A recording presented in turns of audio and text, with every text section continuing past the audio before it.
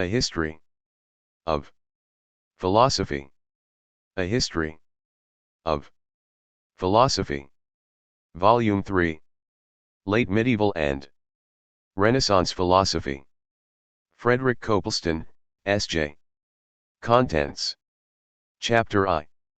13th century 14th century contrasted with 13th philosophies OJ the Renaissance revival OJ scholasticism. In the preceding volume I traced the development of medieval philosophy from its birth in the pre-medieval period of the early Christian writers and fathers through its growth in the early Middle Ages up to its attainment of maturity in the 13th century. This attainment of maturity was, as we have seen, largely due to that fuller acquaintance with Greek philosophy, particularly in the form of Aristotelianism, which took place in the 12th century and the early part of the 13th. The great achievement of the 13th century in the intellectual field was the realization of a synthesis of reason and faith, philosophy and theology. Strictly speaking, of course, one should speak of syntheses rather than of a synthesis, since the thought of the 13th century cannot legitimately be characterized with reference to one system alone, but the great systems of the period were, in spite of their differences, united by the acceptance of common principles. The 13th century was a period of positive constructive thinkers, of speculative theologians and philosophers, who might criticize one another's opinions in regard to this or that problem, but who at the same time were agreed in accepting fundamental metaphysical principles and the mind's power of transcending phenomena and attaining metaphysical truth. Scotus, for example, may have criticized St. Thomas's doctrines of knowledge and of analogy in certain points, but he criticized it in what he regarded, rightly or wrongly, as the interests of objectivity of knowledge and of metaphysical speculation.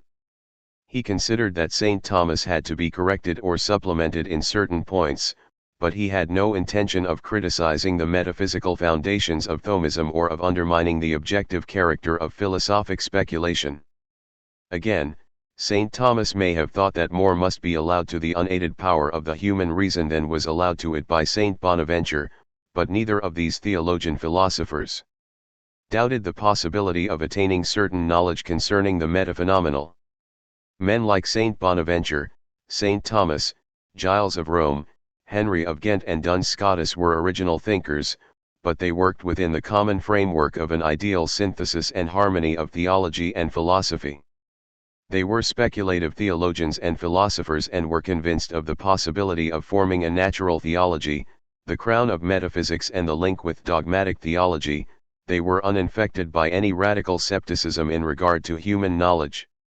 They were also realists, believing that the mind can attain an objective knowledge of essences. This 13th century ideal of system and synthesis, of harmony between philosophy and theology, can be viewed perhaps in relation to the general framework of life in that century. Nationalism was growing, of course, in the sense that the nation-states were in process of formation and consolidation, but the ideal of a harmony between papacy and empire, the supernatural and natural focuses of unity, was still alive. In fact, one can say that the ideal of harmony between papacy and empire was paralleled, on the intellectual plane, by the ideal of harmony between theology and philosophy, so that the doctrine as upheld by St. Thomas of the indirect power of the papacy in temporal matters and of the state's autonomy within what was strictly its own sphere was paralleled by the doctrine of the normative function of theology in regard to philosophy together with the autonomy of philosophy in its own sphere. Philosophy does not draw its principles from theology, but if the philosopher reaches a conclusion which is at variance with revelation, he knows that his reasoning is at fault. Papacy and empire, especially the former, were unifying factors in the ecclesiastical and political spheres, while the preeminence of the University of Paris was a unifying factor in the intellectual sphere. Moreover, the Aristotelian idea of the cosmos was generally accepted and helped to lend a certain appearance of fixity to the medieval outlook. But though the 13th century may be characterized by reference to its constructive systems and its ideal of synthesis and harmony, the harmony and balance achieved were, at least from the practical standpoint, precarious. Some ardent Thomists would be convinced, no doubt, that the synthesis achieved by St. Thomas should have been universally accepted as valid and ought to have been pre-5'd. They would not be prepared to admit that the balance and harmony of that synthesis were intrinsically precarious. But they would be prepared, I suppose, to admit that in practice it was scarcely to be expected that the Thomist synthesis, once achieved, would win universal and lasting acceptance. Moreover, there are, I think, elements inherent in the Thomist synthesis which rendered it, in a CE1 sense, precarious, and which helped to explain the development of philosophy in the 14th century. I want now to illustrate what I mean. The assertion that the most important philosophical event in medieval philosophy was the discovery by the Christian West of the more or less complete works of Aristotle is an assertion which could, I think, be defended. When the work of the translators of the 12th century and of the early part of the 13th made the thought of Aristotle available to the Christian thinkers of Western Europe, they were faced for the first time with what seemed to them a complete and inclusive rational system of philosophy which owed nothing either to Jewish or to Christian revelation, since it was the work of a Greek philosopher. They were forced, therefore, to adopt some attitude towards it. They could not simply ignore it. Some of the attitudes adopted, varying from hostility, greater or less, to enthusiastic and rather uncritical acclamation, we have seen in the preceding volume. St. Thomas Aquinas's attitude was one of critical acceptance. He attempted to reconcile Aristotelianism and Christianity, not simply, of course, in order to avert the dangerous influence of a pagan thinker or to render him innocuous by utilizing him for apologetic purposes, but also because he sincerely believed that the Aristotelian philosophy was, in the main, true. Had he not believed this, he would not have adopted philosophical positions which, in the eyes of many contemporaries, appeared novel and suspicious. But the point I want to make at the moment is this, that in adopting a definite attitude towards Aristotelianism a 13th century thinker was, to all intents and purposes, adopting an attitude towards philosophy. The significance of this fact has not always been realized by historians. Looking on medieval philosophers, especially those of the 13th century, as slavish adherents of Aristotle, they have not seen that Aristotelianism really meant, at that time, philosophy itself. Distinctions had already been drawn, it is true, between theology and philosophy, but it was the full appearance of Aristotelianism on the scene which showed the medievals the power and scope, as it were, of philosophy. Philosophy, under the guise of Aristotelianism, presented itself to their gaze as something which was not merely theoretically but also in historical fact independent of theology. This being so, to adopt an attitude towards Aristotelianism was, in effect, to adopt an attitude, not simply towards Aristotle as distinguished, for example, from Plato, of whom the medievals really did not know very much, but rather towards philosophy considered as an autonomous discipline. If we regard in this light the different attitudes adopted towards Aristotle in the 13th century, one obtains a profounder understanding of the significance of those differences. When the integral Aristotelians, or Latin Averroists, adopted the philosophy of Aristotle with uncritical enthusiasm and when they acclaimed Aristotle as the culmination of human genius, they found themselves involved in difficulties with the theologians. Aristotle held, for example, that the world was uncreated, whereas theology affirmed that the world had a beginning through divine creation. Again, Aristotle, as interpreted by Averroes, maintained that the intellect is one in all men and denied personal immortality, whereas Christian theology maintained personal immortality. In face of these obvious difficulties, the integral Aristotelians of the Faculty of Arts at Paris contended that the function of philosophy is to report faithfully the tenets of the philosophers. Therefore there was no contradiction involved in saying at the same time that philosophy, represented by Aristotle, taught the eternity of the world and the unicity of the human soul, while truth, represented by theology, affirmed the creation of the world in time and each man's possession of his individual rational soul. This plea on the part of the integral Aristotelians or Averroists that they were simply reporting the tenets of Aristotle, that is, that they were acting simply as historians, was treated by the theologians as a mere subterfuge. But, as I remarked in my second volume, it is difficult to ascertain what the mind of the Averroists really was. If, however, they really meant to do no more than report the opinions of past thinkers, and if they were sincere in affirming the truth of Christian revelation and theology, it would seem that their attitude must have been more or less this. Philosophy represents the work of the human reason reflecting on the natural order. Reason, personified by Aristotle, tells us that in the natural course of events time could have had no beginning and that the intellect would naturally be one in all men.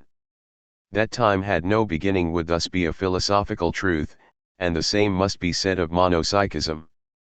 But theology, which deals with the supernatural order, assures us that God by his divine power created the world in time and miraculously gave to each individual man his own immortal intellectual soul. It is not that something can be a fact and not a fact at the same time, it is rather that something would be a fact, were it not for God's miraculous intervention which has ensured that it is not a fact. In regard to creative activity, the position is, of course, exactly the same whether the integral Aristotelians of the Faculty of Arts at Paris were simply reporting Aristotle's teaching as they interpreted it, without reference to its truth or falsity, or whether they were affirming it as true. For in either case they did not add anything, at any rate not intentionally. It was the philosophers of the Faculty of Theology who were the productive and creative thinkers inasmuch as they felt compelled to examine Aristotelianism critically and, if they accepted it in the main, to rethink it critically. But the point I am trying to make is rather this. The position adopted by the integral Aristotelians implied a radical separation between theology and philosophy. If their own account of their activity is to be taken at its face value, they equated philosophy with history, with reporting the opinions of former philosophers. Philosophy understood in this sense is obviously independent of theology, for theology cannot affect the fact that certain opinions have been held by certain thinkers. If, on the other hand, the theologians were right in thinking that the integral Aristotelians really meant to assert the truth of the offending propositions, or if these propositions were asserted as propositions which would have been true, had not God intervened, the same conclusion concerning philosophy's complete independence of theology is implied. As the philosopher would be concerned merely with the natural course of events, he would be justified in drawing conclusions which conflicted with theological doctrine, since he would simply be asserting what would have been the case, had the natural course of events prevailed. Theology could tell us that a conclusion reached by philosophy did not represent the facts, but the theologian would not be justified in saying that the philosopher's reasoning was wrong simply because the conclusion at which he arrived was theologically unacceptable. We may learn from theology that the natural course of events has not been followed in some particular case, but that would not affect the question what the natural course of events is or old have been. The most obviously salient features of the integral Aristotelianism or Averroism of the 13th century were its slavish adherence to Aristotle and the rather desperate devices adopted by its adherents to square their position with the dogma of theological orthodoxy. But implicit in integral Aristotelianism was a sharp separation between philosophy and theology, and an assertion of the former's complete independence. It is true that one should not overemphasize this line of thought.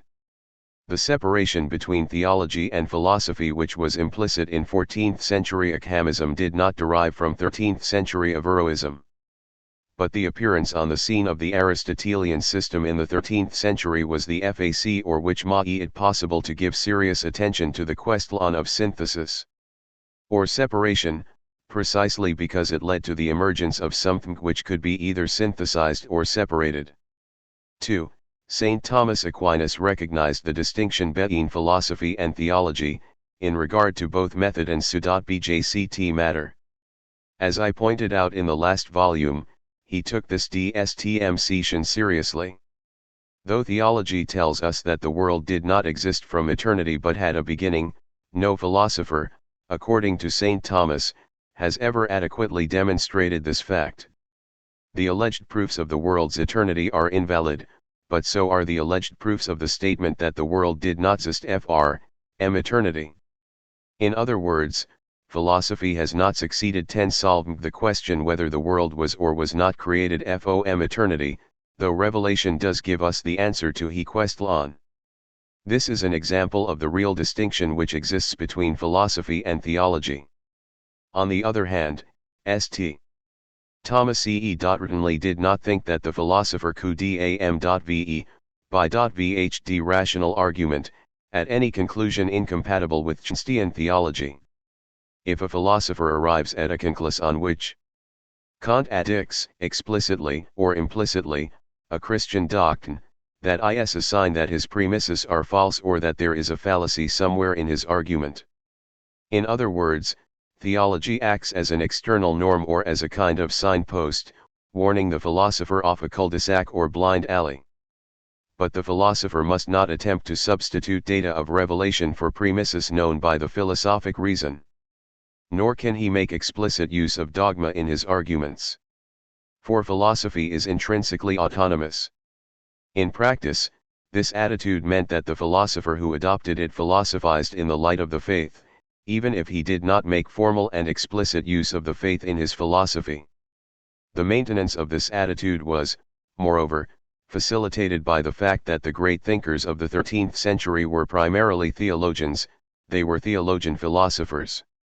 At the same time, once philosophy was recognized as an intrinsically autonomous discipline, it was only to be expected that it should tend in the course of time to go its own way and that it should, as it were, chafe at its bonds and resent its position as handmaid of theology. And indeed, once it had become a normal proceeding for philosophers to be primarily, and even exclusively, philosophers, it was natural that philosophy's alliance with theology should tend to disappear.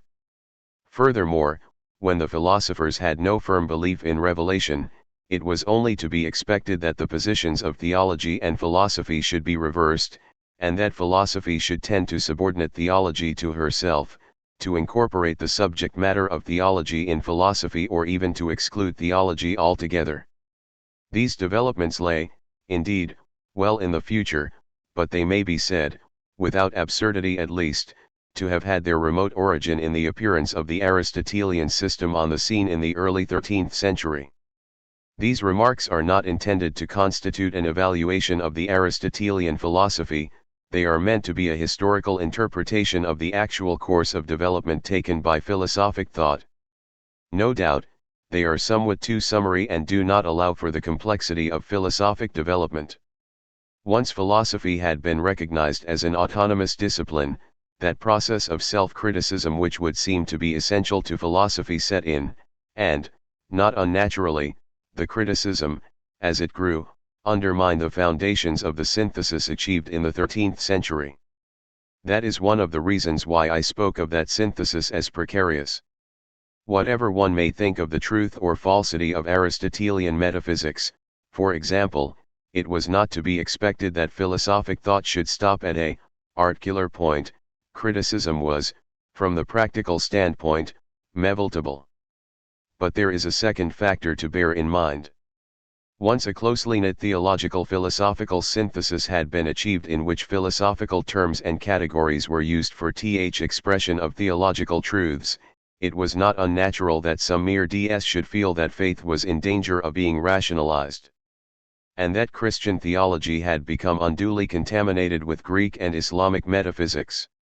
Such minds might feel that the mystical rather than the philosophical approach was what was needed, especially in view of the wrangling of the schools on points of theoretical rather than of primarily religious significance and interest. This second line of thought would also tend to dissolve the 13th century synthesis. The approach was different from that of thinkers who concentrated on philosophical problems and undenied synthesis by extensive and far-reaching criticism of the philosophic positions characteristic of that synthesis. We shall see how both lines of thought manifested themselves in the 14th century. 3. To come to a different field. Namely that of political life and thought. It would obviously be absurd to suggest that there was ever anything but a precarious harmony and balance between the ecclesiastical and civil powers in the Middle Ages, No profound knowledge of medieval history is required to be well aware of the constantly recurring disputes between Pope and Emperor and of the quarrels between popes and kings. The 13th century was enlivened by these disputes, especially by those between the Emperor Frederick II and the Holy See. Navahel SS, Alhof. Both parties sometimes made extravagant Klaufeis their own favor.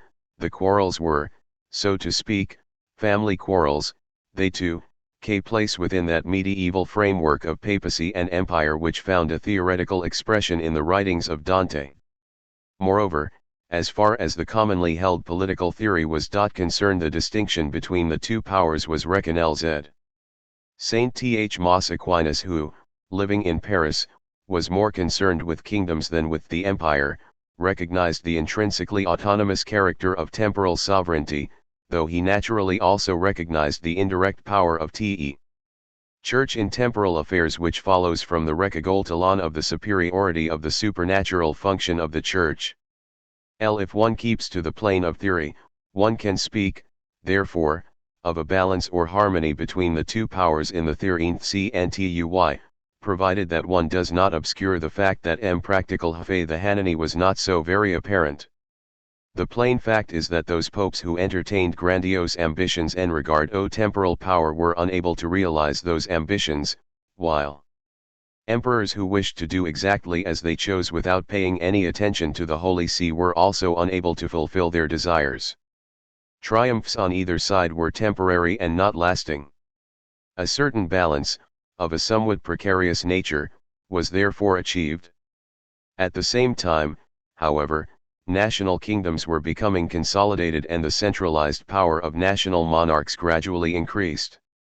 England had never been subject, in any practical sense, to the medieval emperor.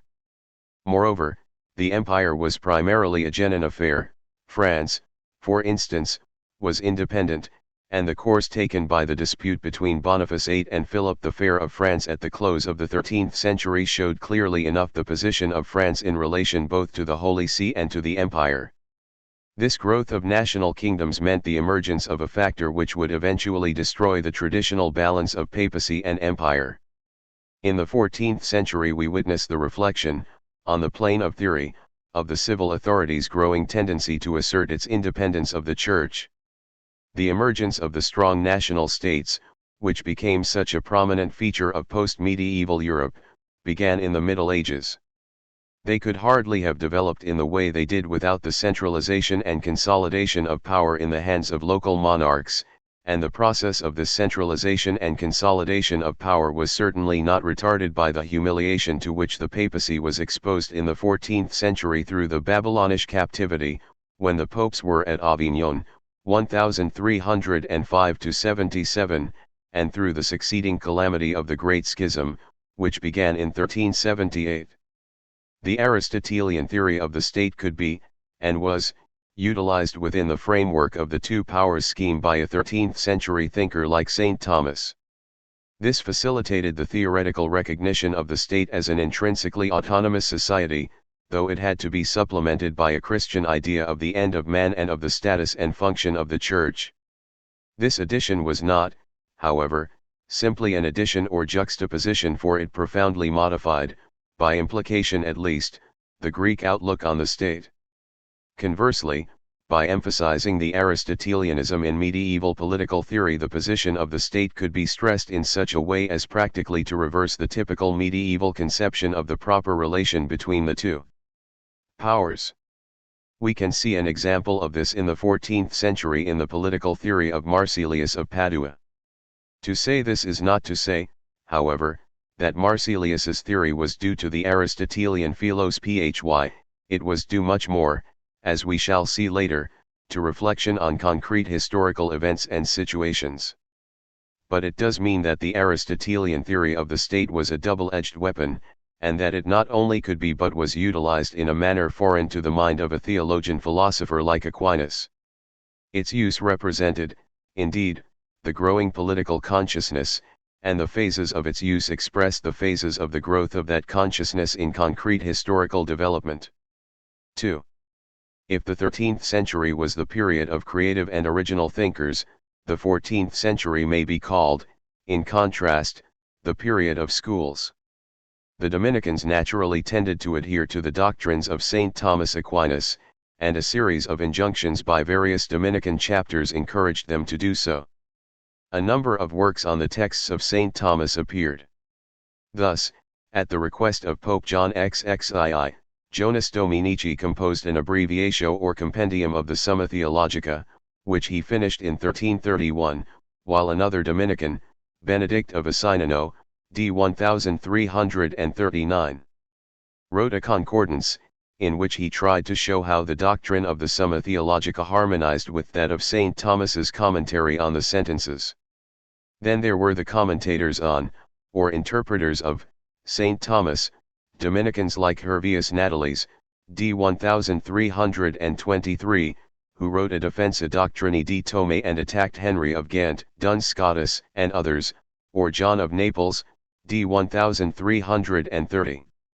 But it was the 15th century, with John Capriolus, c. 1380–1444, rather than the 14th century, which was distinguished for achievement in this field. Capriolus was the most eminent commentator on St. Thomas before Cogiton, 1468–1534. Besides the Thomists there were the Scotists, who formed a rival school to the former, though Duns Scotus was not, in the 14th century, the official doctor of the Franciscans in the same way that St. Thomas was the official doctor of the Dominicans. In addition, there were the hermits of St. Augustine, who followed the teaching of Giles of Rome. Henry of Ghent also had his followers, though they did not form a compact school. In the 14th century these groups together with those who followed other 13th century thinkers more or less closely represented the Via Antiqua. They lived on the thought of the preceding century. But at the same time there arose and spread in the 14th century a new movement, associated forever with the name of William of Ockham. The thinkers of this new movement, the Via Moderna, which naturally possessed all the charm of modernity, opposed the realism of the earlier schools and became known as the Nominalists. This appellation is in some respects not very apposite, since William of Ockham, for example, did not deny that there are universal concepts in some sense, but the word is universally employed and will doubtless continue to be employed. There is not much point, then, in attempting to change it, though a better name is Terminists. The logicians of the new movement gave great attention to the logical status and function of terms. It is true that they strongly opposed and criticized the realism of earlier philosophers, particularly that of Duns Scotus, but it would be an oversimplification of their anti-realism to say that it consisted in attributing universality to names or words alone. It would, however, be a grossly inadequate description if one contented oneself with saying that the 14th century nominalists attacked the realism of the 13th century philosophers. The nominalist movement possessed a significance and an importance which cannot be adequately expressed by reference to one particular controversy. It constituted the wedge which was driven between theology and philosophy, and which broke apart the synthesis achieved in the 13th century. The nominalist spirit, if one may so speak, was inclined to analysis rather than to synthesis, and to criticism rather than to speculation. Through their critical analysis of the metaphysical ideas and arguments of their predecessors, the nominalists left faith hanging in the air, without, so far as philosophy is concerned, any rational basis. A broad generalization of this sort has, of course, the defects attaching to such generalizations. It does not apply to all thinkers who were influenced by nominalism, but it indicates the result of the more extreme tendencies in the movement. Philosophy can hardly live without the analytic and critical spirit. At least, critical analysis is one of the moments of philosophic thought, and it is natural that it should follow a period of constructive synthesis. As we have seen, the spirit was present, to a certain extent, in the thought of Duns Scotus, who maintained, for example, that the proofs of the soul's immortality are not absolutely conclusive and that a number of the divine attributes, often held to be demonstrable, cannot really be demonstrated. But it must be noted that Scotus was a metaphysician who argued as a metaphysician. It is true that he was, like other medieval metaphysicians, a logician, but the logician had not, with him, begun to take the place of the metaphysician. His system belongs to the group of 13th-century metaphysical syntheses. In the 14th century, however, a change can be observed. Metaphysics, while not abandoned, tends to give place to logic, and questions which were formerly treated as metaphysical questions are treated primarily as logical questions. When William of Ockham tackles the subject of universals, he places the emphasis on the logical aspects of the question, on the suppositio and significatio terminorum rather than on the ontological aspects. Ockham seems to have been convinced of his fidelity to the exigencies of the Aristotelian logic, and one can even say that it was in the name of the Aristotelian logic, or of what he regarded as such, that Ockham criticized the metaphysics of predecessors like Duns Scotus and Thomas Aquinas. One can, of course, devote oneself to logical studies without troubling about metaphysics, and some of the Oxford logicians of the 14th century seem to have done so. But one can also go on to criticize metaphysical arguments and proofs in the name of logic, and this is what Ockham did. As we shall see, he to all intents and purposes undermined the natural theology and metaphysical psychology of his predecessors. In his opinion, the alleged proofs or demonstrations of God's attributes or of the spirituality and immortality of the soul either rest on principles the truth of which is not self-evident or terminate in conclusions which do not strictly follow from the relevant premises. Ockham admitted, indeed, that some metaphysical arguments are probable, but this simply illustrates the tendency in the 14th century to substitute probable arguments for demonstrations. This substitution of probable arguments was connected, of course, with the nominalist tendency to doubt or to deny the validity of inferring from the existence of one thing the existence of another. Ockham stressed the primacy of intuition of the existent individual thing. In regard to a thing's existence, the first question to ask, then, is whether we intuit it as existent. In the case of the spiritual soul, for example, Ockham would deny that we have any such intuition. The question then arises whether we can argue with certainty to the existence of the spiritual soul. 13. From the intuitions we do have. Ockham did not think this possible. He did not indeed make a purely phenomenalistic analysis of causality, he used the principle himself in metaphysics, but the later extremists, like Nicholas of Autrecourt, did give such an analysis. The result was that they questioned our knowledge of the existence of material substance, and probably also of the spiritual soul. In fact, no logical inference from the existence of one thing to the existence of another could amount to a demonstration or cogent proof. In this way the whole metaphysical system of the 13th century was discredited. This thoroughgoing criticism of the preceding metaphysical systems obviously involved a breach in the synthesis of theology and philosophy which had been a characteristic of those systems. St. Thomas, for example, even if he treated the philosophical arguments for the existence of God in works which were only in part philosophical, as distinct from theological, was certainly convinced that valid metaphysical arguments can be given for God's existence. These arguments belong to the preambula fide, in the sense that the acceptance of divine revelation logically presupposes the knowledge that a God exists who is capable of revealing himself, a knowledge which can be gained in abstraction from theology. But if, as a number of the 14th century philosophers believed, no cogent proof or demonstration of God's existence can be given, the very existence of God has to be relegated to the sphere of faith. Two consequences follow. First of all, theology and philosophy tend to fall apart. Of course, this consequence might be avoided, were the whole idea of philosophic proof to be revised, but if the choice is between demonstration and faith, and if the demonstrability of the preambles of faith is denied, the consequence can scarcely be avoided. Secondly, if the important problems of traditional metaphysics, problems which linked philosophy with theology and religion, are relegated to the sphere of faith, philosophy tends to take on more and more a lay character. This consequence did not become very apparent with Ockham himself, since he was a theologian as well as a philosopher, but it became more apparent with certain other 14th century thinkers, like Nicholas of Autrecourt, who belonged to the Faculty of Arts. To say that a 13th century philosopher like St. Thomas was preoccupied with apologetics would be untrue and anachronistic. Nonetheless, though not preoccupied with apologetics. 14. In the way some Christian thinkers of a later age have been. He was certainly concerned with the relation between philosophy and revelation. Alive to the contemporary currents of thought and to the controversies of his time, he was prepared neither to reject the new Aristotelian metaphysics in the name of Christian tradition nor to pursue philosophic reflection without any regard to its bearing on Christian theology. He was careful to synthesize dogmatic theology on the one hand with his philosophy on the other, and to show the link between them. When we come to William of Ockham in the 14th century, however, we find a marked absence of any concern for apologetics.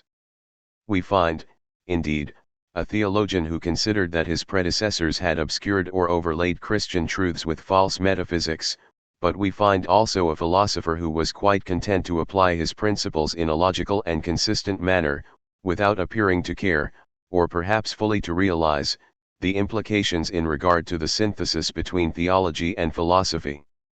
Truths which he believed but which he did not think could be philosophically proved he relegated to the sphere of faith. By assigning to the sphere of faith the truth that there exists an absolutely supreme, infinite, free, omniscient and omnipotent being, he snapped the link between metaphysics and theology which had been provided by Aquinas's doctrine of the provable preambula fide. By making the moral law dependent on the free divine choice, he implied, whether he realized it or not, that without revelation man can have no certain knowledge even of the present moral order established by God. The best that man could do, unaided by revelation, would presumably be to reflect on the needs of human nature and human society and follow the dictates of his practical reason, even though those dictates might not represent the divine will. This would imply the possibility of two ethics, the moral order established by God but knowable only by revelation, and a provisional and second-class natural and non-theological ethic worked out by the human reason without revelation. I do not mean to say that Ockham actually drew this conclusion from his authoritarian conception of the moral law, but it was, I think, implicit in that conception. To make these observations is not of itself, of course, to make a statement either in favor of or against the validity of Ockham's philosophical arguments, but it is as well to draw attention to the lack of apologetic preoccupations in Ockham. He was a theologian and a philosopher and a political and ecclesiastical. 15. Pamphleteer, but he was not an apologist, not even in the senses in which Aquinas can reasonably be called an apologist, and still less in the modem sense of the word. Some philosophers in the 14th century endeavored to bridge the threatening gap between theology and philosophy by extending Henry of Ghent's theory of illumination. Thus Ugolino of Orvieto, d. 1373, a hermit of St. Augustine, distinguished certain degrees of illumination, and maintained that Aristotle, for example, was enlightened by a special divine illumination which enabled him to know something of God and of certain of his attributes. Others, however, turned to mysticism and concentrated their attention on a speculative treatment of the relation of the world to God and, in particular, of the relation of the human soul to God. This movement of speculative mysticism, the chief representative of which was the German Dominican Meister Eckhart, was, as we shall see later, very far from being simply a reaction to the arid wranglings of the schools or a flight from scepticism to the safe haven of piety, but it was, nonetheless, a feature of the 14th century, quite distinct from the more academic philosophy of the universities. An important feature of 14th century university life, particularly at Paris, was the growth of science. Something will be said about this later on, though only a brief treatment of Toy's theme can be expected in a history of philosophy. The development of mathematical and scientific studies by such 14th century figures as Nicholas of Orsma, Albert of Saxony and Marsilius of Ingl is generally associated with the Ockhamist movement, and thus it is regarded as a feature of the 14th, as contrasted with the 13th, century. There is certainly truth in this contention, not so much because William of Ockham showed any particular interest in empirical science or because the 14th century scientists accepted all the Ockhamist positions as because the Ockhamist philosophy should, of its very nature, have favored the growth of empirical science. William of Ockham had a strong belief in the primacy of intuition, that is, in the primacy of intuition of the individual thing. All real knowledge is ultimately founded on intuitive knowledge of individual existence. Moreover, the only adequate ground for asserting a causal relation between two phenomena is observation of regular sequence.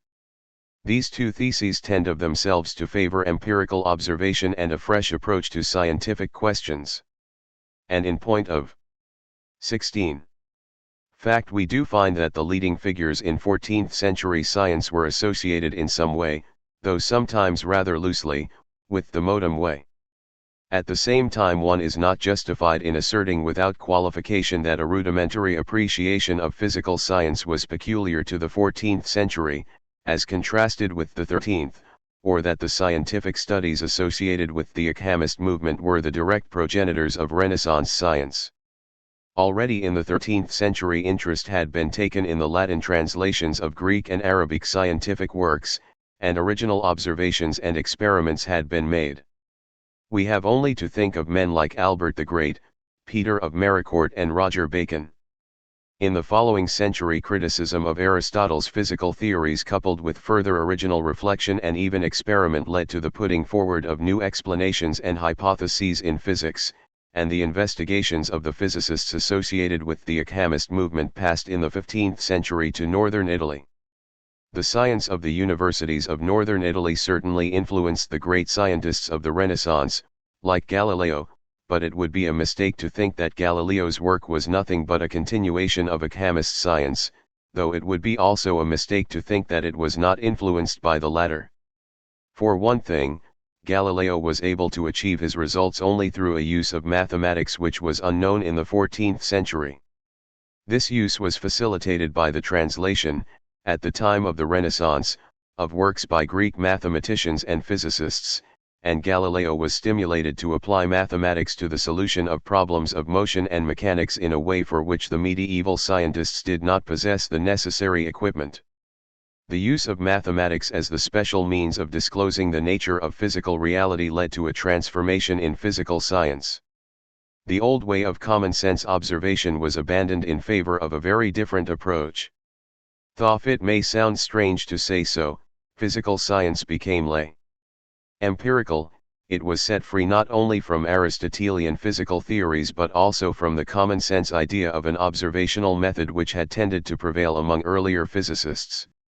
It is true that some continuity can be observed between 13th and 14th century science, and between 14th century science and that of the Renaissance, but that does not alter the fact that in the last period a revolution in physical science took place. Mention of the Renaissance of the 15th and 16th centuries probably still conjures up for some minds the idea of a sudden and abrupt transition and awakening, when the learning and literature of the ancient world were made available, when education began, when men began to think for themselves after the intellectual slavery of the Middle Ages, when the invention of printing made the wide dissemination of books at last possible, when the discovery of new lands broadened men's horizons and opened up new sources of wealth, and when the discovery of gunpowder conferred an inestimable blessing upon mankind. Such a view is, of course, a considerable exaggeration. As far as the recovery of ancient literature, for example, is concerned, this began centuries before the Italian Renaissance, while in regard to thinking for oneself, it does not require a very profound knowledge of medieval philosophy to realize that there was plenty of original thinking in the Middle Ages. On the other hand, one should not emphasize the element of continuous transition so much that one implies that the Renaissance does not form a recognizable period or that its achievements were negligible. It is a question of looking at the matter in the light of our present knowledge of the Middle Ages and of correcting false impressions of the Renaissance, and not a question of suggesting that the word Renaissance is a mere word, denoting no reality. Something more on this subject will be said at a later stage. At the moment I wish to confine myself to a few introductory remarks on the philosophies of the Renaissance. When one looks at medieval philosophy, one certainly sees variety, but it is a variety within a common pattern, or at least it is a variety set against a common and well-defined background. There was certainly original thought, but nonetheless one gets the impression of a common effort, of what one may call teamwork. The 13th century philosophers criticized one another's opinions, but they accepted not only the same religious faith but also, for the most part, the same metaphysical principles. One thus obtains the impression of a philosophical development which was carried on by men of independent minds but which was at the same time a common development, to which the individual philosophers made their several contributions. Even in the 14th century the Via Moderna was so widespread a movement as to grow in the course of time into a more or less hardened school, taking its place along with Thomism, Scotism, and Augustinianism. 18. When one looks at Renaissance philosophy, however, one is faced at first sight with a rather bewildering assortment of philosophies. One finds for instance Platonists, Aristotelians of various kinds, anti-Aristotelians, Stoics, Sceptics, Eclectics, and philosophers of nature. One can separate the philosophies into various general currents of thought, it is true, even if it is rather difficult to know to which current one should assign a particular thinker, but the overall impression is one of a pullulating individualism. And this impression is, in many respects, correct. The gradual breakdown of the framework of medieval society and the loosening of the bonds between men which helped to produce a more or less common outlook, the transition to new forms of society, sometimes separated from one another by religious differences, the new inventions and discoveries, all this was accompanied by a marked individualism in philosophic reflection.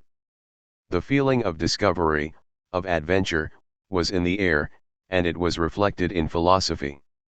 To say this is not to retract what I have already said about the inadequacy of regarding the Renaissance as without roots in the past. It had its roots in the past and it passed through several phases, as we shall see later, but this does not mean that a new spirit did not come into being at the time of the Renaissance, though it would be more accurate to say that a spirit which had manifested itself to a certain extent at an earlier date showed an outburst of vitality at the time of the Renaissance.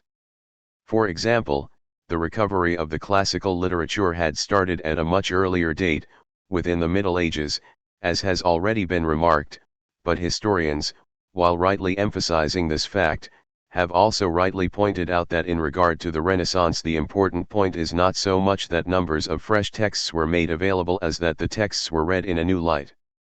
It was a question of appreciating the texts and the thought therein contained for themselves and not just as possible sources of Christian edification or disedification. The bulk of Renaissance thinkers, scholars, and scientists were, of course, Christians, and it is as well to remember the fact, but nonetheless the classical revival, or perhaps rather the Renaissance phase of the classical revival, helped to bring to the fore a conception of autonomous man or an idea of the development of the human personality which, though generally Christian, was more naturalistic and less ascetic than the medieval conception. And this idea favored the growth of individualism. Even among writers who were devout Christians one can discern the conviction that a new age for man was beginning. This conviction was not due simply to classical studies, of course, it was due to the complex of historical changes which were taking place at the Renaissance. It was at the time of the Renaissance that the works 6F Plato and Plotinus were translated, by Marsilius Ficinus, and in the earlier phase of the period an attempt was made to form a philosophical synthesis of Platonic inspiration.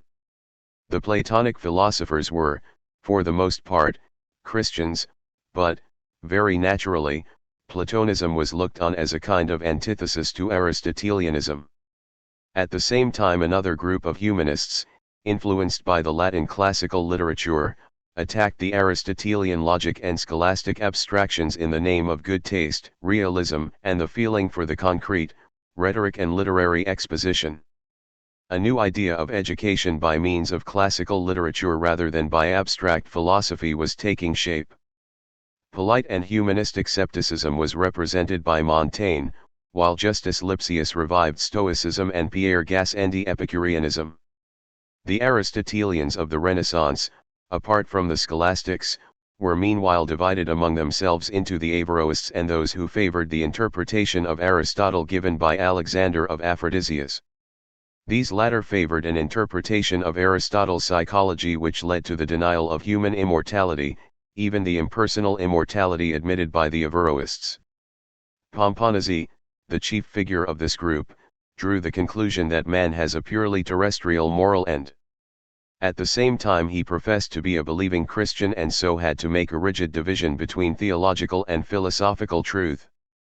The philosophies which took the form of revivals of classical thought tended to accustom people to an idea of man which had no very obvious connection with Christianity and which was sometimes frankly naturalistic, even if the authors of these naturalistic pictures of man were generally Christians. An analogous process of development went on in regard to the philosophy of nature. Whereas certain forms of Oriental thought would scarcely favor the study of nature, owing to the notion that the phenomenal world is illusion or mere appearance, Christian philosophy favored in a sense the investigation of nature, or at least set no theoretical bar to it, because it regarded the material world not only as real but also as the creation of God, and so as worthy of study. At the same time the emphasis laid by a Christian 20. Theologian, philosopher, and saint like Bonaventure on the religious orientation of man led to a natural concentration on those aspects of the material world which could be most easily looked on not only as manifestations of God but also as means to elevate the mind from the material to the spiritual.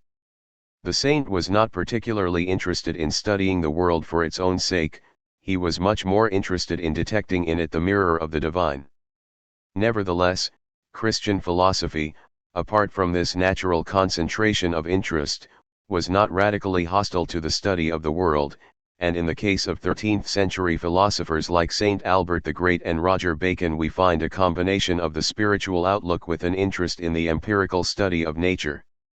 In the 14th century we find this interest in scientific studies growing, in association with the Ockhamist movement and favored by the rift which was introduced into the 13th century synthesis of theology and philosophy. The way was being prepared for a philosophy of nature which, while not necessarily anti-Christian, emphasized nature as an intelligible totality governed by its own immanent laws. It might perhaps be better to say that the way was being gradually prepared for the scientific study of nature, which was in the course of time, though only at a later period, to shed the name of natural philosophy or experimental philosophy and to become conscious of itself as a separate discipline, or set of disciplines, with its own method or methods. But at the time of the Renaissance we find a number of philosophies of nature arising which stand apart from the development of physical science as such, in that they are characterized by a marked speculative trait which sometimes manifested itself in fanciful and bizarre ideas. These philosophies varied from the Christian and strongly Platonic or Neoplatonic philosophy of a Nicholas of Cusa to the pantheistic philosophy of a Giordano Bruno.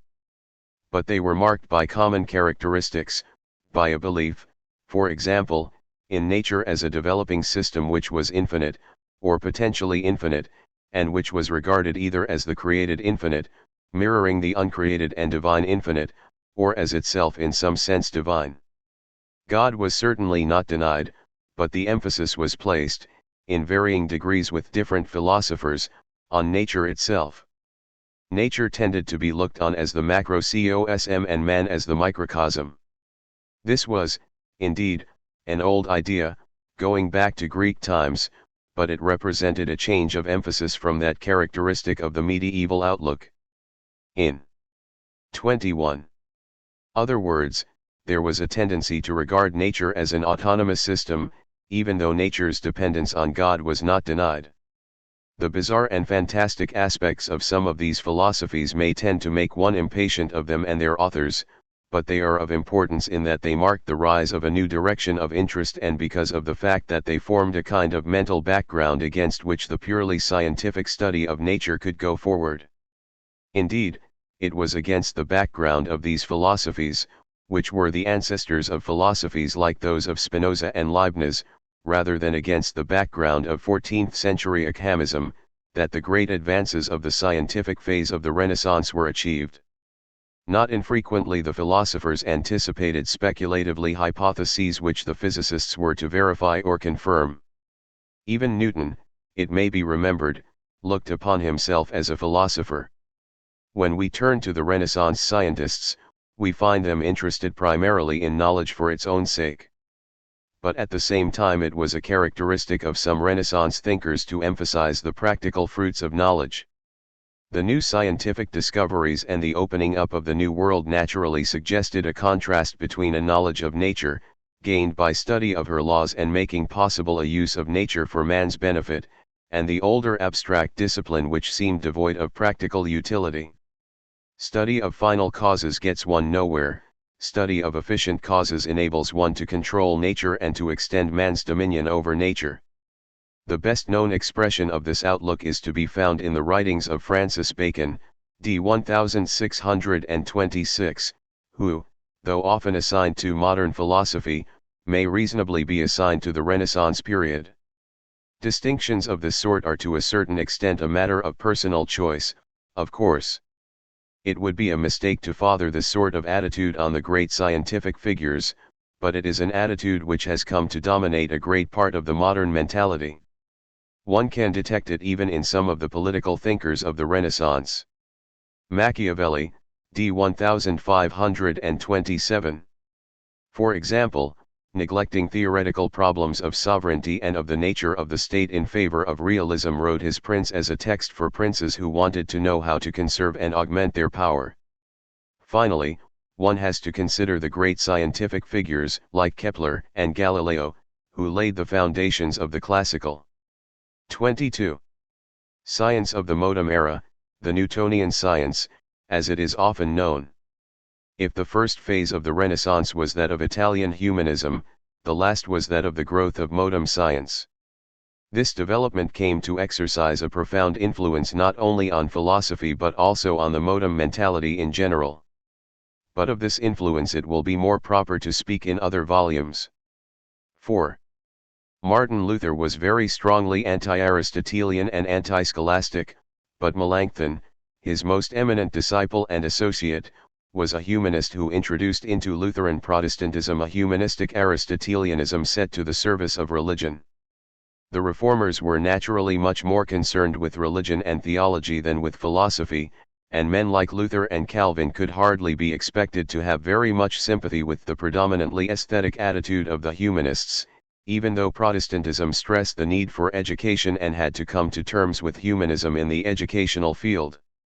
However, though humanism, a movement which was unsympathetic to scholasticism, began in Catholic Italy, and though the greatest figures of humanism in Northern Europe, Erasmus above all, but also men like Thomas More in England, were Catholics, the late Renaissance witnessed a revival of scholasticism, a brief treatment of which I have included in the present volume. The center of this revival was, significantly, Spain, a country which was not much affected either by the religious upheavals and divisions which afflicted so much of Europe or, indeed, by Renaissance philosophy. The revival came at the end of the 15th century, with Thomas de Vio, d. 1534.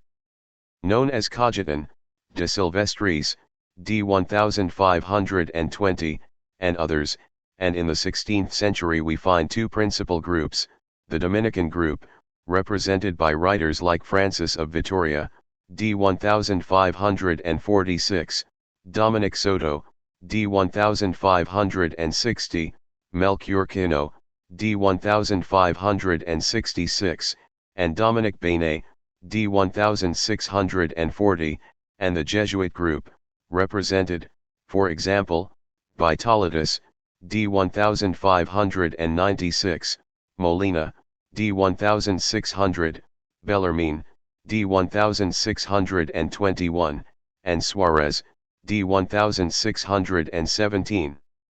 The most important of these late scholastics is probably Suarez, of whose philosophy I shall give a more extended treatment than in the case of any of the others.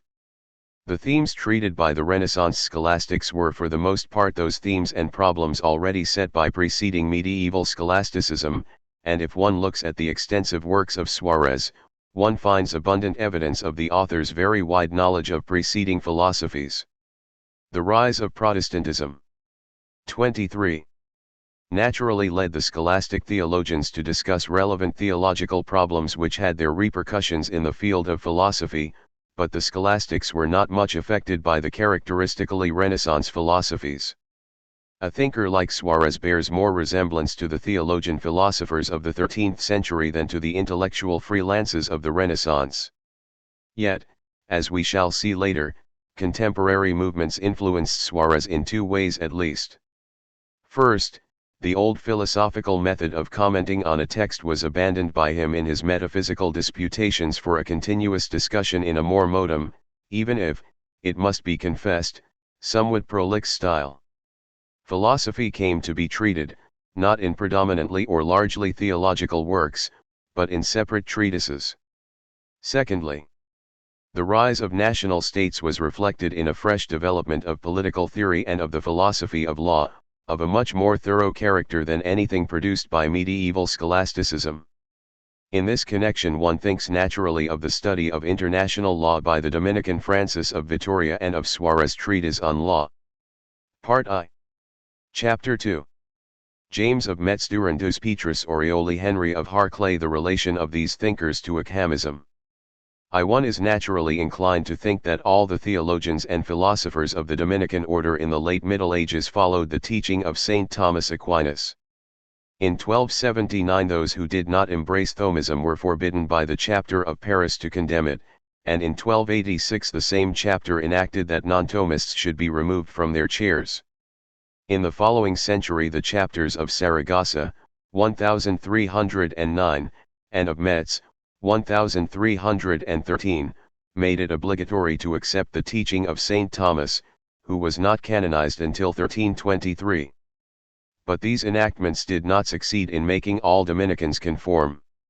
Leaving out of account Meister Eckhart, whose philosophy will be discussed in the chapter on speculative mysticism, one may mention among the dissentients James of Metz, though his two commentaries on the sentences of Peter Lombard, which seem to have been composed the one before 1295 and the other in 1302, antedated the official imposition of Thomism on members of the order. James of Metz was not an anti-Thomist in the sense of being an opponent of St. Thomas's teaching in general, nor was he a philosophic revolutionary, but he did not hesitate to depart from the teaching of St. Thomas and to question that teaching when he saw fit.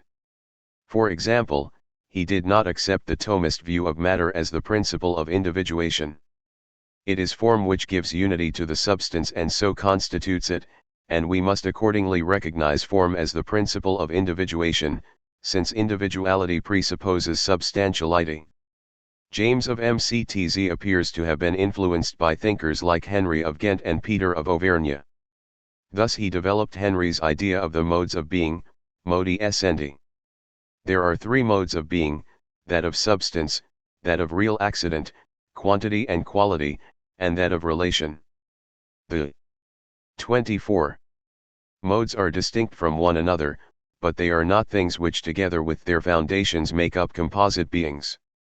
Thus relation is a mode of being which relates a substance or an absolute accident to the term of the relation, it is not itself a thing. Most relations, like similarity, for example, or equality, are mental. The causal relation is the only real relation, independent of our thought. James was something of an eclectic, and his divagations from the teaching of St. Thomas called forth criticism and reproof from the pen of Hervé N. Melech la Dominican, who published a Correctorium Fratris Jacobi Metensis. 2. Durandus, Durand de Saint-Pourçain, was much more of an enfant terrible than was James of Metz. Born between 1270 and 1275, he entered the Dominican order and did his studies at Paris, where he is supposed to have followed the lectures of James of Metz. At the beginning of the first edition of his commentary on the sentences he laid down the principle that the proper procedure in speaking and writing of things which do not touch the faith is to rely on reason rather than on the authority of any doctor however famous or grave. Armed with this principle Durandus proceeded on his way, to the displeasure of his Dominican colleagues. He then published a second edition of his commentary, omitting the offending propositions, but nothing was gained thereby, for the first edition continued in circulation. The Dominican chapter of Metz condemned his peculiar opinions in 1313, and in 1314 a commission presided over by Hervé and Melech censured 91 propositions taken from the first edition of Durandus's commentary. The latter, who was at this time a lecturer at the papal court of Avignon, defended himself in his Excusationes, but Hervé Nedelec pursued the attack in his Reprobationes Excusationum Durandi and followed it up by attacking Durandus's teaching at Avignon. In 1316 the Dominican General Chapter at Montpellier, considering that a remedy should be provided for this shocking state of affairs, drew up a list of 235 points on which Durandus had differed from the teaching of St. Thomas. In 1317 Durandus became Bishop of Limoux, being translated to Puy 1018 and final to Meaux in 1326. Strengthened by his episcopal postlotlon, he published, sometime after 1317, a third edition of his Commentary on the Sentences, in which he returned, in part, to the postlotlons he had once retracted. One can safely assume that he had always continued to hold the theories in question. As a matter 26. Of fact, though possessed of an independent spirit in regard to St. Thomas's teaching, Durandus was not a revolutionary. He was influenced by the doctrine of Henry of Ghent, for example, while on some points he spoke like an Augustinian. In 1326, when Bishop of Meaux, he was a member of the commission which censured 51 propositions taken from William of Ockham's Commentary on the Sentences. He died in 1332. One of Durandus's opinions which offended his critics concerned relations. For Durandus, as for James of Metz, relation is a modus essendi, a mode of being.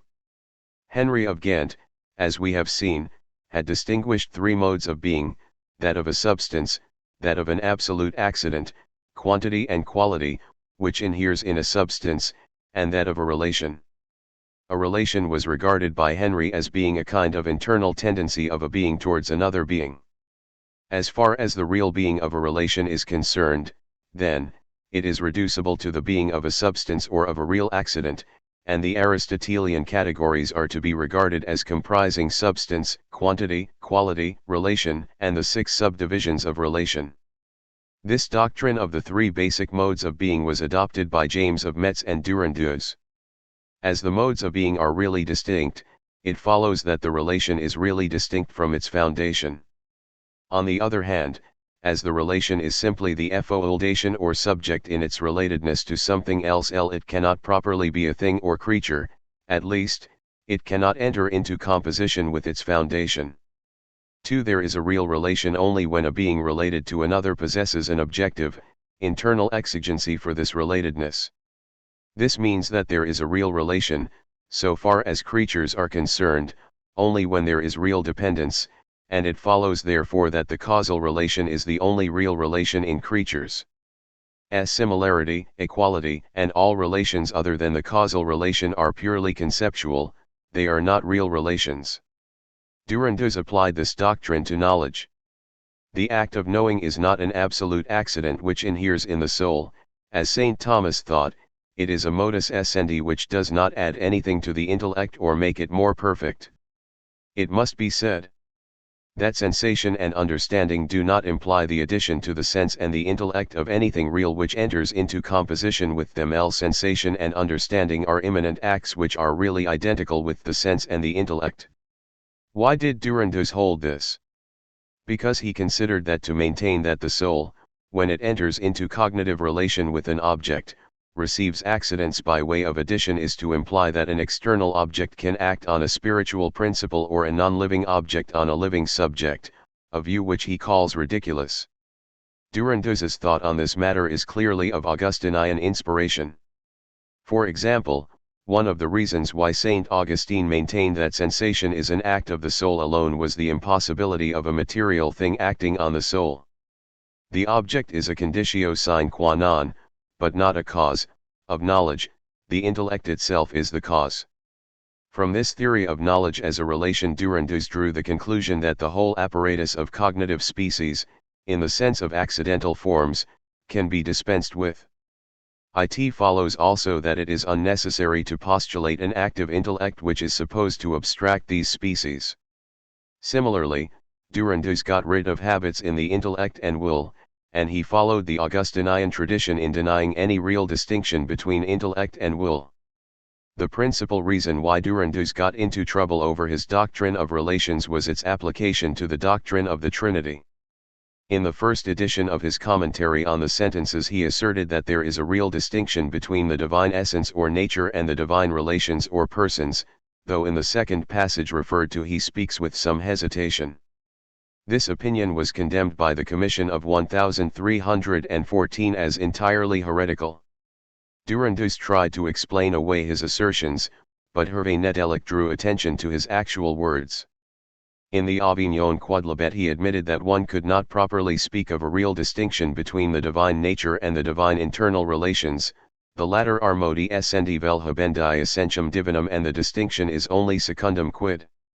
A renewed attack by Hervé Nedelec followed this change, and in the final edition of the commentary Durandus proposed another view. There are, he says, three possible theories. First, essence and relation, though not two things, differ in that they are not the same adequately and convertibly. Secondly, essence and relation differ as thing and mode of possessing the thing. This was the view of Henry of Ghent, James of Metz and, formerly, of Durandus himself. Thirdly, essence and relation differ formaliter ex natura rei, although they are identically the same thing. Durandus adopts this third view, that of Scotus, though he adds that he does not understand what formaliter means unless this view contains the other two. The first view is included, in that essence and relation, while they are the same thing, are not the same thing adequately and convertibly. The second view is also included, namely that essence and relation differ as residential et modus habendi rem. In other words, Durandus's opinion did not undergo any very startling change. It used to be said that Durandus was a pure conceptualist in regard to universals and that he thus helped to prepare the way for Ockhamism. But it is now clear that he did not deny that there was some real foundation in things for the universal concept. He held, indeed, that it is frivolous to say that there is universality in things, for universality cannot be in things, but only singularity, but the unity of nature which is thought by the intellect as being common to a multiplicity of objects exists really in things, though not as an objective universal. Universality belongs to concepts, but the nature which is conceived by the intellect as a universal exists really in individual things. Durandus certainly rejected a considerable number of theories which had been maintained by St. Thomas. We have seen that he denied the doctrines of species and of habits or dispositions, and the real distinction between intellect and will. Moreover, in regard to the immortality of the soul he followed Scotus in saying that it is not demonstrable, or, at least, that it is difficult to demonstrate in a rigorous manner. But, as already mentioned, he was not a revolutionary even if he was an independent and critical thinker. His psychology was largely Augustinian in character and inspiration, while even his doctrine of relations was founded on that of Henry of Ghent. And in regard to universals he did not reject the position maintained by the medieval Aristotelians. In other words, the former picture of Durandus as a closely related predecessor of William of Ockham has had to be abandoned, though it is true, of course, that he employed the principle of economy, known as Ockham's razor.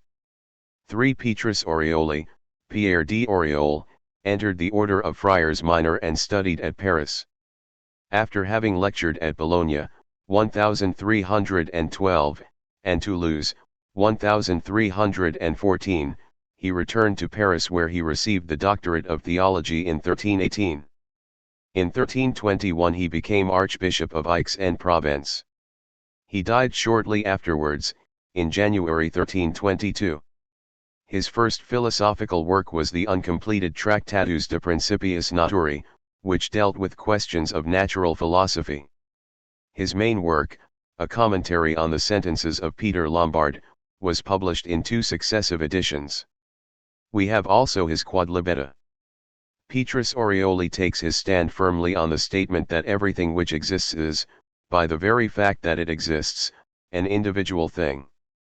Speaking of the dispute concerning the principle of individuation, he asserts that in reality there is no question at all to discuss, since everything, by the very fact that it exists, exists as an individual thing, singular et here est.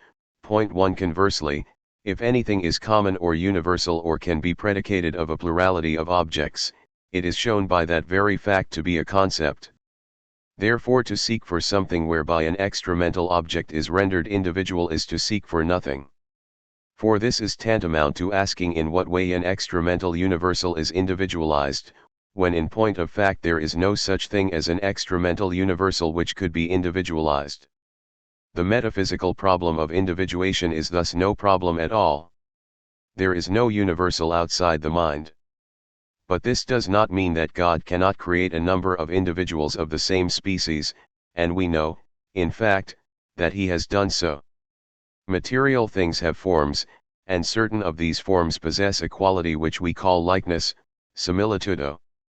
If it is asked what sort of a thing, quale quid, Socrates is, the answer is that he is a man. There is a quality of likeness in Socrates and Plato of such a kind that though there is nothing in Socrates which is in Plato, there is not in Plato anything to which there cannot be a likeness in Socrates. I and you are not the same, but I can be such as you are. So the philosopher says that Callias, by generating Socrates, generates a similar being. 3. The extramental foundation of the universal concept is this quality of likeness. Petrus Orioli does not deny, then, that there is an objective foundation for the universal concept. What he does deny is that there is any common reality which exists extramentally. As to immaterial forms, these can also be alike. Hence there is no reason why several angels should not belong to the same species. The intellect, as active, assimilates to itself this likeness and, as passive, is assimilated to it, thus conceiving the thing, that is, producing an objective concept, conceptus objectivus. This concept is intramental, of course, and, as such, it is distinct from the thing, but on the other hand it is the thing as known. Thus Petrus Orioli says that when the intellectual assimilation takes place the thing immediately receives esse apparens. If the assimilation is clear, the thing will have a clear esse apparens or phenomenal existence. If the assimilation is obscure, the esse apparens will be obscure. This appearance is in the intellect alone. 1. From the fact that a thing produces an imperfect impression of itself in the intellect, there arises the generic concept, by which the thing is conceived imperfectly and indistinctly, while from the fact that the same thing produces a perfect impression of itself in the intellect there arises the concept of specific difference, by which the thing is conceived in its specific and distinct existence. The objective diversity of concepts is the result of the formal diversity of the impression made by one and the same object on one and the same mind. Therefore, if you ask in what the specific unity of humanity consists, I say that it consists in humanity, not in animality, but in humanity as conceived. And in this way it is the same as the objective concept of man. But this unity exists in potency and inchoately in the extramental thing, inasmuch as the latter is capable of causing in the intellect a perfect impression like to the impression caused by another thing. 3. Every extramentally existing thing is individual, and it is nobler to know it directly in its unique individuality than to know it by means of a universal concept. The human intellect, however, cannot grasp directly arid primarily, the thing in its incommunicable individuality, though it can know it secondarily, by means of the imagination. Primarily and immediately it apprehends the form of the material thing by means of a universal concept. But to say that the intellect knows the thing by means of a universal concept does not mean that there is a species intelligibilis in the Thomist sense which acts as a medium quo of knowledge. No real form is to be postulated as existing subjectively in the intellect, or in the imagination, but that form which we are conscious of beholding when we know the rose as such or the flower as such is not something real impressed subjectively on the intellect, or on the imagination, nor is it a real subsistent thing, it is the thing itself as possessing esse intentionale. 1 Petrus Orioli thus dispenses with the species intelligibilis as medium quo of knowledge and insists that the intellect knows the thing itself directly. This is one reason why Etienne Gilson can say that Petrus Orioli admits no other reality than that of the knowable object, and that his solution does not consist of eliminating the species intelligibilis in favor of the concept, but in suppressing even the concept. 1 On the other hand, the thing which is known, that is, the object of knowledge, is the extramental thing as possessing esse intentionale or esse apparens, and it acquires this esse intentionale through conception, conceptio. The thing as possessing esse intentionale is thus the concept, that is to say, the objective concept as distinguished from the subjective concept or psychological act as such, and it follows that the concept is the object of knowledge. All understanding demands the placing of a thing in esse intentionally, and this is the forma specularis. 3 The thing posited in esse apparenti is said to be conceived by the act of the intellect. Indeed, it is the intellectual concept, but a concept remains within the conceiver, and owes its being to, the conceiver. Therefore the thing as appearing depends effectively on the act of the intellect, both in regard to production and in regard to content.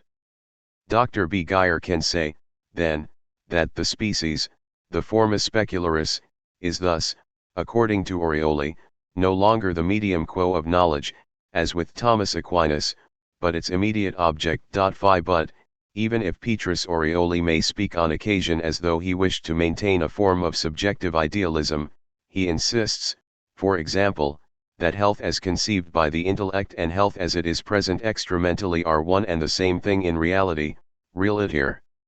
Although they differ in their mode of being, since in the mind health has esse apparens et intentionale, while extramentally, in the body, it has esse existens et reali. They differ in mode of being, in modo essendi, although they are one and the same thing. 6. Hence it is clear that things themselves are conceived by the mind, and that that which we intuit is not another forma specularis, but the thing itself as having esse apparens, and this is the mental concept or objective idea, notitia obiectiva. L knowledge, for Petrus Orioli, is rooted in the perception of the concrete, of actually existing things. But a thing as known is the thing as having esse apparens et intentionale, it is the concept. According to the degree of clarity in the knowledge of the thing there arises a generic or specific concept. Genera and species, considered as universals, do not, however, exist extramentally, and are to be regarded as fabricated by the mind. Petrus Orioli may thus be called a conceptualist inasmuch as he rejects any extramental existence on the part of UNF_Rehearsals, but he cannot rightly be called a nominalist, if nominalism is taken to involve a denial of the objective similarity of natures.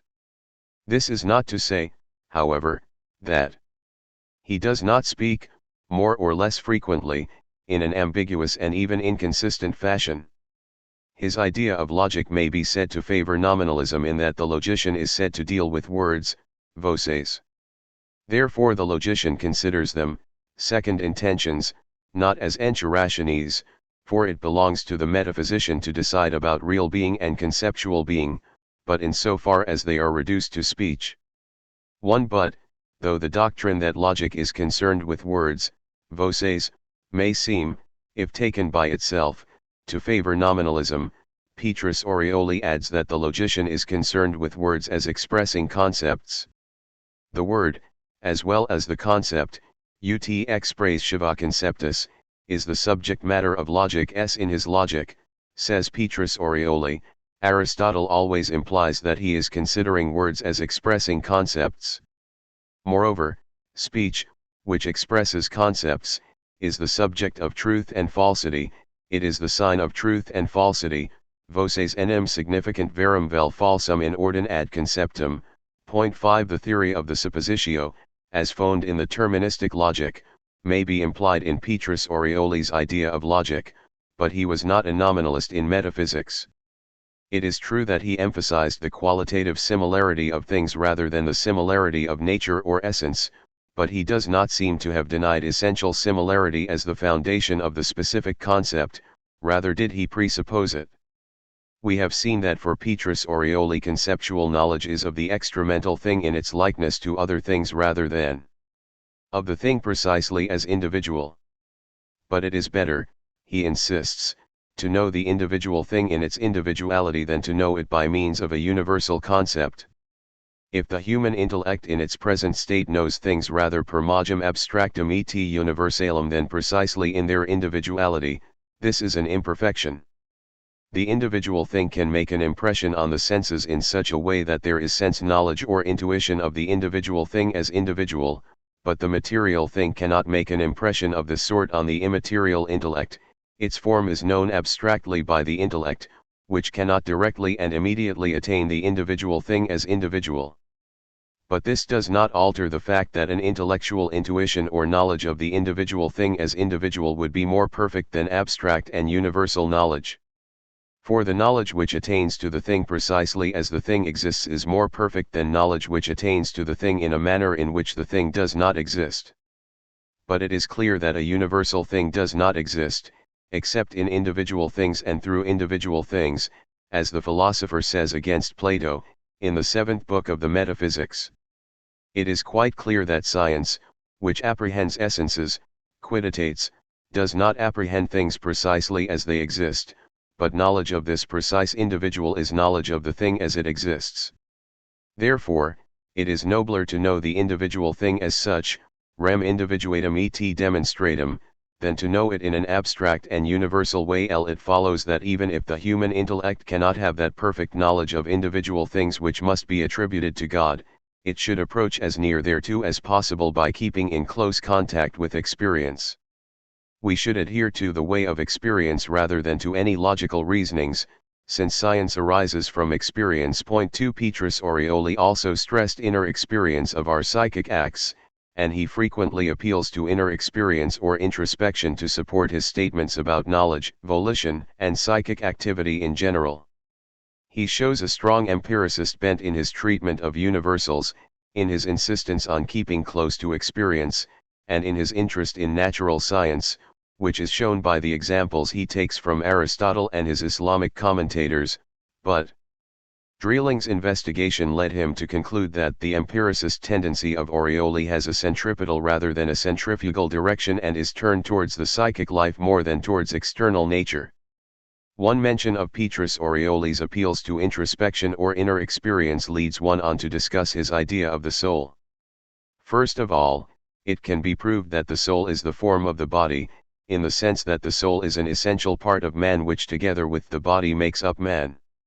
Indeed, no philosopher ever denied this proposition, but it cannot be proved that the soul is the form of the body in the sense that it is simply the forming and termination of matter, formatio et terminatio materiae, or that it makes the body to be a body. This has not yet been demonstrated, either by Aristotle or by the commentator or by any other peripatetic. In other words, it can be proved, according to Petrus Orioli, that the soul is an essential part of man and that it is the principal part, pars principalior, of man, but it cannot be proved that it is simply that which makes matter to be a human body or that its relation to the body is analogous to the shape of a piece of copper. If a piece of copper is shaped into a statue, its figure may be called a form, but it is no more than the termination, terminatio, or figure of the copper. It is not a distinct nature. The human soul, however, is a distinct nature. Now, Petrus Orioli declared that a substantial form is simply the actuation of matter, pura actuatio materiae, and that, together with matter, it composes one simple nature. It follows that if the human soul is a distinct nature and is not simply the actuation of matter, it is not a form in the same way and in the same sense that other forms are forms. I say, therefore, in answer to the question that it can be demonstrated that the soul is the form of the body and an essential part of us, though it is not the actuation and perfection of the body in the way that other souls are. 6. The spiritual soul of man and the soul or vital principle of a plant, for example, are not forms in a univocal sense. On the other hand, the Council of Vienne, I 3:11 I 2, had just laid down that the intellectual or rational soul of man is truly, per se and essentially the form of the body. So, after asserting that the human soul is not the form of the body in the same sense in which other forms which inform matter are forms, Petrus Orioli goes on to say that the ninth decree of the Sacred Council of Vienne has asserted the opposite, namely that the soul is the form of the body, just like other forms or souls. Point 1. In face of this embarrassing situation, Petrus Orioli, while adhering to his position that it cannot be proved that the human soul is the form of the body in the same way that other souls are forms, declares that though this cannot be proved, it is nevertheless known by faith. He makes a comparison with the doctrine of the Trinity. This doctrine cannot be philosophically proved, but it has been revealed and we accept it on faith. He allows that it cannot be demonstrated that the human soul is not the form of the body in the same sense that other souls are the forms of their respective matters, but he refuses to allow that it can be demonstrated that the soul is the form of the body in this sense. He obviously thought that reason inclines one to think that the human soul and the souls of brutes or plants are forms in an equivocal sense, and he remarks that the teaching of the saints and doctors of the Church would not lead one to expect the doctrine laid down by the Council, but, nonetheless, he accepts the Council's doctrine, as he understands it, and draws a strange conclusion. Although it cannot be demonstrated that the soul is the form of the body in the way that other forms are forms of their respective matters, yet it must be held, as it seems to me, that, just as the shape of wax is the form and perfection of wax, so the soul is simply the actuation and forming of the body in the same way as other forms.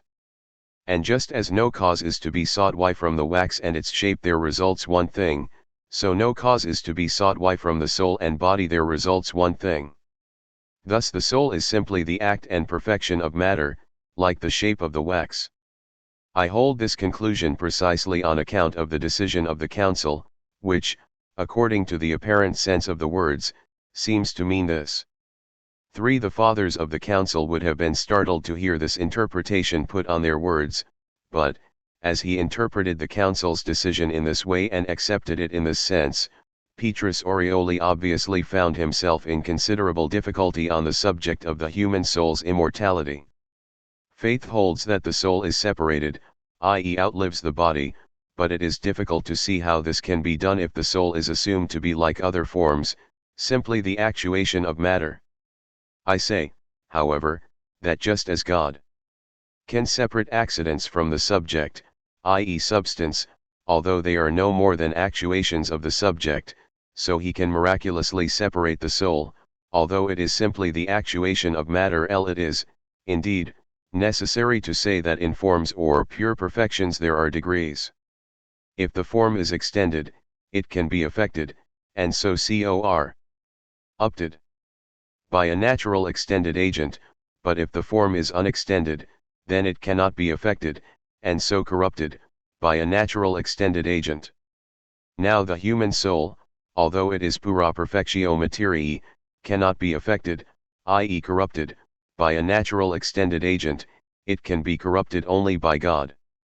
This is not, however, a very satisfactory answer to the difficulty which Petrus Orioli created for himself by his interpretation of the Council of Vienne, and he declares that our minds are not capable of understanding how the soul is naturally incorruptible if it is what the Council stated it to be. 2. Petrus Orioli obviously did not think that the natural immortality of the human soul can be philosophically demonstrated, and he seems to have been influenced by the attitude adopted by Duns Scotus in this matter.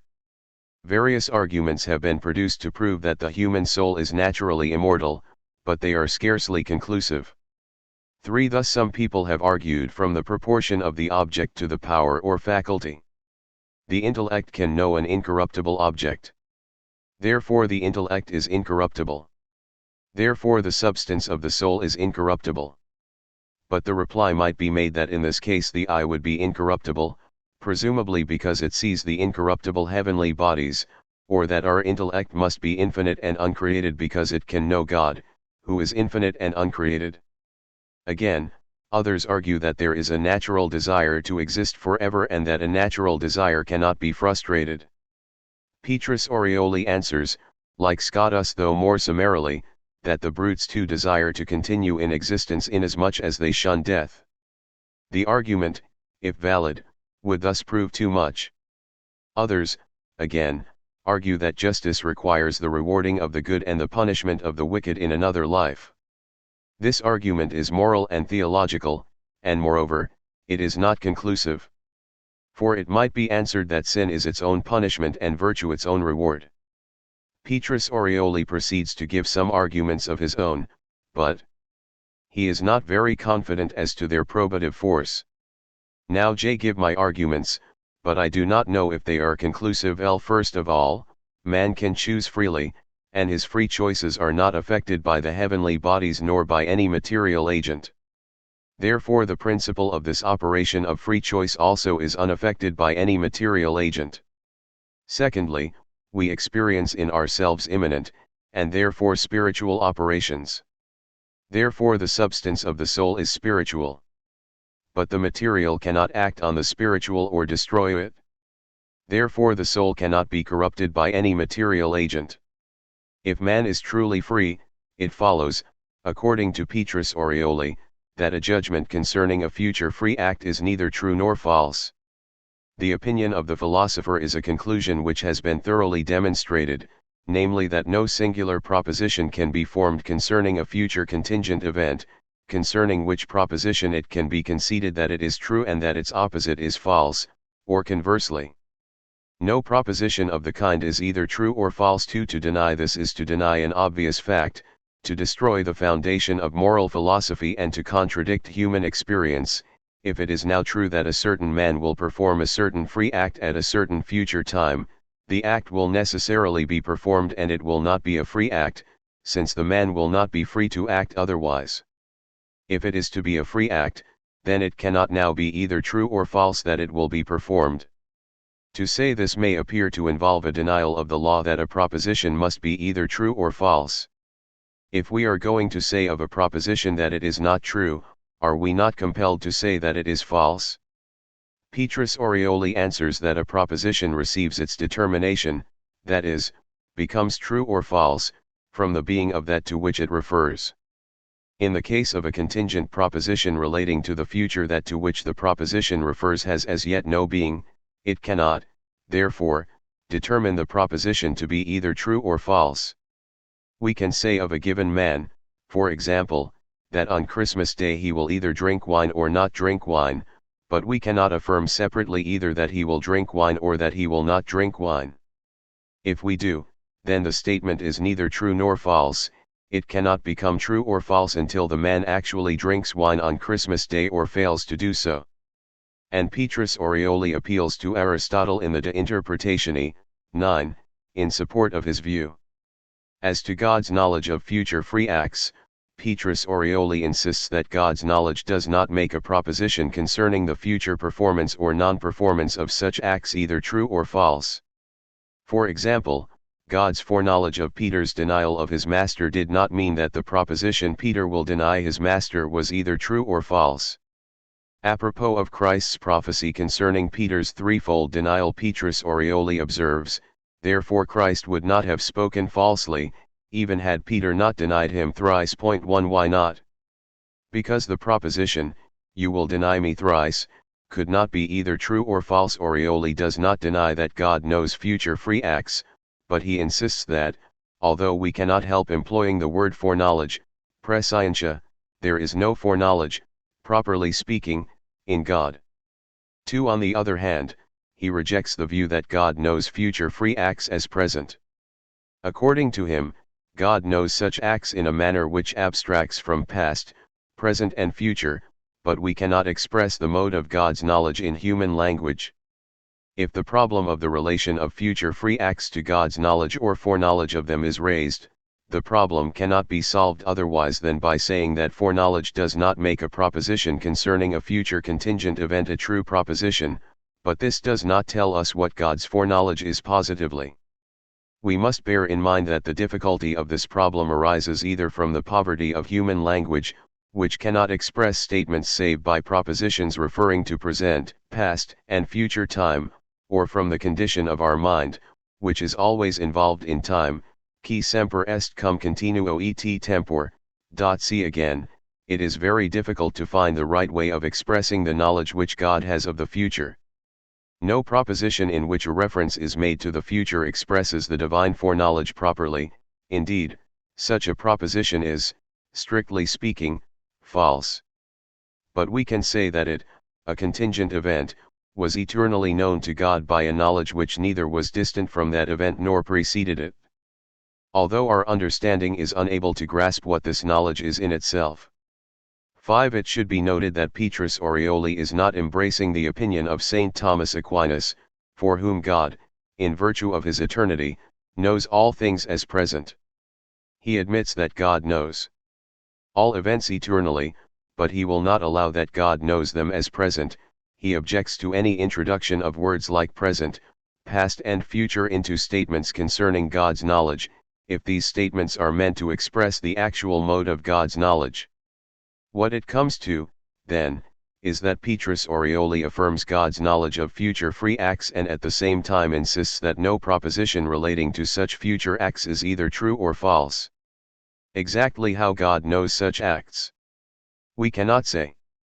It is perhaps needless to add that Petrus Orioli rejects decisively any theory according to which God knows future free acts through the determination or decision of his divine will. In his view, a theory of this kind is incompatible with human freedom. Thomas Bradwardine, whose theory was directly opposed to that of Petrus Orioli, attacked him on this point. Petrus Orioli's discussion of statements concerning God's knowledge which involve a reference, explicit or implicit, to time serves as an illustration of the fact that medieval philosophers were not so entirely blind to problems of language and meaning as might perhaps be supposed. The language used about God in the Bible forced upon Christian thinkers at a very early date a consideration of the meaning of the terms used, and we find the medieval theories of analogical predication worked out as a response to this problem. The precise point which I have mentioned in connection with Petrus Orioli should not be taken as an indication that this thinker was conscious of a problem to which other medieval philosophers were blind. Whether one is satisfied or not with medieval discussions and solutions of the problem, one could not justifiably claim that the medievals did not even suspect the existence of the problem. For Henry of Harquaii, who was born about 1270, studied and taught in the University of Oxford, where he became Chancellor in 1312. He died at Avignon in 1317. He has sometimes been spoken of as a precursor of Ockhamism, that is to say of nominalism, but in reality the type of theory concerning universals which he defended was rejected by Ockham as unduly realist in character. It is quite true that Henry of Harquaii refused to allow that there is any common nature existing, as common, in members of the same species, and he certainly held that the universal concept as such is a production of the mind, but his polemics were directed against Scotist realism, and it was the Scotist doctrine of the one ut nil com one miss which he rejected. The nature of any given man is his individual nature, and it is in no way common. However, existent things can be similar to one another, and it is this similarity which is the objective foundation of the universal concept. One can speak of abstracting something common from things, if one means that one can consider things according to their likeness to one another. But the universality of the concept, its predicability of many individuals, is superimposed by the mind. There is nothing objectively existing in a thing which can be predicated of any other thing. On the other hand, Henry evidently thought of the universal concept as a confused concept of the individual. An individual man, for example, can be conceived distinctly as Socrates or Plato, or he may be conceived confusedly not as this or that individual, but simply as man. The similarity which makes this possible is, of course, objective, but the genesis of the universal concept is due to this confused impression of individuals, while the universality, formally considered, of the concept is due to the work of the mind. 5. It is clear enough that the three thinkers, some of whose philosophical ideas we have considered in this chapter, are not revolutionaries in the sense that they set themselves against the traditional philosophical currents in general. For example, they did not manifest any marked preoccupation with purely logical questions, and they did not show that mistrust of metaphysics which was characteristic of Ockhamism. They were, indeed, in varying degrees critical of the doctrine of St. Thomas. But Henry of Hark I was a secular priest, not a Dominican, and in any case he showed no particular hostility towards Thomism, though he rejected St. Thomas's doctrine concerning the principle of individuation, affirmed the older theory of a plurality of formal principles in man, and protested against the attempt to make a Catholic of the heretical Aristotle. Again, Petrus Orioli was a Franciscan, not a Dominican, and he was not under any obligation to accept the teaching of St. Thomas. Of these three philosophers, then, it is only Durandus whose departures from Thomism might be called revolutionary, and, even in his case, his opinions can be called revolutionary only in regard to his position as a Dominican and to the obligation on the members of his order of following the teaching of St. Thomas, the Dominican doctor. In this restricted sense he might be called a revolutionary. He was certainly independent. Hervé Nedelec, the Dominican theologian who wrote against Henry of Ghent and James of Metz, conducted a prolonged warfare against Durandus, while John of Naples and Peter Marsh, Petrus de Palliad, both Dominicans, drew up a long list of points on which Durandus had offended against the teaching of Aquinas. One Bernard of Lombardy, another Dominican, also attacked Durandus, but his attack was not sustained like that of Hervé Nedelec. He admired and was partly influenced by Durandus. A sharp polemic, the Evidentii Durand-Eli contra df for random, came from the pen of Durandelis, who was identified for a time with Durandus of Aurillac but who may have been, according to J. Cook, another Dominican, Nicholas of Saint Victor. But, as we have seen, Durandus did not turn against or reject the 13th century tradition as such. On the contrary, his interests were in metaphysics and in psychology much more than in logic, and he was influenced by speculative philosophers like Henry of Ghent. But, though one can hardly call Durandus or Petrus Orioli a precursor of Ockhamism, if by this one means that the shift of emphasis from metaphysics to logic, coupled with a critical attitude towards metaphysical speculation as such, is a feature of their respective philosophies, yet it is probably true that in a broad sense they help to prepare the way for nominalism, and that they can be called, as they often have been called, transition thinkers. It is perfectly true that Durandus, as has already been mentioned, was a member of the commission which censured a number of propositions taken from Ockham's commentary on the sentences, but though this fact obviously manifests his personal disapproval of Ockham's teaching, it does not prove that his own philosophy had no influence at all in favoring the spread of Ockhamism. Durandus, Petrus Orioli, and Henry of Harclay all insist that only individual things exist. It is true that St. Thomas Aquinas held precisely the same, but Petrus Orioli drew from it the conclusion that the problem of a multiplicity of individuals within the same species is no problem at all. Quite apart from the question whether there is or is not such a problem, the resolute denial that there is a problem facilitates, I think, the taking of further steps on the road to nominalism which Petrus Orioli himself did not take. After all, Ockham regarded his theory of universals as simply the logical conclusion of the truth that only individuals exist.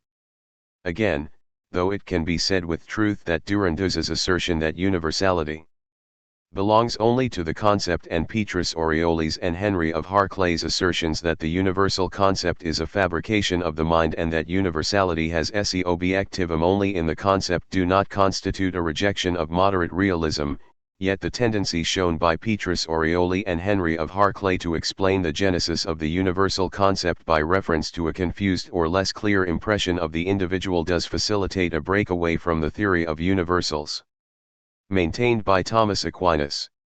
Further, cannot one see in these thinkers a tendency to wield what is known as Ockham's razor?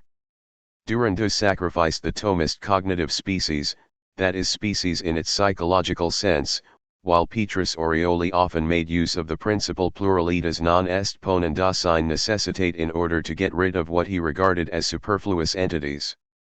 And Ockhamism belonged, in a sense, to this general movement of simplification. In addition, it carried further that spirit of criticism which one can observe in James of Metz, Durandus, and Petrus Orioli.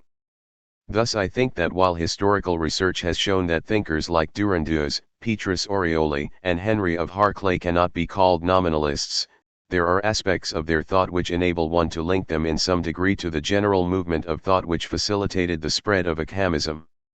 Indeed, if one accepted Ockham's estimation of himself as a true Aristotelian, and if one looked on Ockhamism as the final overthrow of all vestiges of non-Aristotelian realism, one could reasonably regard the philosophers whom we have been considering as carrying a step further the general anti-realist movement which culminated in Ockhamism.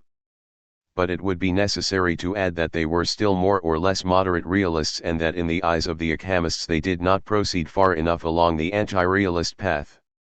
Ockham certainly did not regard these thinkers as Ockhamists before their time. Condemnation. All the propositions complained of by Luttrell, in its list of 51 propositions it confined itself more or less to theological points, accepting 33 of Luttrell's propositions and adding others of its own. Some propositions were condemned as heretical, others, less important, as erroneous but not heretical, but the process was not brought to a final conclusion, perhaps because Ockham had in the meantime fled from Avignon. It has also been conjectured that the influence of Durandus, who was a member of the commission, may have been exerted in Ockham's favor, on 1 or 2 points at least. At the beginning of December 1327 Michael of Cesena, the Franciscan general, arrived at Avignon, whither Pope John XXII had summoned him, to answer for his attacks on the papal constitutions concerning evangelical poverty. At the instance of the general, Ockham interested himself in the poverty dispute, and in May 1328 Michael of Cesena, who had just been re-elected general of the Franciscans, fled from Avignon, taking with him Bonagracia of Bergamo, Francis of Ascoli and William of Ockham. In June the Pope excommunicated the 4 fugitives, who joined the Emperor Ludwig of Bavaria at Pisa and went with him to Munich. Thus there began Ockham's participation in the struggle between Emperor and Pope, a struggle in which the Emperor was also assisted by Marsilius of Padua. While some of Ockham's polemics against John XXII and his successors, Benedict XII and Clement VI, concerned theological matters, the chief point of the whole dispute was, of course, the right relation of the secular to the ecclesiastical power, and to this point we shall return. On October 11, 1347, Ludwig of Bavaria, Ockham's protector, suddenly died, and Ockham took steps to reconcile himself with the Church. It is not necessary to suppose that his motives were merely prudential. A formula of submission was prepared, but it is not known if Ockham actually signed it or whether the reconciliation was ever formally effected. Ockham died at Munich in 1349, apparently of the Black Death. 2. The commentary on the first book of the Sentences was written by Ockham himself, and the first edition of this Ordinatio 1 seems to have been composed between 1318 and 1323. The commentaries on the other 3 books of the Sentences are Reportationes, though they also belong to an early period. Boner thinks that they were composed before the Ordinatio. The Expositando in Librum Porphyrii, the Expositio in Librum Predicamentarum, the Expositio in Duos Libros Elencarum and the Expositio in Duos Libros per Armenias appear to have been composed while Ockham was working on his commentary on the Sentences and to have antedated the first Ordinatio, though not the Reportatio. The text of these logical works, minus the in Libros Elencarum, in the 1496 Bologna edition is entitled Expositio Aurea super Artem Veterum. The Expositio super Octo Libros Physicorum was composed after the commentary on the Sentences and before the Summa Totius Logici, which was itself composed before 1329. As to the Compendium Logici, its authenticity has been questioned.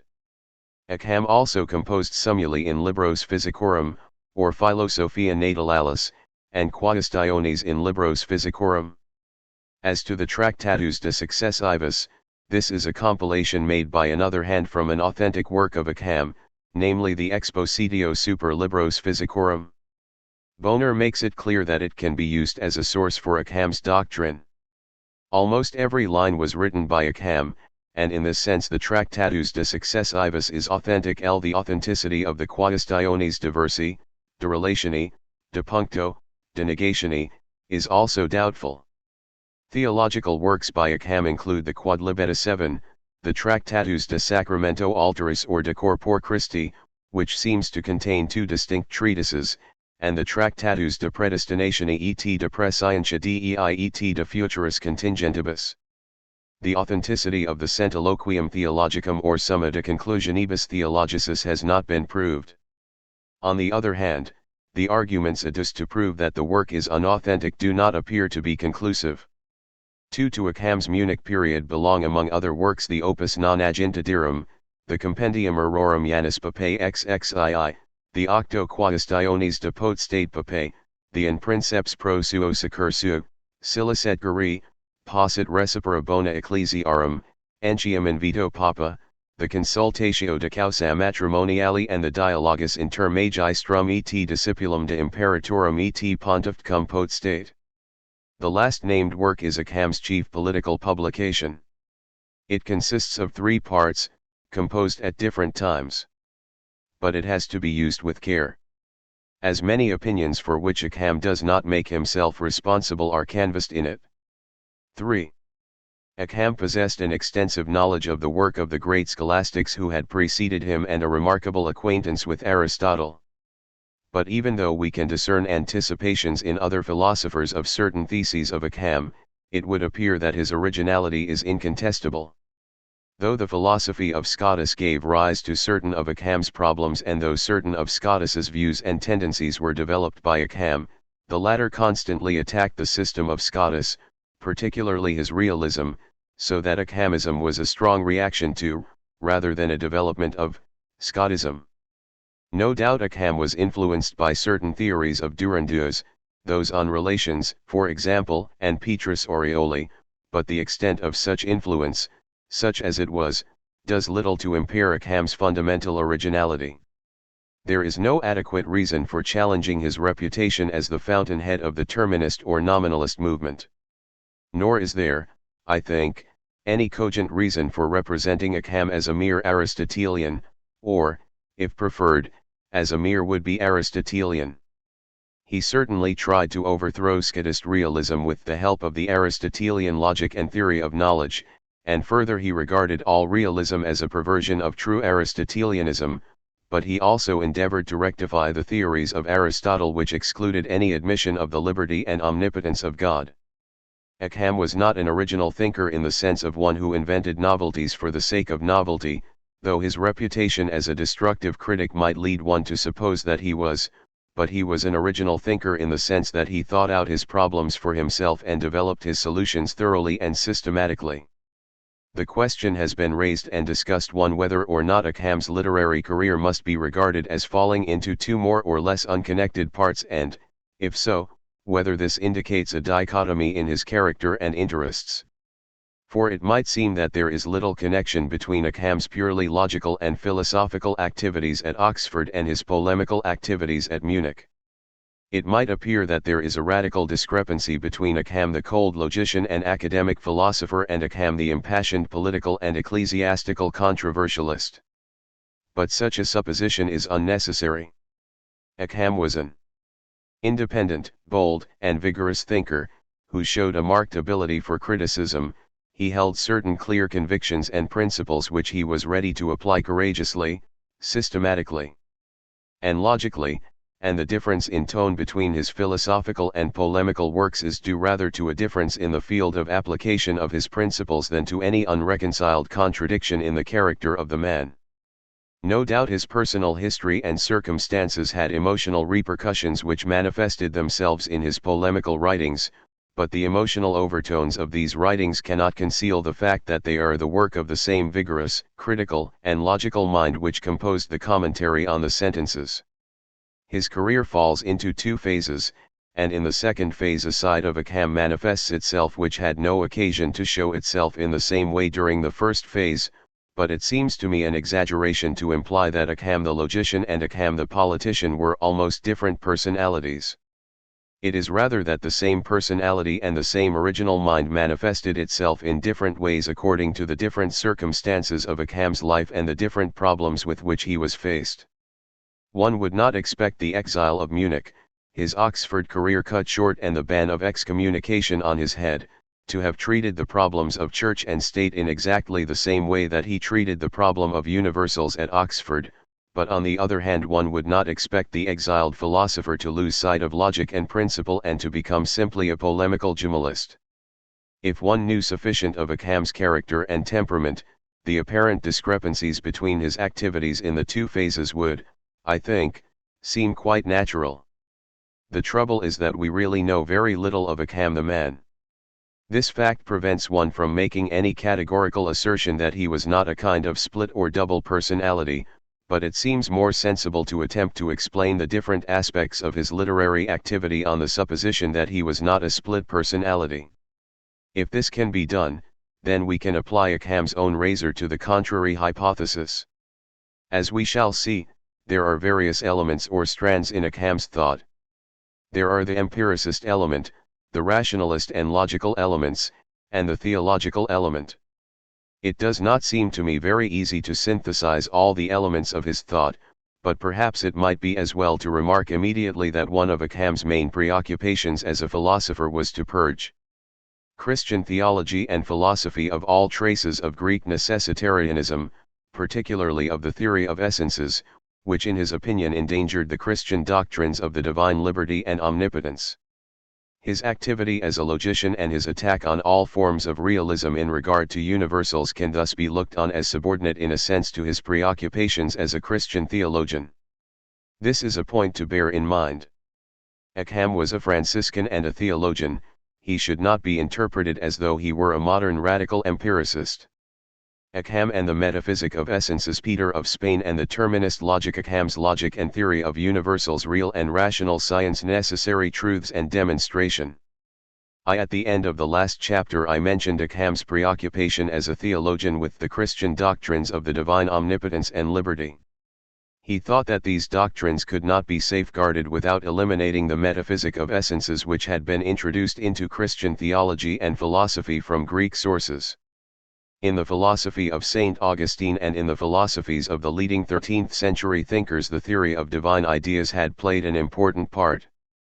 Plato had postulated eternal forms or ideas, which he most probably regarded as distinct from God but which served as models or patterns according to which God formed the world in its intelligible structure, and later Greek philosophers of the Platonic tradition located these exemplary forms in the divine mind.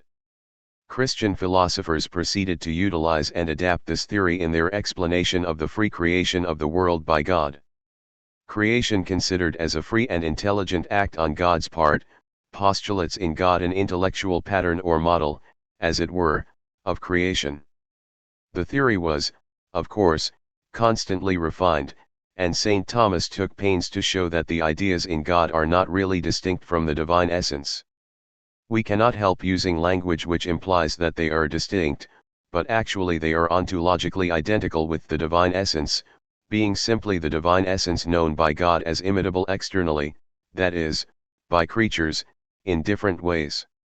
This doctrine was the common doctrine in the Middle Ages up to and including the 13th century, being considered necessary in order to explain creation and to distinguish it from a purely spontaneous production.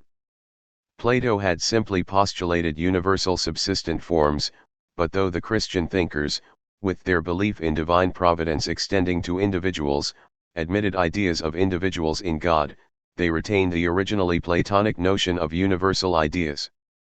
God creates man, for example, according to his universal idea of human nature.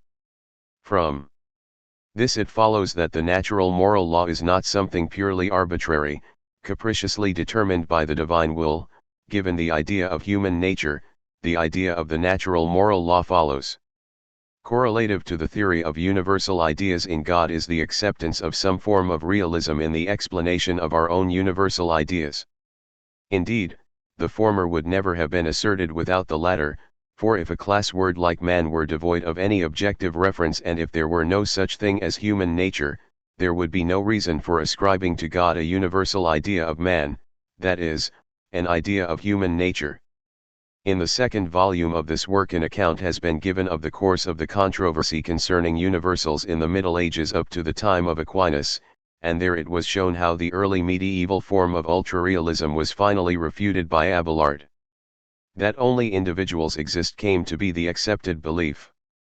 At the same time, the moderate realists, like Aquinas, certainly believed in the objectivity of real species and natures.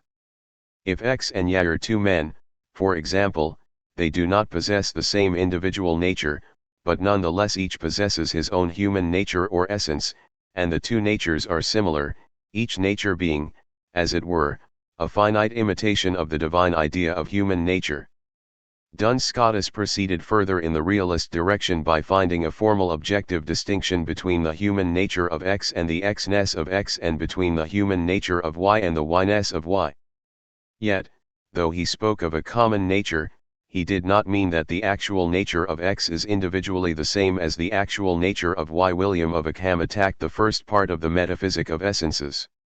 He was, indeed, willing to retain something of the language of the theory of divine ideas, doubtless largely out of respect for St. Augustine and tradition, but he emptied the theory of its former content. He thought of the theory as implying a limitation of the divine freedom and omnipotence, as though God would be governed, as it were, and limited in his creative act by the eternal ideas or essences. Moreover, as we shall see later, he thought that the traditional connection of the moral law with the theory of divine ideas constituted an affront to the divine liberty. The moral law depends ultimately, according to Ockham, on the divine will and choice. In other words, for Ockham there is on the one hand God, free and omnipotent, and on the other hand, creatures, utterly contingent and dependent.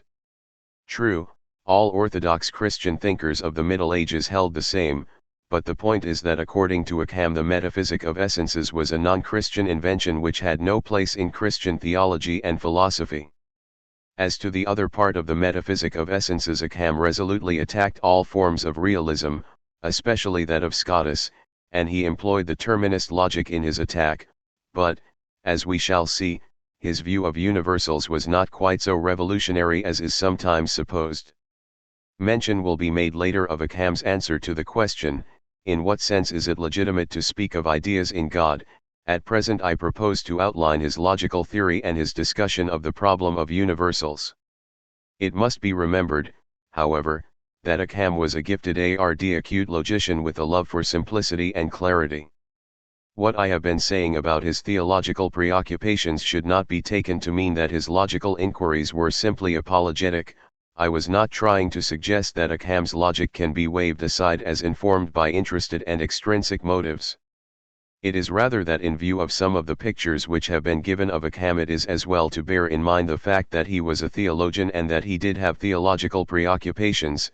Remembrance of this fact enables one to form a more unified view of his intellectual activity than is otherwise possible. 2. I have said that Ockham employed the terminist logic. This was not a tendentious statement, but it was meant to indicate that Ockham was not the original inventor of the terminist logic. And I wish to make some brief remarks about its development before going on to outline Ockham's own logical theories. In the 13th century there naturally appeared a variety of commentaries on the Aristotelian logic and of logical handbooks and treatises. Among English authors may be mentioned William of Shireswood, d. 1249, who composed introductions ad logicam, and among French authors Lambert of Auxerre and Nicolas of Paris. But the most popular and influential work on logic was the Sumuli Logicals of Peter of Spiel, a native of Lisbon, who taught at Paris and later became Pope John XXI. He died in 1277. At the beginning of this work we read that dialectic is the art of arts and the science of sciences which opens the way to the knowledge of the principles of all methods.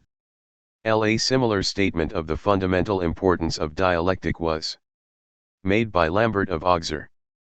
Peter of Spain goes on to say that dialectic is carried on only by means of language, and that language involves the use of words. One must begin, then, by considering the word, first as a physical entity, secondly as a significant term. This emphasis on language was characteristic of the logicians and grammarians of the Faculty of Arts. When Peter of Spain emphasized the importance of dialectic, he meant by dialectic the art of probable reasoning, and in view of the fact that some other 13th century logicians shared this tendency to concentrate on probable reasoning as distinct from demonstrative science on the one hand and sophistical reasoning on the other, it is tempting to see in their works the source of the 14th century emphasis on probable arguments. No doubt there may have been a connection, but one must remember that a thinker like Peter of Spain did not abandon the idea that metaphysical arguments can give certainty. In other words, Ockham was doubtless influenced by the emphasis placed by the preceding logicians on dialectic or syllogistic reasoning leading to probable conclusions, but that does not mean that one can father on his predecessors his own tendency to look on arguments in philosophy, as distinct from logic, as probable rather than demonstrative arguments. A number of the treatises in Peter of Spain's Sumuli Logicals deal with the Aristotelian logic, but others deal with the modern logic or logic of terms. Thus in the treatise headed De Suppositionibus he distinguishes the significatio from the suppositio of terms. The former function of a term consists in the relation of a sign to the thing signified. Thus in the English language the term man is a sign, while in the French language the term homme has the same sign function. But in the sentence the man is running, the term man, which already possesses its significatio, acquires the function of standing for, supponere pro, a definite man, whereas in the sentence man dies it stands for all men. One must thus, says Peter, distinguish between significatio and suppositio, inasmuch as the latter presupposes the former. Now, this logic of terms, with its doctrine of signs and of standing for, undoubtedly influenced William of Ockham, who took from his predecessors much of what one might call his technical equipment. But it does not follow, of course, that Ockham did not develop the terminist logic very considerably. Nor does it follow that Ockham's philosophical views and the use to which he put the terminist logic were borrowed from a thinker like Peter of Spain. On the contrary, Peter was a conservative in philosophy and was very far from showing any tendency to anticipate Ockham's nominalism.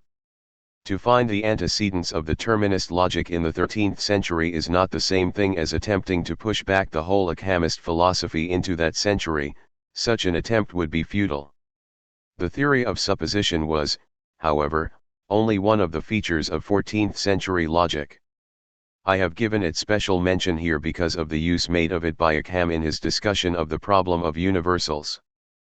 But in any history of medieval logic prominence would have to be given to the theory of consequences or of the inferential operations between propositions.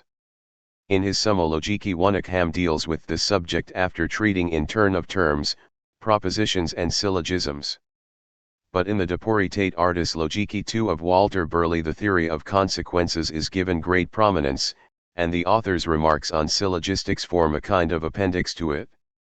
Again, Albert of Saxony in his Per Utilis Logica treats syllogistics as part of the general theory of consequences, though he follows Ockham in starting his treatise with a consideration of terms. The importance of this development of the theory of consequences in the 14th century is the witness it bears to the growing conception of logic as formalistic in character. For this feature of the later medieval logic reveals an affinity, which was for long disregarded or even unsuspected, between medieval and modern logic. Research into the history of medieval logic has not indeed yet reached the point at which an adequate account of the subject becomes possible. But further lines for reflection and research are indicated in Father Boner's little work, Medieval Logic, which is mentioned in the bibliography. And the reader is referred to this work for further information. 3. I come now to Ockham's logic, with special attention to his attack on all realist theories of universals.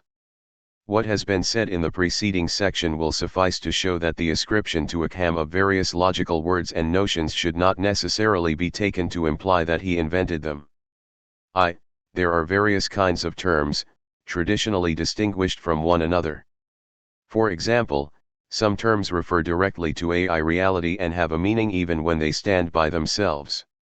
These terms, butter, for instance, are called categormatic terms. Other terms, however, like no and every acquire a definite reference only when standing in relation to categormatic terms, as in the phrases no man and every house. These are called syncategormatic terms. Again, Some terms are absolute, in the sense that they signify a thing without reference to any other thing, while other terms are called connotative terms, because, like son or father, they signify an object considered only in relation to some other thing. 2. If we consider the word man, we shall recognize that it is a conventional sign, it signifies something or has a meaning, but that this particular word has that particular meaning or exercises that particular sign function is a matter of convention. This is easily seen to be the case if we bear in mind the fact that in other languages and homo are used with the same meaning. Now, the grammarian can reason about words as words, of course, but the real material of our reasoning is not the conventional but the natural sign. The natural sign is the concept. Whether we are English and use the word man or whether we are French and use the word homme, the concept or logical significance of the term is the same. The words are different, but their meaning is the same. Ockham distinguished, therefore, both the spoken word, terminus prolatus, and the written word, terminus scriptus, from the concept, terminus conceptus or intentio animi, that is, the term considered according to its meaning or logical significance. Ockham called the concept or terminus conceptus a natural sign because he thought that the direct apprehension of anything causes naturally in the human mind a concept of that thing. Both brutes and men utter some sounds as a natural reaction to a stimulus, and these sounds are natural signs. But brutes and men utter sounds of this kind only to signify some feelings or some accidents present in themselves, whereas the intellect can elicit qualities to signify any sort of thing naturally. Perceiving a cow results in the formation of the same idea or natural sign, terminus conceptus, in the mind of the Englishman and of the Frenchman, though the former will express this concept in word or writing by means of one conventional sign, cow, while the latter will express it by means of another conventional sign, vache. This treatment of signs was an improvement on that given by Peter of Spain, who does not seem to give sufficient explicit recognition to the identity of logical significance which may attach to corresponding words in different languages. To anticipate for a moment, one may point out that when Ockham is called a nominalist, it is not meant, or should not be meant, that he ascribed universality to words considered precisely as to many prolati or scripti, that is, to terms considered as conventional signs. It was the natural sign, the terminus conceptus, of which he was thinking. 3. Terms are elements of propositions, the term standing to the proposition as incomplexum to complexum, and it is only in the proposition that a term acquires the function of standing for, suppositio. For example, in the statement "the man is running," the term man stands for a precise individual. This is an instance of suppositio personalis. But in the statement "man is a species," the term man stands for all men. This is suppositio simplex. Finally, in the statement "man is a noun," one is speaking of the word itself. This is suppositio materialis. Taken in itself, the term man is capable of exercising any of these functions, but it is only in a proposition that it actually acquires a determinate type of the functions in question. Suppositio, then, is a property belonging to a term, but only in a proposition. 1. 4. In the statement "man is mortal," the term man, which is, as we have seen, a sign, stands for things, that is, men, which are not themselves signs. It is, therefore, a term of first intention, primi intentionis. But in the statement "species are subdivisions of genera," the term species does not stand immediately for things which are not themselves signs, it stands for class names, like man, horse, dog, which are themselves signs. The term species is thus a term of second intention, secondi intentionis. In other words, terms of second intention stand for terms of first intention and are predicated of them, as when it is said that man and horse are species. In a broad sense of first intentions, and categorematic terms may be called first intentions. Taken in themselves, they do not signify things, but when conjoined with other terms they make those other terms stand for things in a determinate manner. For example, the term every cannot by itself stand for definite things, but as qualifying the term man in the sentence every man is mortal, it makes the term man stand for a definite set of things. In the strict sense of first intention, however, a term of first intention is an extreme term in a proposition, one, that is, which stands for a thing which is not a sign or for things which are not signs. In the sentence arsenic is poisonous, the term arsenic is both an extreme term and one which stands in the proposition for something which is not itself a sign. A term of second intention, strictly understood, will thus be a term which naturally signifies first intentions and which can stand for them in a proposition. Genus, species, and difference are examples of terms of second intention. 1. V. Ockham's answer to the problem of universals has been already indicated. In effect, universals are terms, termini concepti, which signify individual things and which stand for them in propositions. Only individual things exist, and by the very fact that a thing exists it is individual. There are not and cannot be existent universals. To assert the extramental existence of universals is to commit the folly of asserting a contradiction, for if the universal exists, it must be individual. And that there is no common reality existing at the same time in two members of a species can be shown in several ways. For example, if God were to create a man out of nothing, this would not affect any other man, as far as his essence is concerned. Again, one individual thing can be annihilated without the annihilation or destruction of another individual thing. One man can be annihilated by God without any other man being annihilated or destroyed. Therefore there is not anything common to both, because, if there were, it would be annihilated, and consequently no other man would retain his essential nature too. As to the opinion of Scotus that there is a formal distinction between the common nature and the individuality, it is true that he excelled others in subtlety of judgment. 8. But if the alleged distinction is an objective and not purely mental distinction, it must be real. The opinion of Scotus is thus subject to the same difficulties which were encountered by older theories of realism.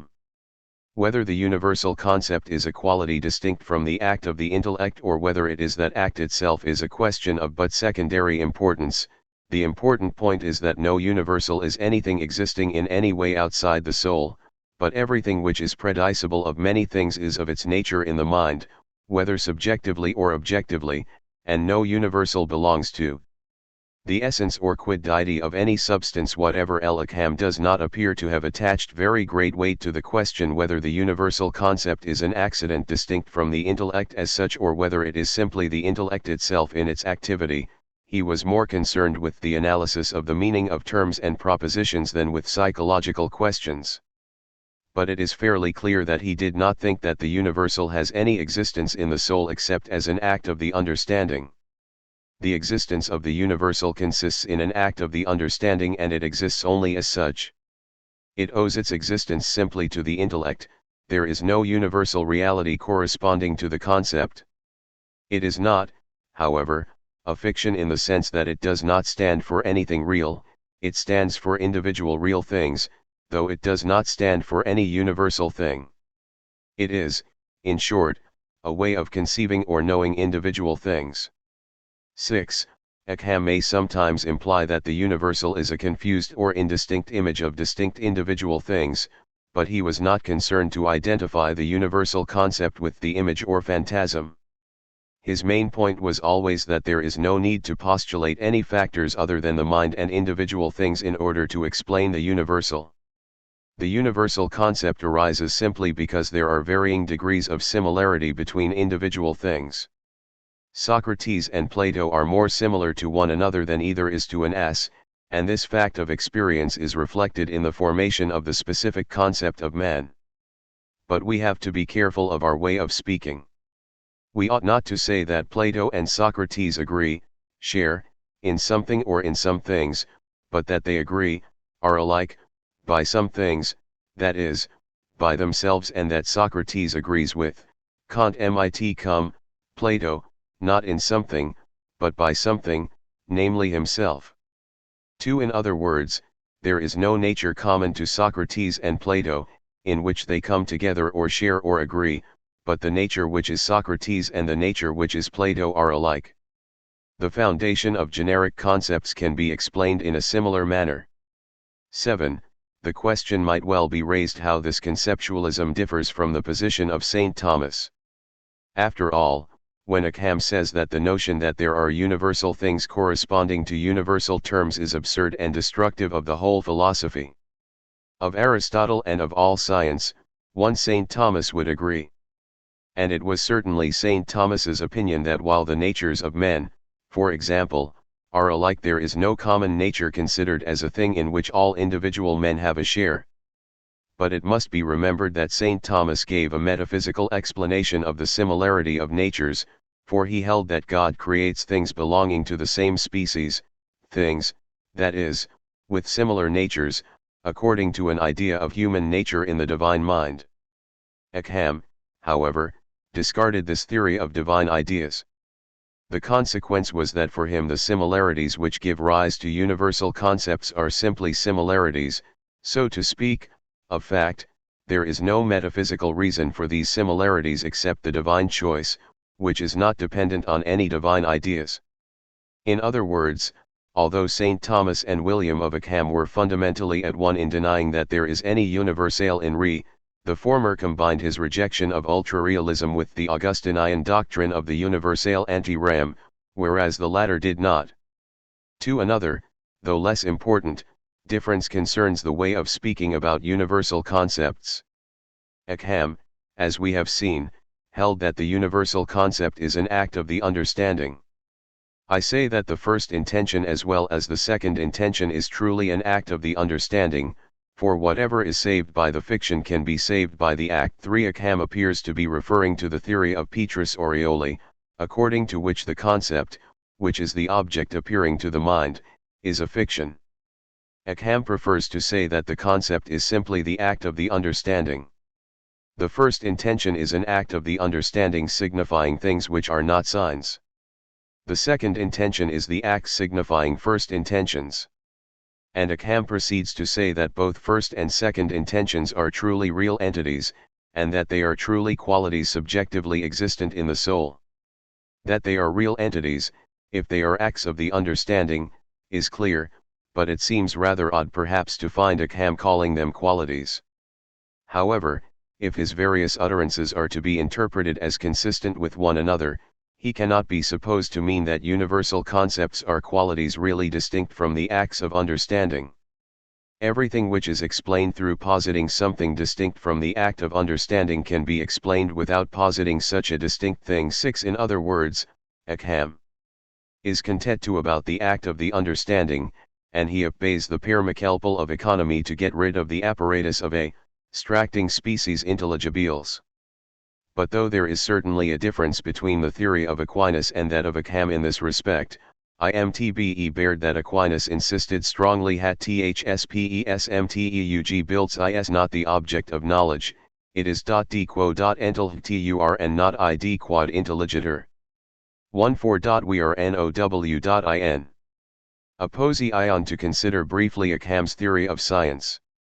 He divides science into two main types, real science and rational science.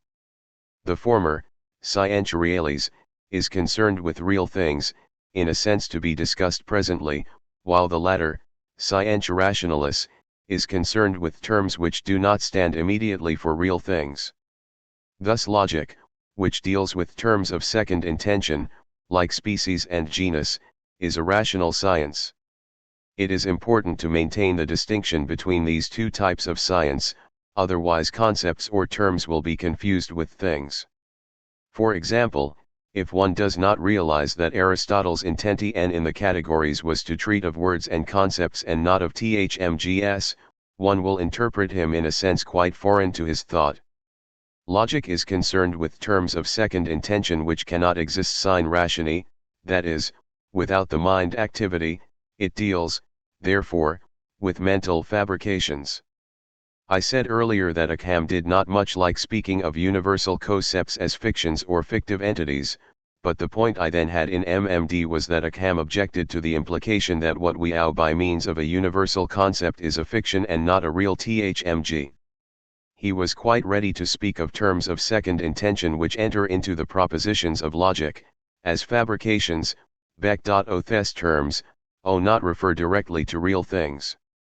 But logic, which is rational science, presupposes real science for terms of second intention presuppose terms of first intentio. EA1 science is concerned with things, that is, with individual THNGS.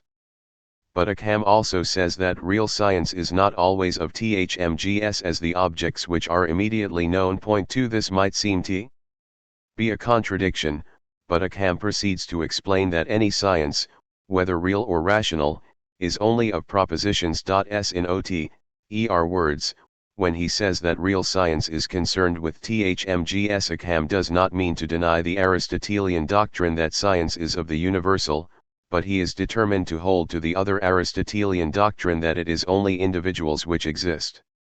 Real science, then, is concerned with universal propositions, and he gives as examples of such propositions: man is capable of laughter and every man is capable of training, but the universal terms stand for individual things, and not for universal realities existing extramentally. If Ockham says, then, that real science is concerned with individual things by means of terms, mediantibus terminis, he does not mean that real science is unconnected with actual existence which are individual things. Science is concerned with the truth or falsity of propositions, but to say that a proposition of real science is true is to say that it is verified in all those individual things of which the terms of the proposition are the natural signs. The difference between real and rational science consists in this, that the parts, that is, the terms of the propositions known by real science stand for things, which is not the case with the terms of propositions known by rational science, for these terms stand for other terms. 1.5. Ockham's insistence on individual things as the sole existence does not mean, therefore, that he rejects science considered as a knowledge of universal propositions.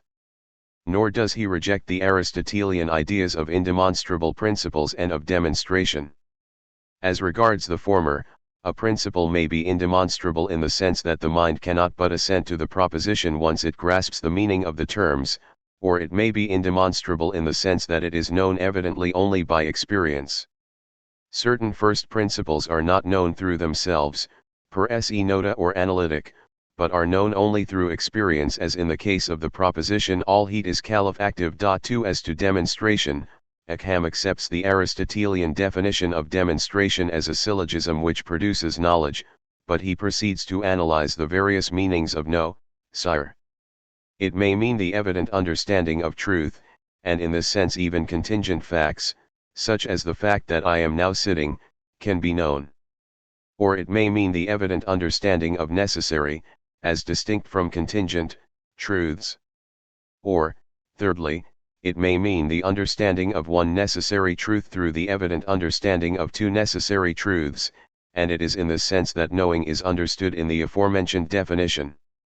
3. This insistence on necessary truths must not be taken to mean that for Ockham there can be no scientific knowledge of contingent things.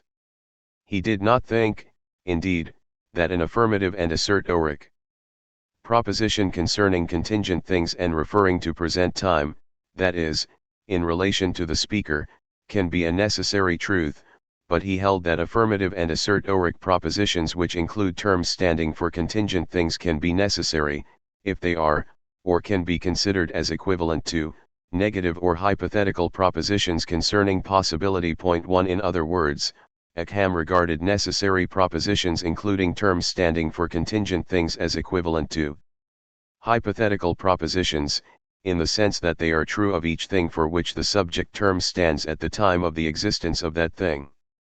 Thus the proposition, every x is y, where x stands for contingent things and y for possessing a property, is necessary if considered as equivalent to if there is an x, it is y, or if it is true to say of anything that it is an x, it is also true to say of it that it is y. Demonstration for Ockham is demonstration of the attributes of a subject, not of the existence of the subject. We cannot demonstrate, for example, that a certain kind of verb exists, but we may be able to demonstrate the proposition that it has a certain property. True, we can know by experience that it has this property, but if we merely know the fact because we have experienced it, we do not know the reason of the fact. If, however, we can show from the nature of the herb, knowledge of which presupposes experience, of course, that it necessarily possesses this property, we have demonstrative knowledge. To this sort of knowledge Ockham attached considerable importance. He was very far from being a despiser of the syllogism. The syllogistic form holds equally in every field. Ockham did not mean by this, of course, that all true propositions can be proved syllogistically, but he considered that in all matters where scientific knowledge is obtainable syllogistic reasoning holds good.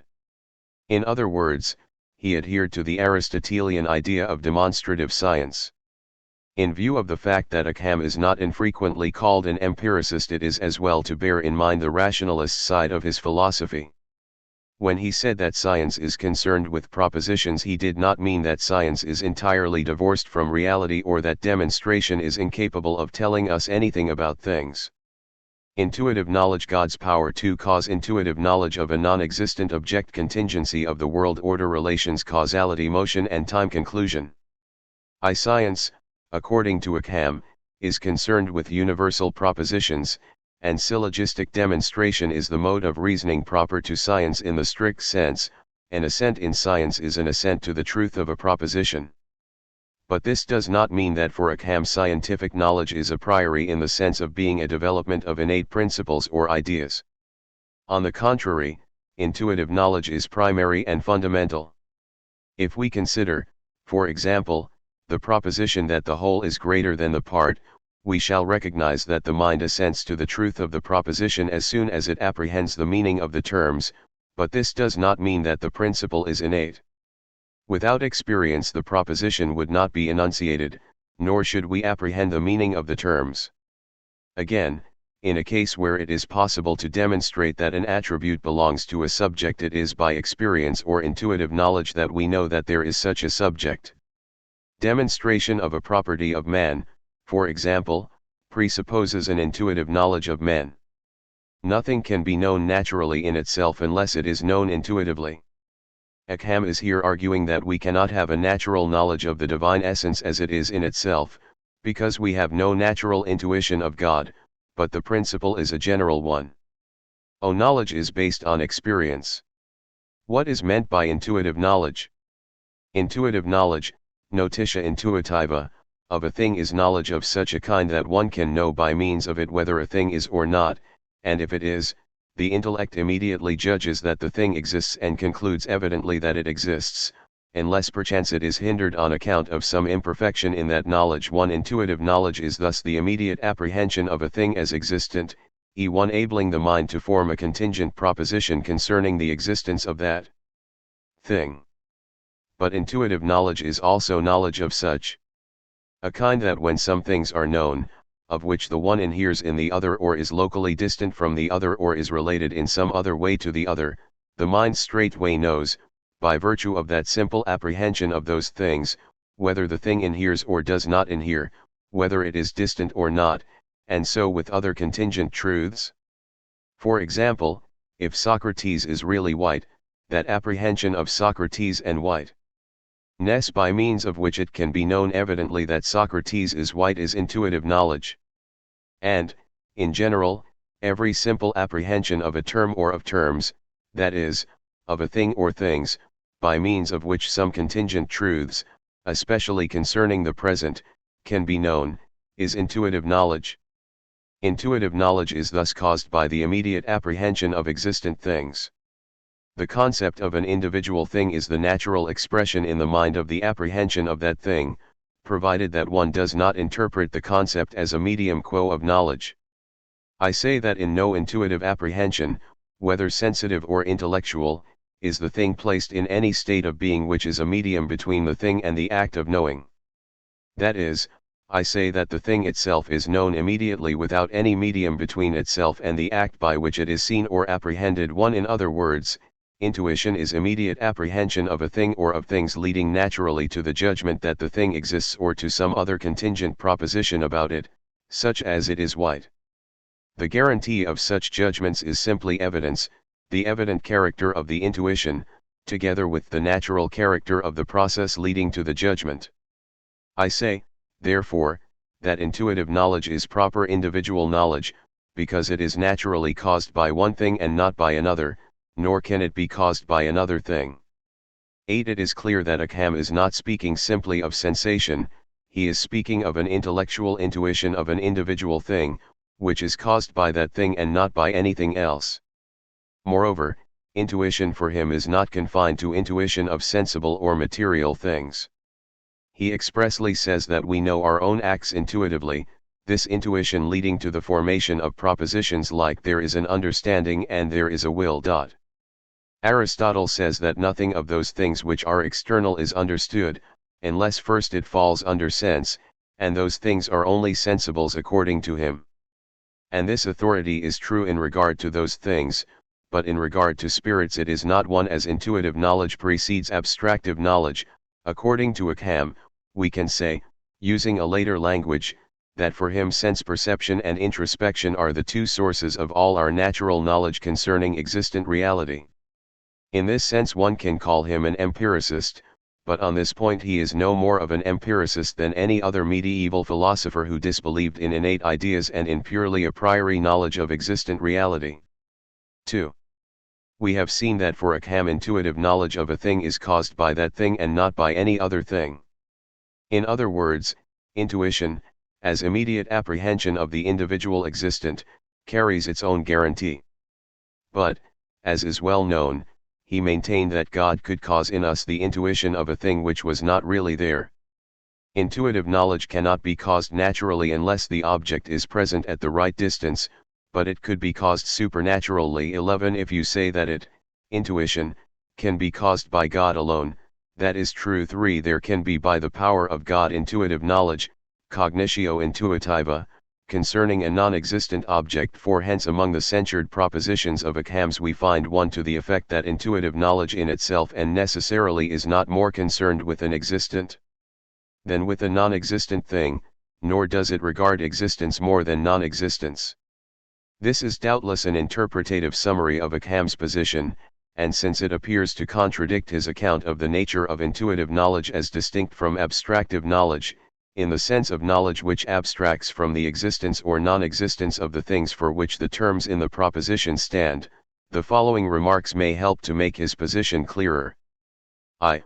When Ockham says that God could produce in us intuition of a non-existent object, he is relying on the truth of the proposition that God can produce and conserve immediately whatever he normally produces through the mediation of secondary causes. For example, the intuition of the stars is normally and naturally produced in us by the actual presence of the stars. To say this is to say that God produces in us intuitive knowledge of the stars by means of a secondary cause, namely the stars themselves. On Ockham's principle, then, God could produce this intuition directly, without the secondary cause. He could not do this if it would involve a contradiction, but it would not involve a contradiction. Every effect which God causes through the mediation of a secondary cause he can produce immediately by himself. 2. But God could not produce in us evident knowledge of the proposition that the stars are present when they are not present, for the inclusion of the word evident implies that the stars really are present. God cannot cause in us knowledge such that by it a thing is seen evidently to be present although it is absent, for that involves a contradiction, because such evident knowledge means that it is thus in fact as is stated by the proposition to which assent is given. 2. 3. Ockham's point seems to be, then, that God could cause in us the act of intuiting an object which was not really present, in the sense that he could cause in us the physiological and psychological conditions which would normally lead us to assent to the proposition that the thing is present. For example, God could produce immediately in the organs of vision all those effects which are naturally produced by the light of the stars. Or one can put the matter this way. God could not produce in me the actual vision of a present white patch, when the white patch was not present, for this would involve a contradiction. But he could produce in me all the psychophysical conditions involved in seeing a white patch, even if the white patch was not really there. 4. To his critics, Ockham's choice of terms seemed to be confusing and unfortunate. On the one hand, After saying that God cannot cause evident knowledge that a thing is present when it is not present, he adds that God can cause a creditive act by which I believe that an absent is present, and he explains that that creditive idea will be abstractive, not intuitive. Point 3. This seems to be fairly plain sailing, if it can be taken as meaning that God could produce in us, in the absence of the stars, all the psychophysical conditions which we would naturally have in the presence of the stars, and that we would thereby have a knowledge of what the stars are, so far as this can be obtained by sight, though the knowledge could not properly be called intuition. On the other end, Ockham seems to speak of God as being able to produce in us intuitive knowledge of a non-existent object, though this knowledge is not evident. Moreover, he does not seem to mean simply that God could produce in us intuitive knowledge of the nature of the object, for he allows that God can produce an assent which belongs to the same species as that evident assent to the contingent proposition. This whiteness exists, when it does not exist. Point 1. If God can properly be said to be capable of producing in us assent to a proposition affirming the existence of a non-existent object, and if this assent can properly be called not only a creditive act but also intuitive knowledge, then one can only suppose that it is proper to speak of God as capable of producing in us intuitive knowledge which is not in fact intuitive knowledge at all. And to say this would seem to involve a contradiction. To qualify intuitive knowledge by the words not evident would appear to amount to a cancellation of the former by the latter. Possibly these difficulties are capable of being cleared up satisfactorily, from Ockham's point of view, I mean. For example, he says that it is a contradiction that a chimera be seen empty ultively, but it is not a contradiction that that which is seen is nothing in actuality outside the soul, so long as it can be an effect or was at some time an actual reality. If God had annihilated the stars, he could still cause in us the act of seeing what had once been, so far as the act is considered subjectively, just as he could give us a vision of what will be in the future. Either act would be an immediate apprehension, in the first case of what has been and in the second case of what will be. But, even then, it would be peculiar to imply that if we assented to the proposition, these things exist now, the assent could be produced by God, unless one were willing to say that God could deceive us.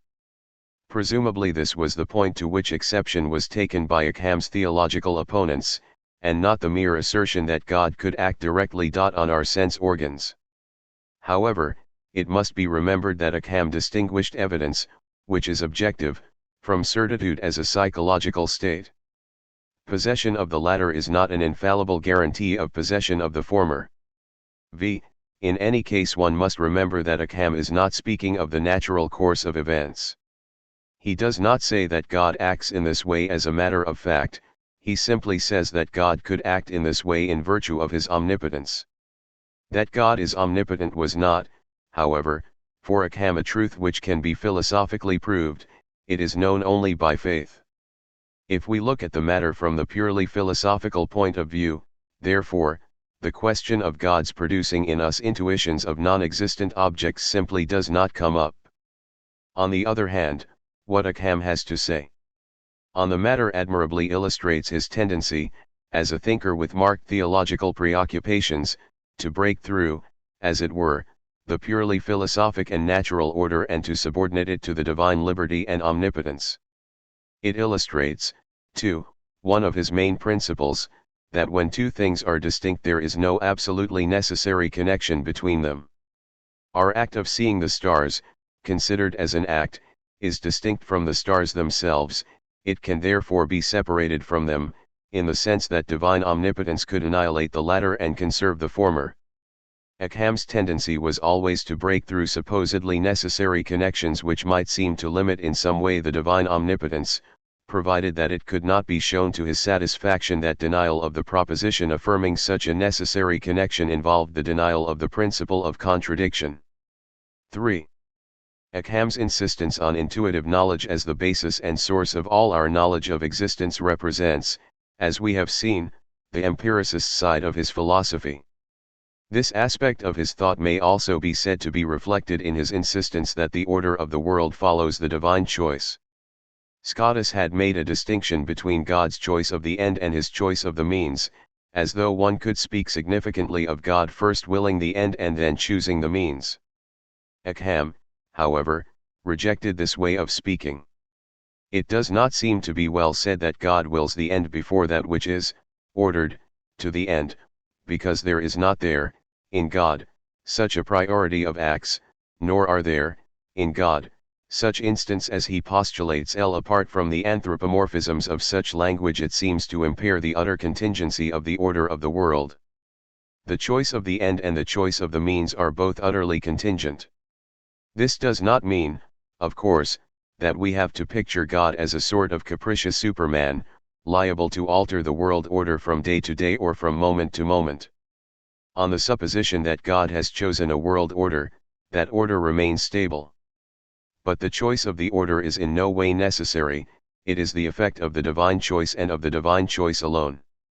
This position is intimately associated, of course, with Ockham's concern for the divine omnipotence and liberty, and it may appear out of place to speak of it as in any way reflecting the empiricist aspect of his philosophy, since it is the position of a theologian.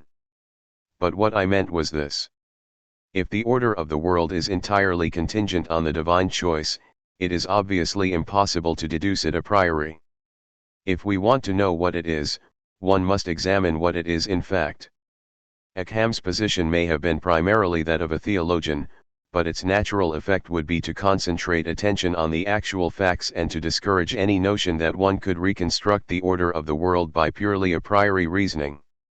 If a notion of this kind makes its appearance in the pre-Kantian continental rationalism of the classical period of modern philosophy, its origin is certainly not to be looked for in 14th century Ockhamism, it is to be associated, of course, with the influence of mathematics and of mathematical physics. For Ockham's tendency, then, was to split up the world, as it were, into absolutes. That is to say, his tendency was to split up the world into distinct entities, each of which depends on God but between which there is no necessary connection. The order of the world is not logically prior to the divine choice, but it is logically posterior to the divine choice of individual contingent entities. And the same tendency is reflected in his treatment of relations.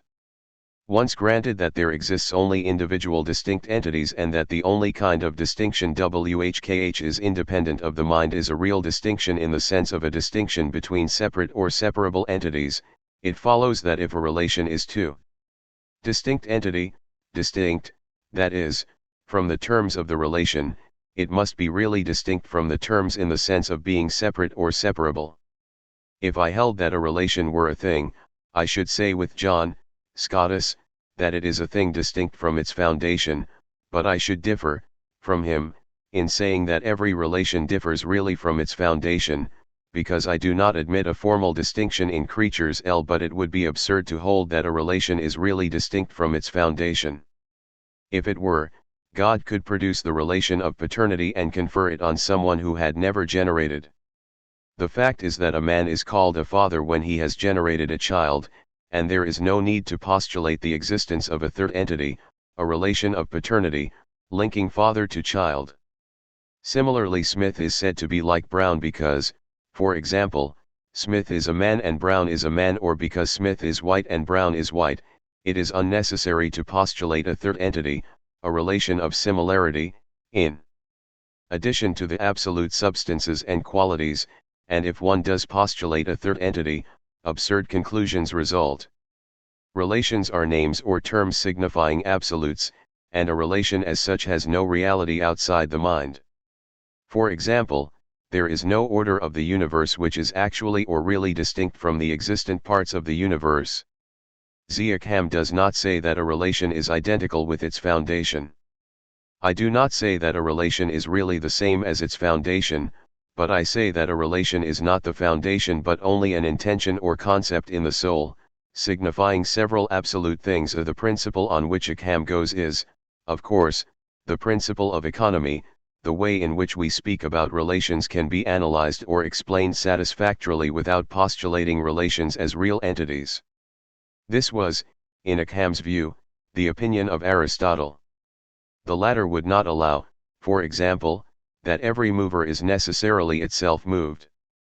But this implies that relations are not entities distinct from absolute things, for, if they were, the mover would receive a relation and would thus be itself moved. Relations are thus intensions or terms signifying absolutes, though one must add that Ockham restricts the application of this doctrine to the created world. In the Trinity there are real relations. This theory naturally affected Ockham's view of the relation between creatures and God. It was a common doctrine in the Middle Ages among Ockham's predecessors that the creature has a real relation to God, although God's relation to the creature is only a mental relation. On Ockham's view of relations, however, this distinction becomes in effect null and void. Relations can be analyzed into two existent absolutes, and in this case to say that between creatures and God there are different kinds of relation is simply to say, so far as this way of speaking is admissible, that God and creatures are different kinds of beings. It is perfectly true that God produced and conserves creatures and that the latter could not exist apart from God, but this does not mean that the creatures are affected by a mysterious entity called an essential relation of dependence. We conceive and speak about creatures as essentially related to God, but what actually exists is God on the one hand and creatures on the other, and there is no need to postulate any other entity.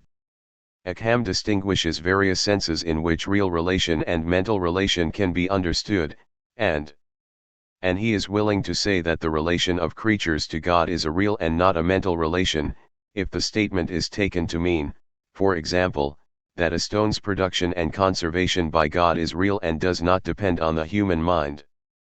But he excludes any idea of there being any additional entity in the stone, in addition, that is, to the stone itself, which could be called a real relation. One particular way in which Ockham tries to show that the idea of real relations distinct from their foundations is absurd deserves special mention. If one move my finger, its position is changed in regard to all the parts of the universe. And, if there are real relations distinct from their foundation, it would follow that at the movement of my finger the whole universe, that is, heaven and earth, would be at once filled with accidents. Moreover, if, as Ockham says, the parts of the universe are infinite in number, it would follow that the universe is peopled with an infinite number of fresh accidents whenever one move my finger. This conclusion he considered absurd. For Ockham, then, the universe consists of absolutes, substances, and absolute accidents, which can be brought into a greater or lesser local approximation to one another, but which are not affected by any relative entities called real relations.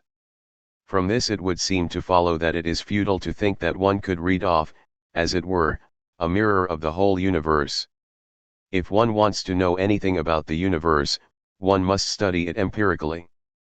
Very possibly this point of view should be regarded as favoring an empiricist approach to knowledge of the world, but it does not follow, of course, that modern science actually developed against a mental background of this sort.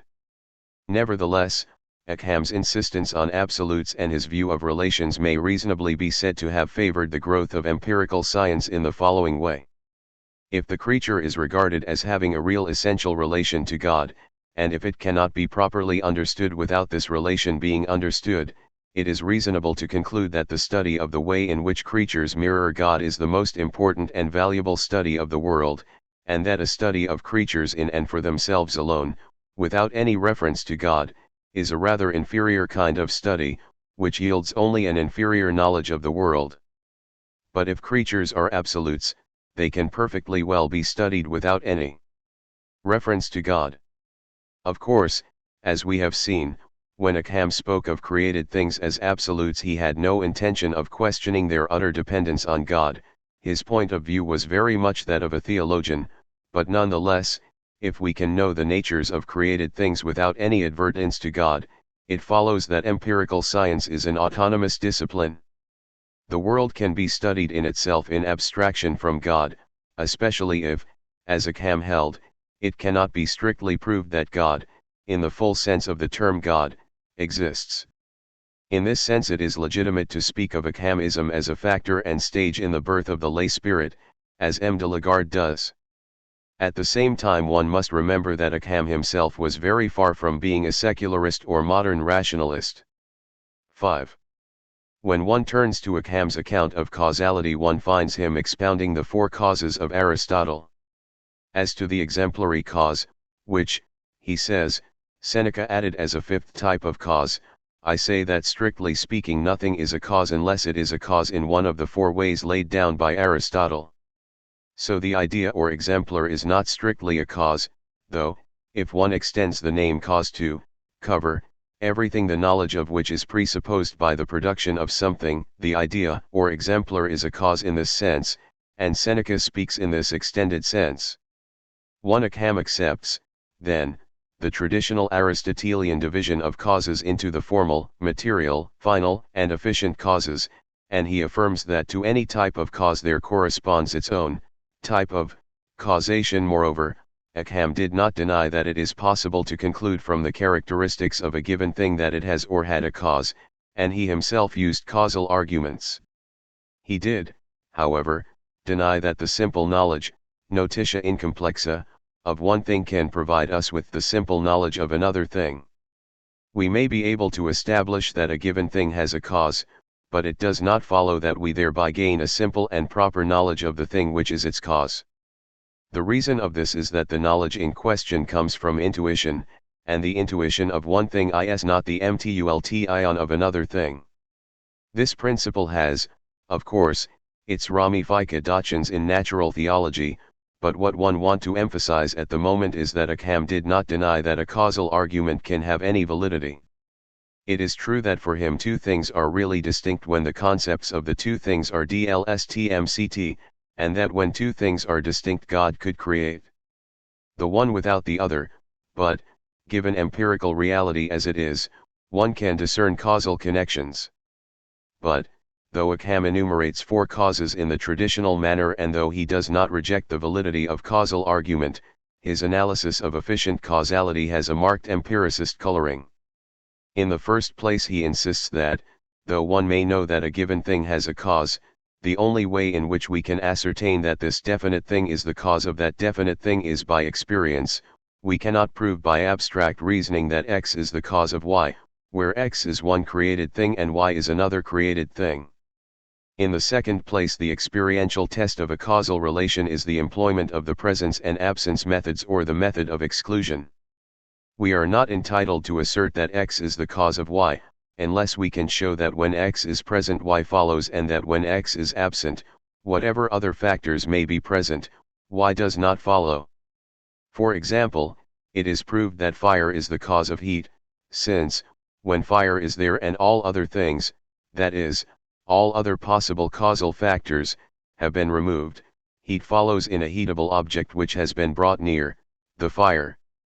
Similarly, it is proved that the object is the cause of intuitive knowledge, for when all other factors except the object have been removed, intuitive knowledge follows. Point 1. That it is by experience we come to know that one thing is the cause of another is, of course, a common sense position.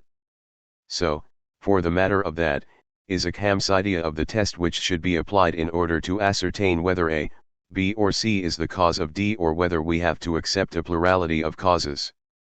If we find that when A is present D always follows, even when band C are absent, and that when band C are present but A is absent D never follows, we must take it that A is the cause of D. If, however, we find that when A alone is present D never follows, but that when A and B are both present D always follows, even though C is absent, we must conclude that both A and B are causal factors in the production of D. In calling these positions common sense positions, I mean that they are positions which would naturally commend themselves to ordinary common sense and that there is nothing revolutionary about either position in itself. I do not mean to suggest that from the scientific point of view the matter was adequately stated by Ockham. It does not need very much reflection to see that there are cases in which the supposed cause of an event cannot be removed, in order to see what happens in its absence. We cannot, for example, remove the moon and see what happens to the movement of the tides in the absence of the moon, in order to ascertain whether the moon exercises any causal influence on the tides. However, that is not the point to which I really want to draw attention. For it would be absurd to expect an adequate treatment of scientific induction from a thinker who was not really concerned with the matter and who showed comparatively little interest in matters of pure physical science, especially at a time when science had not attained that degree of development which would appear to be required before reflection on scientific method can really be valuable. The point to which I draw attention is rather this, that in his analysis of efficient causality Ockham shows a tendency to interpret the causal relation as invariable or regular sequence. In one place he distinguishes two senses of cause. In the second sense of the word, an antecedent proposition may be called a cause in relation to the consequent. This sense does not concern us, as Ockham expressly says that the antecedent is not the cause of the consequent in any proper sense of the term. It is the first sense which is of interest. In one sense cause, means something which has another thing as its effect, and in this sense that can be called a cause on the positing of which another thing is posited and on the non-positing of which that other thing is not posited. In a passage like this Ockham seems to imply that causality means regular sequence and does not seem to be talking simply of an empirical test which should be applied to ascertain whether one thing is actually the cause of another thing. To state without more ado that Ockham reduced causality to regular succession would be incorrect, but he does seem to show a tendency to reduce efficient causality to regular succession. And, after all, to do so would be very much in harmony with his theological view of the universe. God has created distinct things, and the order which prevails between them is purely contingent. There are regular sequences as a matter of fact, but no connection between two distinct things can be said to be necessary, unless one means by necessary simply that the connection, which depends on God's choice, is always observable in fact. In this sense one can probably say that Ockham's theological outlook and his tendency to give an empiricist account of efficient causality went hand in hand.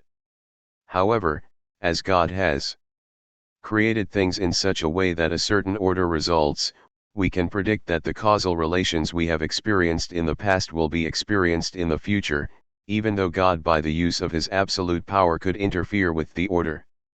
This theological background is, of course, generally absent from modern empiricism. 6. It is clear that Ockham utilized his razor in his discussion of causality, just as in that of relations in general. He utilized it too in his treatment of the problem of motion.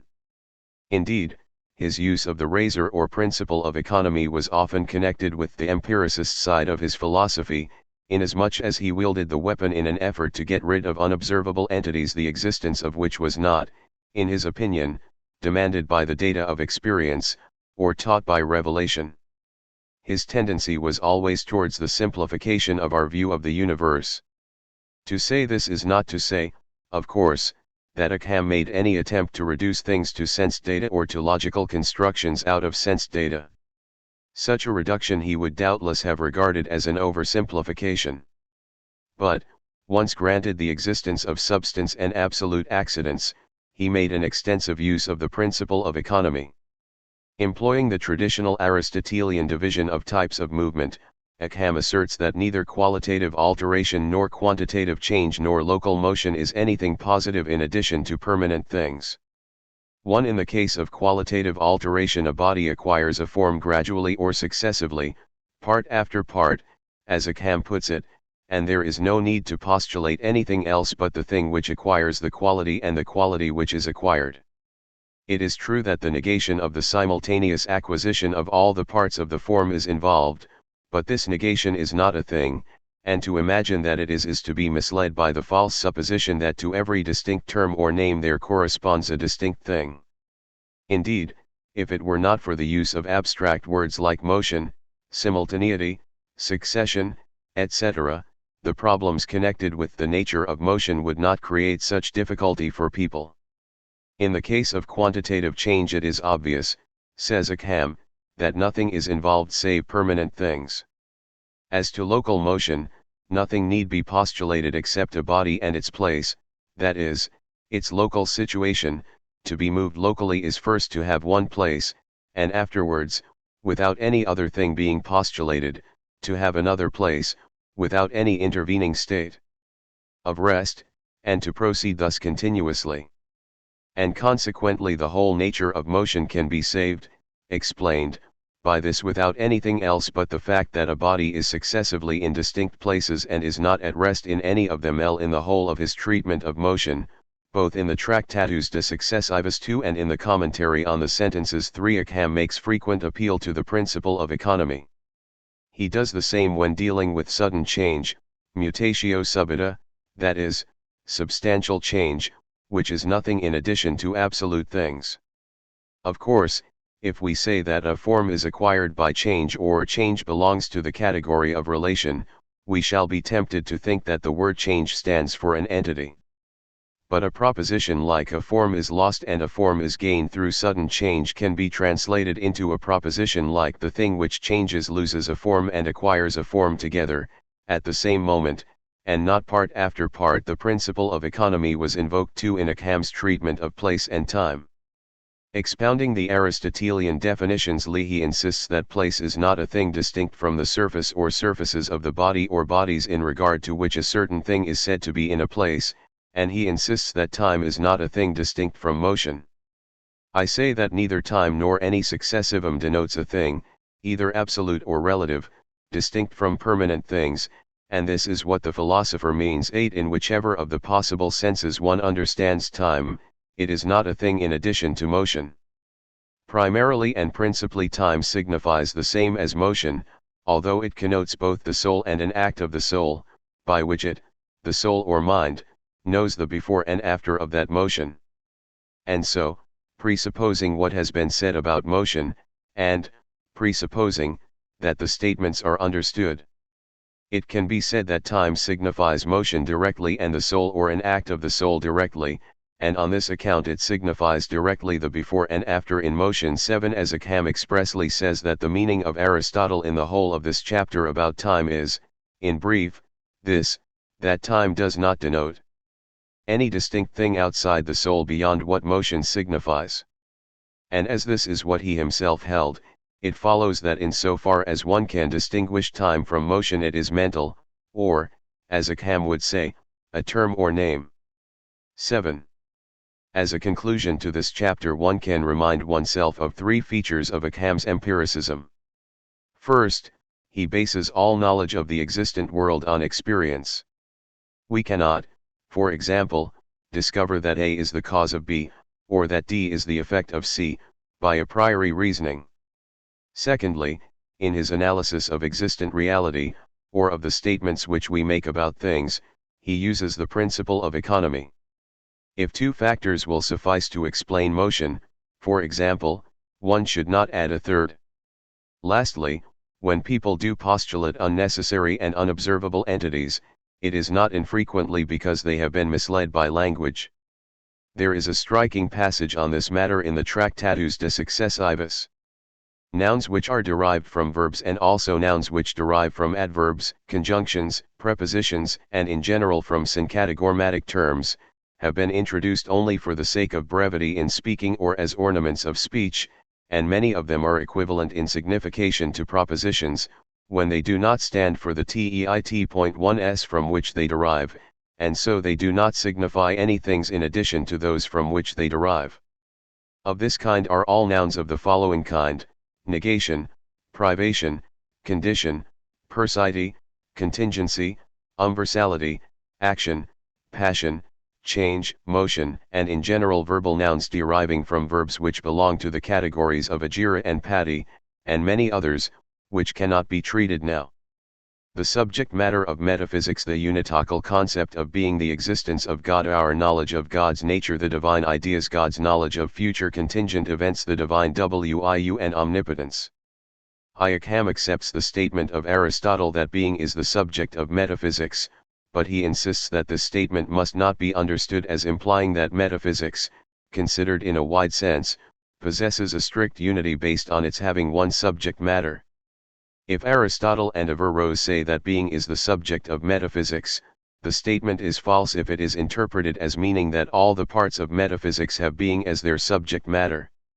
The statement is true, however, if it is understood as meaning that among all the subjects of the different parts of metaphysics being is first with a priority of predication, primum primitate predicationis.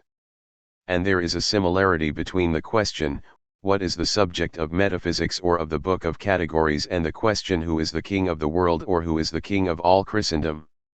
For just as different kingdoms have different kings, and there is no king of the whole world, though sometimes these kings may stand in a certain relation, as when one is more powerful or richer than another, so nothing is the subject of the whole of metaphysics, but here the different parts have different subjects, though these subjects may have a relation to one another. If some people say that being is the subject of metaphysics, while others say that God is the subject of metaphysics, a distinction must be made, if both statements are to be justified.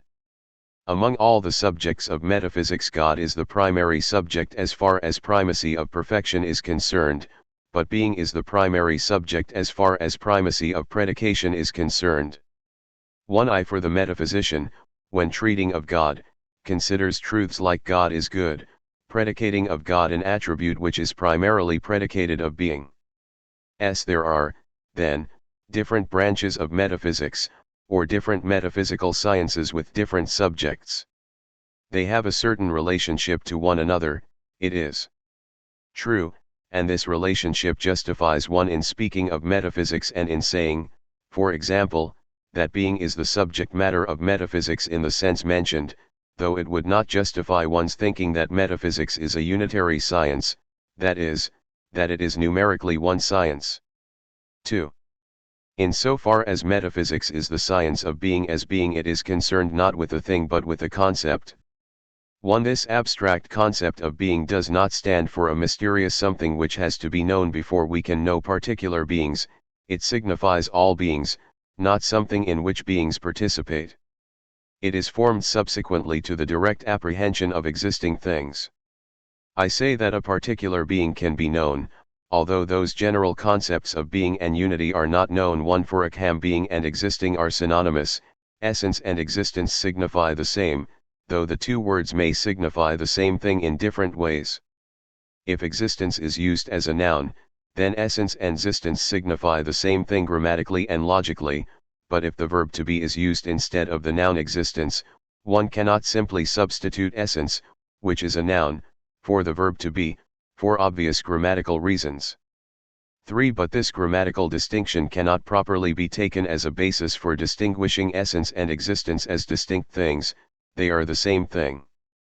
It is clear, then, that the general concept of being is the result of the apprehension of concrete existing things. It is only because we have had direct apprehension of actual existence that we can form the general concept of being as such. The general concept of being is univocal. On this point Ockham agrees with Scottus, so far as the use of the word univocal is concerned. There is one concept common to God and creatures and predicible of them, for being is a concept predicible in a univocal sense of all existent things. Without a univocal concept we could not conceive God. We cannot in this life attain an intuition of the divine essence, nor can we have a simple proper concept of God, but we can conceive God in a common concept predicible of Him and of other beings. This statement must, however, be properly understood. It does not mean that the univocal concept of being acts as a bridge between a direct apprehension of creatures and a direct apprehension of God. Nor does it mean that one can form the abstract concept of being and deduce therefrom the existence of God. The existence of God is known in other ways, and not by an a priori deduction. But without a univocal concept of being one would be unable to conceive the existence of God. I admit that the simple knowledge of one creature in itself leads to the knowledge of another thing in a common concept. For example, by the simple knowledge of a whiteness which I have seen I am led to the knowledge of another whiteness which I have never seen, inasmuch as from the first whiteness I abstract a concept of whiteness which refers indifferently to them both.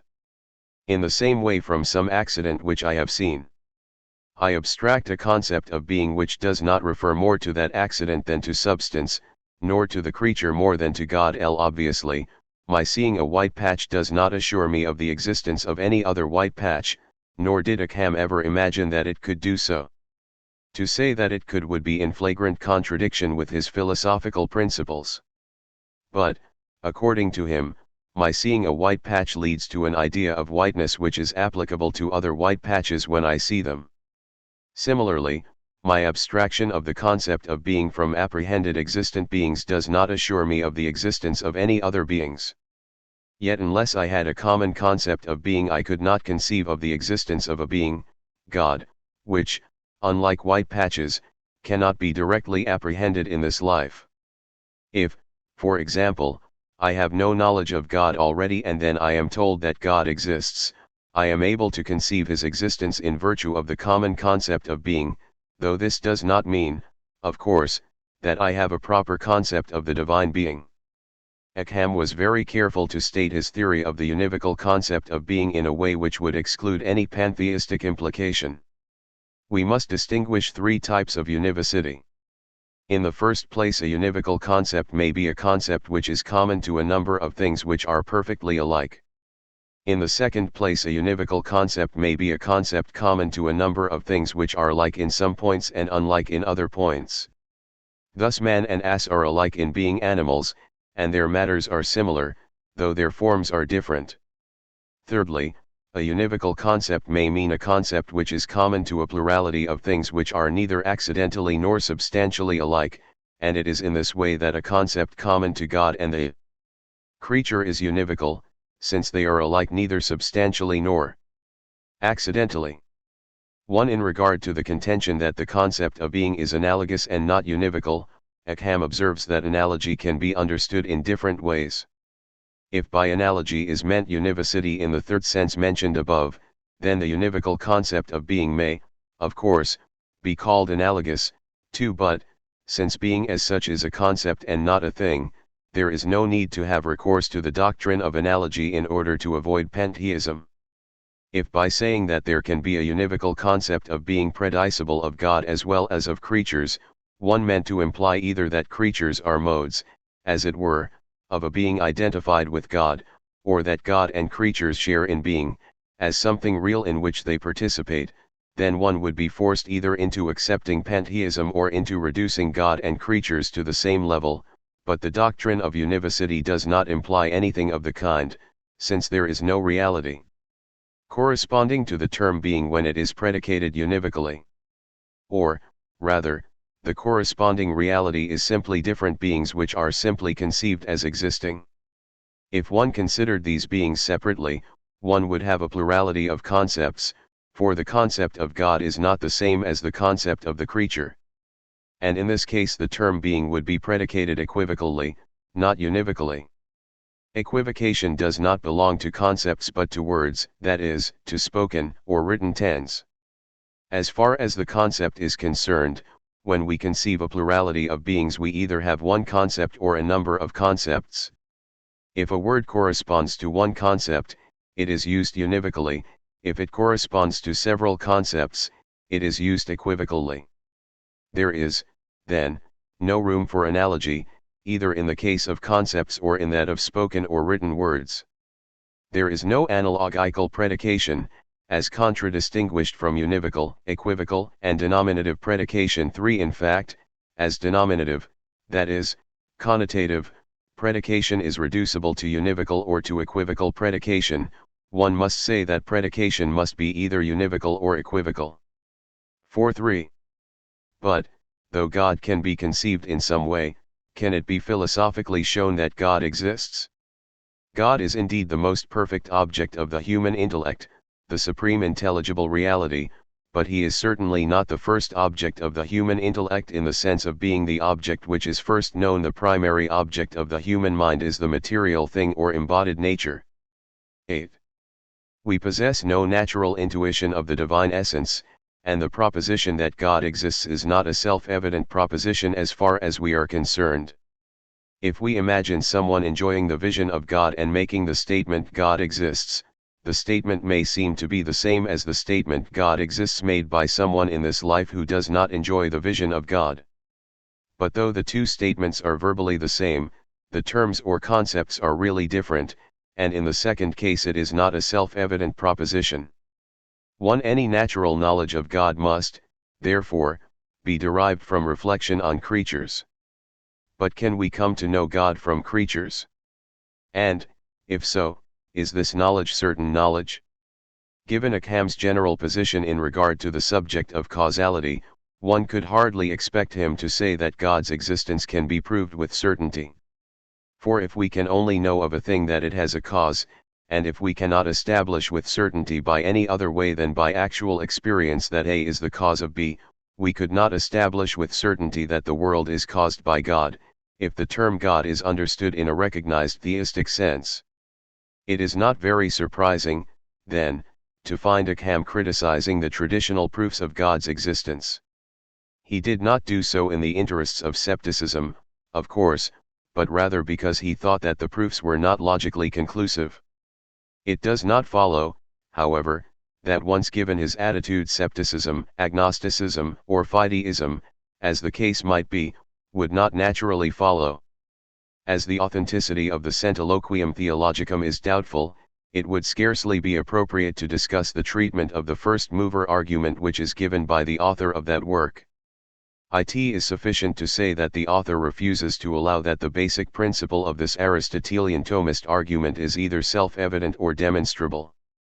2. In fact, there are exceptions to the principle, inasmuch as an angel, and the human soul too, moves itself, and such exceptions show that the alleged principle cannot be a necessary principle and that it cannot form a basis for any strict proof of God's existence, especially as it cannot be proved that an infinite regress in the series of movers is impossible. The argument may be a probable argument in the sense that it is more probable that there is a first unmoved mover than that there is no such first unmoved mover, but it is not a certain argument. This criticism follows the line already suggested by Scotus, and even if the work in which it occurs is not a work of Ockham, the criticism would seem to be in harmony with Ockham's ideas. Moreover, there can be no question of his having accepted St. Thomas's Manifestier via as a certain argument for God's existence, as distinct from the existence of a first mover in a general sense. The first mover might be an angel or some being less than God, if we mean by God an infinite, unique, and absolutely supreme being. 1. The proof from finality also goes by the board. Not only is it impossible to prove that the universe is ordered to one end, God too, but it cannot even be proved that individual things act for ends in a way which would justify any certain argument to God's existence. In the case of things which act without knowledge and will, all that we are warranted in saying is that they act because of a natural necessity. It makes no sense to say that they act for an end. Of course, if one presupposes God's existence, one can then speak of inanimate things as acting for ends, that is, for ends determined by God, who created their natures, but if a statement is based on the presupposition of God's existence, it cannot itself be used to prove God's existence. As to agents endowed with intelligence and will, the reason for their voluntary actions is to be found in their own wills, and it cannot be shown that all wills are moved by the perfect good, God. In fine, it is impossible to prove that there is in the universe an immanent teleological order, the existence of which makes it necessary to assert God's existence. There is no order distinct from absolute natures themselves, and the only way in which one could prove God's existence would be as efficient cause of the existence of finite things. Is it, however, possible to do so? In the Quodlibet, Ockham states that one must stop at a first efficient cause and not proceed to infinity, but he adds immediately that this efficient cause might be a heavenly body, since we know by experience that it is the cause of other things.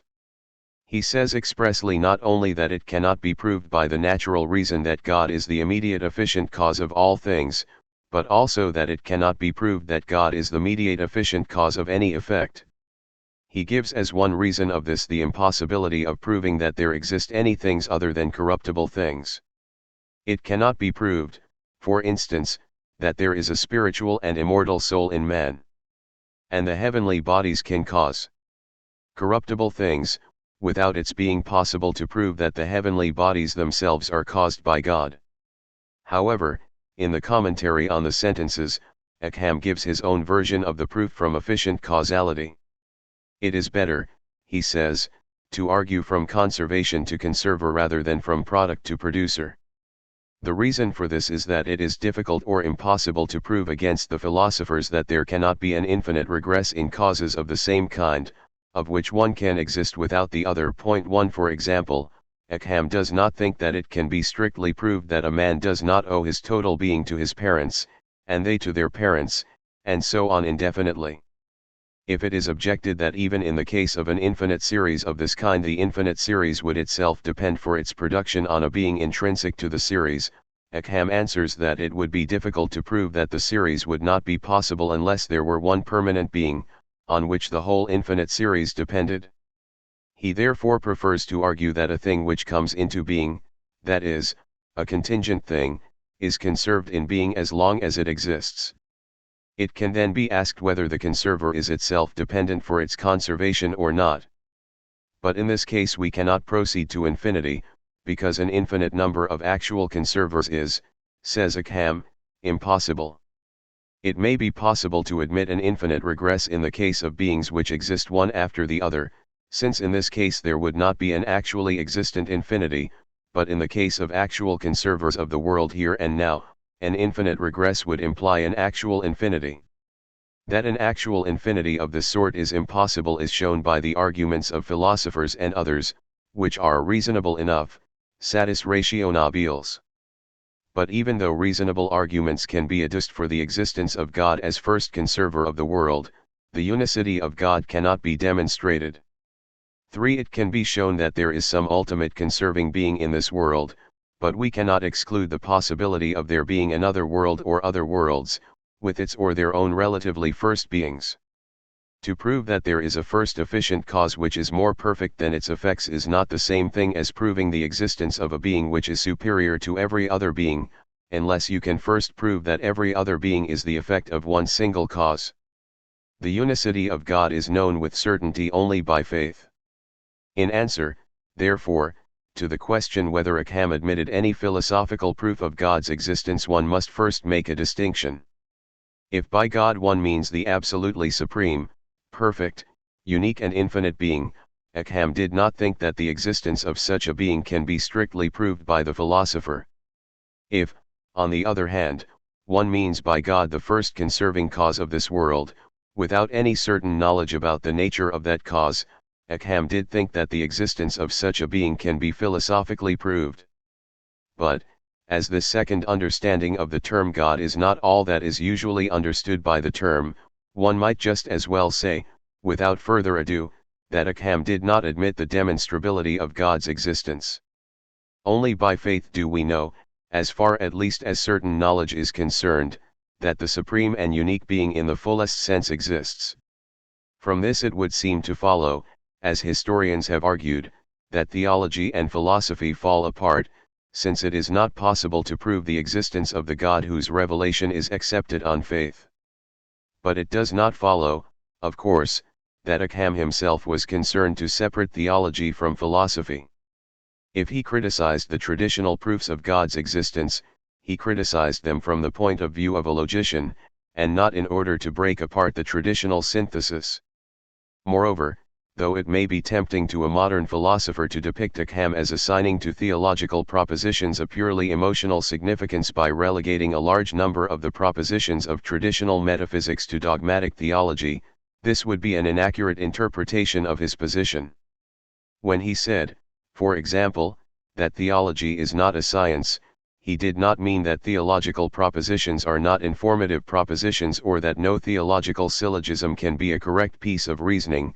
What he meant was that since the premises of theological arguments are known by faith, the conclusions too fall within the same sphere, and that since the premises are not self-evident, the arguments are not scientific demonstrations in the strict sense of scientific demonstration.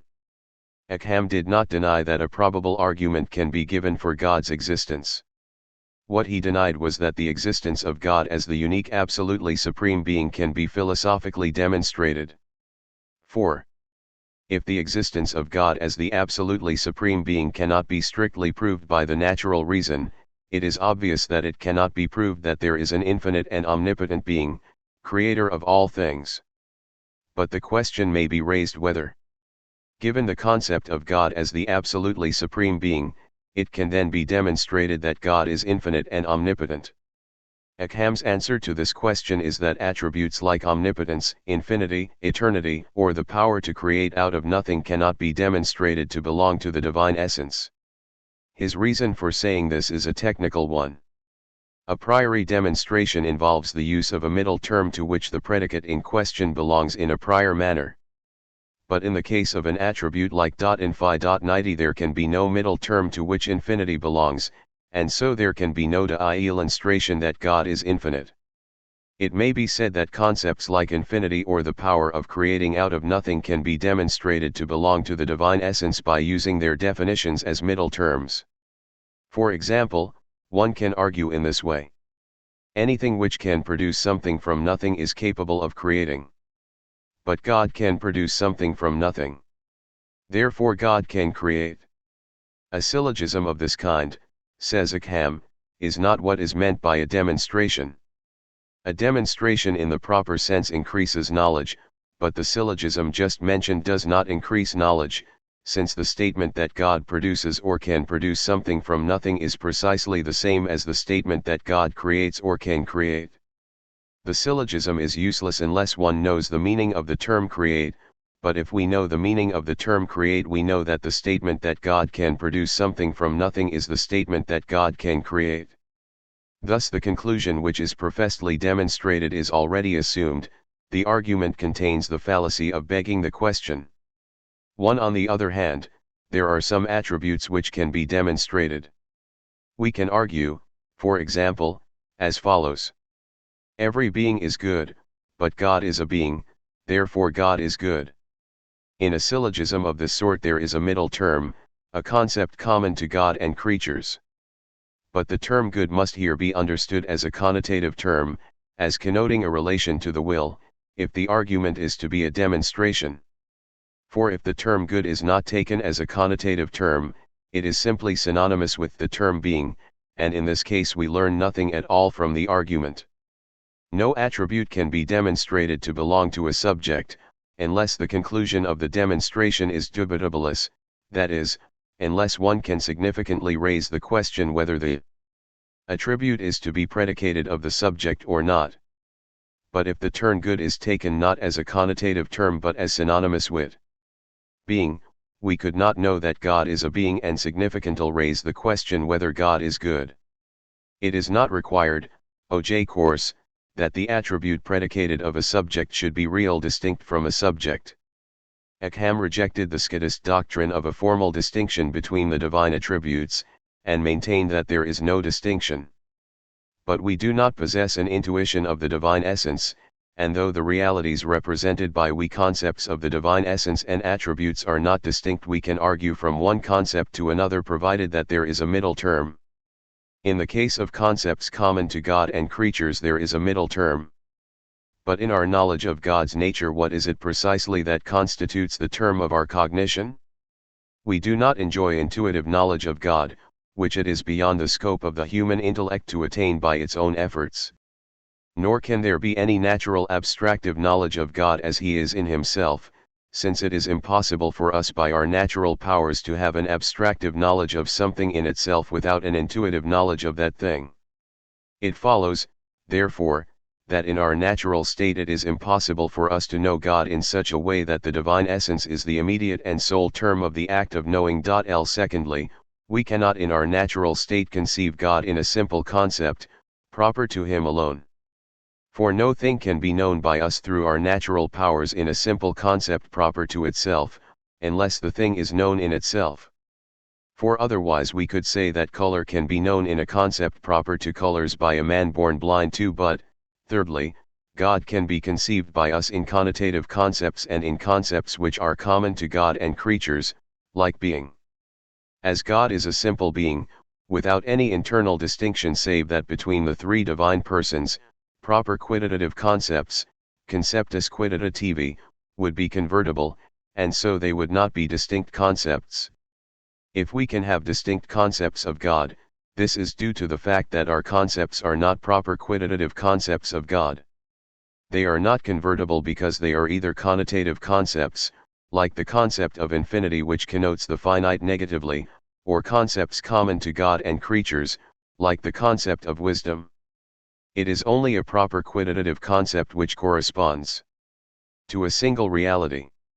A connotative concept connotes a reality other than the subject of which it is predicated, and a common concept is predicible of other realities than the one of which it is in fact predicated. Moreover, the common concepts which we predicate of God are due to a reflection on other realities than God and presuppose them. An important consequence follows. If we have, as we do have, distinct concepts of God, a simple being, our conceptual knowledge of the divine nature is a knowledge of concepts rather than a knowledge of God as he is. What we attain is not the divine essence but a mental representation of the divine essence. We can form, it is true, a composite concept which is predicible of God alone, but this concept is a mental construction. We cannot have a simple concept proper to God which would adequately mirror the divine essence.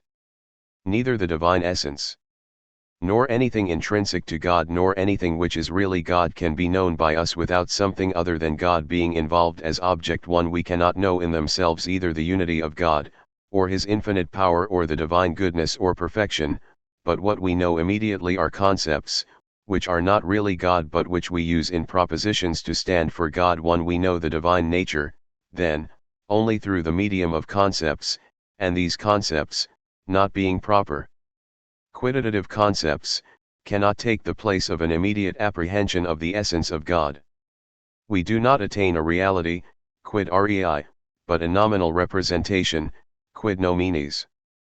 This is not to say that theology is not true or that its propositions have no meaning, but it is to say that the theologian is confined to the sphere of concepts and mental representation and that his analyses are analyses of concepts, not of God himself. To imagine, for example, as Scotus did, that because we conceive divine attributes in distinct concepts these attributes are formally distinct in God is to misunderstand the nature of theological reasoning. The foregoing inadequate account of what Ockham has to say on the subject of our knowledge of the divine nature really belongs to an account of his theological rather than of his philosophical ideas. For if the existence of God as the absolutely supreme being cannot be firmly established by the philosopher, it is obvious that the philosopher cannot give us any certain knowledge of God's nature. Nor can the theologian's reasoning, according to Ockham, give us certain knowledge of God's nature. As far as the analysis of concepts goes, an unbeliever could perform the same analysis as is performed by the believing theologian. What gives us certain knowledge of the truth of theological propositions is not the theologian's reasoning as such, nor his demonstrations, so far as demonstration is possible for him, but God's revelation accepted on faith. The theologian can reason correctly from certain premises, but so can the unbeliever. The former, however, accepts the premises and the conclusions on faith, and he knows that the propositions are true, that is, that they correspond to reality. But he knows this by faith, and his knowledge is not, in the strict sense, science. For there is no intuitive knowledge lying at the basis of his reasoning. Ockham did not intend to question the truth of theological dogmas, he set out to examine the nature of theological reasoning and theological concepts, and he treated his problems from the point of view of a logician. His theological nominalism was not, in his own mind, equivalent to agnosticism or scepticism, it was rather, in intention at any rate, a logical analysis of a theology which he accepted. But though Ockham's discussion of our knowledge of God's nature belongs more properly to the theological than to the philosophical sphere, it has its place in a discussion of his philosophy, if only for the reason that in it he deals with matters which preceding medieval philosophers had considered to fall within the metaphysician's competence. Similarly, though the philosopher as such could scarcely, in Ockham's eyes, establish anything with certainty about the divine ideas, this topic had been a salient feature of the traditional medieval metaphysics, and Ockham's treatment of it is closely linked with his general philosophic principles. It is desirable, therefore, to say something about it here. 5.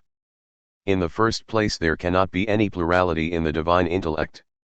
The divine intellect is identical with the divine will and the divine essence. We may speak about the divine will, the divine intellect and the divine essence, but the reality referred to is one single and simple being. Hence, talk about the divine ideas cannot be taken to refer to realities in God which are in any way distinct either from the divine essence or from one another. If there were a distinction at all, it would be a real distinction, and a real distinction cannot be admitted. In the second place, it is quite unnecessary, and also misleading, to postulate divine ideas as a kind of intermediary factor in creation. Apart from the fact that if the divine ideas are in no way distinct from the divine intellect, which is itself identical with the divine essence, they cannot be an intermediary factor in creation. God can know creatures and create them without the intervention of any ideas. 1 Ockham makes it clear that in his opinion the theory of ideas in God is simply a piece of anthropomorphism. It also involves a confusion between quid rei and quid nominis. The upholders of the theory would certainly admit that there is not a real distinction either between the divine essence and the divine ideas or between the ideas themselves, but that the distinction is a mental distinction, yet they talk as though the distinction of ideas in God were prior to the production of creatures. Moreover, they postulate in God ideas of universals, which as a matter of fact do not correspond to any reality. In fine, Ockham applies the principle of economy to the theory of divine ideas in so far as this theory implies that there are ideas in God which are distinct from creatures themselves, whether the ideas are interpreted as real or as mental relations. It is unnecessary to postulate such ideas in God to explain either his production of or his knowledge of creatures. In one sense, therefore, Ockham may be said to have rejected the theory of divine ideas. But this does not mean that he was prepared to declare that St. Augustine was in error or that there was no acceptable interpretation of the theory. On the contrary, as far as verbal acceptance was concerned, he must be said to have accepted the theory. But the meaning which he attaches to the statements he makes has to be clearly understood, if he is not to be judged guilty of flagrant self-contradiction. He asserts, for instance, that there is an infinite number of distinct ideas, and this assertion appears at first hearing to be in obvious contradiction with his condemnation of any ascription of distinct ideas to God.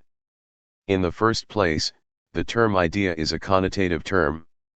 It denotes directly the creature itself, but it connotes indirectly the divine knowledge or knower.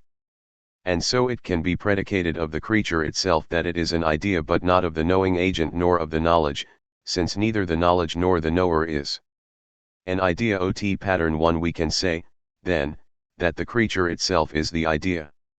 The ideas are not in God subjectively and really, but they are in him only objectively, that is, as certain things which are known by him, for the ideas are the things themselves which are producible by God. 1. In other words, it is quite sufficient to postulate God on the one hand and creatures on the other hand. The creatures as known by God are the ideas, and there are no other ideas. The creature as known from eternity by God can be considered as the pattern or exemplar of the creature as actually existent. The ideas are certain known patterns, exempla, and it is by reference to them that the knower can produce something in real existence. This description does not fit the divine essence itself, nor any mental relation, but the creature itself. The divine essence is not an idea. Nor is the idea either a real or a mental relation. Not a real relation, since there is no real relation on God's part to the creature, and not a mental relation, both because there is no mental relation of God to the creature to which the name idea could be given, and because a mental relation cannot be the exemplar of the creature, just as an ens rationis cannot be the exemplar of a real being. 1. But if creatures themselves are the ideas, it follows that there are distinct ideas of all makeable things, as the things themselves are distinct from one another. And thus there are distinct ideas of all the essential and integral parts of producible things, like matter and form. 2. On the other hand, if the ideas are the creatures themselves, it follows that the ideas are of individual things, since individual things alone are producible outside the mind, and no others. There are, for example, no divine ideas of genera, for the divine ideas are creatures makeable by God, and genera cannot be produced as real existence. It follows, too, that there are no ideas of negations, privations, evil, guilt and the like, since these are not and cannot be distinct things. But, as God can produce an infinity of creatures, we must say that there is an infinite number of ideas. 8. Ockham's discussion of the theory of divine ideas illuminates both the general medieval outlook and his own mentality. The respect for St. Augustine in the Middle Ages was too great for it to be possible for a theologian simply to reject one of his main theories. We find, then, the language of the theory being retained and used by Ockham. He was willing to speak of distinct ideas and of these ideas as patterns or exemplars of creation. On the other hand, using the principle of economy and determined to get rid of anything which might seem to come between the omnipotent creator and the creature so as to govern the divine will, he pruned the theory of all Platonism and identified the ideas with creatures themselves as producible by God and as known by God from eternity as producible. From the philosophical point of view he fitted the theory to his general philosophy by eliminating universal ideas, while from the theological point of view he safeguarded, as he thought, the divine omnipotence and eliminated what he considered to be the contemplation of Greek metaphysics. Having identified the ideas with creatures he was able, however, to observe that Plato acted rightly in neither identifying the ideas with God nor placing them in the divine mind. This is not to say, of course, that Ockham's use of the language of the Aristotelian theory was insincere. He postulated the theory, in so far as it could be taken to mean simply that creatures are known by God, for one of the main traditional reasons, namely that God creates rationally and not irrationally. But at the same time it is clear that in Ockham's hands the theory was so purged of Platonism that to all intents and purposes it was rejected in its original form. Abelard, while rejecting ultra-realism, had retained the theory of universal ideas in God, largely out of respect for St. Augustine, but Ockham eliminated these universal divine ideas. His version of the theory of ideas is thus consistent with his general principle that there are only individual existence and with his constant attempt to get rid of any other factors which could be got rid of. It might be said, of course, that to speak of producible creatures as known by God from all eternity, things were ideas from eternity, but they were not actually existent from eternity. One is to admit the essence of the theory of ideas, and this is, in fact, what Ockham thought and what justified him, in his opinion, in appealing to St. Augustine. But it is perhaps questionable if Ockham's theory is altogether consistent. As he would not confine God's creative power in any way, he had to extend the range of ideas beyond the things actually produced by God, but to do this is, of course, to admit that the ideas cannot be identified with creatures that have existed, do exist, and will exist, and to admit this is to come very close to the Thomist theory, except that no ideas of universals are admitted. The conclusion that should probably be drawn is not that Ockham made an insincere use of the language of a theory which he had really discarded, but rather that he sincerely accepted the theory, though he interpreted it in such a way as to fit in with his conviction that only individuals exist or can exist and that universal concepts belong to the level of human thought and are not to be attributed to God. 6. When it comes to discussing the divine knowledge, Ockham shows a marked and, indeed, very understandable reluctance to make assertions concerning a level of cognition which lies entirely outside our experience. That God knows, besides himself, all other things cannot be proved philosophically. Any proof would rest principally on God's universal causality, but, apart from the fact that it cannot be proved by means of the principle of causality that a cause knows its immediate effect, it cannot be proved philosophically that God is the immediate cause of all things. 1. Probable arguments can be given for saying that God knows some things other than himself, but the arguments are not conclusive. On the other hand, it cannot be proved that God knows nothing other than himself, for it cannot be proved that every act of cognition depends on its object. 1. Nevertheless, though it cannot be philosophically proved that God is omniscient, that is, that he knows not only himself but also all other things as well, we know by faith that he is. But, if God knows all things, does this mean that he knows future contingent events, in the sense of events which depend on free wills for their actuality? I say to this question that it must be held without any doubt that God knows all future contingent events with certainty and evidence. but it is impossible for any intellect in our present state to make evident either this fact or the manner in which God knows all future contingent events. 3. Aristotle, says Ockham, would have said that God has no certain knowledge of any future contingent events for the following reason. No statement that a future contingent event depending on free choice will happen or will not happen is true. The proposition that it either will or will not happen is true, but neither the statement that it will happen nor the statement that it will not happen is true. And if neither statement is true, neither statement can be known. In spite of this reason, however, we must hold that God evidently knows all future contingents.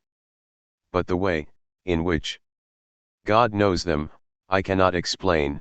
But Ockham goes on to say that God does not know future contingent events as present to him or by means of ideas as media of knowledge, but by the divine essence itself, although this cannot be proved philosophically.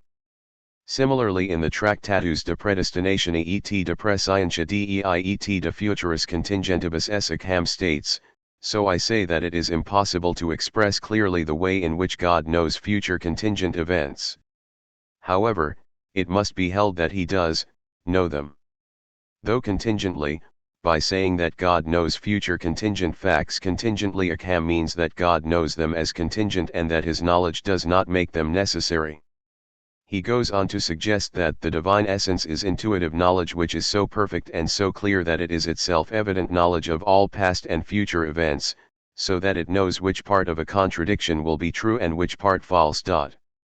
Thus Ockham affirms that God does not merely know that, for example, I shall choose tomorrow either to go for a walk or to stop at home and read. He knows which alternative is true and which false.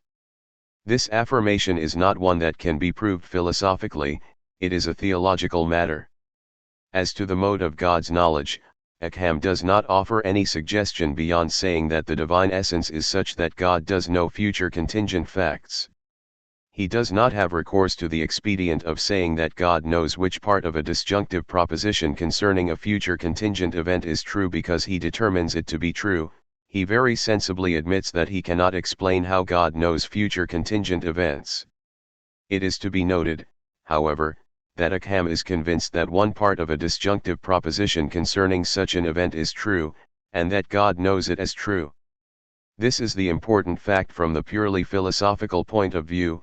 The relation of God's knowledge of future free events to the theme of predestination does not concern us here. It is an important fact because it shows that Ockham did not admit an exception to the principle of excluded middle. Some 14th century philosophers did admit an exception. For Petrus Orioli, as we have seen, propositions which either affirm or deny that a definite contingent event will happen in the future are neither true nor false. Petrus Orioli did not deny that God knows future contingent events, but he maintained that as God's knowledge does not look forward, as it were, to the future, it does not make an affirmative or a negative statement which concerns a definite free act in the future either true or false. One can say, then, that he admitted an instance of a three-valued logic, though it would, of course, be an anachronism to depict him as elaborating such a logic. This is not the case, however, with William of Ockham, who does not admit any propositions to be neither true nor false. He rejected Aristotle's arguments designed to show that there are such propositions, though there are one or two passages which seem at first sight to support Aristotle's point of view. Moreover, in the Summa Totius Logici 1 Ockham expressly states, in opposition to Aristotle, that propositions about future contingent events are true or false. Again, in the Quodlibetes he maintains that God can reveal knowledge of affirmative propositions concerning future contingent events, because such propositions are true. God made revelations of this sort to the prophets, though precisely how it was done one do not know, because it has not been revealed to me. One cannot say, then, that Ockham admitted an exception to the principle of excluded middle. And because he did not admit an exception, he was not faced with the problems of reconciling the admission with the divine omniscience. 7. If the terms will, intellect and essence are understood in an absolute sense, they are synonymous. If some name were used to signify precisely the divine essence and nothing else, without any connotation of anything else whatever, and similarly if some name were used to signify the divine will in the same manner, those names would be simply synonymous names, and whatever wiis predicated of the one could be predicated of the other three accordingly. If the terms essence and will are taken absolutely, there is no more reason to say that the divine will is the cause of all things than that the divine essence is the cause of all things. It comes to the same thing. However, whether we speak of the divine essence or of the divine will, God is the immediate cause of all things, though this cannot be demonstrated philosophically. The divine will, or the divine essence, is the immediate cause of all things in the sense that without the divine causality 110 effect would follow, even though all other conditions and dispositions were present. Moreover, the power of God is unlimited, in the sense that he can do all that is possible. But to say that God cannot do what is intrinsically impossible is not to limit God's power, for it makes no sense to speak of doing or making what is intrinsically impossible. However, God can produce every possible effect. Even without a secondary cause, he could, for instance, produce in the human being an act of hatred of himself, and if he were to do so he would not sin. That God can produce every possible effect, even without the concurrence of a secondary cause, cannot be proved by the philosopher, but it is none the less to be believed. The divine omnipotence cannot, then, be philosophically proved. But once it is assumed as an article of faith, the world appears in a special light. All empirical causal relations, that is, all regular sequences, are seen as contingent, not only in the sense that causal relations are matters for experiential verification and not for a priori deduction, but also in the sense that an external agent, namely God, can always produce B without employing A as secondary cause. Of course, in all medieval systems of thought the uniformity and regularity of natural processes were regarded as contingent, inasmuch as the possibility of God's miraculous intervention was admitted by all Christian thinkers. But the metaphysic of essences had conferred on nature a comparative stability of which Ockham deprived it. With him relations and connections in nature were really reduced to the coexistence or successive existence of absolutes. And in the light of the divine omnipotence, believed on faith, the contingency of relations and of order in nature was seen as the expression of the all-powerful will of God. Ockham's view of nature, taken in isolation from its theological background, might reasonably be regarded as a stage on the path to a scientific view of nature through the elimination of the metaphysical, but the theological background was not for Ockham himself an irrelevant excrescence. On the contrary, the thought of the divine omnipotence and liberty pervaded, explicitly or implicitly, his whole system, and in the next chapter we shall see how his convictions on this matter influenced his moral theory. That an immaterial and incorruptible soul is the form of the body cannot be philosophically proved. The plurality of really distinct forms in man. The rational soul possesses no really distinct faculties. The human person. Freedom. Ockham's ethical theory.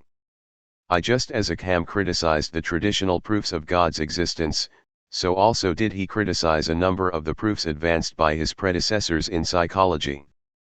We experience acts of understanding and willing, but there is no compelling reason to attribute these acts to an immaterial form or soul. We experience these acts as acts of the form of the body, and, as far as experience takes us, we might reasonably conclude that they are the acts of an extended and corporeal form.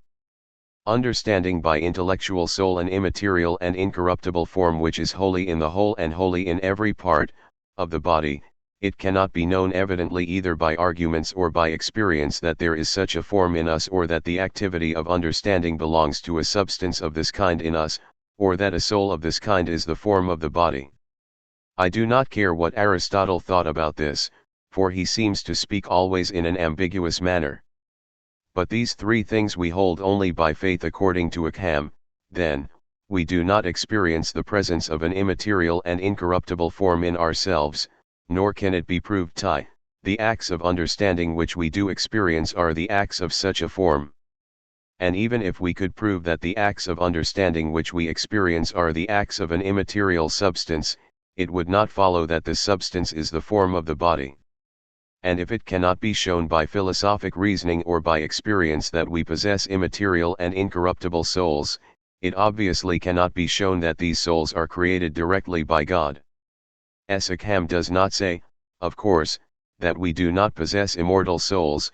What he says is that we cannot prove that we possess them. That we do possess them is a revealed truth, known by faith.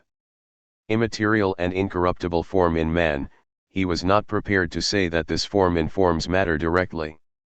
The function of matter is to support a form, and it is clear that the matter of the human body has a form. But the corruptibility of the human body shows that it is not an incorruptible form which informs matter immediately. I say that one must postulate in man another form in addition to the intellectual soul, namely a sensitive form, on which a natural agent can act by way of corruption and production. This sensitive form or soul is distinct from man's intellectual soul and, unless God wills otherwise, it perishes with the body. There is only one sensitive form in an animal or in a man, but it is extended in such a way that one part of the sensitive soul perfects one part of matter, while another part of the same soul perfects another part of matter. 3. Thus the part of the sensitive soul which perfects the organ of sight is the power of seeing, while the part which perfects the organ of hearing is the power of hearing. In this sense, then, we can speak of sensitive powers which are really distinct from one another, for the accidental dispositions which are of necessity required for the act of seeing are really distinct from the dispositions which are of necessity required for the act of hearing. 6. This is clear from the fact that one can lose the power of sight, for example, without losing the power of hearing. But if we mean by powers forms which are the eliciting principles of the various acts of sensation, there is no need to postulate really distinct powers corresponding to the various organs of sense. The principle of economy can be applied. The one eliciting principle is the sensitive form or soul itself, which is extended throughout the body and works through the different sense organs. In one place Ockham speaks as follows. According to the opinion which I consider the true one, there are in man several substantial forms, at least a form of corpority and the intellectual soul. 6. In another place he says that though it is difficult to prove that there are or are not several substantial forms in man, it is proved that there are, in the following way, at least in regard to the intellectual soul and the sensitive soul, which are distinct in man. His remark about the difficulty of proof is explained in the Quodlibet 8, where he says that it is difficult to prove that the sensitive and intellectual souls are distinct in man because it cannot be proved from self-evident propositions. But this does not prevent his going on to offer arguments based on experience, such as the argument that we can desire a thing with the sensitive appetite, while at the same time we turn away from it with the rational will. As to the fact that in one place he seems to insist on the intellectual soul and the form of corpority, whereas in another place he seems to insist on the presence in man of intellectual and sensitive souls, the apparent inconsistency seems to be explicable in terms of the two contexts. In any case, Ockham clearly maintained the existence in man of three distinct forms. He argues not only that the intellectual soul and the sensitive soul are distinct in man, but also that the sensitive soul and the form of corpority are really distinct both in men and brutes. In maintaining the existence of a form of corpority in man, Ockham was, of course, continuing the Franciscan tradition, and he gives the traditional theological argument, that the form of corpority must be postulated in order to explain the numerical identity of Christ's dead body with his living body, though he gives other arguments as well.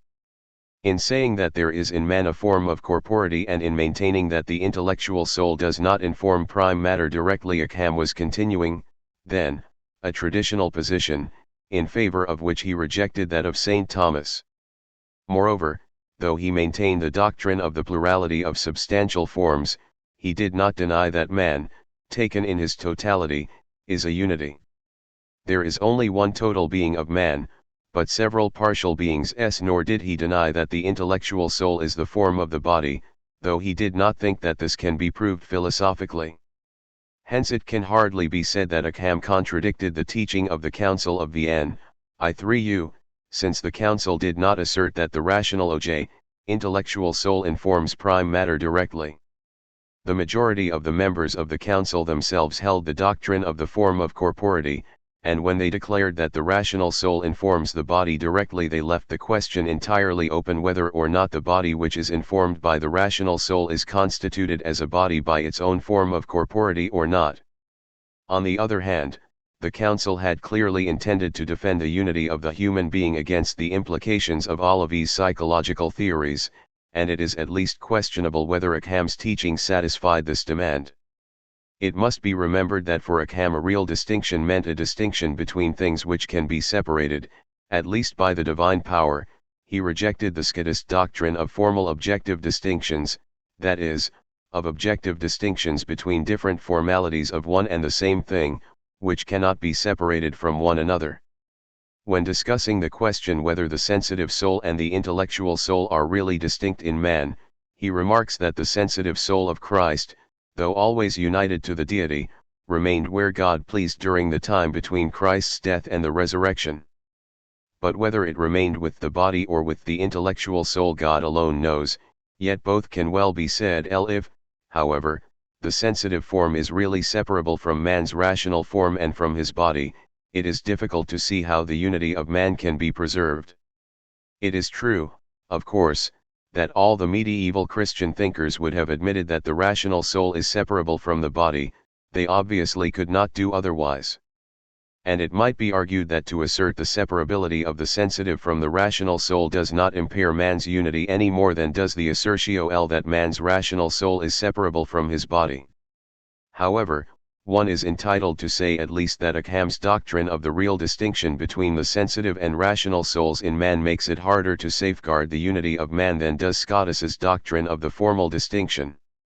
Ockham, of course, disposed of Scotus's formal distinction by means of the principle of economy, and he supported his theory of the real distinction between the sensitive and rational souls by an appeal to exp. Rance.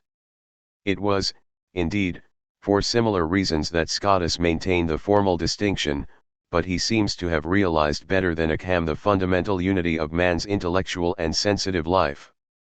In certain respects he appears to have been less influenced by Aristotle than was Ockham, who envisaged the possibility at any rate of the rational souls being united to the body more as a mover than as a form, though, as we have seen, he accepted on faith the doctrine that the intellectual soul is the form of the body. 3. Though Ockham asserted the existence in man of a plurality of forms, really distinct from one another, he would not admit a real distinction between the faculties of a given form.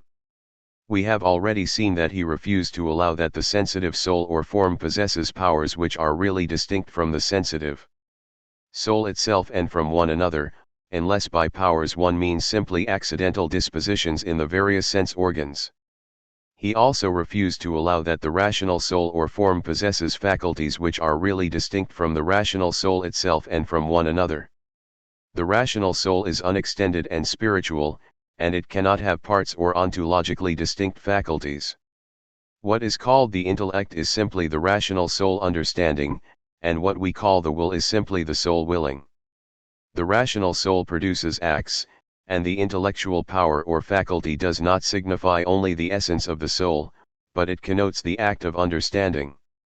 And similarly in the case of the will, in one sense, then, intellect and will are really distinct, that is, if we are taking them as connotative terms, for an act of understanding is really distinct from an act of willing.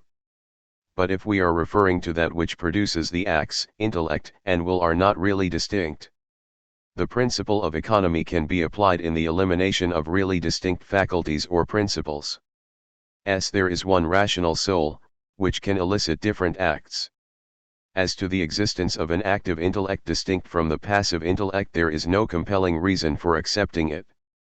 The formation of universal concepts, for example, can be explained without postulating any activity of the intellect. 3. Nevertheless, Ockham is prepared to accept the active intellect on account of the authority of the saints and philosophers, for in spite of the fact that the arguments for its existence can be answered and that in any case no more than probable arguments can be given. 4. In asserting a plurality of substantial forms in man and in denying at the same time that intellect and will are really distinct faculties, Ockham remained faithful to two features of the Franciscan tradition. but the doctrine of the plurality of forms in man traditionally meant an acceptance of the form of corporeity in addition to the one human soul, not a breaking up, as it were, of the soul into distinct forms in Ockham's sense of distinction. His substitution of the real distinction, involving separability, for Scotus's formal objective distinction was scarcely compatible with the assertion of the unity of the human being. Yet in discussing human personality Ockham insisted on this unity. The person is a suppositum intellectual, a definition which holds good for both created and uncreated persons, and a suppositum is fa complete. Being, incommunicable by identity, incapable of inhering in anything, and not supported, sustentatum, by anything. 1. The words a complete being exclude from the class of supposita all parts, whether essential or integral, while the words incommunicable by identity exclude the divine essence, which, though a complete being, is communicated identically to the divine persons. The phrase incapable of inhering in anything excludes accidents, while not supported, Ockham means taken up or assumed, by anything excludes the human nature of Christ, which was assumed by the second person and is consequently not a person.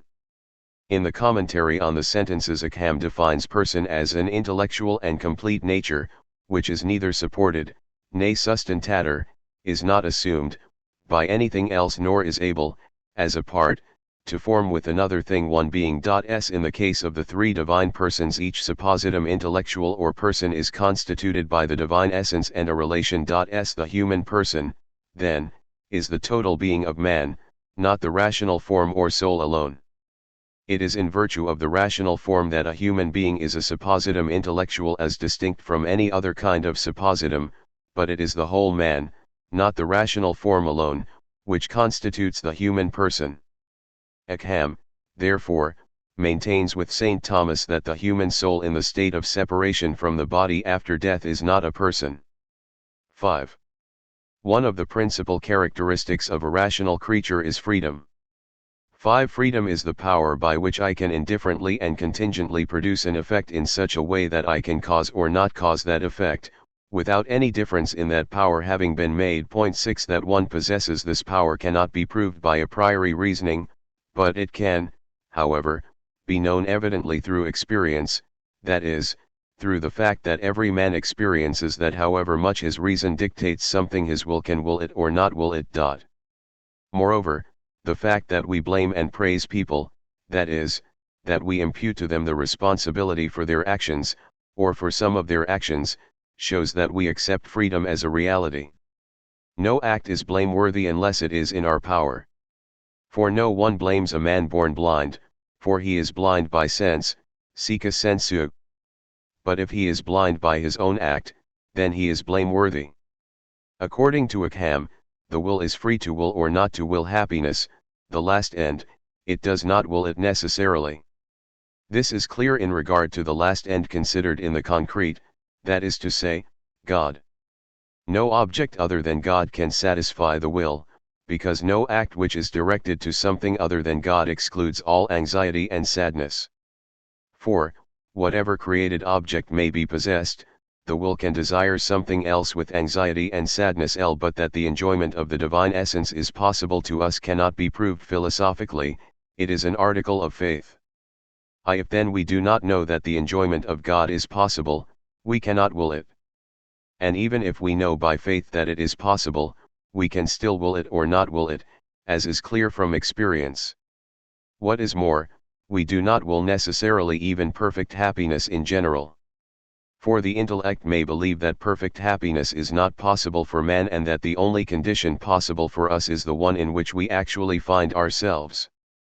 But if the intellect can believe that perfect happiness is impossible, it can dictate to the will that it should not will something which is impossible and incompatible with the reality of human life. And in this case the will is able not to will what the intellect says that it should not will. The judgment of the intellect is, indeed, erroneous, but though the will does not necessarily conform to the judgment of the reason, it can conform with the judgment of the reason, whether that judgment be right or erroneous. 3. In emphasizing the freedom of the will in the face of the judgment of the intellect, Ockham was following in the common tradition of the Franciscan philosophers. but it may be remarked that his view on the will's freedom even in regard to the willing of happiness in general, beatitudo in commune, fitted in very much with his ethical theory. If the will is free to will or not to will happiness, it would scarcely be possible to analyze the goodness of human acts in terms of a relation to an end which is necessarily desired. And in point of fact Ockham's ethical theory was, as we shall see presently, markedly authoritarian in character. It is only to be expected that Ockham would insist that the will is free to elicit an act contrary to that to which the sensitive appetite is strongly inclined. But he admitted, of course, the existence of habits and inclinations in the sensitive appetite and in the will. There is some difficulty, he says, in explaining how it is that habits are formed in a free power like the will as a result of repeated acts of the sensitive appetite, but that they are formed is a matter of experience. It is difficult to give the cause why the will is more inclined not to will an object which causes pain in the sensitive appetite. The cause cannot be found in a command of the intellect, because the intellect can equally well say that the will should will that object as that it should not will it. But it is obvious through experience that even if the intellect says that death should be undergone for the sake of the state, the will is naturally, so to speak, inclined to the contrary. On the other hand, we cannot simply say that the cause of the will's inclination is pleasure in the sensitive appetite. For, however intense may be the pleasure in the sensitive appetite, the will can, in virtue of its freedom, will the opposite.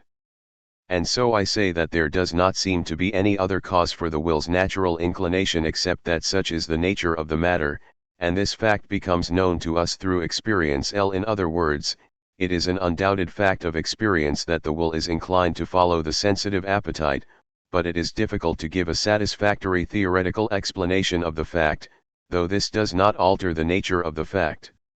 If we indulge the sensitive appetite in a certain direction, a habit is formed, and this habit is reflected in what we can call a habit in the will, and this habit grows in strength if the will does not react sufficiently against the sensitive appetite. On the other hand, it remains in the will's power to act against habit and inclination, even if with difficulty, because the will is essentially free. A human act can never be attributed simply to habit and inclination, for it is possible for the will to choose in a manner contrary to the habit and inclination. 6. A created free will is subject to moral obligation. God is not, and cannot be, under any obligation, but man is entirely dependent upon God, and in his free acts his dependence expresses itself as moral obligation. He is morally obliged to will what God orders him to will and not to will what God orders him not to will. The ontological foundation of the moral order is thus man's dependence on God, as creature on Creator, and the content of the moral law is supplied by the divine precept. Evil is nothing else than to do something when one is under an obligation to do the opposite. Obligation does not fall on God, since he is not under any obligation to do anything one. This personal conception of the moral law was closely connected with Ockham's insistence on the divine omnipotence and liberty. Once these truths are accepted as revealed truths, the whole created order, including the moral law, is viewed by Ockham as wholly contingent, in the sense that not only its existence but also its essence and character depend on the divine creative and omnipotent will. Having got rid of any universal idea of man in the divine mind, Ockham was able to eliminate the idea of a natural law which is in essence immutable. For St. Thomas, man was contingent, of course, in the sense that his existence depends on God's free choice, but God could not create the particular kind of being which we call man and impose on him precepts irrespective of their content. And, though he considered, for exegetic reasons connected with the scriptures, that God can dispense in the case of certain precepts of the natural law, Scotus was fundamentally of the same mind as St. Thomas. 1. There are acts which are intrinsically evil and which are forbidden because they are evil, they are not evil simply because they are forbidden. For Ockham, however, the divine will is the ultimate norm of morality, the moral law is founded on the free divine choice rather than ultimately on the divine essence. Moreover, he did not hesitate to draw the logical consequences from this position. God concurs, as universal creator and conserver, in any act, even in an act of hatred of God. But he could also cause, as total cause, the same act with which he concurs as partial cause. Thus he can be the total cause of an act of hatred of God, and that without any moral malice to God is under no obligation, and therefore he could cause an act in the human will which would be a morally evil act if the man were responsible for it. If the man were responsible for it, he would commit sin, since he is obliged to love God and not hate him, but obligation, being the result of divine imposition, cannot affect God himself. By the very fact that God wills something, it is right for it to be done.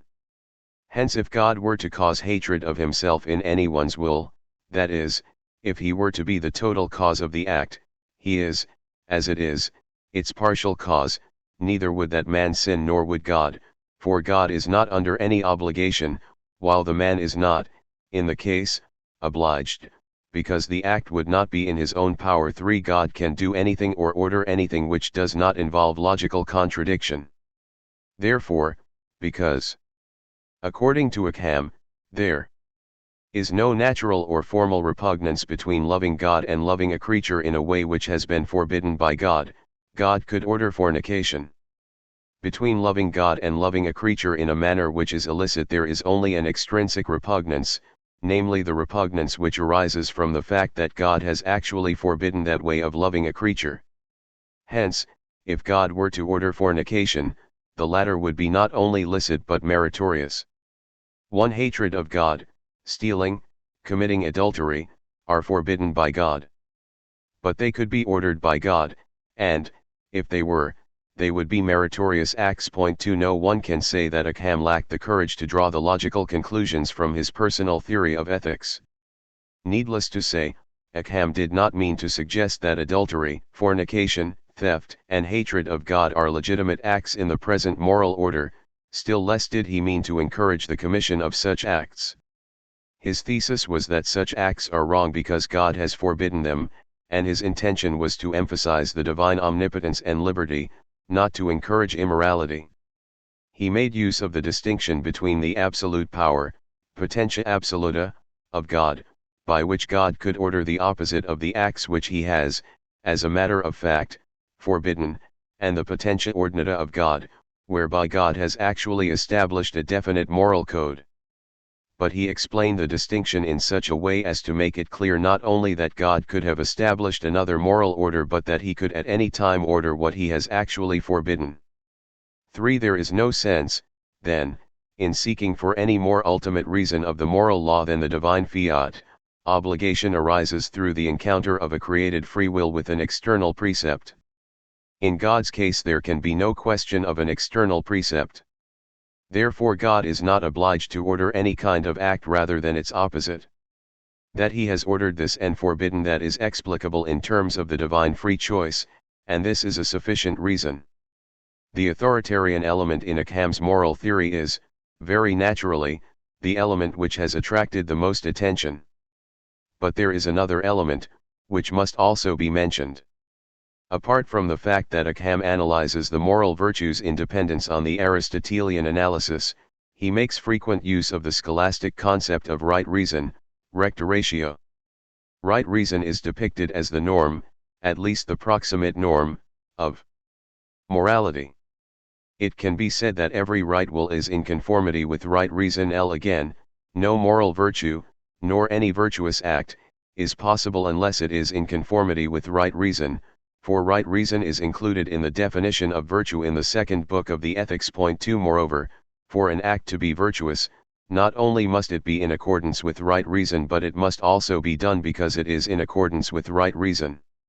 No act is perfectly virtuous unless in that act the will wills that which is prescribed by right reason because it is prescribed by right reason. 8. For if one willed that which is prescribed by right reason simply because it is pleasant or for some other motive, without regard to its being prescribed by right reason, one's act would not be virtuous, since it would not be elicited in conformity with right reason.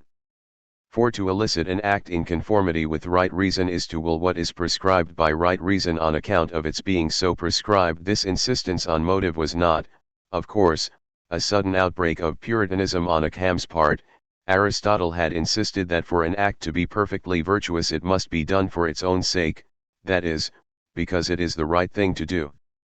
We call an act just, he says, if it is what the just man would do, but it does not follow that a man is just, that is, that he has the virtue of justice, simply because he does the act which the just man would do in the circumstances. He has to do it as the just man would do it, and this includes doing it because it is the just thing to do. 6. Right reason, then, is the norm of morality. A man may be mistaken in what he thinks is the dictate of right reason, but, even if he is mistaken, he is obliged to conform his will to what he believes to be prescribed by right reason. In other words, conscience is always to be followed, even if it is an erroneous conscience. A man may, of course, be responsible for his having an erroneous conscience, but it is also possible for him to be in invincible ignorance, and in this case he is not responsible for his error. In any case, however, he is bound to follow what happens to be the judgment of his conscience. A created will which follows an invincibly erroneous conscience is a right will, for the divine will wills that it should follow its reason when this reason is not blameworthy. If it acts against that reason, that is, against an invincibly erroneous conscience, it sins. 1. A man is morally obliged to do what he in good faith believes to be right. This doctrine, that one is morally obliged to follow one's conscience, and that to follow an invincibly erroneous conscience, so far from being a sin, is a duty, was not a new doctrine in the Middle Ages, but Ockham expressed it in a clear and unequivocal manner. It would seem, then, at least at first sight, that we are faced with what amounts to two moral theories in Ockham's philosophy. On the one hand there is his authoritarian conception of the moral law. It would appear to follow from this conception that there can be only a revealed moral code. For how otherwise than through revelation could man know a moral code which depends entirely on God's free choice? Rational deduction could not give us knowledge of it. On the other hand there is Ockham's insistence on right reason, which would seem to imply that reason can discern what is right and what is wrong. The authoritarian conception of morality expresses Ockham's conviction of the freedom and omnipotence of God as they are revealed in Christianity, while the insistence on right reason would seem to represent the influence on his thought of Aristotle's ethical teaching and of the moral theories of his medieval predecessors. It might seem, then, that Ockham presents one type of ethical theory in his capacity as theologian and another type in his capacity as philosopher. It has thus been maintained that in spite of his authoritarian conception of the moral law, Ockham promoted the growth of a lay moral theory represented by his insistence on reason as the norm of morality and on the duty of doing what one in good faith believes to be the right thing to do. That there is truth in the contention that two moral theories are implicit in Ockham's ethical teaching can hardly, I think, be denied. He built on the substructure of the Christian Aristotelian tradition, and he retained a considerable amount of it, as is shown by what he says about the virtues, right reason, natural rights, and so on. But he added to the substructure a superstructure which consisted in an ultra-personal conception of the moral law, and he does not seem fully to have realized that the addition of the superstructure demanded a more radical recasting of the substructure than he actually carried out. His personal conception of the moral law was not without precedence in Christian thought, but the point is that in the 12th and 13th centuries a moral theory had been elaborated in close association with metaphysics, which ruled out any view of the moral law as dependent simply and solely on the divine will. In retaining a good deal of the former moral theory, while at the same time asserting an authoritarian interpretation of the moral law, Ockham was inevitably involved in difficulties. Like other Christian medieval thinkers, he accepted, of course, the existence of an actual moral order, and in his discussion of such themes as the function of reason or the existence of natural rights, he implied that reason can discern the precepts, or at least the fundamental precepts, of the moral law which actually obtains. At the same time he insisted that the moral order which actually obtains is due to the divine choice, in the sense that God could have established a different moral order and that he could even now order a man to do something contrary to the moral law which he has established. But, if the present moral order is dependent simply and solely on the divine choice, How could we know what it is save through God's revelation? It would seem that there can be only a revealed ethic. Yet Ockham does not appear to have said that there can be only a revealed ethic. He seems to have thought that men, without revelation, are able to discern the moral law in some sense. In this case they can presumably discern a prudential code or a set of hypothetical imperatives. Without revelation men could see that certain acts fit human nature and human society and that other acts are harmful, but they could not discern an immutable natural law, since there is no such immutable natural law, nor could they know, without revelation, whether the acts they thought right were really the acts ordered by God. If reason cannot prove conclusively God's existence, it obviously cannot prove that God has ordered this rather than that. If, therefore, we leave Ockham's theology out of account, it would seem that we are left with a non-metaphysical and non-theological morality, the precepts of which cannot be known as necessary or immutable precepts. Hence perhaps Ockham's insistence on the following of conscience, even an erroneous conscience. Left to himself, that is, without revelation, man might perhaps elaborate an ethic of the Aristotelian type, but he could not discern a natural law of the type envisaged by St. Thomas, since Ockham's authoritarian conception of the moral law, coupled with his nominalism, would rule this out.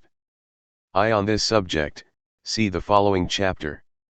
In this sense, then, one is probably justified in saying that two moralities are implicit in Ockham's teaching, namely an authoritarian ethic and a lay or non-theological ethic. It is one thing, however, to say that the two ethical systems are implicit in Ockham's moral teaching, and it is another thing to suggest that he intended to promote an ethic divorced from theology. One could say with far more justice that he intended the very opposite, for he evidently considered that his predecessors had obscured the doctrines of the divine omnipotence and liberty through their theories of an immutable natural law. As far as the interpretation of Ockham's own mind is concerned, it is clear that it is the personal side of his moral theory which has to be stressed. One has only to look at a passage like the following wherein he says that the reason why an act elicited contrary to the dictate of conscience is a wrong act is that it would be elicited contrary to the divine precept and the divine will which wills that an act should be elicited in conformity with right reason. In other words, the ultimate and sufficient reason why we ought to follow right reason or conscience is that God wills that we should do so. Authoritarianism has the last word. Again, Ockham speaks of an act which is intrinsically and necessarily virtuous stanti ordinatione divina. 1 In the same section he says that in the present order, stanti ordinatione qui nunc est, no act is perfectly virtuous unless it is elicited in conformity with right reason. Such remarks are revealing.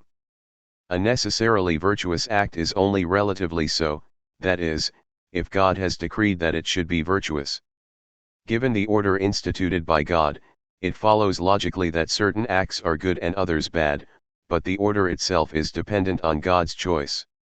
It possesses a certain stability, and Ockham did not imagine that God is constantly changing his orders, so to speak, but he insists that its stability is not absolute. One can, then, sum up Ockham's position on more or less the following lines. The human being, as a free created being which is entirely dependent on God, is morally obliged to conform his will to the divine will in regard to that which God commands or prohibits. Absolutely speaking, God could command or prohibit any act, provided that a contradiction is not involved. Actually, God has established a certain moral law. As a rational being, man can see that he ought to obey this law. But he may not know what God has commanded, and in this case he is morally obliged to do what he honestly believes to be in accordance with God's commands. To act otherwise would be to act contrary to what is believed to be the divine ordinance, and to do this is to sin. It is not clear what Ockham thought of the moral situation of the man who has no knowledge of revelation, or even no knowledge of God's existence. He appears to imply that reason can discern something of the present moral order, but, if he did mean this, it is difficult to see how this idea can be reconciled with his authoritarian conception of morality. If the moral law is dependent simply on the divine choice, how can its content be known apart from revelation? If its content can be known apart from revelation, How can it be dependent simply on the divine choice? It would seem that the only way of escaping this difficulty is to say that what can be known apart from revelation is simply a provisional code of morality, based on non-theological considerations. But that Ockham actually had this notion clearly in mind, which would imply the possibility of a purely philosophic and second rank ethic, as distinct from the divinely imposed and obligatory ethic, I should not care to affirm. He thought in terms of the ethical code commonly accepted by Christians, though he went on to assert that it was dependent on the free divine choice. Very probably he did not clearly realize the difficulties created by his authoritarian conception. The dispute on evangelical poverty, and the doctrine of natural rights political sovereignty is not derived from the spiritual power the relation of the people to their ruler. How far were Ockham's political ideas novel or revolutionary, the Pope's position within the Church? It would be a mistake to suppose that Ockham was a political philosopher in the sense of a man who reflects systematically on the nature of political society, sovereignty, and government. Ockham's political writings were not written to provide an abstract political theory, they were immediately occasioned by contemporary disputes involving the Holy See, and Ockham's immediate object was to resist and denounce what he regarded as papa, aggression and unjustified absolutism. He was concerned with relations between Pope and Emperor and between the Pope and the members of the Church rather than with political society and political government as such. Ockham shared in the respect for law and custom and in the dislike for arbitrary and capricious absolutism which were common characteristics of the medieval philosophers and theologians. It would be wrong to suppose that he set out to revolutionize medieval society.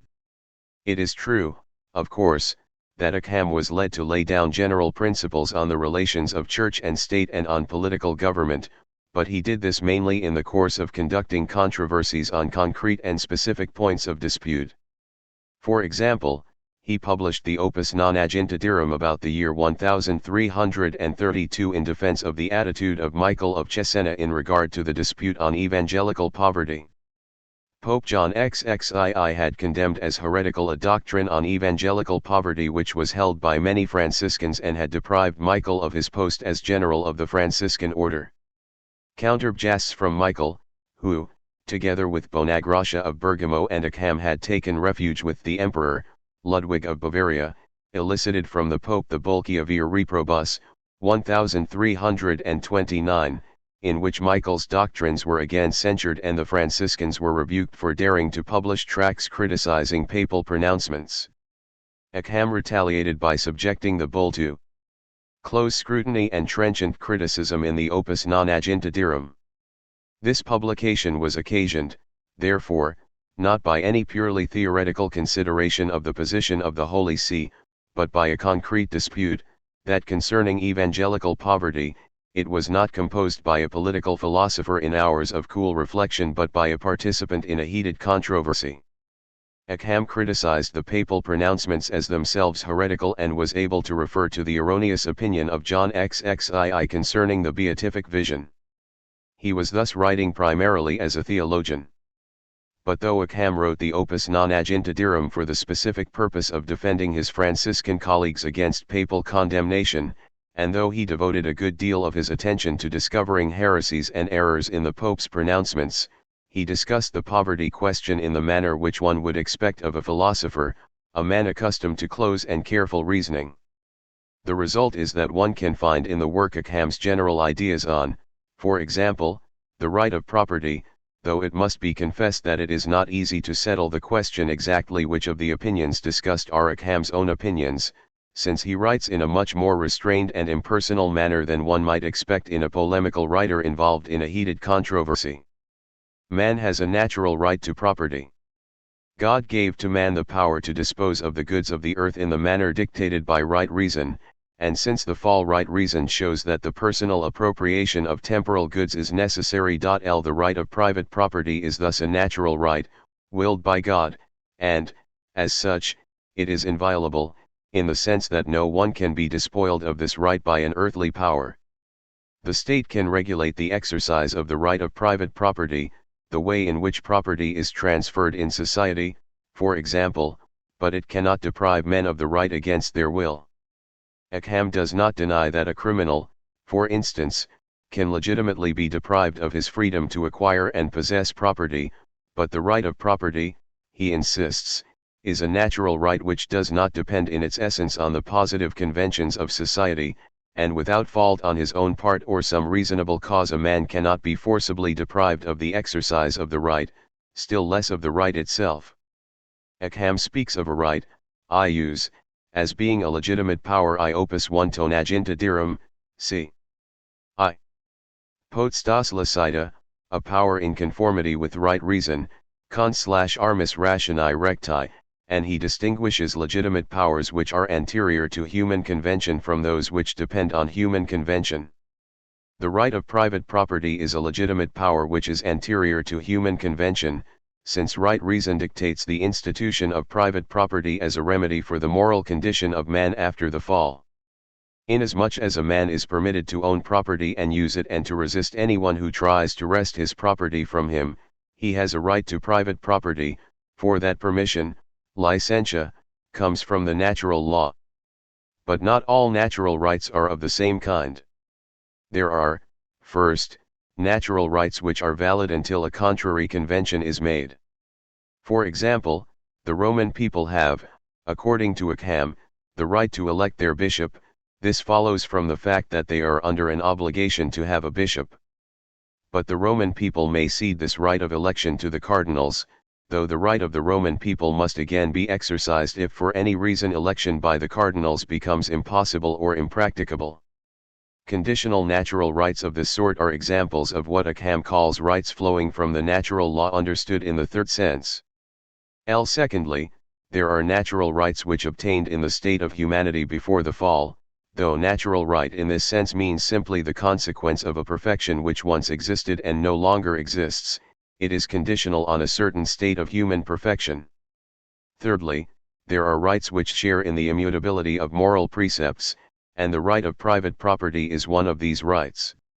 In the Breviloquium Ockham declares that the aforementioned power of appropriating temporal things falls under a precept and is reckoned to belong to the sphere of morality, inter pure moralia computator, but a further distinction is required. There are some natural rights in the third sense named, Ockham's primus modus, which are so bound up with the moral imperative that nobody is entitled to renounce them, since renunciation of the right would be equivalent to a sin against the moral law. Thus everyone has the duty of preserving his own life, and he would sin against the moral law by starving himself to death. But if he is obliged to maintain his life, he has a right to do so, a right which he cannot renounce. The right of private property, however, is not of this kind. There is, indeed, a precept of right reason that temporal goods should be appropriated and owned by men, but it is not necessary for the fulfillment of the precept that every individual man should exercise the right of private property, and he can, for a just and reasonable cause, renounce all rights to the possession of property. Ockham's main point in this connection is that the renunciation must be voluntary, and that when it is voluntary it is legitimate. Pope John XXII had maintained that the distinction between merely using temporal things and having the right to use them was unreal. His principle was that he who, without a right, uses something uses it unjustly. Now, the Franciscans were admittedly entitled to use temporal things like food and clothing. Therefore they must have a right over them, a right to use them, and it was unreal to pretend that it was the Holy See which possessed all these things without the Franciscans having any right at all. The reply was made that it is quite possible to renounce a right to property and at the same time to use legitimately those things of which the ownership has been renounced. The Franciscans renounced all rights of property, even the right of use. They were not like tenants who, without owning a field, have the right to use it and enjoy its fruits, but they enjoyed simply a precarious use of temporal things over which they had no property rights at all. We must distinguish, says Ockham, between usus iuris, which is the right of using temporal things without the right over their substance, and usus facti, which springs from a mere permission to use the things of another, a permission which is at any moment revocable. The Pope had said that the Franciscans could not use food, for example, legitimately without at the same time having a right to do so, without, that is to say, possessing the usus iuris, but this is not true, said Ockham. The Franciscans have not the usus iuris but only the usus facti, they have the usus nudus or mere use of temporal things. Mere permission to use them does not confer a right to use them, for the permission is always revocable. The Franciscans are usuariae simplices in a strict sense, their use of temporal things is permitted or tolerated by the Holy See, which possesses both the dominium perfectum and the dominium utile, or, in Ockham's phrase, usus iuris, over these things. They have renounced all property rights whatsoever, and this is true evangelical poverty, after the example of Christ and the apostles, who neither individually nor in common possessed any temporal things, an opinion which John XXII declared to be heretical. The actual dispute concerning evangelical poverty does not concern the history of philosophy, but it has been mentioned in order to show how Ockham's preoccupation with a concrete dispute led him to institute an inquiry concerning rights in general and the right of property in particular. His main point was that the right of private property is a natural right, but that it is a right which a man may voluntarily renounce, and that this renunciation may even include the right of use. From the philosophical point of view, the chief interest of the discussion lies in the fact that Ockham insisted on the validity of natural rights which are anterior to human conventions, especially in view of the fact that he made the natural law dependent on the divine will. It may appear a gross inconsistency to say on the one hand that the natural law depends on the divine will and on the other hand that there are certain natural rights which share in the fixity of the natural law, and when Ockham asserts, as he does, that the natural law is immutable and absolute, he would seem to be underlining the self-contradiction. It is true that, when Ockham asserts the dependence of the moral law on the divine will, he refers primarily to the possibility that God might have created a moral order different from the one he has actually instituted, and, if this were all that he meant, self-contradiction might be avoided by saying that the moral law is absolute and unalterable in the present order. But Ockham meant more than that. He meant that God can dispense from the natural law, or order acts contrary to the natural law, even when the present moral order has been constituted. It may be that the idea of the moral law's dependence on the divine will is more evident in the commentary on the sentences than in Ockham's political works, and that the idea of the immutability of the moral law is more evident in the political works than in the commentary on the sentences, but the former idea appears, not only in the commentary, but also in the political works. In the Dialogus, for example, he says that there can be no exception from the precepts of the natural law in the strict sense unless God specially accepts someone. The same theme recurs in the Octo Questionum Decisions 2 and in the Breviloquium. The most one can say, then, by way of apology for Ockham, in regard to his consistency or lack of it, is that for him the natural law is unalterable, given the present order created by God, unless God intervenes to alter it in any particular instance. As a pure philosopher, Ockham speaks on occasion as though there were absolute moral laws and human rights, but as a theologian he was determined to maintain the divine omnipotence as he understood it, and as he was theologian and philosopher in one, it was scarcely possible for him to reconcile the absolute character of the moral law with his interpretation of the divine omnipotence, an omnipotence known by revelation but unprovable by the philosopher. 2. The dispute about evangelical poverty was not the only dispute in which Ockham was engaged. He was also involved in a dispute between the Holy See and the Emperor. In 1323 Pope John XXII attempted to intervene in an imperial election, maintaining that papal confirmation was required, and when Ludwig of Bavaria was elected, the Pope denounced the election. But in 1328 Ludwig had himself crowned at Rome, after which he declared the Avignon Pope to be deposed and appointed Nicholas V. This anti-pope, however, had to make his submission in 1330, when Ludwig had departed for Germany. The quarrel between Pope and Emperor lasted on after the death of John XXII in 1334 through the reign of Benedict XII into that of Clement VI, during whose pontificate Ockham died in 1349. The immediate point at issue in this dispute was the Emperor's independence of the Holy See, but the controversy had, of course, a greater importance than that attaching to the question whether or not an imperial election required papal confirmation. the broader issue of the proper relation between church and state was inevitably involved. Further, the question of the right relation of sovereign to subjects was also raised, though it was raised primarily in regard to the Pope's position in the Church. In this controversy Ockham stoutly supported the independence of the state in relation to the Church, and in regard to the Church itself he strongly attacked papal absolutism.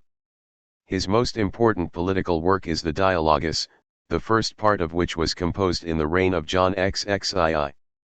The De Potestate et Rebus Romani Imperii, written in 1338 during the reign of Benedict XII, was subsequently incorporated in the Dialogus as the second treatise of the third part. The first treatise of the third part, the De Potestate Papae etc. Iri, was written with the purpose of dissociating its author from Marsilius of Padua, and it elicited from the latter the Defensor Minor. The Octo Questionum Decision Super Potestatem Summi Pontificis was directed, partly at least, against the De Ire Regna et Imperii of Leopold of Babenberg, while in the Breviloquium de Principate Tyrannico Ockham gave a clear exposition of his political views. His last work, De Pontificum et Imperatorum Potestate, was a diatribe against the Avignon papacy. Other polemical works include the Compendium Errorum Papae, an early publication which swns up Ockham's grievances against John XXII, and the In Princeps pro suo succursu, Silis et Guri, Possit Recipera Bona Ecclesiarum, Entium in Vito Papa, which was written perhaps between August 1338 and the end of 1339 and was designed to show that Edward III of England was justified in taking subsidies from the clergy, even contrary to the Pope's wishes or directions, in his war against the French. Turning first to the controversy concerning the relations between church and state, one can remark that for the most part Ockham's thought moved within the older medieval political outlook. In other words, he gave little consideration to the relation of national monarch to emperor, and he was more concerned with the particular relations between pope and emperor than between church and state in general. In view of his position as a refugee at the court of Ludwig of Bavaria, this was only to be expected, though it is true, of course, that he could not discuss the immediate issue which interested him personally without extending his attention to the wider and more general issue. And, if one looks at Ockham's polemics from the point of view of their influence and in regard to the historical development of Europe, one can say that he did, in effect, concern himself with the relations of church and state, for the position of the emperor in relation to a national monarch like the King of England was little more than a certain preeminence of honor. In maintaining a clear distinction between the spiritual and temporal powers, Ockham was not, of course, propounding any revolutionary theory. He insisted that the supreme head in the spiritual sphere, namely the Pope, is not the source of imperial power and authority, and also that papal confirmation is not required in order to validate an imperial election. If the Pope arrogates to himself, or attempts to assume, power in the temporal sphere, he is invading a territory over which he has no jurisdiction. The authority of the emperor derives, not from the Pope, but from his election, the electors standing in the place of the people. There can be no doubt but that Ockham regarded political power as deriving from God through the people, either immediately, in the event of the people directly choosing a sovereign, or mediately, if the people have agreed, explicitly or implicitly, to some other way of transmitting political authority. The state needs a government, and the people cannot avoid choosing a sovereign of some kind, whether emperor, monarch, or magistrates, but in no case is the authority derived from, or dependent on, the spiritual power. That Ockham did not intend his denial of the Pope's supreme power in temporal matters to apply only in favor of the emperor is made abundantly clear, for example, by the In Princeps pro suo succursu. All legitimate sovereigns enjoy authority which is not derived from the Pope. 3. But, as we have already seen, if Ockham supported the independence of temporal princes in relation to the Church, so far as temporal matters were concerned, he did not reject the temporal authority of the papacy in order to support political absolutism. All men are born free, in the sense that they have a right to freedom, and, though the principle of authority, like the principle of private property, belongs to the natural law, they enjoy a natural right to choose their rulers. The method of choosing a ruler and of transmitting authority from one ruler to his successor depends on human law, and it is obviously not necessary that every successive ruler should be elected, but the fundamental freedom of man to choose and appoint the temporal authority is a right which no power on earth can take from him. The community can, of course, of its own free will establish a hereditary monarchy, but in this case it voluntarily submits itself to the monarch and his legitimate successors, and if the monarch betrays his trust and abuses his authority, the community can assert its freedom by deposing him. After the whole world spontaneously consented to the dominion and empire of the Romans, the same empire was a true, just and good empire, its legitimacy rested on its free acceptance by its subjects. Nobody should be placed over the community except by its choice and consent. Every people and state is entitled to elect its head if it so wills. 2. If there were any people without a ruler in temporal affairs, the Pope would have neither the duty nor the power of appointing rulers for that people, if they wished to appoint their own ruler or rulers. 3-4. These two important points, namely the independence of the temporal power and the freedom of the people to settle their own form of government if they so ch00se, were not in themselves novelties. The idea of the two swords, for example, represented the common medieval outlook, and when Ockham protested against the tendency of certain popes to arrogate to themselves the position and rights of universal temporal monarchs, he was simply expressing the conviction of most medieval thinkers that the spiritual and temporal spheres must be clearly distinguished. Again, all the great medieval theologians and philosophers believed in natural rights in some sense and would have rejected the notion that princes possess absolute and unrestricted power. The medievals had a respect for law and custom and thoroughly disliked arbitrary power, and the idea that rulers must govern within the general framework of law expressed the general medieval outlook. It is difficult to say exactly how St. Thomas Aquinas regarded the problem of the derivation of the sovereign's authority, but he certainly thought of it as limited, as having a definite purpose, and he certainly considered that subjects are not bound to submit to tyrannical government. He recognized that some governments do, or may, derive their authority immediately from the people, ultimately from God, and, though there is no very clear indication that he regarded all governments as necessarily deriving their authority in this manner, he maintained that there can be a resistance to tyranny which is justified and is not to be accounted sedition. A ruler has a trust to fulfill, and if he does not fulfill it but abuses his trust, the community is entitled to depose him. There is good reason, then, for saying, as has been said, that in regard to dislike of arbitrary power and in regard to insistence on law, the principles of Ockham did not substantially differ from those of St. Thomas. However, even though Ockham's insistence on the distinction of the spiritual and temporal powers and on the fundamental rights of subjects in a political community was not novel, still less revolutionary, if considered as expressing abstract principles, it does not follow that the manner in which he conducted his controversy with the papacy was not part of a general movement which can be called revolutionary. For the dispute between Ludwig of Bavaria and the papacy was one incident in a general movement of which the dispute between Philip the Fair and Boniface VIII had been an earlier symptom, and the direction of the movement, if looked at from the point of view of concrete historical development, was towards the complete independence of the state from the Church, even in spiritual matters. Ockham's thought may have moved within the old categories of papacy and empire, but the gradual consolidation of centralized national states was leading to a breakdown of the balance between the two powers and to the emergence of a political consciousness which found partial expression in the Reformation.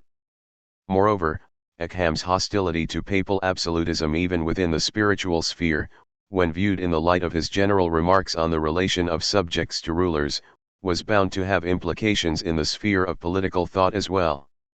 I now come to his ideas on the Pope's position within the Church, though it is worthwhile noticing beforehand that, though Ockham's ideas on church government concerned the ecclesiastical sphere and heralded the conciliar movement which was to be proximately occasioned by the Great Schism, I 378 I 4 I 7, these ideas were also part of the wider movement which ended in the disintegration of medieval Christendom.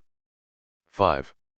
It is entirely unnecessary to say more than a few words on the subject of Ockham's polemic against the position of the Pope within the Church, as this subject belongs to Church history, not to the history of philosophy, but, as already mentioned, the further implications of his ideas on the subject make it desirable to say something about them. Ockham's main contention was that papal absolutism within the Church was unjustified, that it was detrimental to the good of Christendom, and that it should be checked and limited. The means which Ockham suggested for limiting papal power was the establishment of a general council. Possibly drawing on his experience and knowledge of the constitutions of the mendicant orders, he envisaged religious corporations such as parishes, chapters, and monasteries sending chosen representatives to provincial synods. These synods would elect representatives for the general council, which should include layfolk as well as clergy. It is to be noted that Ockham did not look on the General Council as an organ of infallible doctrinal pronouncements, even if he thought that it was more likely to be right than the Pope alone, but as a limitation to and a check on papal absolutism. He was concerned with ecclesiastical politics, with constitutionalizing the papacy, rather than with purely theological matters. He did not deny that the Pope is the successor of Saint Peter and the Vicar of Christ, nor did he wish, in principle, to destroy the papal government of the Church, but he regarded the Avignon papacy as going beyond its brief, so to speak, and as being unfit to govern without decisive checks and limitations. No doubt he held heterodox opinions, but his motive in making these suggestions was that of combating the actual exercise of arbitrary and unrestrained power, and that is why his ideas on the constitutionalization of the papacy had implications in the political sphere, even if his ideas, when looked at in relation to the immediate future, must be regarded as heralding the conciliar movement. John of Mirecourt and Nicholas of Autrecourt. The Ockhamist or nominalist movement. John of Mirecourt, Nicholas of Autrecourt. Nominalism in the University's concluding remarks. The phrase Ockhamist movement is perhaps something of a misnomer, for it might be understood as implying that William of Ockham was the sole fountainhead of the modem current of thought in the 14th century, and that the thinkers of the movement all derived their ideas from him. Some of these thinkers, like the Franciscan Adam Wadham or Goddam, d. 1358, had indeed been pupils of Ockham, while others, like the Dominican Hocote, d. 1349, were influenced by Ockham's writings without, however, having actually been his pupils. But in some other cases it is difficult to discover how far a given philosopher owed his ideas to Ockham's influence. However, even if from one point of view it may be preferable to speak of the nominalist movement rather than of the Ockhamist movement, it cannot be denied that Ockham was the most influential writer of the movement, and it is only just that the movement should be associated with his name. The names nominalism and terminism were used synonymously to designate the via moderna, and the salient characteristic of terminism was the analysis of the function of the term in the proposition, namely the doctrine of suppositio or standing for. As has already been indicated, the theory of suppositio can be found in logicians before Ockham, in the writings of Peter of Spain, for example, but it was Ockham who developed the terminist logic in that conceptualist and empiricist direction which we have come to associate with nominalism. One is justified, therefore, in my opinion, in speaking of the Ockhamist movement, provided that one remembers that the phrase is not meant to imply that Ockham was the direct source of all the developments of that movement. The development of the terminist logic forms one of the aspects of the movement. In this connection one may mention Richard Swineshed and William Heytesbury, both of whom were associated with Merton College, Oxford. The latter, whose logical writings enjoyed a wide circulation, became Chancellor of the University of Oxford in 1371. Another popular logician of the 14th century was Richard Billingham. But the technical logic.als of the nominalists and of those influenced by the nominalist movement were frequently associated, as were those of Ockham himself, with a destructive attack on the traditional metaphysics, or rather on the proofs offered in the traditional metaphysics. Sometimes these attacks were based on the view that the traditional lines of proof did not amount to more than probable arguments. Thus, according to Richard Swineshead, the arguments which had been employed to prove the unicity of God were not demonstration but dialectical arguments, that is to say, arguments which did not exclude the possibility of the opposite being true, or which could not, the language of the time, be reduced to the principle of contradiction. Sometimes emphasis was placed on our supposed inability to know any substance. If we can have no knowledge of any substance, argued Richard Billingham, we cannot prove the existence of God. Monotheism is a matter of faith, not of philosophical proof. The relegation of propositions like God exists, where the term God is understood as denoting the supreme uni being, to the sphere of faith does not mean that any philosopher doubted the truth of these propositions, it simply means that he did not think that such propositions can be proved.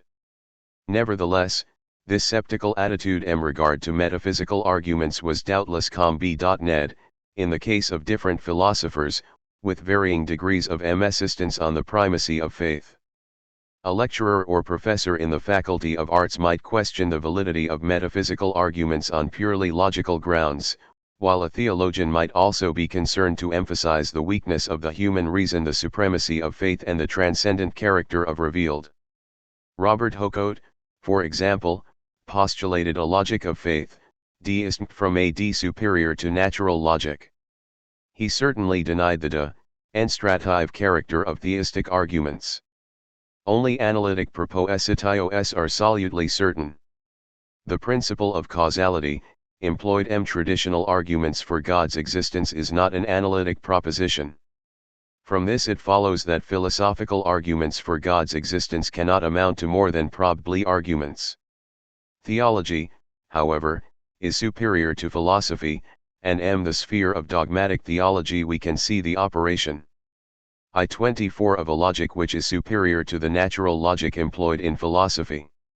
In particular, that the principle of contradiction is transcended in theology is clear, thought Hocote, from the doctrine of the Trinity. My point is, then, not that the theologians who were influenced by the nominalist criticism of metaphysical demonstrations did not support their criticism by an appeal to logic, but rather that this relative scepticism in philosophy must not be taken without more ado as involving a sceptical attitude towards theological statements considered as statements of fact, or as a conscious relegation of dogmatic theology to the sphere of conjecture. Acceptance of this or that nominalist position did not mean, of course, that a given thinker adopted all the positions maintained by William of Ockham. John of Rodington, d. 1348, for example, who became provincial of the English Franciscans, doubted the demonstrative character of arguments for God's unicity, but he rejected the notion that the moral law depends simply on the divine will. John of Basolis, d. 1347, another Franciscan, also questioned the demonstrative character of metaphysical proofs for God's existence, unicity, and infinity, but he combined this critical attitude with an acceptance of various Scotist positions. Scotism was naturally a powerful influence in the Franciscan order, and it produced philosophers like Francis of Marigny's, d.c. 1328, Antoine André, d.c. I 320, the Doctor Dulcifutus, and Francis de Marcia, the Doctor Succinctus. It is only to be expected, then, that we should find the Scotist and Ockhamist lines of thought meeting and mingling in thinkers like John of Ripa, who lectured at Paris in the early part of the second half of the 14th century, and Peter of Candia, d. 1410. Further, in some cases where a thinker was influenced both by the writings of St. Augustine and by Ockhamism, it is not always easy to judge which influence was the stronger on any given point.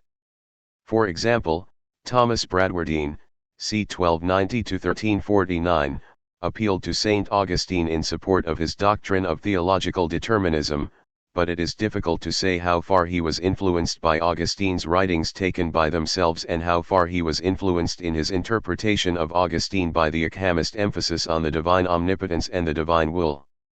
Again, Gregory of Rimini, d. 1358, who became general of the hermits of St. Augustine, appealed to Augustine in support of his doctrines of the primacy of intuition and the sign function of universal terms.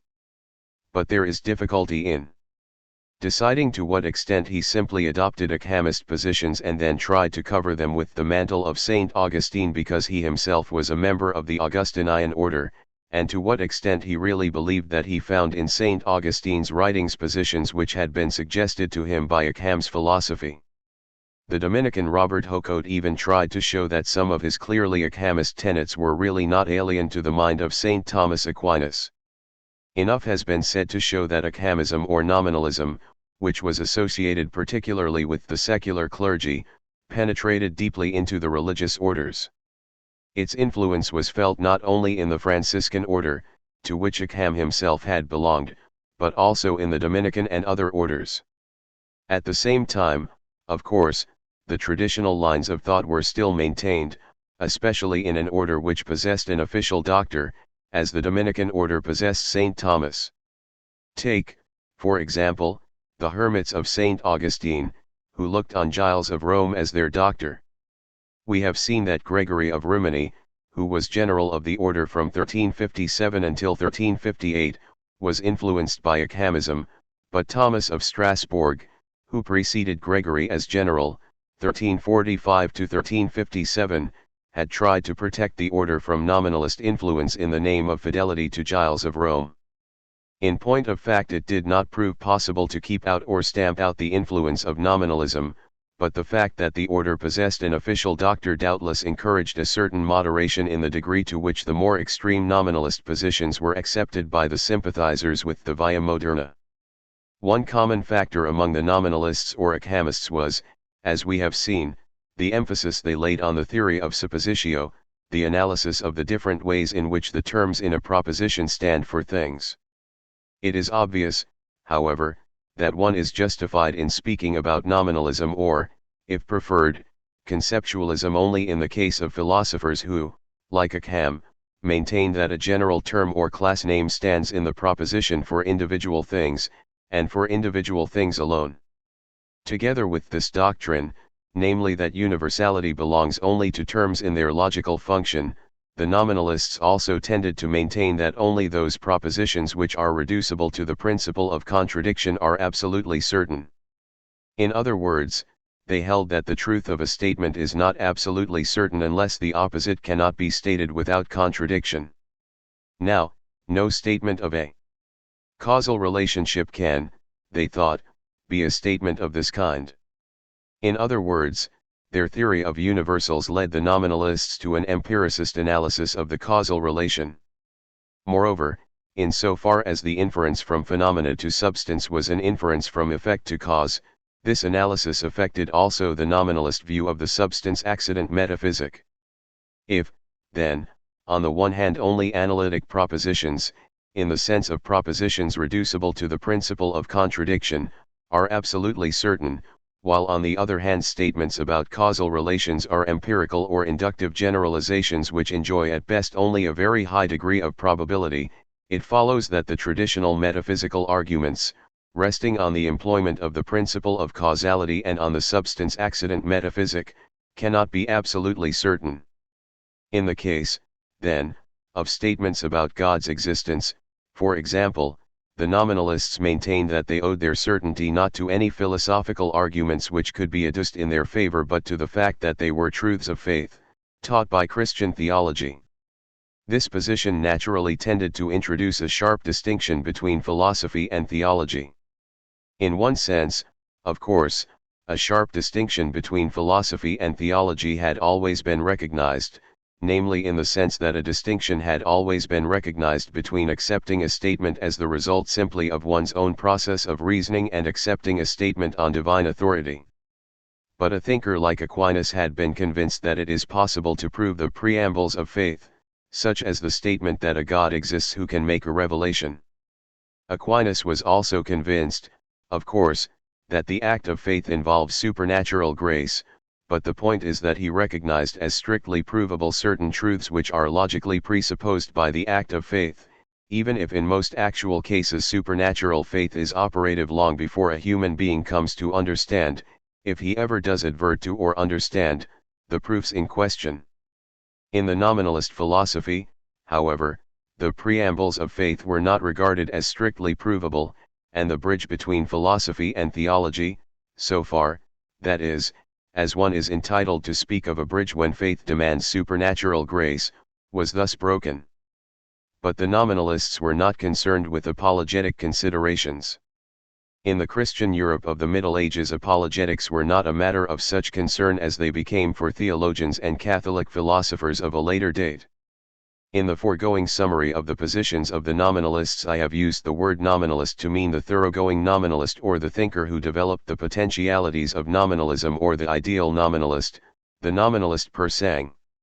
I have remarked earlier that not all those thinkers who were positively affected by the Ockhamist movement and who may in certain respects be called nominalists adopted all the positions of Ockham. But it will be of use, I hope, to give some account of the philosophical ideas of two thinkers associated with the movement, namely John of Mirecourt and Nicholas of Autrecourt, the latter of whom particularly was an extremist. Acquaintance with the philosophy of Nicholas of Autrecourt is an effective means, if further means are still needed, of dispelling the illusion that there was no variety of opinions in medieval philosophy about important topics. After outlining the thought of these two men, I shall conclude the chapter with some remarks on the influence of nominalism in the universities, especially in the new universities which were founded in the latter part of the 14th century and during the 15th. 2. John of Mirecourt, who seems to have been a Cistercian, he was called Monachus Albus, the White Monk, lectured on the sentences of Peter Lombard at the Cistercian College of Saint Bernard in Paris. Of these lectures, which were given in 1344-5, there exist two versions. As a number of his propositions were immediately attacked, John of Mirecourt issued an explanation and justification of his position, but nonetheless some 41 propositions were condemned in 1347 by the Chancellor of the University and the Faculty of Theology. This led to the publication by John of another work in defense of his position. These two apologies, the first explaining or defending 63 suspected propositions, the second doing the same for the 41 condemned propositions, have been edited by F. Stegmüller. Two types of knowledge are distinguished by John of Mirecourt, and he distinguishes them according to the quality of our assent to different propositions. Sometimes our assent is evident, which means, he says, that it is given without fear, actual or potential, of error. At other times our assent is given with fear, actual or potential, of error, as, for example, in the case of suspicion or of opinion. But it is necessary to make a further distinction. Sometimes we give an assent without fear of error, because we see clearly the evident truth of the proposition to which we assent.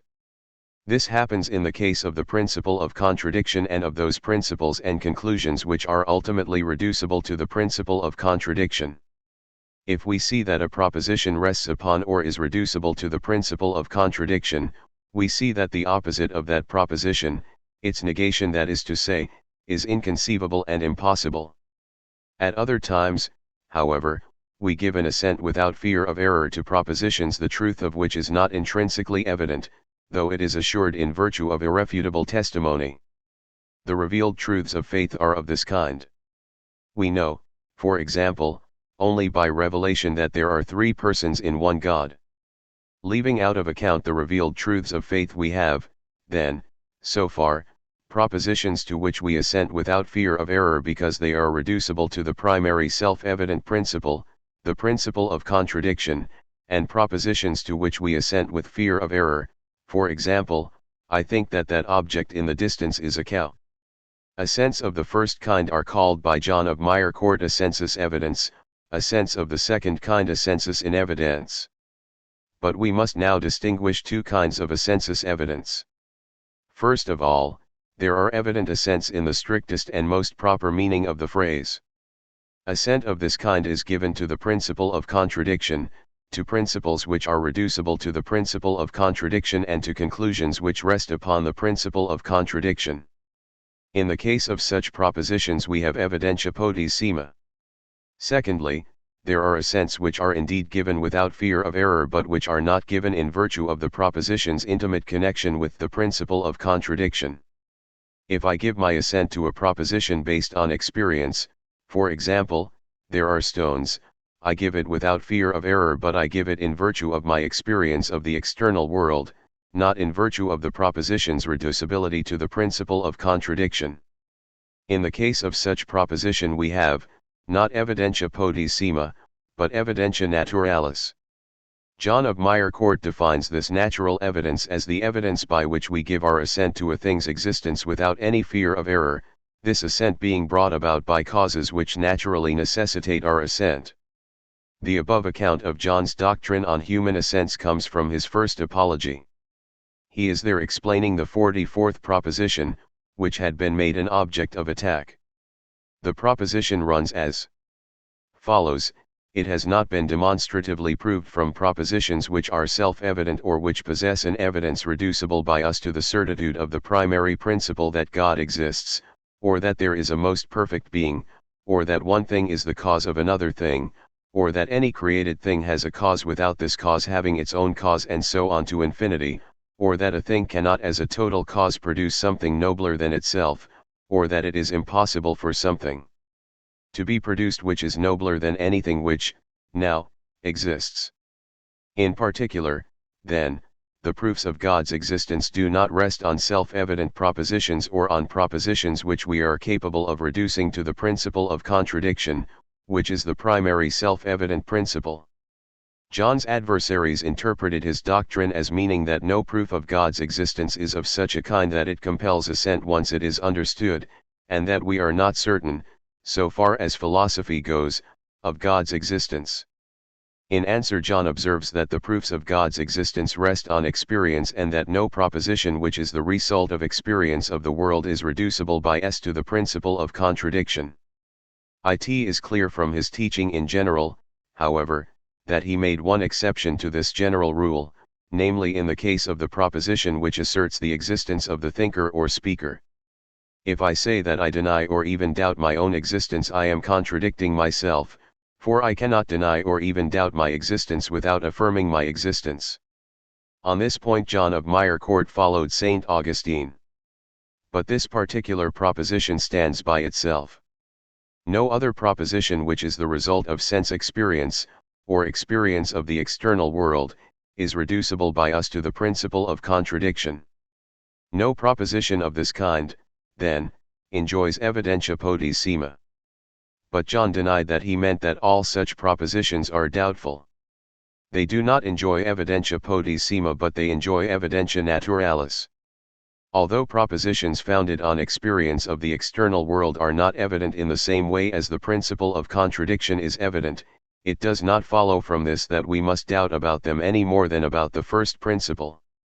From this it is clear that I do not intend to deny any experience, any knowledge, any evidence.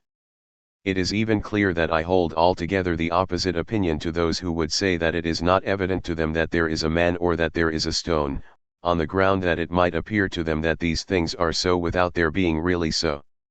I do not mean to deny that these things are evident to us and known by us, but only that they are not known to us by the supreme kind of knowledge, scientia potissima.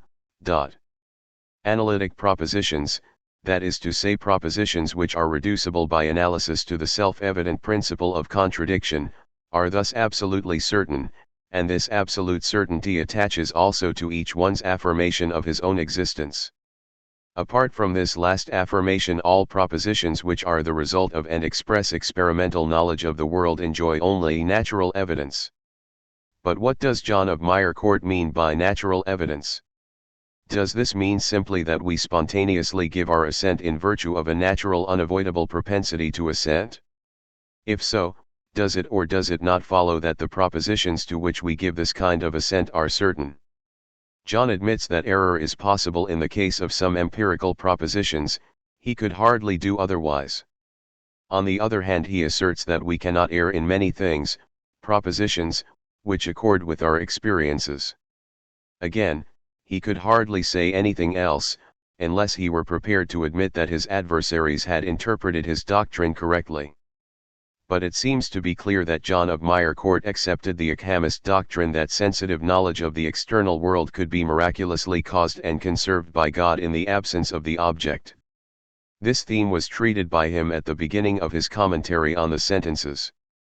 It is probably safe to say, then, that for him natural evidence meant that we naturally assent to the existence of what we sense, though it would be possible for us to be in error, if, that is to say, God were to work a miracle.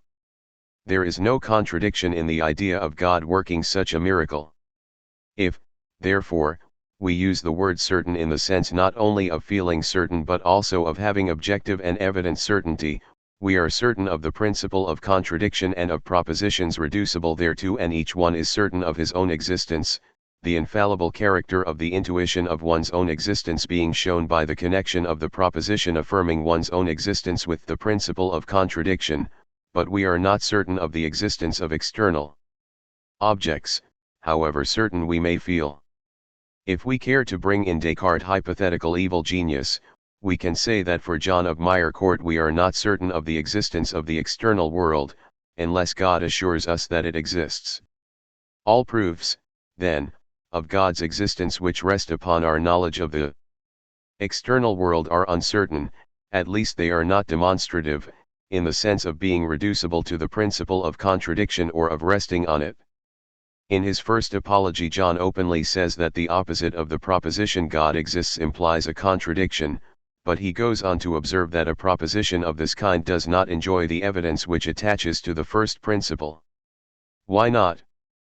Because we arrive at the knowledge expressed in such propositions by reflection on the data of sense experience, in which we can err, although we cannot err in many things, propositions, which accord with our experiences. Does he mean that we can err in particular empirical judgments, but that we cannot err in regard to a conclusion like the existence of God which follows on the totality of sense experience rather than on particular empirical judgments? In this case, what of the possibility of our having sense experience when no object is present? This is, no doubt, a limiting possibility, and we have no reason to suppose that it is an actuality so far as the totality of sense experience is concerned, but nonetheless it remains a possibility. I do not see how the traditional proofs of God's existence can have more than moral certainty or, if you like, the highest degree of probability on John's premises. In his apology he may make an attempt to justify his position by having it both ways, but it seems clear that for him the proofs of God's existence cannot be demonstrative in the sense in which he understands demonstrative.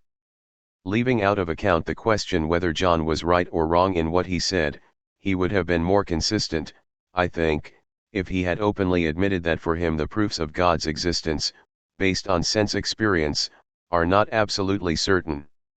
The principle of causality, according to John of Mirecourt, is not analytic, that is to say, it cannot be reduced to the principle of contradiction or be shown to depend upon it in such a way that the denial of the principle of causality involves a contradiction. On the other hand, it does not follow that we have to doubt the truth of the principle of causality. We have natural evidence, even if we have not got evidentia potissima. Again the question arises exactly what is meant by natural evidence.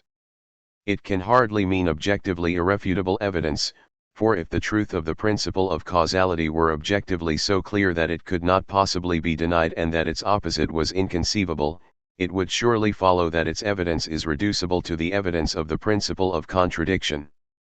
When John speaks of causes naturally necessitating assent, it looks very much as though he meant that, though we can conceive the possibility of the principle of causality not being true, we are obliged by nature to think and act in the concrete as though it were true. From this it would appear to follow that for all practical purposes the proofs of God's existence which rest on the validity of the principle of causality are evident, but that nonetheless we can conceive of their not being cogent. Perhaps this means little more than that the proofs of God's existence cannot compel assent in the same way as a mathematical theorem, for example, can compel assent.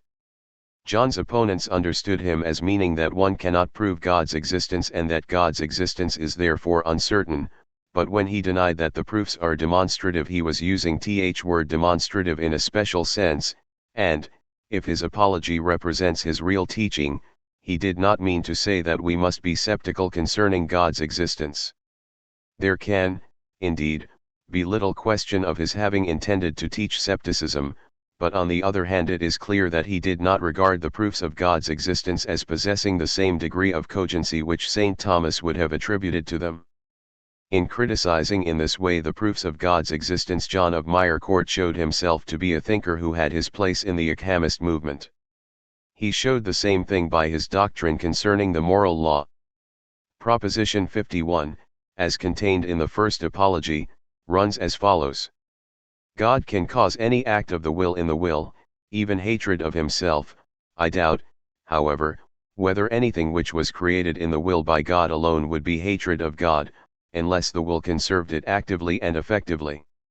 According to the way of speaking common among the doctors, says John, hatred of God involves a deformity in the will, and we must not allow that God could, as total cause hatred of himself in the human will. Absolutely speaking, however, God could cause hatred of himself in the will, and if he did so, the man in question would not hate God culpably. Again, in the second Apology the 25th condemned proposition is to the effect that hatred of the neighbor is not demeritorious except for the fact that it has been prohibited by God. John proceeds to explain that he does not mean that hatred of the neighbor is not contrary to the natural law, he means that a man who hates his neighbor runs the risk of eternal punishment only because God has prohibited hatred of the neighbor. In regard to the 41st proposition of the First Apology, John similarly observes that nothing can be demeritorious unless it is prohibited by God. It can, however, be contrary to the moral law without being demeritorious.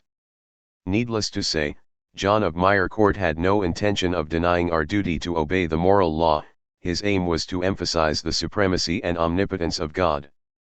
Similarly he seems, though extremely tentatively, to have favored the opinion of Saint Peter Damian that God could bring it about that the world should never have been, that is to say, that God could bring it about that the past should not have happened. He allows that this undoing of the fact cannot take place de potentia dei ordinata, but, whereas one might well expect him to appeal to the principle of contradiction in order to show that the undoing of the past is absolutely impossible, he says that this absolute impossibility is not evident to him. I was unwilling to lay claim to knowledge which I did not possess, First Apology, Proposition 5. He does not say that it is possible for God to bring it about that the past should not have happened, he says that the impossibility of God's doing this is not evident to him. John of Mirecourt was always careful in his statements. He shows a similar care in the way he hedges over those statements which appear to teach theological determinism and which may betray the influence of Thomas Bradwardine's De Causa Dei. According to John, God is the cause of moral deformity, of sin, that is to say, just as he is the cause of natural deformity. God is the cause of blindness by not supplying the power of vision, and he is the cause of moral deformity by not supplying moral rectitude. John qualifies this statement, however, by observing that it is perhaps true that while a natural defect can be the total cause of natural deformity, a moral defect is not the total cause of moral deformity, because moral deformity, sin, in order to exist, must proceed from a will, First Apology, Proposition 50. In his commentary on the sentences L, he first observes that it seems to him possible to concede that God is the cause of moral deformity, and then remarks that the common teaching of the doctors is the very opposite. But they say the opposite since, in their eyes, to say that God is the cause of sin is to say that God acts sinfully, and that it is impossible for God to act sinfully is clear to John too. But it does not follow from this, he insists, that God cannot be the cause of moral deformity. God causes the moral deformity by not supplying moral rectitude, but the sin proceeds from the will, and it is the human being who is guilty. Therefore, if John says that God is not the total cause of sin, he does not mean that God causes the positive element in the act of the will while the human being causes the privation of right order. For him God can be said to cause both, though the privation of right order cannot be realized except in and through a will. The will is the effective cause, not God, though God can be called the efficacious cause in that he wills efficaciously that there should be no rectitude in the will. Nothing can happen unless God wills it, and if God wills it, he wills it efficaciously, for his will is always fulfilled. God causes the sinful act even in its specification as a sinful act of a certain kind, but he does not cause it sinfully. John considered that the real distinction between accidents and substances is known only by faith. I think that except for the faith many would perhaps have said that everything is a substance. Apparently he affirmed, at least he was understood as affirming, that it is probable, as far as the natural light of reason is concerned, that there are no accidents distinct from substance, but that everything is a substance, and except for the faith, this would be or could be probable. 43rd proposition of First Apology. For example, it can be said with probability that thinking or willing is not something distinct from the soul, but that it is the soul itself. Proposition 42. John defends himself by saying that the reasons for affirming a distinction between substance and accident have more force than the reasons which can be given for denying a distinction, but he adds that he does not know why the arguments for affirming it can rightly be called demonstrations. It is clear that he did not think that these arguments amounted to demonstrations. He accepted the distinction as certain only on faith. It is difficult to ascertain with any degree of certainty precisely what John of Mirecourt's personal opinions actually were, owing to the way in which he explains away in his apologies what he had said in his lectures on the sentences. When John protests that he is simply retailing other people's opinions, or when he remarks that he is merely putting forward a possible point of view without affirming that it is true, is he thoroughly sincere or is he being diplomatic? One can scarcely give any definite answer. However, I turn now to an even more extreme and thoroughgoing adherent of the new movement. 3. Nicholas of Autrecourt, who was born about the year I300 in the Diocese of Verdun, studied at the Sorbonne between I320 and I327. In due course he lectured on the sentences, on Aristotle's Politics, etc. In I338 he obtained a prebend's stall in the Cathedral of Metz.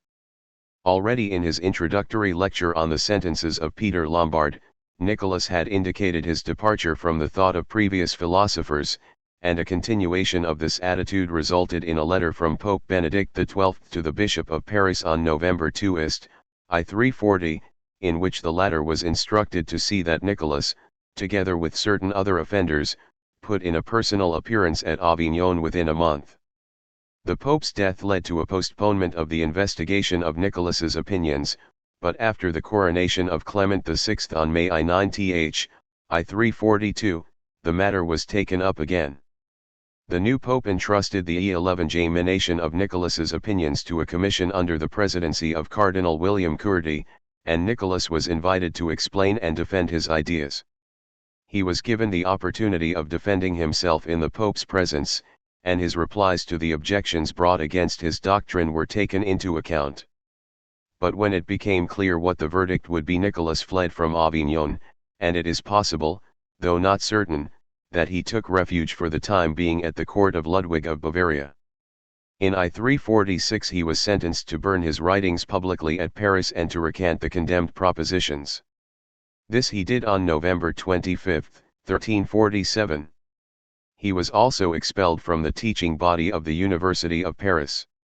Of his later life little is known, save for the fact that he became an official of the Cathedral of Metz on August 6, I350. Presumably he lived happily ever after. Of Nicholas's writings we possess the first 2 letters of a series of 9 which he wrote to the Franciscan Bernard of Arezzo, one of his principal critics, and a large part of a letter which he wrote to a certain Egidius, Giles. We also possess a letter from Egidius to Nicholas. In addition, the lists of condemned propositions contain excerpts from other letters of Nicholas to Bernard of Arezzo together with some other fragments. All these documents have been edited by Dr. Joseph Lapp. 1. We possess also a treatise by Nicholas which begins Exeget Ordo Executionis and which is referred to as the Exeget. It has been edited by J.R. O'Donnell. Together with Nicholas's theological writing there is further a note by John of Mirecourt about Nicholas's doctrine on causality at the beginning of his second letter to Bernard of Arezzo. Nicholas remarks that the first principle to be laid down is that contradictions cannot be true at the same time. The principle of contradiction, or rather of non-contradiction, is the primary principle, and its primacy is to be accepted both in the negative sense, namely that there is no more ultimate principle, and in the positive sense, namely that th principle positively precedes and is presupposed by every other principle. Nicholas is arguing that the principle of non-contradiction is the ultimate basis of all natural certitude, and that while any other principle which is put forward as the basis of certitude is reducible to the principle of non-contradiction, the latter is not reducible to any other principle. If any principle other than the principle of non-contradiction is proposed as the basis of certitude, that is, if a principle which is not reducible to the principle of non-contradiction is proposed as the basis of certitude, the proposed principle may appear to be certain but its opposite will not involve a contradiction, but in this case the apparent certitude can never be transformed into genuine certitude. It is only the principle of non-contradiction which bears its own guarantee on its face, so to speak. The reason why we do not doubt the principle of non-contradiction is simply that it cannot be denied without contradiction. In order, then, for any other principle to be certain, its denial must involve a contradiction, but in that case it is reducible to the principle of non-contradiction, in the sense that it is certain in virtue of that principle. The principle of non-contradiction must therefore be the primary principle. It is to be remarked that it is not the truth of the principle of non-contradiction which is in question but its primacy. Nicholas tries to show that any genuine certitude rests ultimately on this principle, and he does it by showing that any principle which did not rest on, or was not reducible to, the principle of non-contradiction would not be genuinely certain. Any certitude which we have in the light of the principle of non-contradiction is, says Nicholas, genuine certitude, and not even the divine power could deprive it of this character. Further, all genuinely certain propositions possess the same degree of evidence. It makes no difference whether a proposition is immediately or mediately reducible to the principle of non-contradiction. If it is not reducible to the principle of non-contradiction, it is not certain, and if it is reducible, it is equally certain, whether it is immediately or mediately reducible. In geometry, for example, a proposition is not less certain because it happens to be the conclusion of a long chain of reasoning, provided that it is rightly demonstrated in the light of the primary principle. Apart from the certitude of faith, there is no other certitude than the certitude of the principle of non-contradiction and of propositions which are reducible to that principle. In a syllogistic argument, then, the conclusion is certain only if it is reducible to the principle of non-contradiction. What is the necessary condition of this reducibility? The conclusion, says Nicholas, is reducible to the primary principle only if it is identical with the antecedent or 1/th a part of what is signified by the antecedent. When this is the case, it is impossible to affirm the antecedent and deny the conclusion, or to deny the conclusion and affirm the antecedent without contraction. If the antecedent is certain, the conclusion is also certain. For example, in the inference all x's are y, therefore this x is y, the conclusion is identical with part of what is signified by the antecedent. It is impossible, without contradiction, to affirm the antecedent and deny the conclusion. That is, if it is certain that all x's are y, it is certain that any particular x is y. How does this criterion of certitude affect factual knowledge? Bernard of Arezzo maintained that because God can cause an intuitive act in the human being without the cooperation of any secondary cause, we are not entitled to argue that a thing exists because it is seen. This view was similar to that of Ockham, though Bernard apparently did not add Ockham's qualification that God could not produce in us evident assent to the existence of a non-existent thing, since this would involve a contradiction. Nicholas maintained, though, that Bernard's view led to scepticism, for on his view we should have no means of achieving certitude concerning the existence of anything.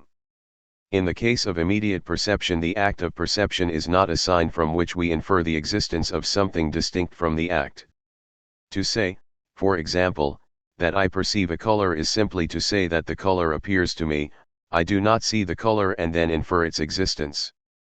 The act of perceiving a color and the act of being aware that I perceive a color are one and the same act. I do not perceive a color and then have to find some guarantee that I actually do perceive a color. Immediate cognition is its own guarantee. A contradiction would be involved in saying that a color appears and at the same time that it does not appear. In his first letter to Bernard, Nicholas says, therefore, that in his opinion I am evidently certain of the objects of the five senses and of my acts against what he regarded as scepticism. Then, Nicholas maintained that immediate cognition, whether it takes the form of sense perception or of perception of our interior acts, is certain and evident, and he explained the certitude of this knowledge by identifying the direct act of perception and the self-conscious awareness of this act of perception. In this case, a contradiction would be involved in affirming that I have an act of perception and in denying that I am aware that I have an act of perception. The act of perceiving a color is the same as the appearing of the color to me, and the act of perceiving the color is identical with the act of being aware that I perceive a color. To say that I perceive a color and to say that the color does not exist or that I am not aware that I perceive a color would involve me in a contradiction. Nicholas thus admitted as certain and evident not only analytic propositions but also immediate perception. But he did not think that from the existence of one thing we can infer with certainty the existence of another thing. The reason why we cannot do this is that in the case of two things which are really different from one another it is possible without logical contradiction to affirm the existence of the one thing and deny the existence of the other. If B is identical either with the whole of A or with part of A, it is not possible without contradiction to affirm the existence of A and deny that of B, and if the existence of A is certain the existence of B is also certain. But if B is really distinct from A, no contradiction is involved in affirming A's existence and yet at the same time denying the existence of B. In the second letter to Bernard of Arezzo, Nicholas makes the following assertion. From the fact that something is known to exist it cannot be inferred evidently, with, that is, evidence reducible to the first principle or to the certitude of the first principle, that another thing exists. Bernard of Arezzo tried to counter Nicholas's assertion by what he evidently regarded as common sense examples to the contrary. For instance, there is a white color. But a white color cannot exist without a substance. Therefore there is a substance. The conclusion of this syllogism is, said Bernard, certain. Nicholas's answer was on the following lines. If it is assumed that whiteness is an accident, and if it is assumed that an accident inheres in a substance and cannot exist without it, the conclusion is indeed certain. In the first place, however, the example would be irrelevant to the discussion. For what Nicholas asserted was that one cannot infer with certainty the existence of one thing from the existence of another. In the second place, the assumptions that whiteness is an accident and that an accident necessarily inheres in a substance render the argument hypothetical. If whiteness is an accident and if an accident necessarily inheres in a substance, then, given this whiteness, there is a substance in which it inheres. But Nicholas would not admit that there is any compelling reason why these assumptions should be accepted. Bernard's argument conceals its assumptions. It does not show that one can argue with certainty from the existence of one thing to the existence of another thing, for Bernard has assumed that whiteness inheres in a substance. The fact that one sees a color warrants one's concluding that a substance exists, only if one has assumed that a color is an accident and that an accident necessarily inheres in a substance. But to assume this is to assume what has to be proved. Bernard's argument is therefore a concealed vicious circle. Nicholas commented in a similar manner on another example brought by Bernard in order to show that one can argue with certainty from the existence of one thing to the existence of another thing. Fire is applied to tow, and there is no obstacle, therefore there will be heat. Either, said Nicholas, the consequent is identical with the antecedent or with part of it or it is not. In the first case the example would be irrelevant. For the argument would not be an argument from the existence of one thing to the existence of another thing. In the second case there would be two different propositions of which the one could be affirmed and the other denied without contradiction. Fire is applied to tow and there is no obstacle and there will not be heat are not contradictory propositions. And if they are not contradictory propositions the conclusion cannot be certain with the certitude, which comes from reducibility to the first principle. Yet this, as has been agreed, is the only certitude. From this position of Nicholas, that the existence of one thing cannot with certainty be inferred from that of another, it follows that no proposition which asserts that because A happens B will happen, or that because B exists A exists, where A and B are distinct things, is or can be certain. Apart, then, from the immediate perception of sense data, colors, for example, and of our acts, no empirical knowledge is or can be certain. No causal argument can be certain. We doubtless believe in necessary connections in nature, but logic cannot detect them, and propositions which state them cannot be certain. What, then, is the reason of our belief in causal connections? Nicholas apparently explained this in terms of the experience of repeated sequences, which gives rise to the expectation that if B has followed A in the past it will do so again in the future. Nicholas, it is true, affirmed that we cannot have probable knowledge that B will follow A in the future, unless we have evident certitude that at some time in the past B has followed A, but he did not mean that we cannot have probable knowledge that B will follow A in the future, unless we have evident certitude in the past of a necessary causal connection between A and B. What he meant, in terms of his own example in his second letter to Bernard, was that I cannot have probable knowledge that if I put my hand to the fire it will become warm, unless I have evident certitude of warmth in my hand having followed my putting my hand to the fire in the past. If it was once evident to me when I put my hand to the fire that I became warm, it is now probable to me that if I put my hand to the fire I should become warm. L. Nicholas considered that repeated experience of the coexistence of two things or of the regular sequence of distinct events increases the probability, from the subjective point of view, of similar experiences in the future, but repeated experience does not add anything to the objective evidence. 2. It is clear that Nicholas considered that the possibility of God acting immediately as a causal agent, without, that is, using any secondary cause, rendered it impossible to argue with absolute certainty from the existence of one created thing to the existence of another created thing.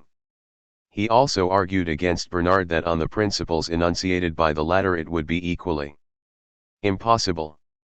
But the main interest of Nicholas's discussion of causality lies in the fact that he did not simply argue from the universally admitted doctrine of the divine omnipotence, universally admitted as a theological doctrine at any rate, but approached the question on a purely philosophical level. It is to be noted that Nicholas did not deny that we can have certitude concerning the coexistence of appearances of A and B. All that is required is that we should actually have the two perceptions at once. But he did deny that one can infer with certainty the existence of the non-apparent from the existence of an appearance. He would not allow, then, that one can infer with certainty the existence of any substance. In order to know with certainty the existence of any material substance we should have either to perceive it directly, intuitively, or to infer its existence with certainty from the appearances or phenomena. But we do not perceive material substances, according to Nicholas. If we did, even the uneducated, the rustici, would perceive them. And this is not the case. Moreover, we cannot infer their existence with certainty, for the existence of one thing cannot be logically deduced from the existence of another thing. In his 9th letter to Bernard, Nicholas asserted that these inferences are not evident. There is an act of understanding, therefore there is an intellect, there is an act of willing, therefore there is a will. L. This statement suggests that according to Nicholas we have no more certainty of the soul's existence as a substance than we have of material substances. Elsewhere, however, he states that Aristotle never had evident knowledge of any substance other than his own soul, understanding by substance something different from the objects of our 5 senses and from our formal experience too. Again, we have no certitude concerning a substance joined to matter other than our soul. 3 statements like this have led some historians to conclude that Nicholas admitted that we have certitude about the knowledge of the soul as a spiritual substance. They accordingly interpret his remarks about our not being entitled to infer the existence of the intellect from the existence of acts of understanding and the existence of the will from the existence of acts of volition as an attack on the faculty psychology. This is certainly a possible interpretation, though it might be considered odd if Nicholas directed his attack simply against the theory of distinct faculties. which had already been subjected to criticism by William of Ockham, for example. But the exegetal seems to imply, though it does not say so clearly, that we have no direct awareness of the soul. And in this case it would appear to follow, on Nicholas's premises, that we have no natural knowledge of the soul's existence as a substance. The statement that Aristotle had no certain knowledge of any substance other than his own soul may be analogous to the assertion in the fifth letter to Bernard of Arezzo that we do not know with certainty that there is any efficient cause other than God. For his general position shows that in Nicholas's opinion we have no natural or philosophical certain knowledge that even God is an efficient cause. It is true that if the parallel between the two statements is pushed, it would seem to follow that Aristotle, according to Nicholas, enjoyed the certainty of faith about the existence of his soul as a spiritual substance, and Nicholas cannot possibly have meant to say this. But it is not necessary to interpret his remarks so strictly. However, it is difficult to be sure whether he did or did not make an exception in favor of our knowledge of our own souls from his general view that we have no certain knowledge of the existence of substances considered as distinct from phenomena. It is evident that in his critique of causality ad substance Nicholas anticipated the position of Hume, and the similarity is all the more striking if he did in fact deny that we have any certain knowledge of the existence of any substance, material or spiritual. But Dr. Weinberg is undoubtedly right, I think, in pointing out that Nicholas was not a phenomenalist. Nicholas thought that one cannot infer with certainty the existence of a non-apparent entity from the existence of phenomena, but he certainly did not hint this means that one can infer its non-existence. In the sixth letter to Bernard he laid it down that from the fact that one thing exists, it cannot be inferred with certainty that another thing does not exist. Point 2 Nicholas did not say that only phenomena exist or that affirmations of the existence of metaphenomenal entities are nonsensical. All he said was that the existence of phenomena does not enable us to infer with certainty the existence of the metaphenomenal or non-apparent. It is one thing to say, for example, that we are unable to prove that there is anything in a material object other than what appears to the senses, and it is another thing to say that there actually is no substance. Nicholas was not a dogmatic phenomenalist. I do not mean to imply by this that Hume was a dogmatic phenomenalist, for he was not, whatever objections his, and Nicholas's, critical analyses of causality and substance may be open to. My point is simply that one must not conclude from Nicholas's denial of the demonstrability of the existence of substances that he actually denied the existence of all substances or said that their non-existence could be proved. It is obvious enough that Nicholas's critique of causality and substance had important repercussions in regard to his attitude towards the traditional philosophical theology. Although Nicholas does not say so in clear and explicit terms, it would seem to follow from his general principles that it is not possible to prove the existence of God as efficient cause. In the fifth letter to Bernard he remarks that God may be the sole efficient cause, since one cannot prove that there is any natural efficient cause. But to say that God may be the sole efficient cause is not to say that he is the sole efficient cause or, indeed, that he can be proved to be an efficient cause at all. Nicholas meant merely that for all we know or can establish to the contrary God may be the sole efficient cause. As to our being able to prove that God actually is efficient cause, this is excluded by the general principle that we cannot infer with certainty the existence of one thing from the existence of another thing. The causal or cosmological argument for God's existence could not, then, be a demonstrative argument on Nicholas's premises. Nor could St. Thomas's fourth or fifth arguments be admitted as proofs yielding certain conclusions. We cannot, says Nicholas in the fifth letter to Bernard, prove that one thing is or is not nobler than another thing. Neither inspection of one thing nor comparison of two or more things is able to prove a hierarchy of degrees of being from the point of view of value. If anything whatever is pointed out, nobody knows evidently that it may not exceed all other things in value. And Nicholas does not hesitate to draw the conclusion that if by the term God we understand the noblest being, nobody knows with certainty whether any given thing may not be God. If, then, we cannot establish with certainty an objective scale of perfection, St. Thomas's fourth argument obviously cannot be considered a demonstrative argument.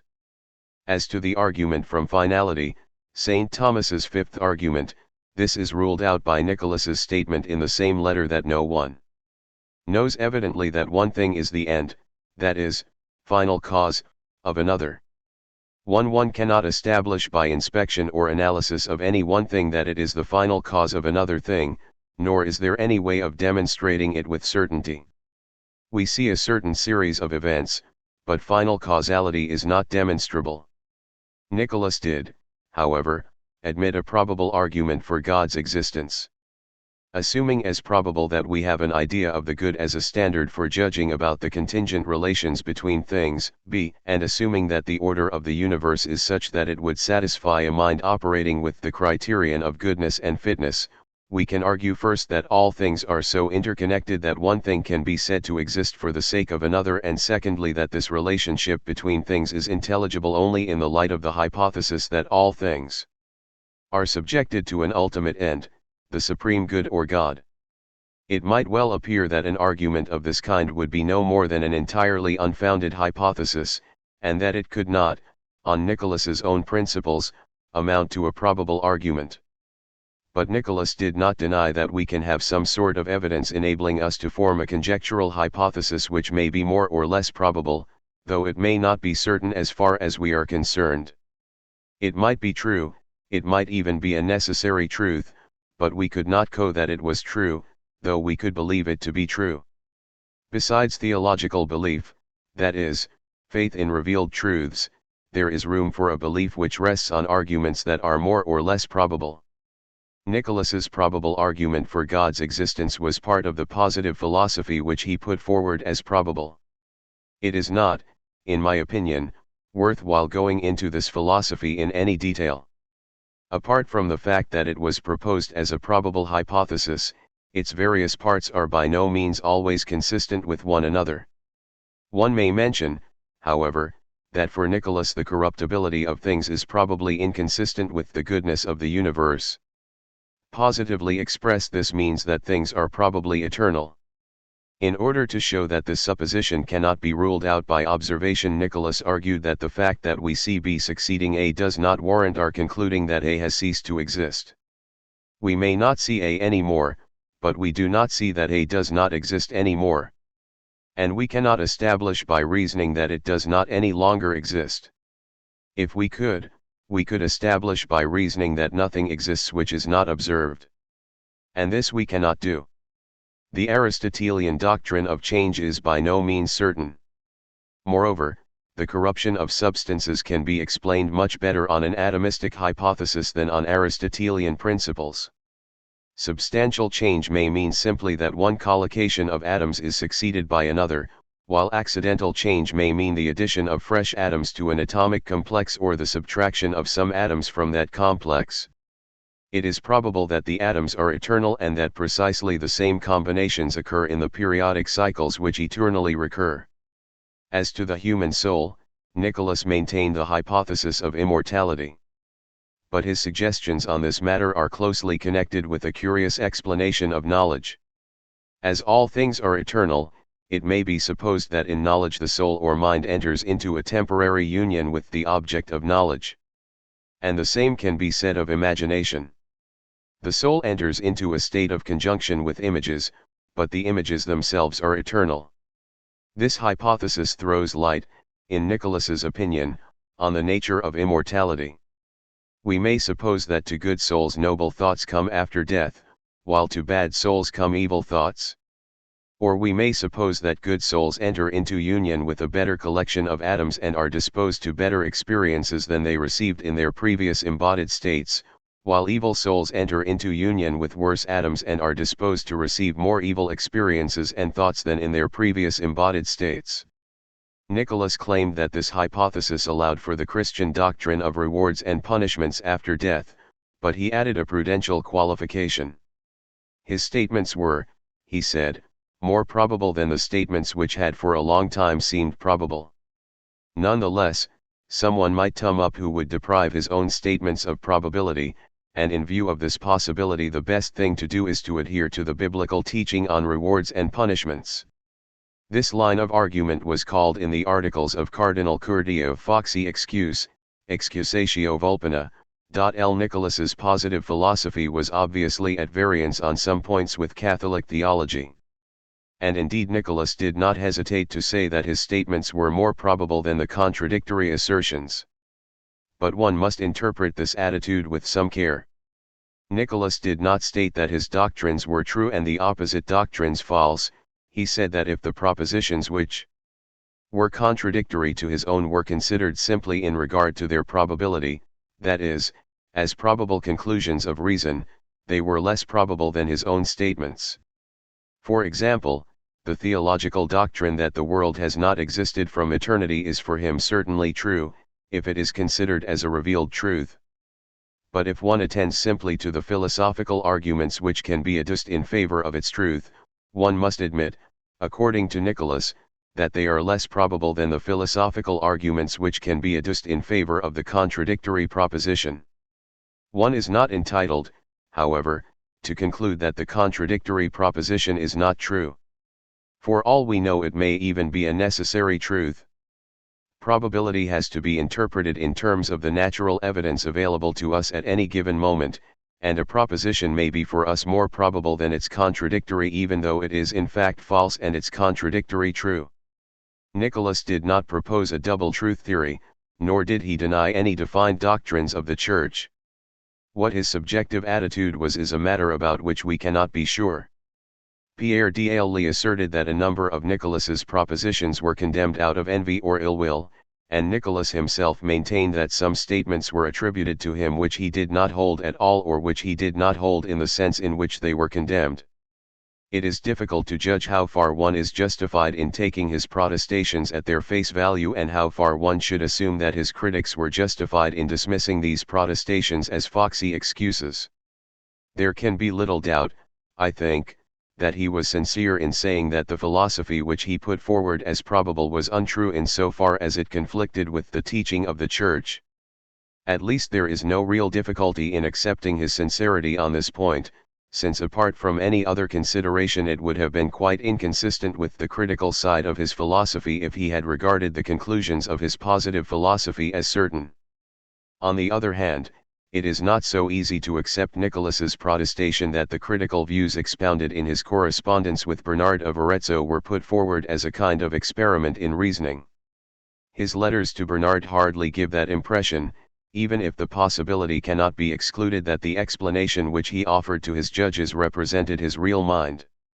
After all, he was by no means the only philosopher of his time to adopt a critical attitude towards the traditional metaphysics, even if he went further than most.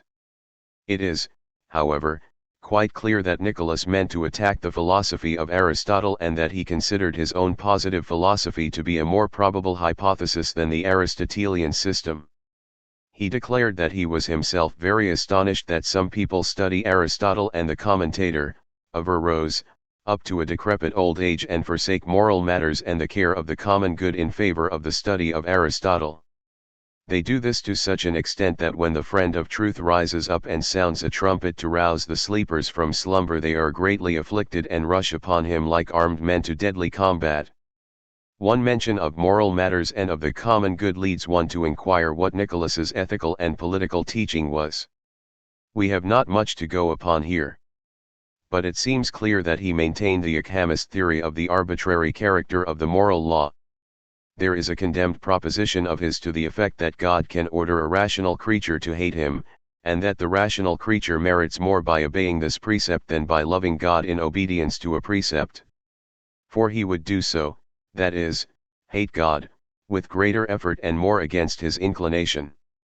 As to politics, Nicholas is said to have issued a proclamation that whoever wanted to hear lecture on Aristotle's politics together with certain discussions about justice and injustice which would enable a man to make new laws or to correct laws already in existence, should repair to a certain place where he would find Master Nicholas of Autrecourt, who would teach him all these things.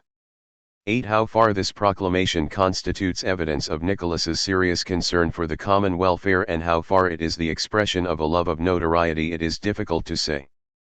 I have given an account of the philosophical ideas of John of Mirecourt and Nicholas of Autrecourt in a chapter on the Ockhamist movement. Is this procedure justified?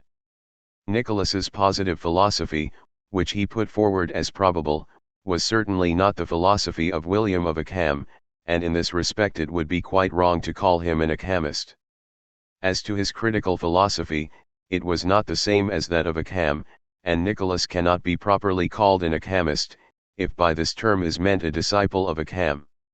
Moreover, the tone of Nicholas's writing is different from that of the Franciscan theologian. Nonetheless, Nicholas was an extreme representative of that critical movement of thought which was a prominent feature of 14th century philosophy and which finds expression in one aspect of Ockhamism. I have indicated earlier that I use the term Ockhamist movement to denote a philosophical movement which was characterized, in part, by a critical attitude towards the presuppositions and arguments of the traditional metaphysics, and if the term is used in this sense, one can, I think, justifiably speak of John of Mirecourt and Nicholas of Autrecourt as belonging to the Ockhamist movement. Nicholas of Autrecourt was not a sceptic, if by this term we mean a philosopher who denies or questions the possibility of attaining any certain knowledge. He maintained that certainty is obtainable in logic and in mathematics and in immediate perception. In modem terms he recognized as certain both analytic propositions, the propositions which are now sometimes called tautologies, and basic empirical statements, though one must add the proviso that for Nicholas we can have evident immediate knowledge without that knowledge being expressed in a proposition. On the other hand, propositions involving the assertion of a causal relation in the metaphysical sense or propositions based on an inference from one existent to another he regarded not as certain propositions but rather as empirical hypotheses. One must not, however, turn Nicholas into a logical positivist. He did not deny the significance of metaphysical or theological statements, on the contrary, he presupposed the certitude of faith and admitted revelation as a source of absolute certainty. 4. I announced my intention of concluding this chapter with some remarks on the influence of the new movement in the universities, especially in the universities which were founded in the latter part of the 14th century and during the 15th. In 1389 a statute was passed at the University of Vienna requiring of students in the Faculty of Arts that they should attend lectures on the logical works of Peter of Spain, while later statutes imposed a similar obligation in regard to the logical works of Ockhamist authors like William Heytesbury. Nominalism was also strongly represented in the German universities of Heidelberg, founded in I386, Erfurt, I392, and Leipzig, 1409, and in the Polish University of Krakow, 1397. The University of Leipzig is said to have owed its origin to the exodus of nominalists from Prague, where John Hus and Jerome of Prague taught the Scotist realism which they had learned from John Wycliffe, c. 1320–84. Indeed, when the Council of Constance condemned the theological errors of John Hus in 1415, the nominalists were quick to argue that Scotist realism had also been condemned, though this was not actually the case. In the first half of the 15th century a rather surprising revival of the philosophy of Saint Albert the Great took place. The nominalists seem to have left Paris early in the century, partly owing to the conditions brought about by the 100 Years' War, though Eyre was doubtless correct in connecting the revival of Albertism with the return of the Dominicans to Paris in 1403. They had left the city in 1387. The supremacy of Albertism did not last very long, however, because the nominalists returned in 1437 after the city had been liberated from the English. On March 1, 1474, King Louis XI issued a decree prohibiting the teaching of nominalism and ordering the confiscation of nominalist books, but in 1481 the ban was withdrawn. In the 15th century, then, nominalism was strongly entrenched at Paris, Oxford, and many German universities, but the older traditions continued to hold their ground in certain places. This was the case in the University of Cologne, which was founded in 1389. At Cologne the doctrines of Saint Albert and Saint Thomas were in possession. After the condemnation of John Hus the prince-electors asked the university to adopt nominalism on the ground that the more old-fashioned realism easily led to heresy, even though it was not evil in itself. but in 1425 the university replied that while it remained open to anyone to adopt nominalism if he chose, the doctrines of Saint Albert, Saint Thomas, Saint Bonaventure, Giles of Rome and Duns Scotus were above suspicion. In any case, said the university, the heresies of John Hus did not spring from philosophical realism but from the theological teaching of Wycliffe. Further, if realism were forbidden at Cologne the students would leave the university.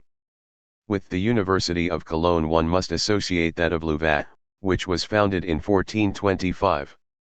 The statutes of 1427 required of candidates for the doctorate that they should take an oath never to teach the doctrines of Buridan, Marsilius of Ingham, Ockham, or their followers, and in 1480 professors who expounded Aristotle in the light of the Ockhamist theories were threatened with suspension from office.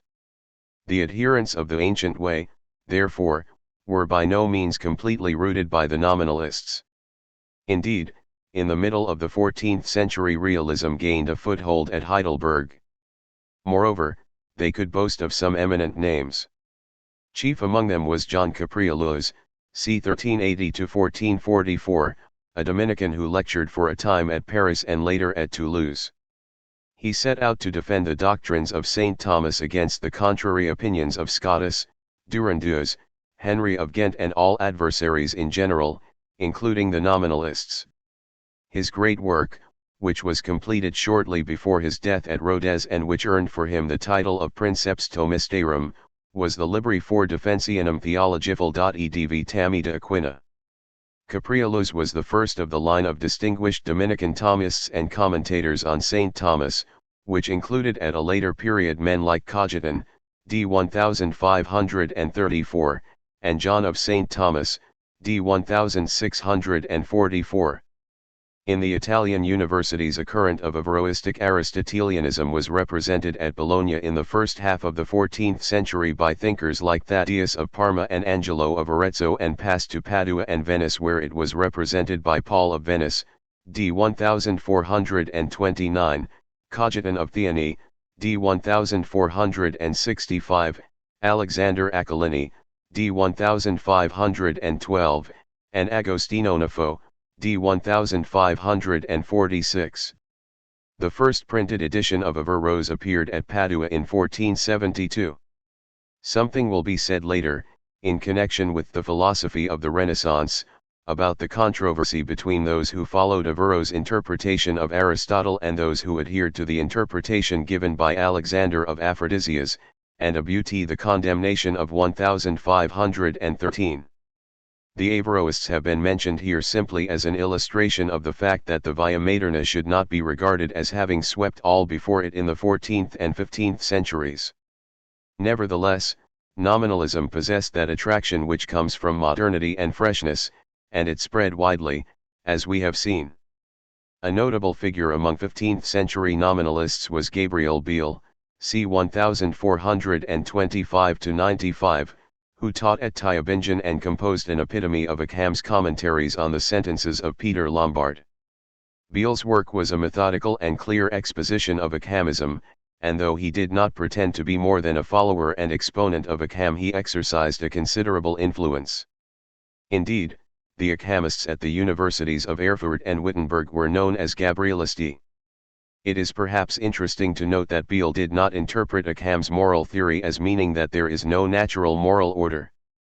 There are objects or ends besides God which can be chosen in accordance with right reason, and pagan philosophers like Aristotle, Cicero, and Seneca were able to accomplish morally good and virtuous acts. In virtue of his absolute power, God could, indeed, command acts opposed to the dictates of the natural reason, but this does not alter the fact that these dictates can be recognized without revelation. 5. Finally, one may recall that the Ockhamist movement or nominalism had various aspects. On the purely logical side, it was partly a development of the logic of terms and of the theory of suppositio as found in pre-Ockhamist logicians like Peter of Spain. This terminist logic was used by William of Ockham in order to exclude all forms of realism. The problem of universals was treated from a logical rather than an ontological point of view. The universal is the abstract term considered according to its logical content, and this term stands in the proposition for individual things, which are the only things which exist. This terminist logic had not of itself any sceptical consequences in regard to knowledge, nor did Ockham regard it as having any such consequences. But together with the logical aspect of nominalism, one must take into account the analysis of causality and the consequences of this analysis in regard to the epistemological status of empirical hypotheses. In the philosophy of a man like Nicholas of Autrecourt we have seen a sharp distinction drawn between analytic or formal propositions, which are certain, and empirical hypotheses, which are not and cannot be certain. With Ockham this view, so far as he held it, was closely connected with his insistence on the divine omnipotence. With Nicholas of Autrecourt the theological background was very much less in evidence. We have seen, too, how the nominalists, some more than others, tended to adopt a critical attitude towards the metaphysical arguments of the older philosophers. This attitude was fully explicit in an extremist like Nicholas of Autrecourt, since it was made to rest on his general position that one cannot infer with certainty the existence of one thing from the existence of another thing. Metaphysical arguments are probable rather than demonstrative. But, whatever one may be inclined to think on one or two cases, this critical attitude in regard to metaphysical speculation was practically always combined with a firm theological faith and a firm belief in revelation as a source of certain knowledge.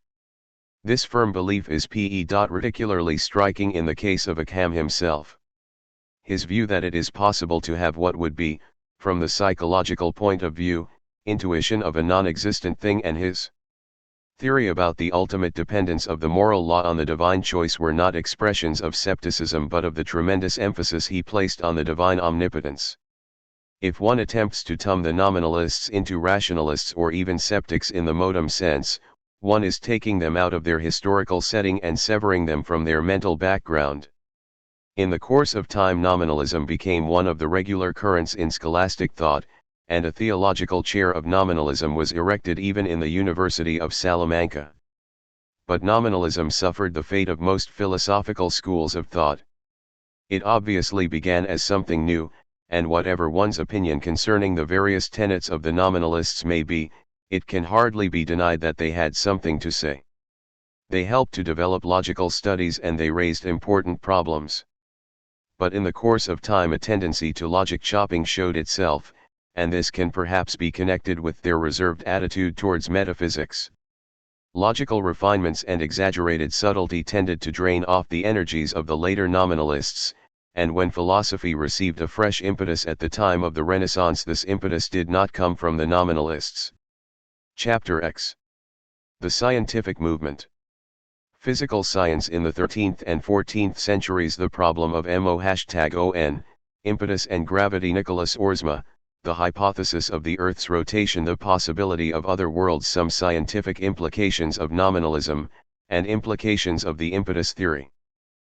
For a long time it was widely supposed that there was no respect for experience in the Middle Ages and that the only ideas on science which the medievals possessed were adopted uncritically from Aristotle and other non-Christian writers. Science was assumed to have started again, after centuries of almost complete quiescence, at the time of the Renaissance. Then it was found that a considerable interest had been taken in scientific matters during the 14th century, that some important discoveries had been made at that time, that various theories had been fairly widely held which did not derive from Aristotle, and that certain hypotheses which were usually associated with the Renaissance scientists had been proposed in the late Middle Ages. At the same time a better knowledge of late medieval philosophy suggested that the scientific movement of the 14th century should be connected with Ockhamism or nominalism, largely on the ground that Ockham and those who belonged more or less to the same movement of thought insisted on the primacy of intuition or of immediate experience in the acquisition of factual knowledge. It was not that Ockham himself was thought to have shown much interest in scientific matters, but his insistence on intuition as the only basis of factual knowledge and the empiricist side of his philosophy were thought to have given a powerful impetus to scientific interests and investigations. This view of the matter could be fitted into the traditional outlook inasmuch as Ockham and the nominalists were supposed to have been resolute anti-Aristotelians. It is not at all my intention to attempt to deny that there is truth in this interpretation of the facts. Although Ockham cannot possibly be called simply anti-Aristotelian without qualification, since in some matters he regarded himself as the true interpreter of Aristotle, his philosophy was in certain important respects undoubtedly at variance with Aristotle's, and it is clear that some thinkers who belonged to the nominalist movement were extremely hostile to Aristotelianism. Moreover, it is probably true to say that Ockhamist insistence on experience as the basis of our knowledge of existent things favored the growth of empirical science. It may be difficult to assess an epistemological theory's positive influence on the growth of science, but it is reasonable to think that the doctrine of the primacy of intuition would naturally encourage such growth rather than discourage it. Moreover, if one assumes that causes cannot be discovered by a priori theorizing but that recourse must be had to experience in order to discover them, this assumption is calculated to turn the mind towards the investigation of the empirical data. No doubt, it can be said with justice that science does not consist in intuition or in merely observing the empirical data, but the point is not that Ockhamism provided a theory of scientific method but rather that it helped to create an intellectual climate which facilitated and tended to promote scientific research. For by directing men's minds to the facts or empirical data in the acquisition of knowledge, it at the same time directed them away from passive acceptance of the opinions of illustrious thinkers of the past. But though it would be improper to discount the connection of 14th-century science with Ockhamism, it would be equally improper to attribute its growth to Ockhamism as a sufficient cause. In the first place, it is not clear to what extent one can legitimately speak of the 14th-century physicists as Ockhamists, even if one uses the term in a wide sense. One of the leading figures who took an interest in physical theories was John Buridan, who was for a time rector of the University of Paris and died about 1360. This theologian, philosopher, and physicist was influenced by the terminist logic and by certain views which were held by Ockham, but he was by no means an unqualified nominalist. Apart from the fact that in his official capacity as rector he was associated with the condemnation of nominalist theories in 1340, he maintained, for example, in his writings that it is possible to prove the existence of one thing from the existence of another thing, and that consequently it is possible to prove the existence of God. Albert of Saxony was rather more of an Ockhamist. Rector of the University of Paris in 1353, he became in 1365 the first rector of the University of Vienna. In the same year, he was appointed Bishop of Halberstadt. He died in that post in 1390. In logic he followed Ockham, but he was certainly not an extreme adherent of the Via Moderna. It is true that he held that the certitude given by experience cannot be absolute, but it would appear that his view of the hypothetical character of empirical statements was due more to the conviction that God can miraculously interfere with the natural order than to any other consideration. Marsilius of Inghen, d. 1396, who was rector of the University of Paris in 1367 and 1371 and first rector of the University of Heidelberg in 1386, was indeed a declared adherent of the Via Moderna, but he seems to have tempered the nominalist position on universals with a dose of realism, and he thought that the metaphysician can prove the existence and unicity of God. As for Nicolas Oersma, who taught at Paris and died as Bishop of Lisieux in 1382, he was much more of a physicist than a philosopher, though he had, of course, theological and philosophical interests. One can say then, I think, that the leading figures in the scientific movement of the 14th century had in most cases affiliations with the Ockhamist movement. And if one is going to use the term nominalist to denote those who adopted the Ockhamist or terminist logic, one can call them nominalists. But it would be a mistake to suppose that they all adhered to Ockham's views on metaphysics, and it would be still more of a mistake to suppose that they shared the extremist philosophical position of a thinker like Nicholas of Autrecourt. Indeed, Buridan and Albert of Saxony both attacked Nicholas. It is fairly clear, however, that the Via Moderna in philosophy did stimulate, though it did not cause, the scientific developments of the 14th century. That the nominalist movement cannot be accounted the sufficient cause of the growth of science in the 14th century is clear from the fact that 14th century science was to a considerable extent a continuation of and growth from 13th century science. I have mentioned that modern research has brought to light the reality of scientific progress in the 14th century. But research is also bringing to light the scientific investigations which were pursued in the 13th century. These investigations were stimulated mainly by the translations of Greek and Arabic scientific works, but they were none the less real. Medieval science was doubtless primitive and rudimentary if we compare it with the science of the post-Renaissance era, but there is no longer any excuse for saying that there was no science in the Middle Ages outside the fields of theology and philosophy. Not only was there a scientific development in the Middle Ages, but there was also a continuity in some degree between the science of the late Middle Ages and the science of the Renaissance. It would be foolish to belittle the achievements of the Renaissance scientists or to make out that their hypotheses and discoveries were all anticipated in the Middle Ages. But it is also foolish to depict Renaissance science as being without historical antecedents and parentage. In the 13th century a number of thinkers had insisted on the need for observation or experience in scientific study. In the preceding volume of this history mention was made in this connection of Saint Albert the Great, 1206–80, Peter of Maricourt, exact dates unknown, Robert Grosseteste, c. 27s–1253, and of Roger Bacon, c. 1212 after 1292. Peter of Maricourt, who stimulated Bacon's interest in scientific matters, is notable for his Epistola de Magnet, which was utilized by William Gilbert in the second half of the 16th century. Grosseteste wrote on optics and tried to improve the theory of refraction contained in Greek and Arabic writings. Optics constituted also one of Bacon's special interests. The Silesian scientist, mathematician, and philosopher Whitelow wrote on the same subject in his Perspectiva. This work was composed in dependence on the writings of the Islamic scientist Alhazen, and Kepler later supplied some developments on Whitelow's ideas in his Ad Vitellianum Paralipomena, 1604. The Dominican Theodoric of Freiburg, d.c. 1302, developed a theory in explanation of the rainbow on an experimental basis, which was adopted by Descartes. One and another Dominican, Jordanus Nemerarius, made discoveries in mechanics.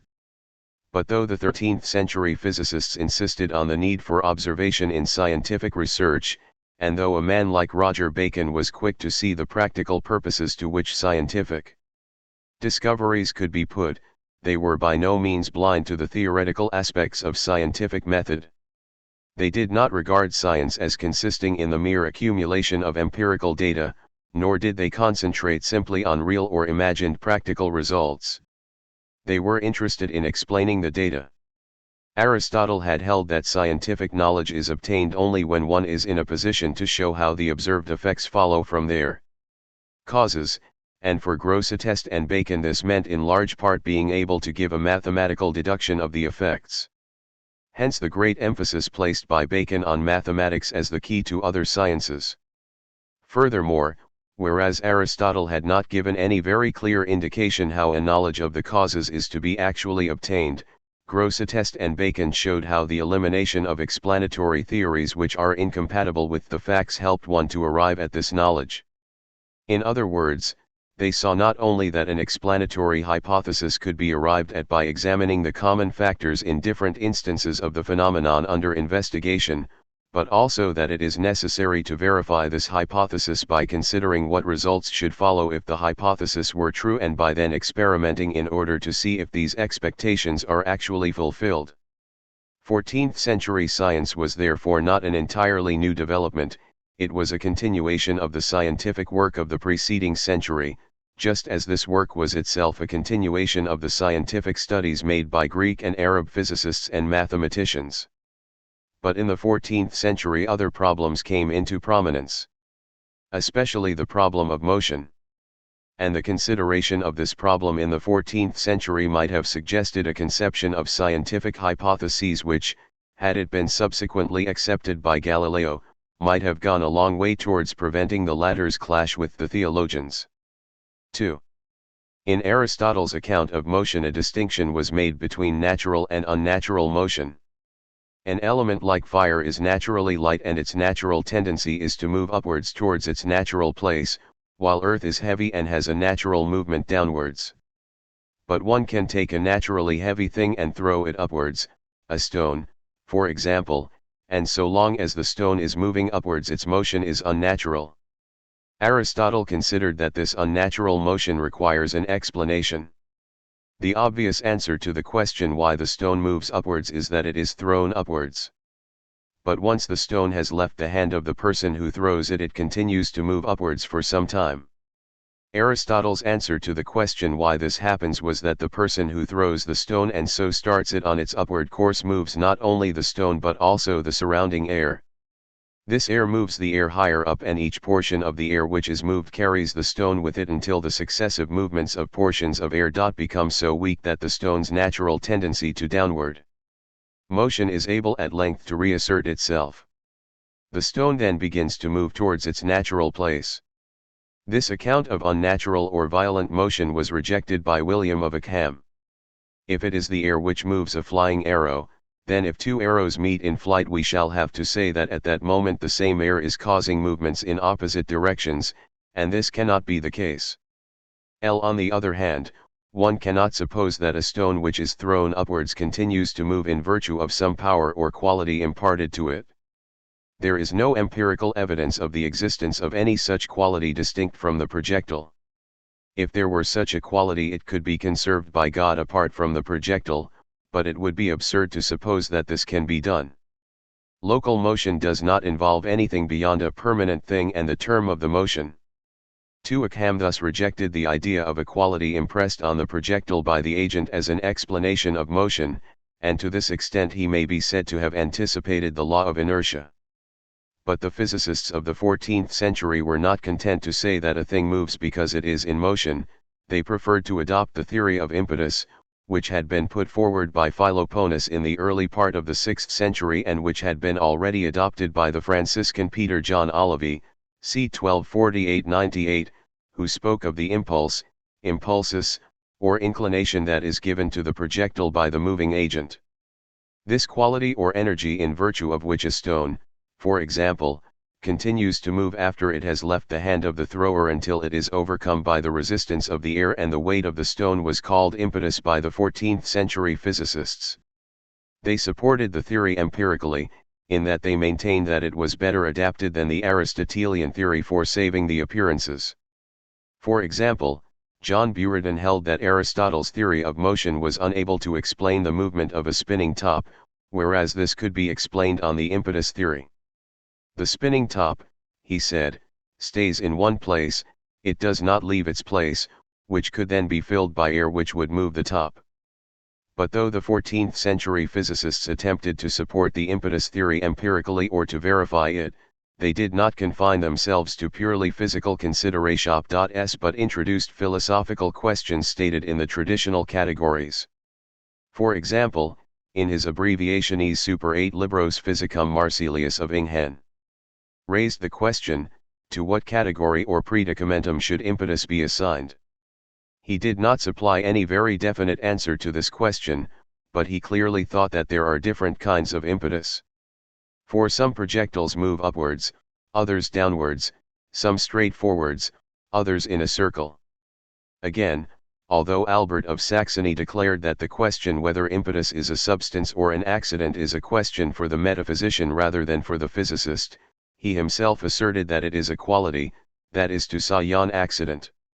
In any case, it is clear that these physicists regarded impetus as something distinct from and impressed upon the projectile or moving body. They did not follow William of Ockham in his denial of any such distinct reality. An interesting application of the impetus theory was made in regard to the movement of the heavenly bodies. In his commentary on the Metaphysics Lo Buridan maintained that God imparted to the heavenly bodies an original impetus which is the same in kind as the impetus in virtue of which terrestrial bodies move. There is no need to suppose that the heavenly bodies are made of a special element, the quintessence or fifth element, which can only move with a circular motion. nor is it necessary to postulate intelligences of the spheres to account for the sphere's movements. Motion on earth and motion in the heavens can be explained in the same way. Just as a man imparts an impetus to the stone which he throws into the air, so God imparted impetus to the heavenly bodies when he created them. The reason why the latter continue to move while the stone eventually falls to the earth is simply that the stone encounters resistance whereas the heavenly bodies do not.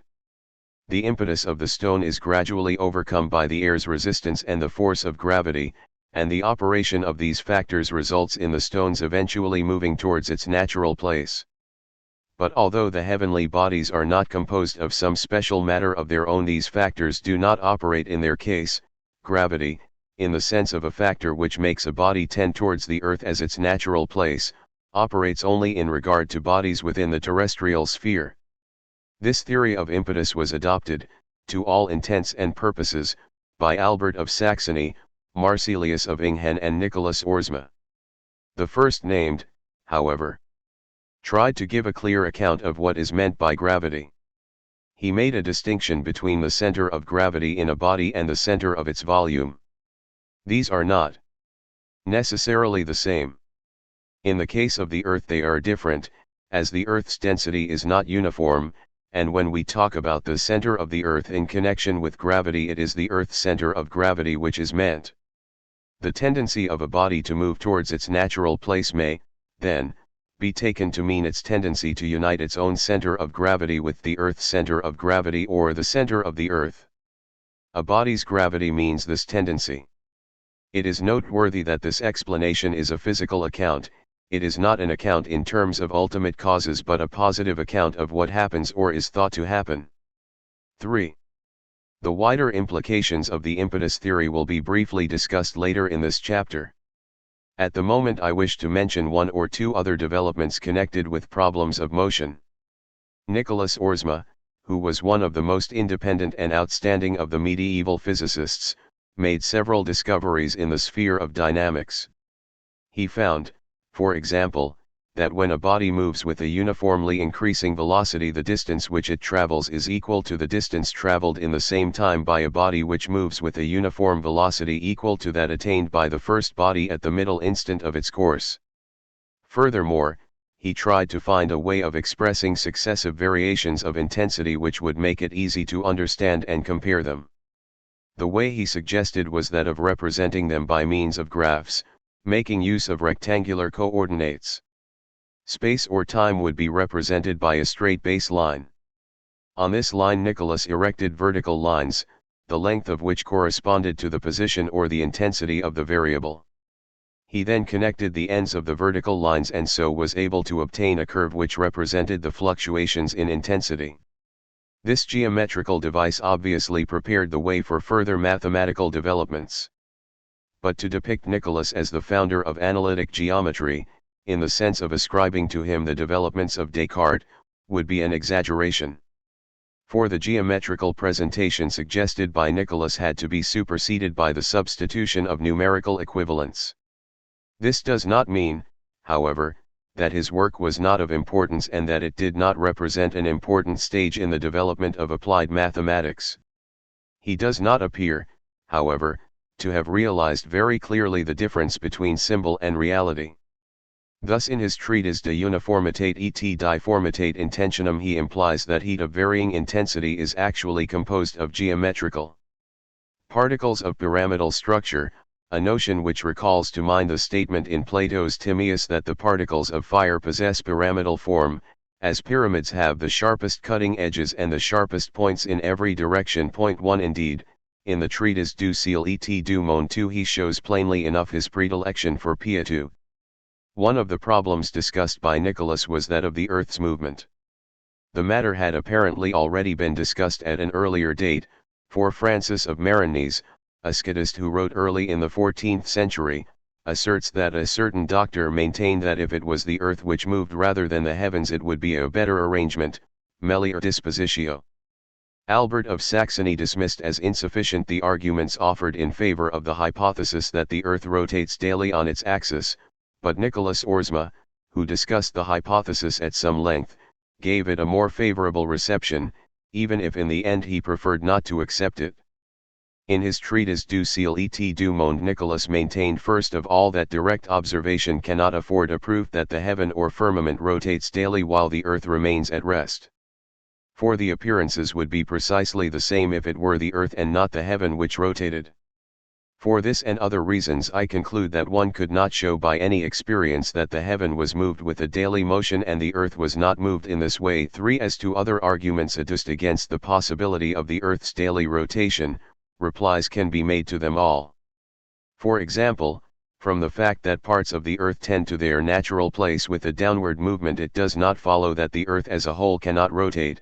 It cannot be shown that a body as a whole may not have one simple movement while its parts have other movements.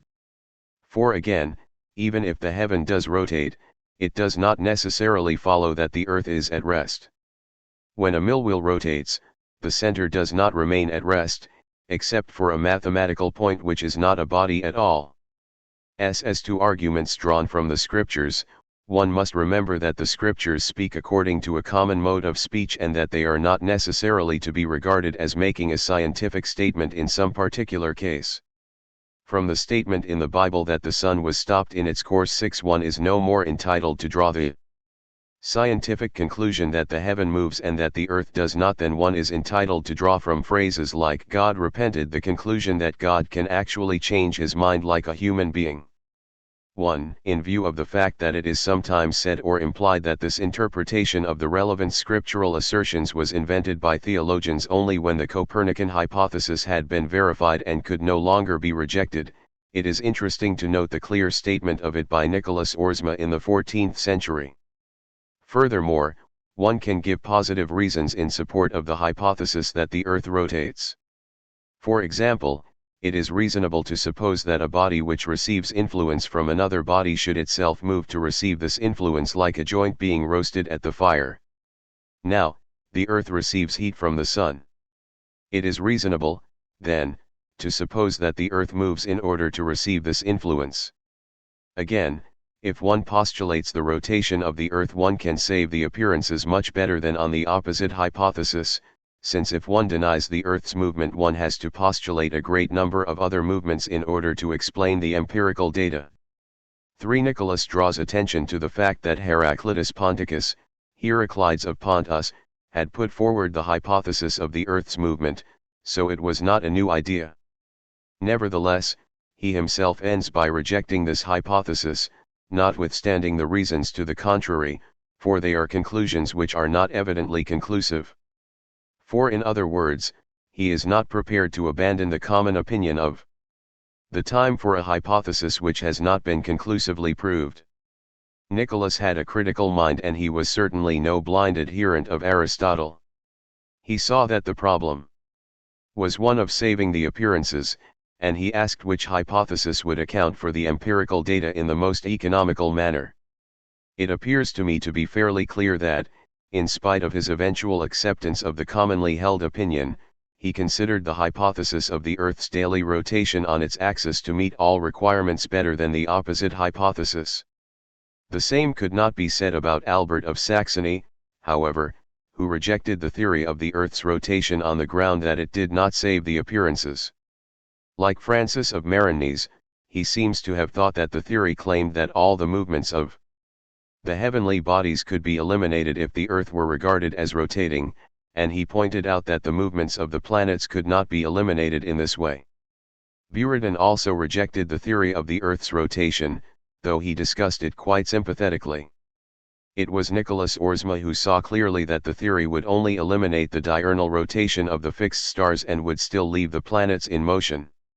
Some of the reasons he proposed in favor of the theory were good reasons, but others were not, and it would be an extravagance to depict Nicholas as having given a clearer and profounder exposition of the hypothesis of the Earth's movement than the astronomers of the Renaissance, as Pierre Duhem was inclined to do. It is obvious, however, that men like Albert of Saxony and Nicholas Oersma can properly be called the precursors of the Renaissance physicists, astronomers, and mathematicians. In so calling them, Duhem was quite justified. 4. One of the questions discussed in the Du ciel et du monde is whether there could be other worlds besides this one. According to Nicholas, neither Aristotle nor anyone else has shown that God could not create a plurality of worlds. It is useless to argue from the unicity of God to the unicity of the world. God is not only one and unique but also infinite, and if there were a plurality of worlds none of them would be, as it were, outside the divine presence and power. Again, to say that if there were another world, the element of earth in the other world would be attracted to this earth as to its natural place is no valid objection. The natural place of the element of earth in the other world would be in the other world and not in these. Nicholas concludes, however, that although no sufficient proofs have been adduced by Aristotle or anyone else to show that there could not be other worlds in addition to this one, there never has been, is not and never will be any other corporeal world. 3.5. The existence of a certain interest in scientific study during the 13th century has been mentioned earlier in this chapter, and the conclusion was then drawn that the scientific work of the succeeding century cannot be ascribed simply to the association of some of the 14th century physicists with the Ockhamist movement. It is true, of course, that certain philosophical positions maintained by Ockham himself or by other followers of the Ilia Moderna were calculated to enhance the conceptions of scientific method and of the status of physical theories. The combination of a nominalist or conceptualist view of universals with the thesis that one cannot argue with certainty from the existence of one thing to the existence of another thing would naturally lead to the conclusion that physical theories are empirical hypotheses which can be more or less probable but which cannot be proved with certainty. Again, the emphasis laid by some philosophers on experience and observation as the necessary basis of our knowledge of the world might well encourage the view that the probability of an empirical hypothesis depends on the extent of its verification, that is, on its ability to explain or account for the empirical data. One might perhaps be tempted to suggest that the philosophy of the nominalist movement could have led to the conclusion that physical theories are empirical hypotheses which involve a certain amount of dictation to nature and a priori construction, but which depend for their probability and utility on the extent to which they can be verified. A theory is constructed on the basis of empirical data, it might have been said, but it is a mental construction on the basis of those data. Its object, however, is to explain the phenomena, and it is verified in so far as it is possible to deduce from it the phenomena which are actually observed in ordinary life or which are obtained by artificial and purposive experiment. Moreover, that explanatory theory will be preferable which succeeds in explaining the phenomena with the least number of assumptions and presuppositions and which thus best satisfies the principle of economy. But it is one thing to say that conclusions of this sort might have been suggested by the new movement in philosophy during the 14th century, and it is another thing to say that they were actually drawn. On the one hand, philosophers like Ockham do not seem to have shown any particular interest in questions of scientific theory and method as such, while on the other hand the physicists appear to have been more interested in their actual scientific research and speculations than in reflection on the underlying theory and method. This is, after all, only what one would expect. Reflection on scientific method and theory can hardly reach a high degree of development until physical science has itself progressed to a considerable extent and has reached a stage which prompts and stimulates reflection on the method employed and its theoretical presuppositions. We certainly do find in the thought of the 14th century physicists some elements of the scientific theory which might have been suggested by contemporary philosophical developments.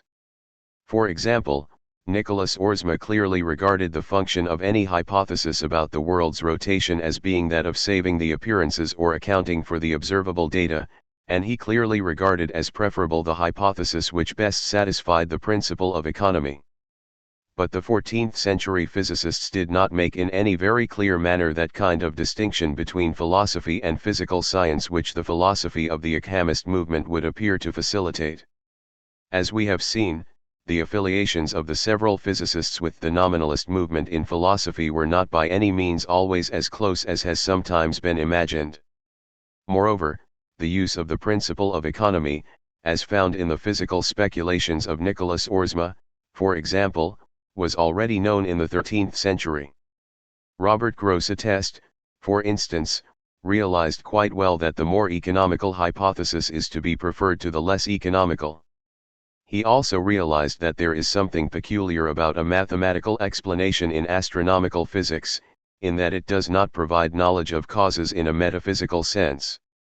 One has, then, to be careful in ascribing to the exclusive influence of the Ockhamist movement ideas in 14th century science which, in the abstract, might perhaps have been the result of that movement.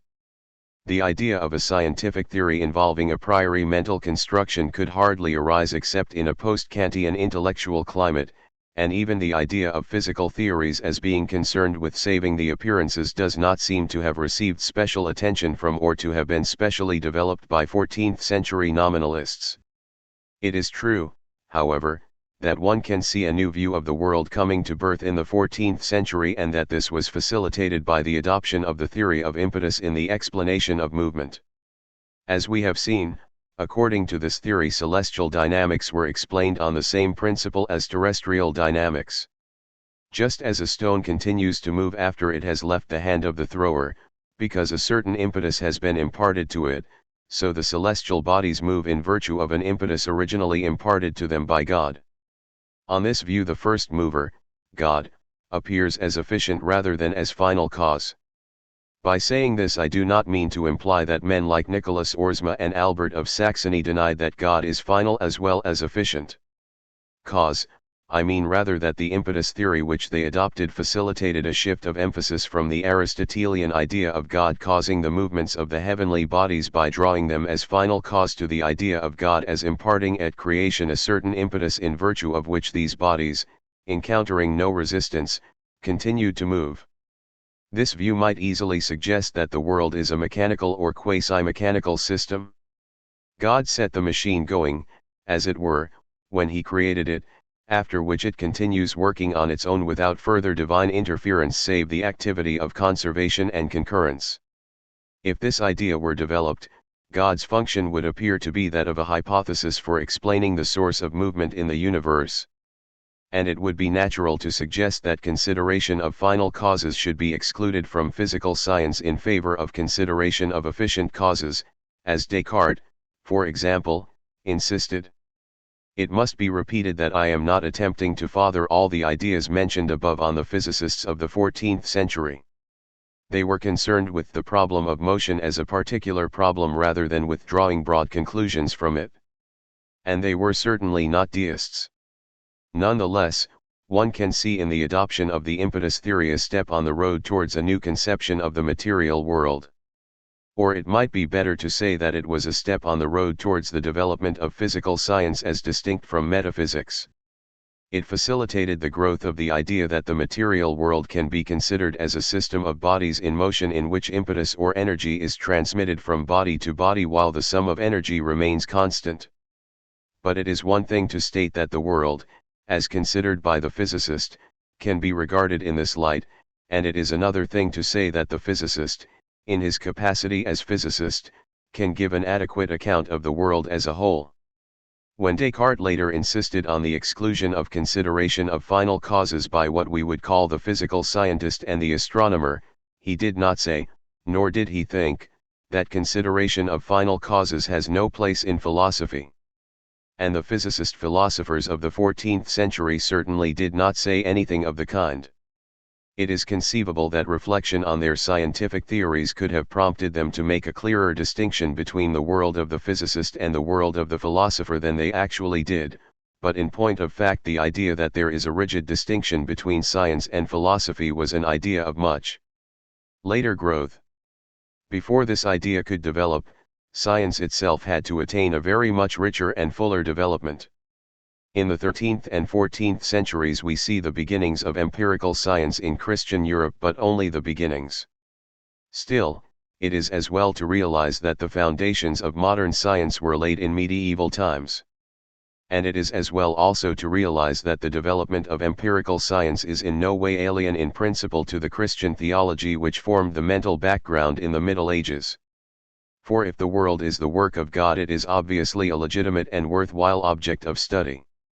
Church and State, Theory and Practice. Life of M. Arcelius. Hostility to the papal claims. The nature of the state and of law. The legislature and the executive. Ecclesiastical jurisdiction. Marsilius and Averroism. Angeluans of the Defensor Pacis. 1. The standard political idea of the Middle Ages was the idea of the two swords, of church and empire as two intrinsically independent powers. In other words, the normal medieval theory, as presented by St. Thomas, was that church and state were distinct societies, the former being concerned with man's supernatural well-being and his attainment of his last end, the latter with man's temporal well-being. As man has but one final end, a supernatural end, the church must be considered superior to the state in point of value and dignity, but that does not mean that the church is a glorified state enjoying direct jurisdiction in the temporal affairs of particular states, for, on the one hand, the church is not a state and, on the other hand each of them, the church and the state, is a perfect society. 1. All authority of man over man comes ultimately from God, but God wills the existence of the state as well as that of the church. States existed before the church, and the institution of the church by Christ did not abrogate the state or subordinate the state, in the conduct of its own affairs, to the church. This view of church and state is part and parcel of the harmonious philosophical structure achieved in the 13th century and associated especially with the name of St. Thomas Aquinas. But it is obvious enough that in practice a harmony of two powers is inherently unstable, and in point of fact the disputes between papacy and empire, church and state, loom large on the stage of medieval history. The Byzantine emperors had not infrequently attempted to interfere in purely doctrinal questions and to settle these questions by their own decisions. The Western emperors did not attempt to usurp the teaching function of the church. But they frequently quarreled with the papacy over questions of jurisdiction, investiture, and so forth, and we find first one side, then the other, gaining ground or giving ground, according to circumstances and according to the personal strength and vigor of the leaders on either side and their personal interest in advancing and maintaining practical claims. But we are not concerned here with the inevitable frictions and practical disputes between popes and emperors or kings, we are concerned only with the wider issues of which these practical disputes were, in part, the symptoms. I say in part because in the concrete historical life of the Middle Ages disputes between church and state were in practice inevitable, even when no fundamentally conflicting theories about the relations of the two powers were involved. Whether one calls these wider issues theoretical or practical depends largely on one's point of view. It depends, I mean, on whether or not one regards political theory as simply an ideological reflection of concrete historical developments. I do not think, however, that any simple answer to the question is feasible. It is an exaggeration to say that theory is always simply the pale reflection of practice, exercising no influence on practice, and it is an exaggeration to say that political theory is never the reflection of actual practice. Political theory both reflects and influences practice, and whether one should emphasize the active or the passive element can be decided only by unprejudiced examination of the case under discussion. One cannot legitimately affirm a priori that a political theory like that of Marsilius of Padua, a theory which emphasized the independence and sovereignty of the state and which formed the antithesis to Giles of Rome's theoretical justification of the Adoptitude of Pope Boniface VIII, was no more than the pale reflection of economic and political changes in the concrete life of the later Middle Ages, nor is one entitled to affirm a priori that theories like that of Marsilius of Padua were the chief factor responsible for the practical disturbance of the harmonious balance between the powers insofar as there ever was a harmonious balance in the sphere of practice and for the emergence of sharply defined national entities with claims which amounted to that of complete autonomy. If one states either of these positions a priori, one is stating a theory which itself needs justification, and the only justification which could possibly be given would have to take the form of an examination of the actual historical data.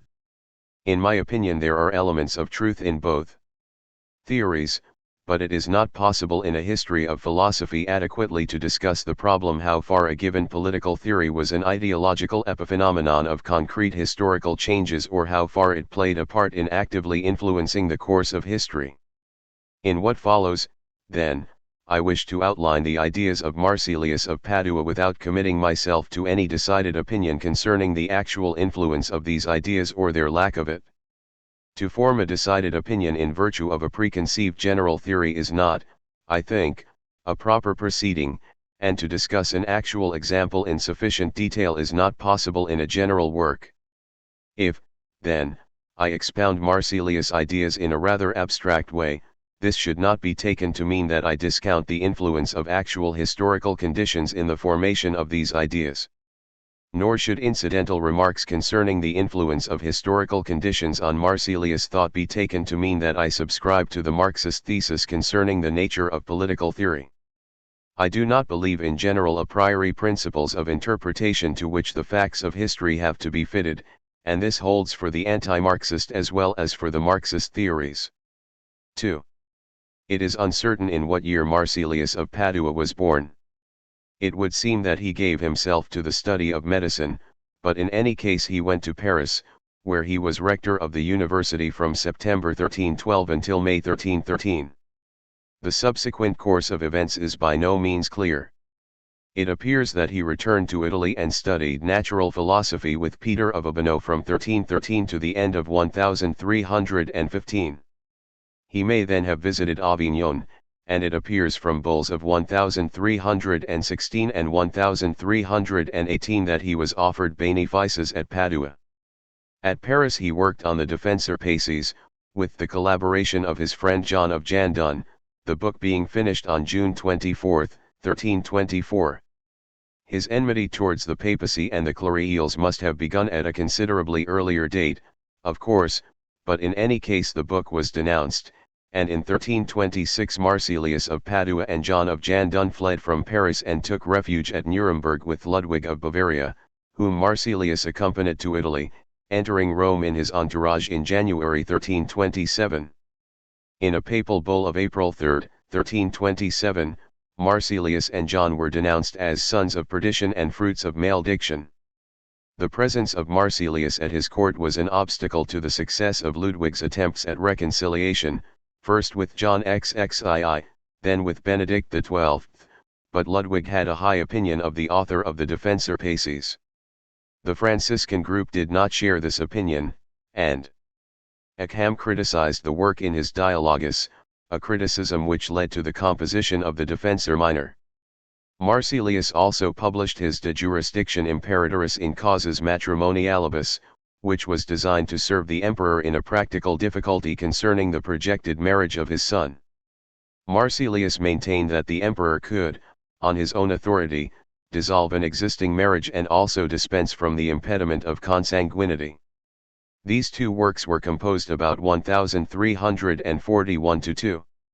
A discourse of Clement VI, dated April Loth, 1343, asserts that the heresiarches, Marsilius of Padua and John of Jandun, were both dead, but the exact date of Marsilius' death is unknown.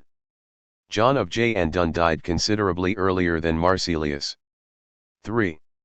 In his book on Marsilius of Padua, one Georges de Lagarde finds the key to his mentality, not in a passion for religious reformation nor in a passion for democracy, but in an enthusiastic love for the idea of the lay state or, negatively, in a hatred of ecclesiastical interference in state affairs, that is to say, in a hatred of the doctrines of papal supremacy and of independent ecclesiastical jurisdiction.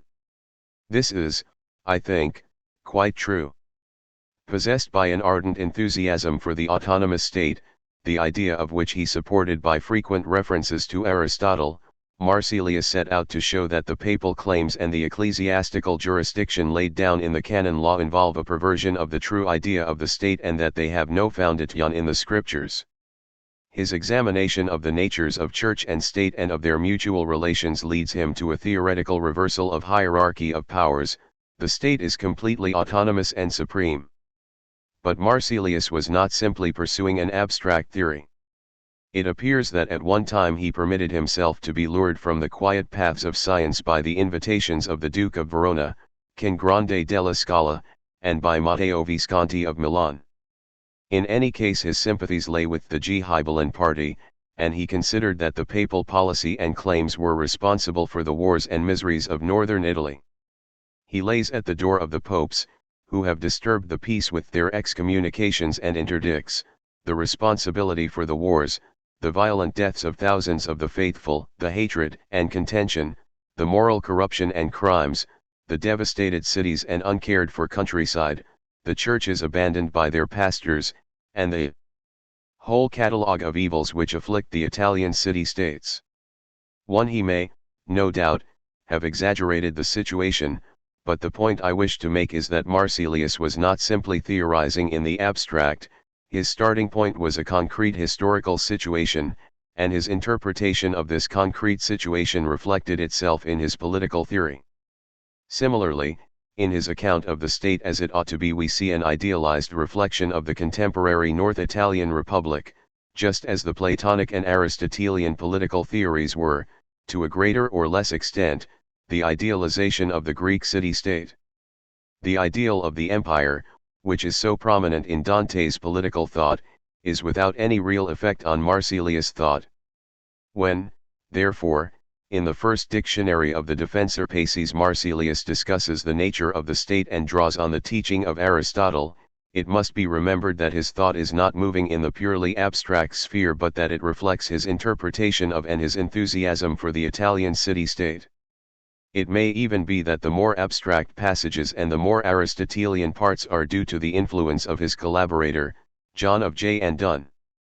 Again, when in the second dictionary he discusses the scriptural foundation, or lack of foundation, of the papal claims and of the independent ecclesiastical jurisdiction demanded by the canon law, it must be remembered that there is no real evidence that he had ever studied civil law, and that his knowledge of canon law and of papal pronouncements did not, in spite of what some writers have maintained, amount to much more than knowledge of a collection of canons of the Pseudo-Isidore and the Bulls of Boniface VIII, Clement V Arid John XXII.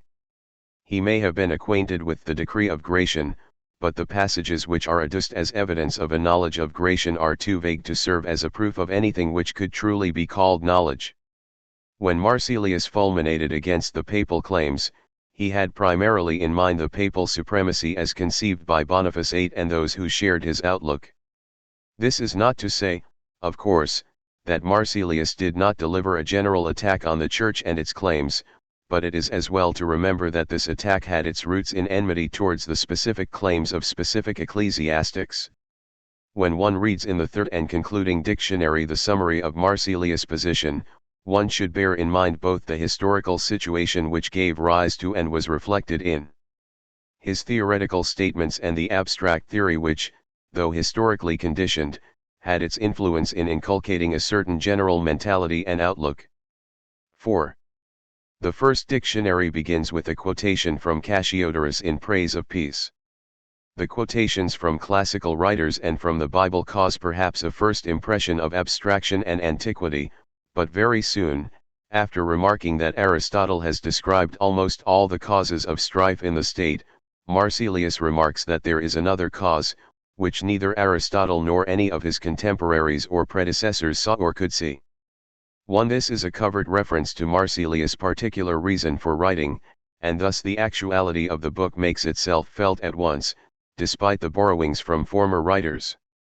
The account of the nature of the state as a perfect or self-sufficing community which is brought into being for the sake of life but exists for the sake of the good life, and the account of the parts of the states depend on Aristotle, but Marsilius adds an account of the priestly part or order. The priesthood is, then, part of the state, and though Christian revelation has corrected error in teaching and provided a knowledge of the salutary truth, the Christian priesthood remains nonetheless a part of the state. Marsilius' fundamental Aristianism is thus asserted very early in the Defensor Paces. Leaving out of account the cases where God directly appoints the ruler, one can reduce the different types of government to two fundamental types: government which exists by consent of the subjects and government which is contrary to the will of the subjects. The latter type of government is tyrannical. The former type does not necessarily depend on election, but a government which depends on election is superior to a government which does not depend on election. It may be that non-hereditary rule is the best form of elective government, but it does not follow that this form of government is best suited for any particular state. Marsilius' idea of law, which next comes up for discussion in the Defensor Paces, involved a change from the attitude of 13th-century thinkers like St. Thomas. In the first place, law has its origin, not in the positive function of the state, but in the need of preventing quarrels and strife. 7. Statute law is also rendered necessary with a view to preventing malice on the part of judges and arbiters. 1. Marsilius gives, indeed, several definitions of law. For example, law is the knowledge or doctrine or universal judgment concerning the things which are just and useful to the state's life. 2. But knowledge of these matters does not really constitute law unless a coercive precept is added touching their observance. In order that there should be a perfect law, there must be knowledge of what is just and useful and of what is unjust and harmful, but the mere expression of such knowledge is not law in the proper sense unless it is expressed as a precept backed up by sanctions. 3. Law is, therefore, a preceptive and coercive rule, fortified by sanctions applicable in this life. It would seem to follow from this that law concerns the objectively just and useful, that is to say, what is just and useful in itself, with a logical priority to any positive enactment, and that Marsilius implicitly accepts the idea of natural law. So he does to a certain extent. In the second dictionary 6 he distinguishes two meanings of natural law. First, it may mean those statutes of the legislator on the rightness and obligatory character of which practically all people agree, for example that parents are to be honored. These statutes depend on human institution, but they are called natural laws inasmuch as they are enacted by all nations. Secondly, there are certain people who call natural law the dictate of right reason in regard to human acts, and natural law in the sense they subsume under divine law. These two senses of natural law, says Marsilius, are not the same. The phrase is used equivocally. In the first case, natural law denotes the laws which are enacted in all nations and are practically taken for granted, their rightness being recognized by all. In the second case it denotes the dictates of right reason, which include dictates not universally recognized. From this it follows that certain things are licit according to human law which are not licit according to divine law, and conversely. S. Marsilius adds that licit and illicit are to be interpreted according to divine rather than human law when the two conflict. In other words, he does not simply deny the existence of natural law in the sense in which St. Thomas would understand it, but he pays little attention to the concept. His philosophy of law represents a transition stage on the way to the rejection of natural law in St. Thomas's sense. That there is a shift of emphasis and a change in attitude is clear from the fact, already indicated, that Marsilius was unwilling to apply the word law in a strict sense to any precept which is not fortified by sanctions applicable in this life. It is for this reason that he refused to allow that the law of Christ, evangelical lex, is law properly speaking. It is rather a speculative or operative doctrine, or both. He speaks in the same strain in the Defensor Minor. Point 2. Divine law is compared with the prescriptions of a doctor. It is not law in the proper sense. As natural law in the sense of the Thomist philosophy is expressly said by Marsilius to be reckoned under divine law, it, too, cannot be said to be law in the same sense that the law of the state is law. Thus, although Marsilius does not deny outright the Thomist conception of natural law, he implies that the standard type of law is the law of the state, and his doctrine points towards the conclusion that the law of the state is autonomous and supreme. As Marsilius subordinated church to state, it would seem that he tended towards the idea that it is the state alone which can judge whether or not a given law is consonant with the divine law and is an application of it, but, on the other hand, as he reserved the name of law in the proper sense to the positive law of the state and refused it to divine law and to natural law in the Thomist sense, one might equally well say that his thought tended towards the separation of law and morality. 5. Law in the proper sense being human law, the law of the state. Who precisely is the legislator? The legislator or first efficient cause of law is the people, the totality of citizens, or the more weighty part, pars valentiae, of the citizens. 3. The more weighty part is estimated according to quantity and quality of persons. It does not necessarily mean a numerical majority, but it must, of course, be legitimately representative of the whole people. It can be understood either in accordance with the actually obtaining customs OT states, or it may be determined according to the opinions expressed by Aristotle in the 6th book of the Politics. However, since there are practical difficulties in the way of the multitudes drawing up the laws, it is suitable and useful that the drawing up of laws should be entrusted to a committee or commission, which will then propose the laws for acceptance or rejection by the legislator. These ideas of Marsilius reflect in large part the theory, if not always the practice, of the Italian republics. The next point for consideration is the nature, origin, and scope of executive power in the state, the pars principans.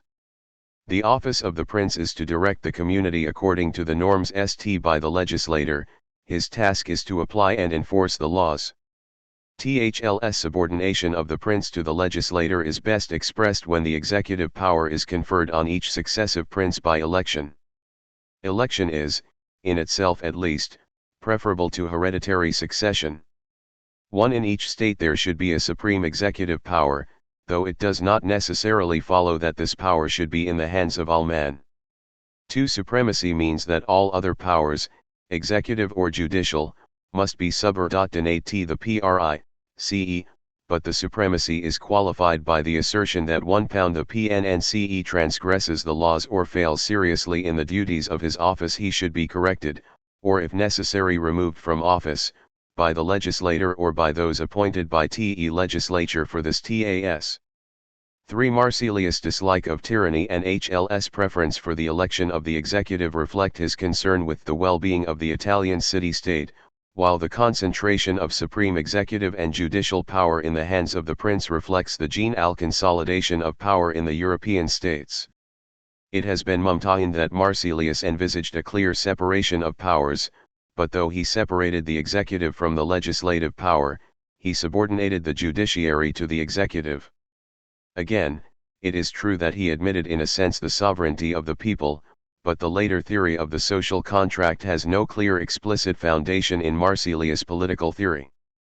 The subordination of the executive power to the legislature is supported by practical considerations touching the good of the state rather than by a philosophic theory of the social contract. 6. In discussing the nature of the state, Marsilius has in view, of course, his coming attack on the church. For example, the concentration of executive and judicial power, without exception, in the hands of the prince is designed to deprive the church of all natural foundations to its claims. It remains to be seen if the church can support her claims from the data of revelation, and this subject is considered in the second part of the Defensor Pacis. The transition from the first to the second part 4 consists of the statements that the state can function and that its parts can discharge their proper tasks only if the state is in a condition of peace and tranquility, that it cannot be in this condition if the prince is interfered with or suffers aggression, and that the church has in fact disturbed the peace by its interference with the rights of the Holy Roman Emperor and of other persons. After considering various definitions or meanings of the words church, temporal, spiritual, judge and judgment, Marsilius proceeds to argue 1. That Christ claimed no temporal jurisdiction when he was in this world but subjected himself to the civil power, and that the apostles followed him in this. The priesthood, then, has no temporal power. Marsilius goes on in the following chapters to minimize the power of the keys and sacerdotal jurisdiction. As to heresy, the temporal legislator may make it a crime with a view to securing the temporal well-being of the state, but to legislate on this point and to exercise coercion belongs to the state, not to the church. 2. After an excursus on absolute poverty, from which he draws the conclusion that church endowments remain the property of the donor, so that the church has only the use of them. 3. Marsilius proceeds to attack the divine institution of the papacy. It would be out of place to enter upon a discussion of Marsilius' attempt to disprove the papal claims by reference to the scriptures, nor does space permit any detailed consideration of his conciliar theory, but it is important to note, first, that Marsilius assumes that the scriptures alone are the rule of faith, and secondly that decisions of general councils are not regarded by him as having any coercive force unless ratified by the temporal legislator. Canon law is dismissed as having no weight. A historical treatment of papal encroachments leads up to a consideration of the dispute between John XXIL and Ludwig of Bavaria. 4. Mention is made of the state of affairs in Italy and of the excommunication of Matteo Visconti. In the third part, Marsilius gives a brief summary of the conclusions he has reached in the Defensor Paces. He makes it quite clear that he is primarily concerned, not with furtherance of democracy nor with any particular form of government, but rather with the rejection of papal supremacy and ecclesiastical jurisdiction. Moreover, the whole course of the work shows that Marsilius was not content simply with rejecting ecclesiastical interference in temporal matters. He went on to subordinate the Church to the state in all matters. His position was not that of one protesting against the encroachments of the Church on the sphere of the state while admitting the Church as a perfect society, autonomous in spiritual affairs. On the contrary, his position was frankly Erastian and, at the same time, of a revolutionary character. Provitorton is obviously quite correct when he says that, in spite of disproportions in the work, there is unity of purpose and idea in the Defensor Paces. Everything is subordinated to the main aim, that of the destruction of papal and ecclesiastical power. In the first part of the work, that which deals with the nature of the state, those themes are discussed and those conclusions are drawn which will serve as foundation for the second part. On the other hand, Marsilius was not animated by a hatred against papal supremacy and ecclesiastical jurisdiction for hatred's sake. As we have seen, his actual starting point was what he regarded as the deplorable condition of northern Italy. He speaks on occasion about the empire, of course, and he apparently envisages the emperor as ratifying decisions of general councils, but he was interested above all in the city-state or republic, which he considered to be supreme and autonomous in matters spiritual and temporal. There is, indeed, some excuse for regarding him as a forerunner of Protestantism. His attitude towards the scriptures and towards the papacy shows as much, but it would be a great mistake to regard his attack on the papacy and on ecclesiastical jurisdiction as having proceeded from religious convictions or zeal. One can, of course, admit that in the course of HLS writing Marsilius became a religious controversialist, but his religious controversy was undertaken, not for the sake of religion, but in the interests of the state. What characterizes him is his conception of the completely autonomous state. He admitted divine law, it is true, but he also admitted that human law may conflict with divine law, and in this case all subjects of the state, clerics and laymen, must obey human law, though one passage, mentioned earlier, seems to imply that if a law of the state obviously contradicts the law of Christ, the Christian should follow the latter. But since the Church, according to Marsilius, has no fully independent authority to interpret the scriptures, it would scarcely be possible for the Christian to appeal to the teaching of the Church. In spite of its roots in contemporary history, Marsilius' political theory looks forward to conceptions of the nature and function of the state which are modem in character, and which have scarcely brought happiness to mankind. 7. It has been maintained that Marsilius' political theory is Averroistic in character. Speaking of the Defensor Pads, Etienne Gilson remarks that it is as perfect an example of political Averroism as one could wish. This Averroism consists in the application to politics of the Averroistic dichotomy between the sphere of faith and the sphere of reason. Man has two ends, a natural end, which is served by the state, utilizing the teaching of philosophy, and a supernatural end, served by the Church, utilizing the data of revelation. As the two ends are distinct, the state is completely independent, and the Church has no title to interfere in political affairs. However, although Gilson stresses the Averroism of John of Jandun, he admits that the Defensor Pads is due principally to Marsilius of Padua, and that what one actually knows of the Averroism of Marsilius does not go beyond an application of the theoretic separation of reason and faith to the domain of politics, where he transmutes it into a strict separation of the spiritual and the temporal, of the Church and the state. 1 Maurice de Wolf, on the other hand, held that any collaboration of John of Jandun in the Defensor Pads has to be excluded, on the ground of the work's unity of plan and homogeneity of style, and was of the opinion that, although Marsilius had been in contact with Averroistic circles, he was influenced much more by the political writings of Aristotle. 3. The Church is not a true society, at least it is not a perfect society, since it has no temporal sanctions at its disposal wherewith to enforce its laws.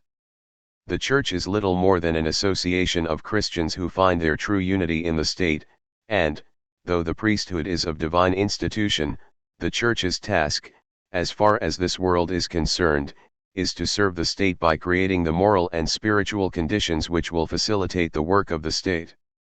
De Wulf's view of the matter, apart from his rejection of any collaboration on the part of John of J and Donne, seems to me to be more in accordance with the tone and spirit of the Defensor Pads than the idea that the work is of specifically Averroistic inspiration.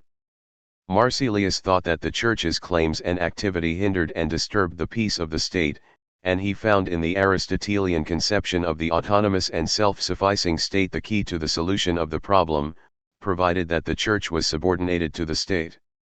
It seems to me that Marsilius was animated much more by regard for what he considered to be the welfare of the state than by theoretical considerations concerning the end of man. Nevertheless, this in no way excludes an Averroistic influence on Marsituus' thought and, after all, Averroism was, or professed to be, integral Aristotelianism. Averroes was regarded as the commentator. Marsilius was influenced by Peter of Abano and was in touch with John of Jandun, and both of these were animated by the Averroistic veneration for Aristotle. There was really no homogeneous doctrine or set of doctrines which one can call Averroism, and if it is true that Averroism was less a doctrine than an attitude, one can perfectly well admit the Averroism of Marsilius without being thereby compelled to conclude that his inspiration was derived from the Averroists rather than from Aristotle. 8. The Defensor Pads was solemnly condemned on April 27, 1327, but it does not appear that the work was really studied by Marsilius' contemporaries, even by those who wrote against it, though Clil 1 and 6 affirmed that he, when a cardinal, had submitted the work to a profound examination and had discovered therein 240 errors. Clement VI made this assertion in 1343, and we do not possess his publication. In 1378 Gregory XI renewed the condemnations of 1327, but the fact that the majority of the copies of manuscripts were made at the beginning of the 15th century seems to confirm the supposition that the Defensor Paces was not widely circulated in the 14th century. Those who wrote against the work in the 14th century tended to see in it little more than an attack on the independence of the Holy See and the immunity of the clergy. They did not realize its historical importance. In the following century the Great Schism naturally gave an impetus to the diffusion of Marsilius' theories, and these ideas exercised their long-term influence more as a spirit than as precisely the ideas of Marsilius of Padua. It is significant that the first printed edition of the Defensor Paces was published in 1517 and that the work was apparently utilized by Cranmer and Hooker. Chapter 12. Speculative Mysticism. Mystical writing in the of 18th century Eckhart Tolle blessed Henry Susorosbro ek Dennis the Karlhusian Germa 1L Mystical Speculation Gerson. 1 is accustomed perhaps to think of the 16th century, the century of the great Spanish mystics, as the period which was particularly distinguished for mystical writings. It may, indeed, well be that the works of Saint Teresa and Saint John of the Cross are the supreme achievements of mystical theology. The theoretical exposition, so far as this is possible, of the experimental knowledge of God, but we must remember that there had been writers on mysticism from early Christian times. We have only to think of Saint Gregory of Nyssa and of the Pseudo-Dionysius in the patristic age, of Saint Bernard and of Hugh and Richard, of Saint Victor in the 12th century, and of Saint Bonaventure and Saint Gertrude in the 13th century. And in the 14th and 15th centuries there was a remarkable flowering of mystical writings. This fact is attested by the works of writers like Eckhart, 1260–1327. Toller, c. 1300–61. B.L. Henry Suso, c. 1295–1366, Ruiz Broke, 1293–1381, Saint Catherine of Siena, 1347–80. Richard Rolle of Hampole, c. 1300–49.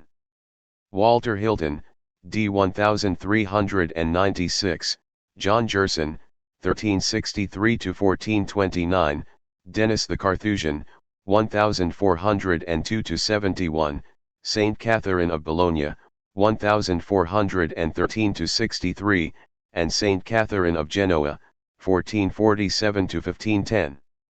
It is with these mystical writings of the 14th and early part of the 15th centuries that I am concerned in this chapter, but I am concerned with them only in so far as they seem to be relevant to the history of philosophy.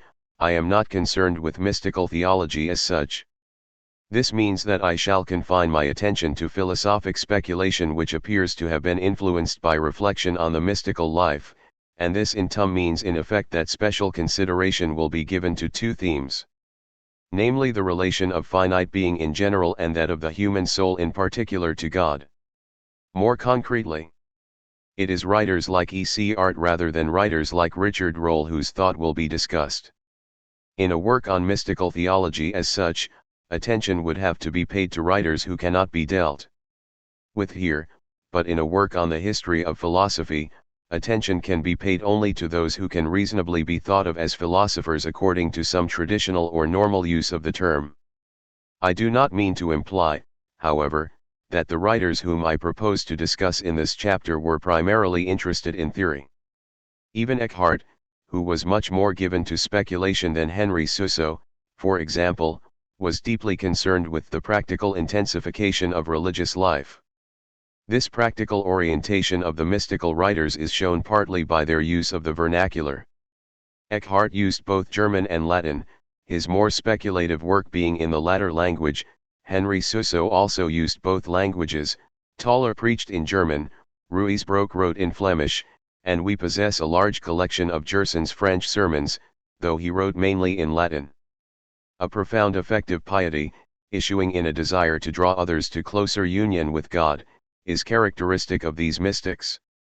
Their analyses of the mystical life are not so detailed and complete as those of the later Spanish mystical writers, but they form an important stage in the development of mystical theology. One might reasonably be inclined to see in the flowering of mystical writing in the 14th century a reaction against logical and abstract metaphysical studies, against what some people call objective thinking, in favor of the one thing needful, salvation through union with God. And that there was such a reaction seems to be true enough. On the one hand there were the older philosophical traditions and schools, on the other hand there was the Via Moderna, the nominalist movement. The wranglings of the schools could not transform the heart, nor did they bring a man nearer to God. What more natural, then, than that the religious consciousness should turn to a philosophy or pursuit of wisdom which was truly Christian and which looked to the work of divine grace rather than to the arid play of the natural intellect. The remarks of Thomas à Kempis on this matter are well known and have often been quoted. For example, I desire to feel compunction rather than to know its definition. A humble rustic who serves God is certainly better than a proud philosopher who, neglecting himself, considers the movement of the heavens. What is the use of much quibbling about hidden and obscure matters, when we shall not be reproved at the judgment for being ignorant of them, and what do genera and species matter to us? L. Thomas 1 Imital J. Lion of Christ, I 2, I 3. I Kempis, 1380–1471, belonged to the Brethren of the Common Life, an association founded by Gerard Grote, 1340–84, who had been strongly influenced by the ideas of Ruysbroek. The Brethren were of importance in the educational field, and they devoted special attention to the religious and moral upbringing of their charges. But it was not only scholastic aridities and academic wranglings about abstract questions which influenced, by way of reaction, the mystical writers. Some of them seem to have been influenced by the Ockhamist tendency to deny the validity of the traditional natural theology and to relegate all knowledge of God, even of his existence, to the sphere of faith. The answer to this was found by the mystics, or by some of them, in an extension of the idea of experience. Thus, though Henry Suso did not deny the validity of a philosophical approach to God, he tried to show that there is a certitude based on interior experience, when this accords with the revealed truths of faith. And, indeed, had not Roger Bacon, who insisted so much on the experimental method in the acquisition of knowledge, included spiritual experience of God under the general heading of experience. The mystics in their turn saw no reason for confining experience to sense experience or to consciousness of one's internal acts. From the philosophical point of view, however, the chief point of interest concerning the mystical leaders is their speculative rationalization of religious experience, particularly their pronouncements concerning the relation of the soul to God and, in general, of creatures to God. As is not uncommon with mystical writers of earlier and also later times, some of them made statements which were certainly bold and which were likely to arouse the hostile attention of theologians who regarded the literal sense of such statements. The chief offender in this respect was Eckhart, a number of whose propositions were subsequently condemned, though Henry Suso, his disciple, defended his orthodoxy. There has also been controversy concerning statements made by Ruysbroek and Gerson. In what follows I shall give particular, if brief, consideration to this speculative aspect of the mystics' writings. Though certain statements, especially in Eckhart's case, are unorthodox if understood in an absolutely literal sense, I do not consider that the writers in question had any intention of being unorthodox. Many of their suspect propositions can be paralleled in earlier writers and are to be seen in the light of the Neoplatonic tradition. In any case, I consider that the attempt which has been made in certain quarters to find a new German theology in Eckhart and his disciples is a vain attempt. 2. Meister Eckhart was born about 1260 at Ockham near Gotha. Joining the Dominican order, he studied and then lectured at Paris. After having been provincial of Saxony and later vicar general of the order, he returned to Paris in 1302, where he lectured until 1304. From Paris he moved to Cologne, and it was the archbishop of that city who in 1326 instituted an inquiry into Eckhart's doctrine. Eckhart appealed to the Holy See, but in I-329, 2 years after his death, 28 propositions taken from his later Latin writings were condemned by Pope John XXII. In the Quaestiones Parisienses 1, Eckhart raises the question whether in God being, esse, and understanding, I and theoigery, are the same. His answer is, of course, in the affirmative, but he proceeds to maintain that it is not because God is that he understands, but that he is because he is intellect and understanding. Understanding or intellection is the foundation of his being or existence. St. John did not say, in the beginning was being, and God was being, he said, in the beginning was the Word, and the Word was with God, and the Word was God. So, too, Christ said, I am the truth. Moreover, St. John also says that all things were made through the Word, and the author of the Liber de Causes accordingly concludes that the first of created things is being. It follows that God, who is creator, is intellect and understanding, but not being or existence, non ens vel esse.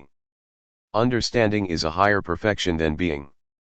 8. In God, then, there is neither being nor existence, formally speaking, since God is the cause of being. Of course, if one likes to call understanding being, it does not matter, but in this case it must be understood that being belongs to God because he is understanding. Nothing which is in a creature is in God save as in its cause, and it is not there formally. And so, since being belongs to creatures, it is not in God save as in its cause, and thus there is not being in God but the purity of being. 5. This purity of being is understanding. God may have said to Moses, I am who am, but God was then speaking like someone whom one meets in the dark and questions as to his identity, and who, not wishing to reveal himself, answers, I am who I am. Aristotle observed that the power of vision must itself be colorless, if it is to see every color. So God, if he is the cause of all being, must himself be above being. 1. In making intelligery more fundamental than esse, Eckhart certainly contradicted St. Thomas, but the general notion that God is not being, in the sense that God is superbeing or above being, was a commonplace of the Neoplatonic tradition. The doctrine can be found in the writings of the Pseudo-Dionysius, for example. As we have seen, Eckhart cites the author, in a remote sense, of the Liber de Causes, namely Proclus, and it is very likely that he was influenced by Theodoric, or Dietrich, of Freiburg, c. 125 OC 13-2, another German Dominican, who made copious use of Proclus, the Neoplatonist. The Neoplatonic side of the teaching of Albert the Great lived on in the thought of Dominicans like Theodoric of Freiburg, Berthold of Meusburg and Meister Eckhart, though it must be added that what for Saint Albert was a relic, as it were, of the past, became for some later thinkers a principal and exaggerated element of their thought. In his, unpublished, commentary on Proclus Elementatio Theologica, Berthold appealed expressly to Albert the Great. It has been held that, after having maintained in his earlier works that God is int and not esse, Eckhart changed his view and later maintained that God is esse. This was the opinion of Maurice de Wulf, for example. Others, however, like M. Gilson, will not admit a change of doctrine on Eckhart's part. That Eckhart declared that God is esse, existence, is certain. Thus, in the Opus Tripartitum L his first proposition is, esse est Deus. God and existence are the same 8, and he alludes to the words in the book of Exodus, I am who am. God alone is properly speaking being, ens, 1, true and good. To anyone who asks concerning God what or who he is, the reply is, existence 6. That this sounds like a change of front can hardly be denied, but Gilson argues that Eckhart always emphasized the unity of God and that for him Rec-J unity is the property of intelligent being alone, so that the supreme unity of God belongs to him because he is, above all things, intellect, int. Eckhart was certainly understood as seeking a unity in God transcending the distinction of persons, and one of the condemned propositions, 24, runs as follow ns. Every distinction is alien to God, whether in nature or in persons. Proof, the nature itself is one, this one thing. And any. O.f the perso.ns is O.ne and the same thing as the nature. The statement en condemnatio.no.f this pro.po.cdo.n means, O.f coerce, that Eckhart was understood O.d by the Theo.lo.gians who examined his writings as teaching that the distinctio.no.f perso.ns in the go.head is logically po.strio.r2. The unity O.f nature in such a way that unity transcends Trinity. Henry Suso defended Eckhart by observing that to say that each O.f the divine perso.ns is identical with the divine nature is the O.do.x.do.trine. This is perfectly correct.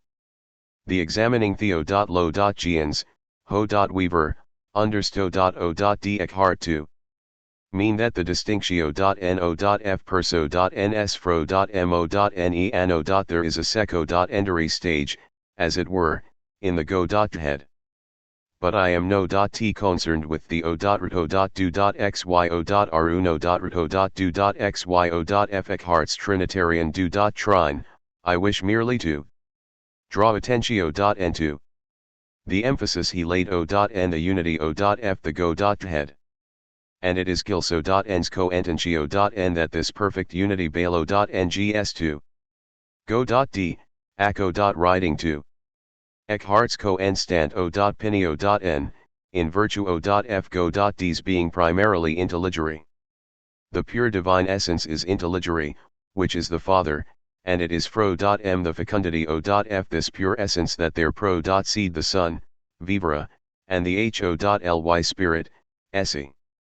The truth O.f the matter seems to be that there are vario.us strands in Eckhart's tho.ug height. When he comments O.n the wo.rds, I am who am, in the Expositio Libri Exodi, he observes that in go.d essence and existence are the same and that the identity O.f essence and existence balo.ngs2 go.dalo.ne. In every creature essence and existence are distinct, and it is O.ne thing to ascabio.ut the existence O.f a thing, de annotates of de serei, and anno. Thereto ascabio.ut its quid deity O.r nature. But in the case O.f go.d, in whom existence and essence are identical, the fit reply to any who asks who O.R what Go.D is THA.T Go.D exists O.R is. FO.R existence is Go.D's essence L this do.trine is O.Vi.O.Usly the though.mist do.trine, learned and accepted by the do.minican. But in the very passage mentio.net Eckhart speaks O.F the emanatio.n O.F perso.ns in the Go.head and uses the very Neoplato.nic expressio.n monas monodemgignat. Amorio.ver, the tendency to find in Go.D a unity with O.Ut distinctio.n, transcending the distinctio.n O.F perso.ns, a tendency to which I have referred abo.ve, is also O.F Neoplato.nic inspiratio.n, as is also the do.trine that Go.D is abo.ve being. On the O.their hand, the no.to.n that intelligery is the supreme divine perfectio.n seems to be O.original, in the plo.tinian scheme the one is above intellect. Pro.bably it is no.t possible to harmo.ns these different strands perfectly, but it is no.t necessary to suppo.se that when Eckhart stressed the identity O.f existence and essence in God he was coencio.usly reno.unsing his fo.remeter view that Go.d is inteoigery rather than esse. In the Expositio Libri Genesis he says, the nature O.f God is intellect, and fo.r him to be is to understand, natura dei est inte iuctus, et sibi esse est inteoigery. L however, whether he changed his opinio.n or no.t, Eckhart made some rather bold statements in connection with the characterizatio.n O.f Go.d as existence, esse.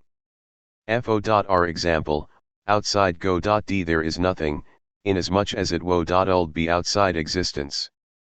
2 Go.d is creato.r but he does no.t create O.outside himself. A builder makes a ho.use outside himself, but it is no.t to be imagined that Go.d through, as it were, O.r created creatures outside himself in so.me infinite space O.r vacuum. 3 Therefore God created all things, not to stand outside himself O.r near and beside himself, like O.their craftsman, but he called them fro.m nothingness, that is, from no.n existence, to existence, which they fo.und and received and had in him. Fo.r he himself is existence. There is nothing O.outside the first cause, fo.r to be O.outside the first cause wo.uld mean being O.outside existence, since the first cause is Go.d, and Go.d is being and existence. The do.trine that O.outside Go.d there is no thing is certainly susceptible of an ortho.dox interpretatio.n, if, that is to say, it is taken as tantamount to the denial of the creature's independence of Go.d. Amorio.ver, when Eckhart declares that, though .ug creatures have their specific natures from their forms, which make them this O.r that kind of being, their esse does no.t proceed from the fo.rm but from Go.d, he might seem to be simply insisting O.n the facts O.f divine creatio.n and divine coenservatio.n. But he go.es further than this and declares that Go.d is to the creature as act to potency, as fo.rm to matter, and as esse to ends, implying apparently that the creature exists by the existence O.f Go.d. Similarly he says that no thing so lacks distinctio.n as that which is co-instituted and that fro.m which and through.ug which and by which it is constituted and subsists, and he includes that nothing so lacks distinction, nihil tam indistinctum, as the O.ne God O.r unity and the multiplicity of creatures, creatum numeratum. Now, if these propositions are taken in isolation, it is po wonder that Eckhart should be regarded as teaching a form of pantheism. But there is no justification for taking these texts in isolation, if we wish, that is to say, to discover what Eckhart meant. he was accustomed to use antinomies, to state a thesis and give reasons for it, and then to state an antithesis and give reasons for it. Obviously both sets of statements must be taken into consideration if Eckhart's meaning and intention are to be understood. For example, in the case in point the thesis is that nothing is so distinct from the created as God is. One of the reasons given is that nothing is so distant from anything as is the opposite of that thing. Now, God and the creature are opposed as the one and unnumbered is opposed to number, the numbered, and the numerable. Therefore nothing is so distinct, as God, from any created being. The antithesis is that nothing is so indistinct from the creature as God is, and reasons are given for saying this. It is pretty clear that Eckhart's line of thought was as follows. It is necessary to say that God and creatures are utterly different and opposed, but if one simply says this, one is implying what is not true, at least one is stating what is not the whole truth, for the creature exists only by and through God, without whom it is nothing at all. For an understanding of Eckhart's antinomies one can profitably consult Otto Karrer's Meister Eckhart L, where he cites texts and appends explanatory notes. Karrer may endeavor in an exaggerated manner to assimilate Eckhart's teaching to that of St. Thomas, but his remarks serve to correct an exaggerated view of Eckhart's departures from St. Thomas. For example, Eckhart states that God alone is and that creatures are nothing, and also that God is not being, that all creatures are God and also that all creatures are nothing, that no things are so unlike as creator and creature and that no things are so like as creator and creature, that God is in all things and also that God is above all things, that God is in all things as their being and also that God is outside all things. That God alone is and th3.t creatures are nothing means simply that in comparison with God creatures are as nothing. In the Augustinian Soliloquies too occurs the statement that only of the immortal can one really say that he is, and Saint Anselm asserts 3 that in a certain sense God alone is. The statement that all creatures are God refers primarily to their eternal presence in God. In the divine intellect, while the statement that they are nothing means that they are nothing apart from God, the doctrine that God and creatures are both like and unlike implies the theory of analogy, and it has its roots in the pseudo-Dionysian divine names. L. St. Thomas affirmed too that the creature is like God, but that God should not be said to be like the creature.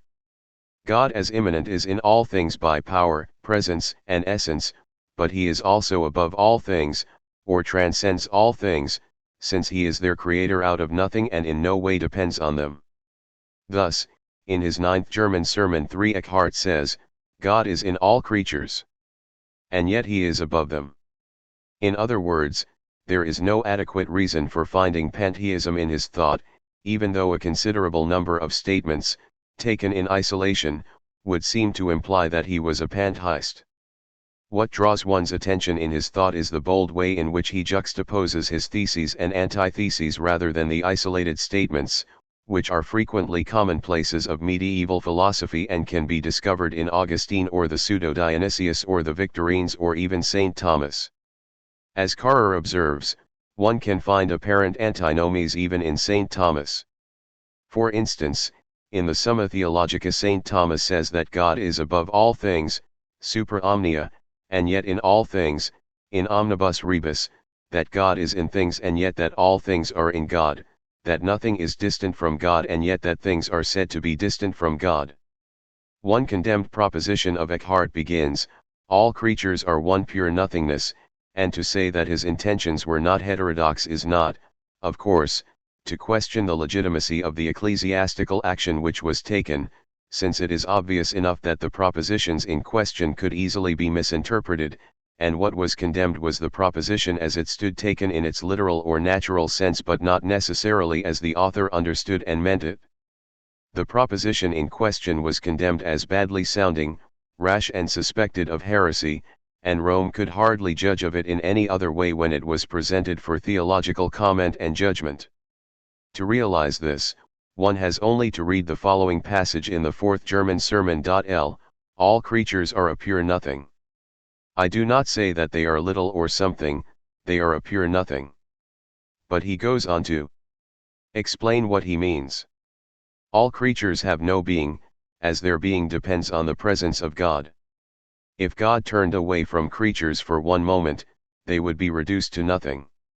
The historian of philosophy, however, is concerned with the author's intended meaning, not with the theological note to be attached to isolated propositions, and it is, I think, to be regretted that some historians have apparently allowed the boldness of some of Eckhart's propositions to blind them both to the general context and meaning and to the history of the propositions in question. Eckhart also made some strange statements concerning the act of creation. In the Expositio Libri Genesis he says, with reference to the statement that God created in the beginning, that this beginning is the now of eternity, the indivisible now, nunc, in which God is eternally God and the eternal emanation of the divine persons takes place. 1. He goes on to say that if anyone asks why God did not create the world before he did, the answer is that he could not do so, and he could not do so because he creates the world in the same now in which he is eternally God. It is false to imagine that God awaited, as it were, a moment in which to create the world. To put the matter crudely, in the same now in which God the Father exists and generates his co-eternal Son, he also creates the world. At first hearing at least this sounds as though Eckhart meant to teach that creation is from eternity, that it is co-eternal and bound up with the generation of the Son. Indeed, the first three condemned propositions show clearly that the examining theologians understood him in this sense. It may be, of course, that Eckhart meant the eternity of creation to refer to the object of the creative act, the actual world, and not only to the act of creation as it is in God. This is certainly the natural interpretation of many of the statements he makes. But in this case are we also to take with absolute literalness his statement that creation and every work of God is simultaneously perfected and finished in the very beginning of creation? If so, would not this imply that there is no time and that the incarnation, for instance, took place at the beginning of creation? It seems to me that Eckhart was thinking of creation as the work of God who is not in time. God created in the beginning, he says, that is, in himself, since God himself is the principium. 3. For God there is no past or future, for him all things are present. So he may rightly be said to have completed his work at the moment of creation. God is the beginning and end of all things, the first and the last, and since God is eternal, existing in one eternal now, he must be conceived as eternally creating all things in that eternal now. I am not suggesting that Eckhart's statements, taken as they stand, were correct from the theological point of view, but he seems to me to have been looking at the creation of the world from what one might call God's point of view, and to have been insisting that one should not imagine that God created the world after a time in which there was no world. As to the connection of creation with the generation of the Son, Eckhart was thinking of the words of St. John, 1. All things were made by him, the Word, and without him was made nothing that was made. Coupling these words with the statement contained in the first verse of the first chapter of Genesis, in the beginning God created heaven and earth, and understanding beginning with reference to God, that is to say, as referring to God's eternal now, he says that God created the world simultaneously with the generation of the Son, by whom all things were made. This would certainly seem to imply that there was no beginning of time and to amount to a denial of creation in time, but in the Expositio Libri Genesis, after referring to the Platonic ideas or Rithi one's rerum and saying that the Word is the ratio idealis, he goes on to quote Boethius and says that God created all things in ratione et secundum rationem idealum. Again, the beginning in which God created heaven and the earth is the intellectus or intelligentia. It is possible, then, that Eckhart did not mean that the object of the creative act, the actual world, is eternal, but rather that God eternally conceived and willed creation in and through the Word. This, in any case, is what he later said he had meant. Creation, indeed, and every act of God is the very essence of God. Yet it does not follow from this that if God created the world from eternity, the world on this account exists from eternity, as the ignorant think.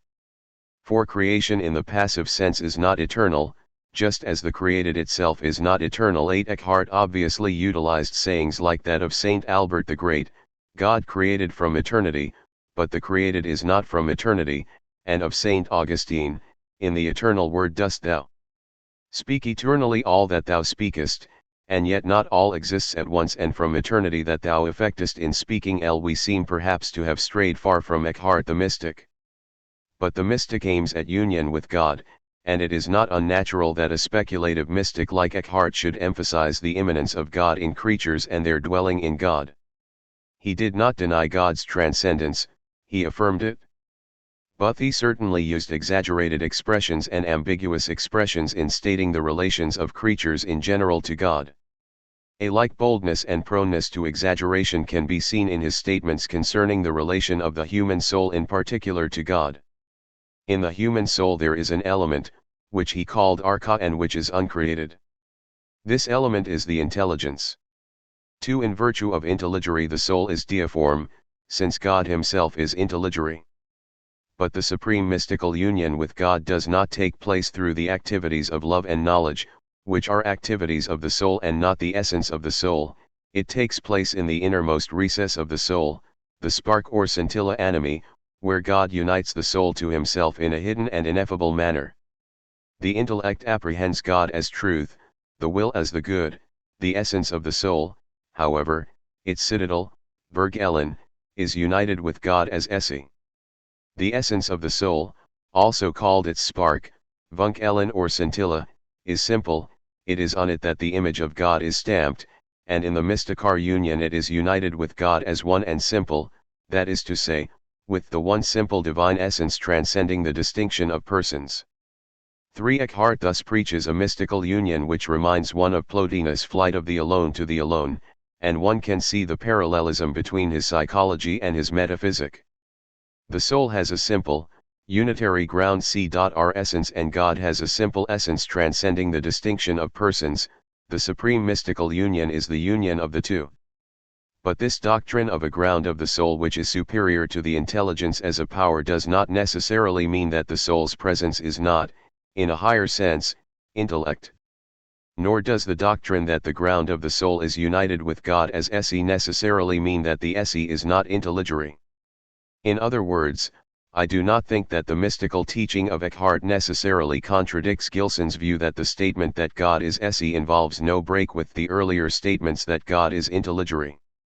The sermons seem to make it clear that Eckhart did not change his opinion. He speaks of the ground of the soul as intellect.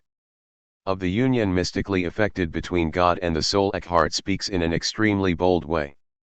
Thus in the German sermon on the text, the just shall live forevermore, and their reward is with the Lord. He declares that we are wholly transformed and changed into God.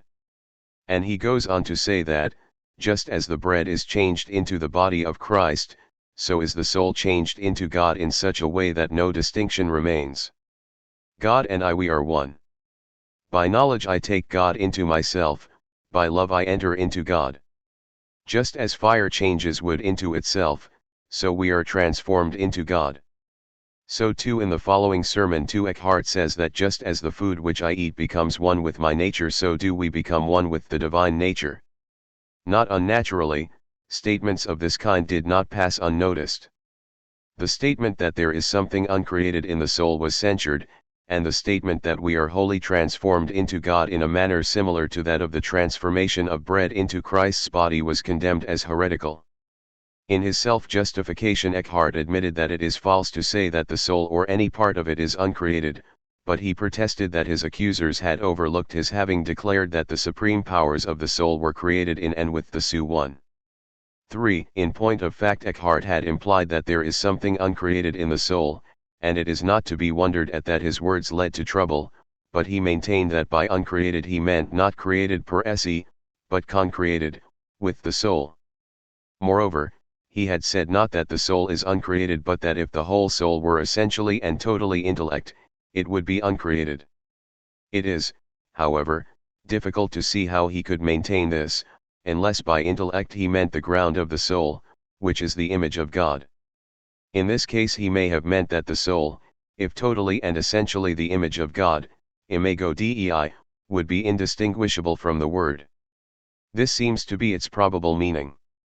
As to the statement that we are transformed and changed into God, Eckhart admits that it is an error point for man. he says, is not the image of God, the unbegotten Son of God, but he is made to the image of God. He goes on to say that just as many hosts on many altars are turned into the one body of Christ, though the accident of each host remain, so we are united to the true Son of God, members of the one head of the Church who is Christ. In other words, he admits that his original statements were exaggerated and incorrect, and that the comparison of the union of the soul with God to transubstantiation is an analogy, not a parallel. As a matter of fact, however, though Eckhart's statements in his sermons concerning mystical union with God were obviously malsonance as they stood, they are by no means exceptional among mystical writers, even among some whose orthodoxy has never seriously been called in question. Phrases like man becoming God or the transformation of the soul into God can be found in the works of writers of unquestioned orthodoxy. If the mystic wishes to describe the mystical union of the soul with God and its effects, he has to make use of words which are not designed to express any such thing. For example, in order to express the closeness of the union, the elevation of the soul and the effect of the union on the soul's activity, he employs a verb like transform or change into. But change into denotes such processes as assimilation of food, consumption of material by fire, production of steam from water, heat from energy, and so on, whereas the mystical union of the soul with God is sui generis and really requires an altogether new and special word to describe it.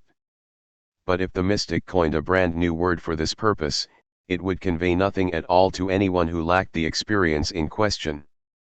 Therefore he has to employ words in more or less ordinary use, even though these words inevitably suggest pictures and parallels which do not strictly apply to the experience he is attempting to describe.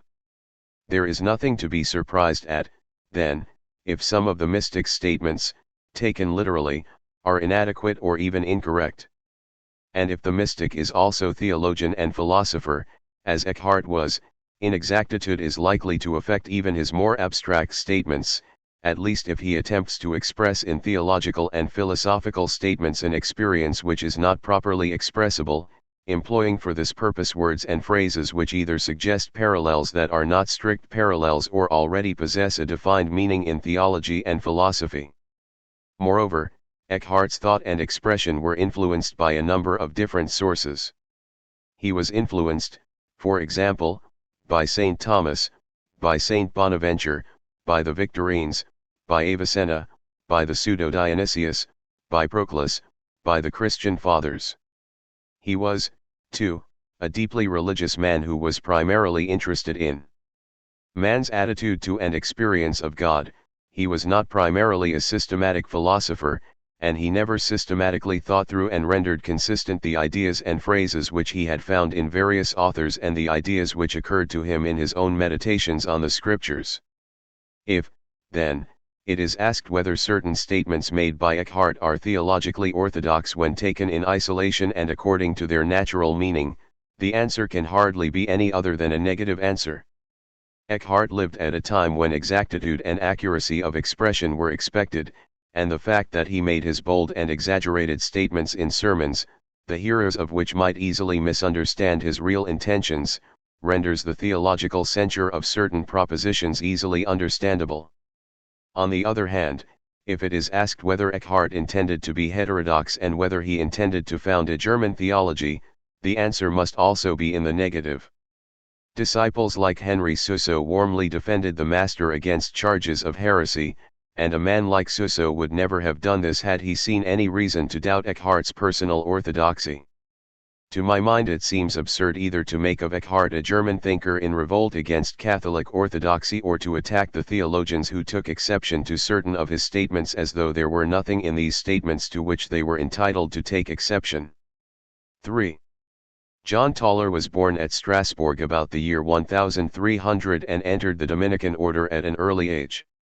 He did his studies at Paris, but it is clear that he was already more attracted to the mystical writers and to the writers influenced by Neoplatonism than to the logical investigations of contemporary philosophers or the purely abstract metaphysical speculations of the schoolmen. He is famous as a preacher rather than as a theologian or a philosopher, and his preaching seems to have been especially concerned with the reformation and deepening of the spiritual life of religious and clergy. At the time of the Black Death he ministered heroically to the sick and dying. His writings present an orthodox Catholic and Christocentric mysticism, in distinction from the heretical and pantheistic mystical doctrines which were strenuously propagated at the time by various associations. He died in the city of his birth in the year 1361.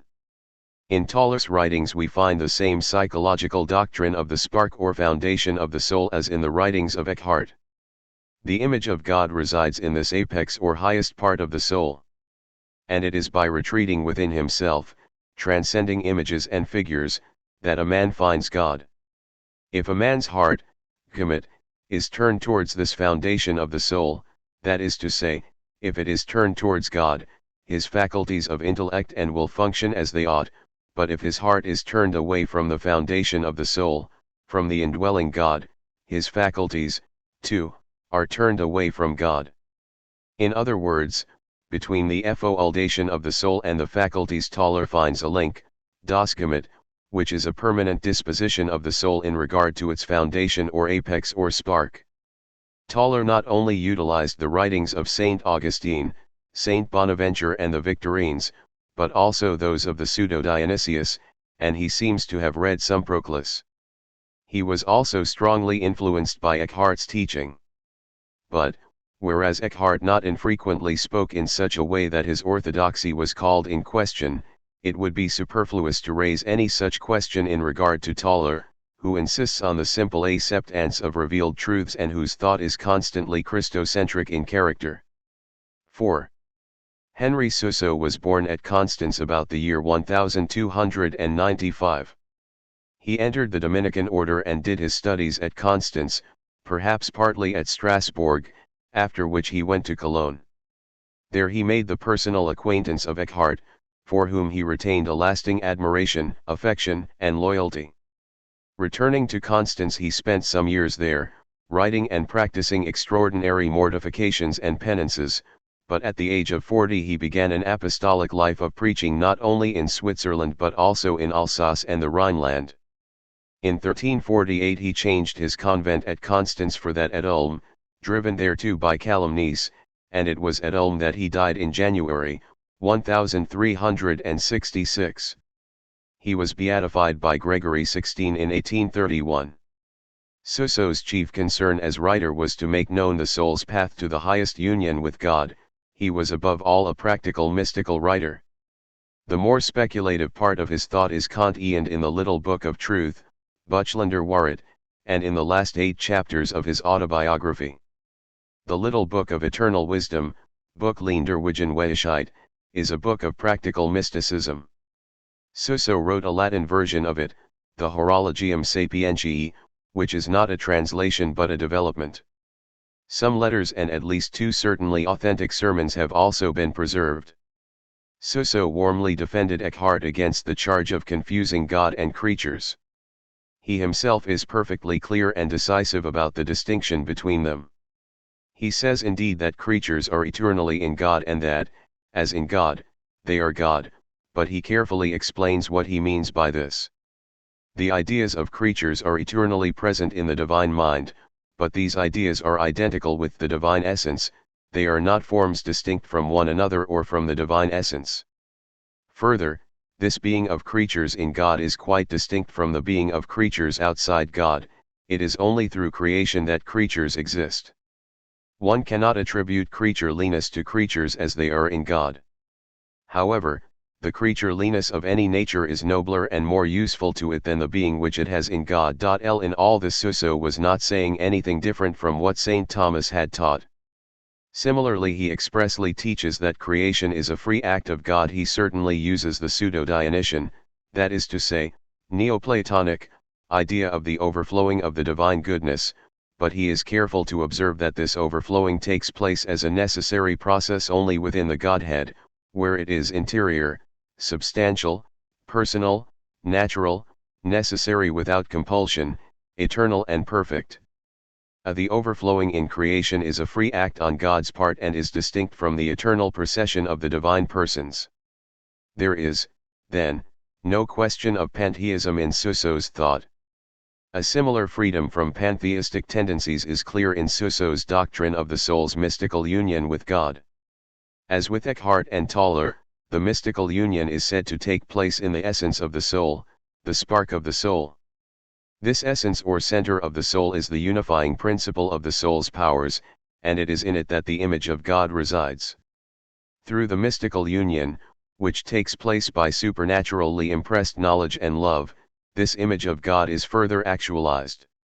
This actualization is called the birth of God, Gottesgeburt, or birth of Christ, Christusgeburt, in the soul, by means of which the soul is made more like to and more united with the deity in and through Christ. Susso's mysticism is essentially Christocentric.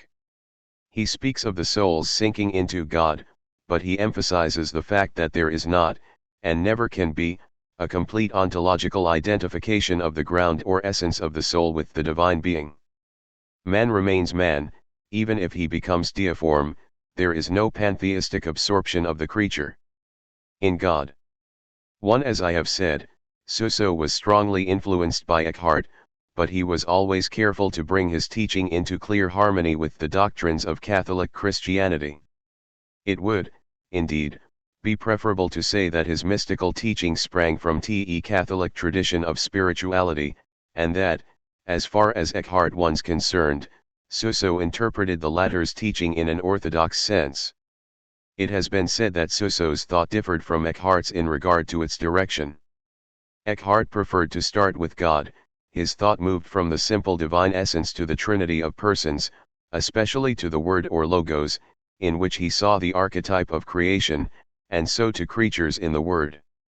The union of the soul with God appeared to him as a return of the creature to its dwelling place in the Word, and the highest mystical experience of the soul is the union of its center with the simple center or essence of the Godhead. Susso, however, was less speculatively inclined. His thought moved from the human person to the latter's dynamic union with Christ, the God-man, and he emphasized strongly the place of the humanity of Christ in the ascent of the soul to God. In other words, though he often used more or less the same phrases that Eckhart used, his thought was less Neoplatonic than Eckhart's, and he was more strongly influenced than was Eckhart by the effective spirituality and the Christocentric bride mysticism of Saint Bernard. 5. John Ruysbroek was born in 1293 at the village of Ruysbroek near Brussels. After some years spent at the latter city he became prior of the Augustinian convent of Grenendale, Green Valley, in the forest of Soignes near Brussels. He died in 1381. His writings include the Adornment of the Spiritual Marriage and the Book of the 12 Beguines. He wrote in Flemish. Ruysbroek, who was strongly influenced by the writings of Eckhart, insists on the original presence of the creature in God and on the return to that state of unity. One can distinguish in man a threefold unity. 2. The first and highest unity of man is in God. Creatures depend on this unity for their being and preservation, and without it they would be reduced to nothing. But this relationship to God is essential to the creature, and it does not, of itself, make a man really good or bad. The second unity is also natural. It is the unity of man's higher powers inasmuch as these spring from that unity of his mind or spirit. This fundamental unity of spirit is the same as the first type of unity, the unity which depends on God, but it is considered in its activity rather than in its essence. The third unity, also natural, is the unity of the senses and of the bodily activities. If in regard to the second natural unity the soul is called spirit, in regard to the third it is called soul, that is, as vital principle and principle of sensation. The adornment of the soul consists in the supernatural perfection of the three unities, the first through the moral perfection of the Christian, the second through the theological virtues and the gifts of the Holy Spirit, the third through mystical and inexpressible union with God. The highest unification is that most high unity in which God and the loving Spirit are united without intermediary. Like Eckhart, Ruysbroek speaks of the most high and super-essential unity of the divine nature. The words recall the writing of the Pseudo-Dionysius. With this supreme unity the soul, in the highest activity of the mystical life, can become united. But the union transcends the power of reason, it is accomplished by love. In it the ground of the soul is, as it were, lost in the ineffable abyss of the Godhead, in the essential unity to which the persons, and all that lives in God, just give place. Not unnaturally, Rosebrook's doctrine was attacked, particularly by Gerson. However, that he did not intend to teach pantheism Ruysbroek made clear in the Mirror of Eternal Salvation and in the Book of the 12 Beguines. He was defended by Jan van Schoonhoven, d. 1432, himself a mystic, and Dennis the Carthusian did not hesitate to borrow from his writings. 6. Dennis the Carthusian, who was born at Rickel in 1402 and died as a Carthusian of Roermond in 1471, does not belong chronologically to the period which is being treated in the first part of this work. For the sake of convenience, however, I shall say a few words about him here. The ecstatic doctor had done his higher studies at Cologne, and, for a mystical writer, he was surprisingly interested in scholastic themes. He composed commentaries on the sentences of Peter Lombard and on Boethius, as well as on the writings of the pseudo-Dionysius, and he wrote a summary of the Orthodox faith according to the works of St. Thomas, a manual of philosophy and theology, Elementatio Philosophica et Theologica, and other theological works. In addition, there are his purely ascetical and mystical treatises. It is clear that he was at first a devoted follower of St. Thomas, and his hostility not only towards the nominalists but also towards the Scotists seems to have continued throughout his life. But he gradually moved from the camp of the Thomists to that of the followers of St. Albert, and he was much influenced by the writings of the Dominican Ulrich of Strasbourg, d. 1277, who had attended St. Albert's lectures at Cologne. Not only did Dennis reject the real distinction between essence and existence, which he had at first defended, but he also abandoned the Thomist view of the role of the phantasm in human knowledge. Dennis restricted the necessity of the phantasm to the lower levels of knowledge and maintained that the soul can know without recourse to the phantasm its own activity, angels, and God. Our knowledge of the divine essence, however, is negative. The mind comes to realize clearly the incomprehensibility of God. In this emphasis on negative but immediate knowledge of God, Dennis was influenced by the pseudo-Dionysius and by the writings of Ulrich of Strasbourg and other followers of St. Albert. The Carthusian doctor is a remarkable example of the combination of mystical with scholastic interests. 7. The German mystics of the Middle Ages, I include Ruysbroek, although he was a Fleming, drew their mysticism from its roots in the Christian faith. It is not a question of enumerating sources, of showing the influence of the Fathers, of Saint Bernard, of the Victorines, of Saint Bonaventure, or of trying to minimize the Neoplatonic influences on expression and even on idea, but of realizing the mystics' common belief in the necessity of supernatural grace which comes through Christ. The humanity of Christ may play a larger part in the thought of Suso, for example, than in that of Eckhart, but the latter, in spite of all his exaggerations, was first and foremost a Christian. There is, then, no real support for the attempt which has been made to discover in the writings of the German medieval mystics like Eckhart, Tauler, and Suso a German mysticism, if by this is meant a mysticism which is not Catholic but one proceeding from blood and race. On the other hand, the German mystics of the 14th century do represent an alliance of scholasticism and mysticism which gives them a stamp of their own.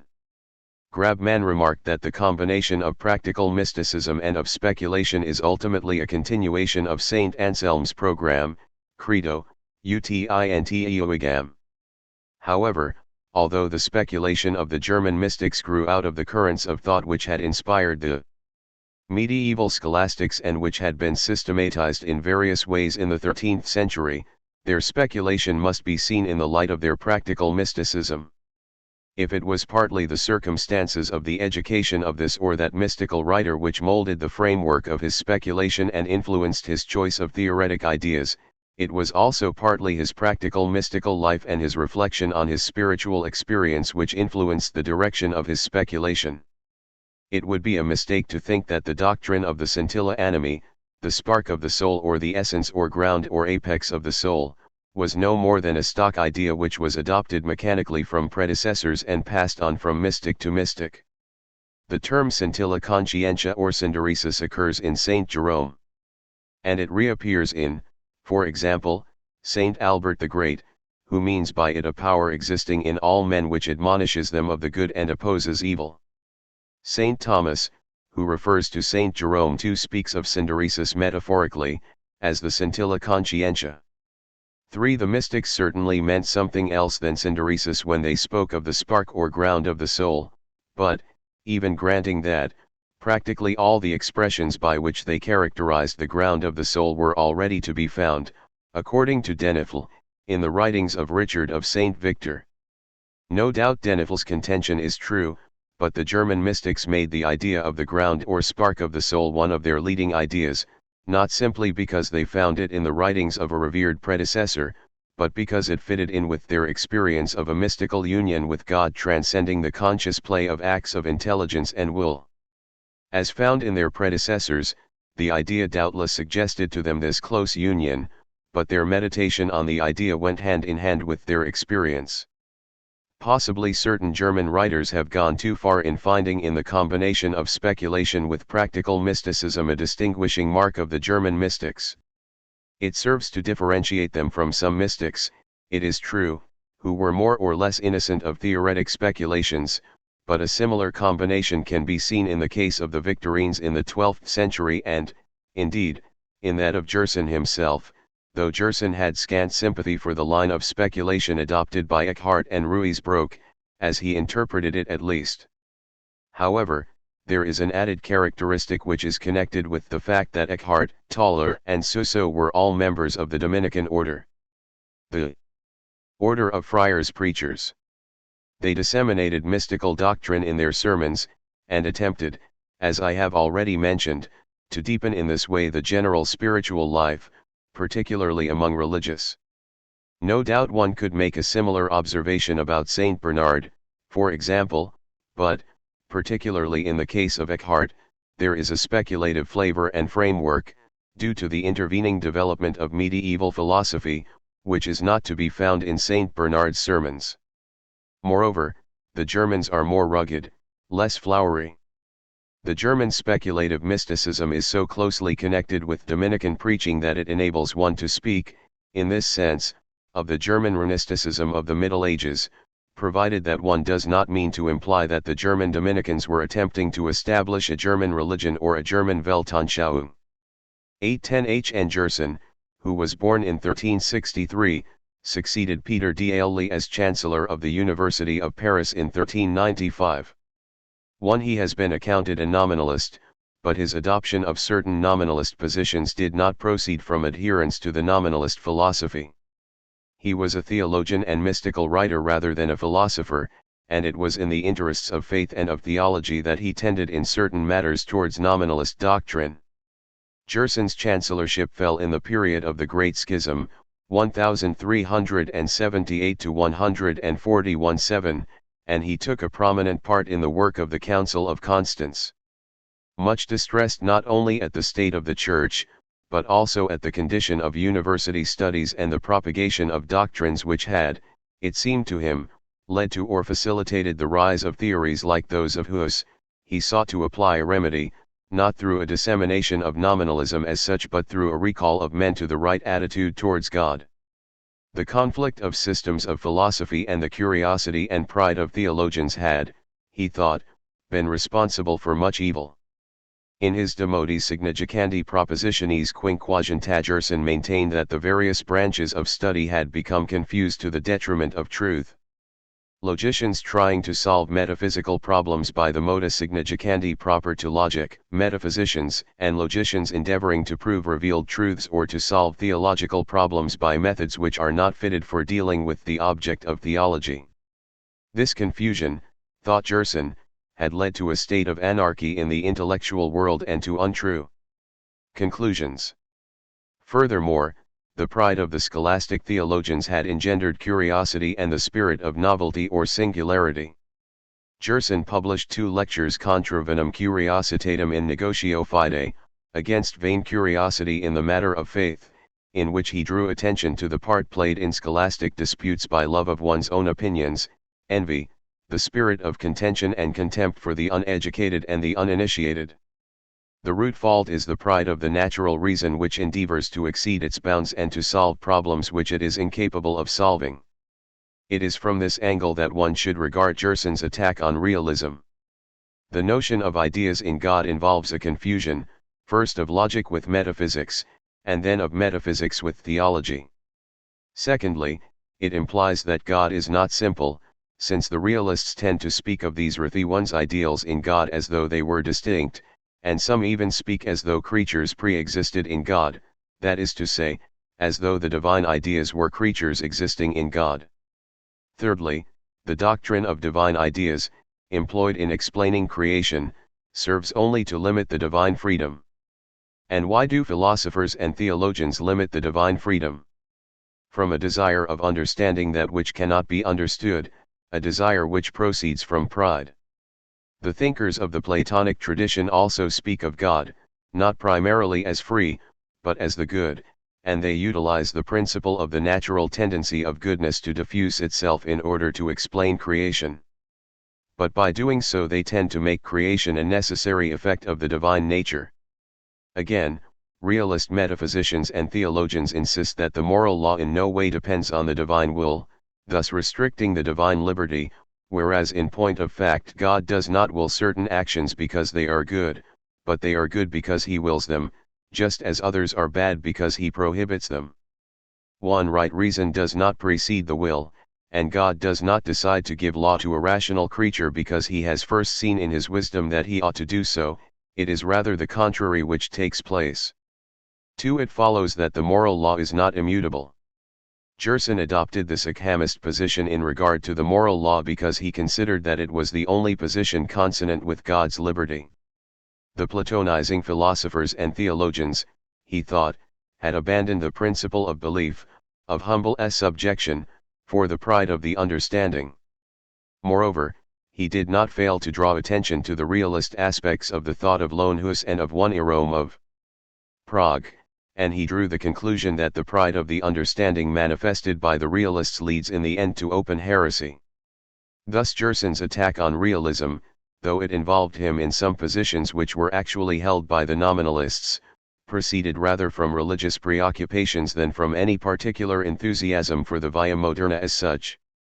Repent and Believe the Gospel was the text on which Gerson built his 2 lectures against vain curiosity in the matter of faith. The pride which had invaded the minds of university professors and lecturers had made them oblivious to the need for repentance and to the simplicity of faith. This point of view is obviously more characteristic of a man whose concern is the soul's attitude towards God than of a man who is passionately interested in academic questions for their own sake. Gerson's hostility towards the metaphysics and theology of the realists certainly bears some analogy to Pascal's hostility towards those who would substitute for the God of Abraham and Isaac and Jacob the God of the philosophers. If we look at the matter from this point of view, it is not surprising to find Gerson expressing his amazement that the Franciscans had abandoned Saint Bonaventure for parvenus in the intellectual world. Saint Bonaventure's Itinerarium Mentis in Deum he regarded as a book beyond all praise. On the other hand, if we consider Gerson's hostility towards realism, his attacks on Ruysbroek and his attempt to connect realism with the heresies of John Hus and Jerome of Prague, his enthusiasm for Saint Bonaventure might well appear somewhat startling when it is remembered that Saint Bonaventure laid great stress on the Platonic doctrine of ideas in its Augustinian form and roundly condemned Aristotle for execrating the ideas of Plato. Gerson's conviction was that the theologians of his time had neglected the Bible and the Fathers, the true sources of theology, in favor of pagan thinkers and of importations from metaphysics which impaired the simplicity of faith. He regarded, however, the pseudo-Dionysius as the disciple and convert of St. Paul, and considered the Dionysian writings to form part of the wellspring of true wisdom. Saint Bonaventure he revered as a man who had consistently drunk of these undefiled waters and who had concerned himself above all with the true wisdom, which is the knowledge of God through Jesus Christ. In spite, then, of his attack on realism, Gerson's mystical doctrine was deeply influenced by the teaching of the pseudo-Dionysius. M. André Combes, in his most interesting study of Gerson's relation to the writings and thought of the pseudo-Dionysius L. after showing the authenticity of the Enotoli superquidam verba Dionysiae de Coelisti hierarchia and arguing that the work should precede the first lecture against vain curiosity in the opera of Gerson, makes it clear that Gerson was never simply a nominalist and that his ideas were never simply identical with those of Peter d'Ailly, I 350-142, his master. In fact, as M. Combes has shown, Gerson borrowed from the pseudo-Dionysius not merely an arsenal of terminology, but also the important doctrine of the return. Creatures proceed from God and return to God. How is this return accomplished? By each nature performing those acts which are proper to it.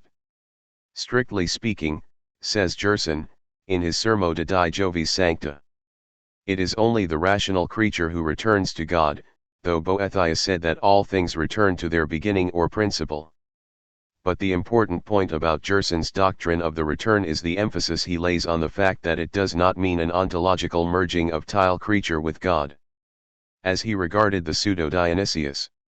As a personal disciple of St. Paul, he was convinced that the Dionysian teaching was perfectly safe. But, realizing that it could be misinterpreted, he considered that the theologian must elucidate the Areopagites' true meaning, and he himself utilized the writings of Hugh of St. Victor and of St. Albert the Great. From this two relevant and important points emerge. First, Gerson by no means condemned or rejected the scholastic theology as such, which he considered necessary for the right interpretation of the Scriptures, of the Fathers and of St. Paul's disciple.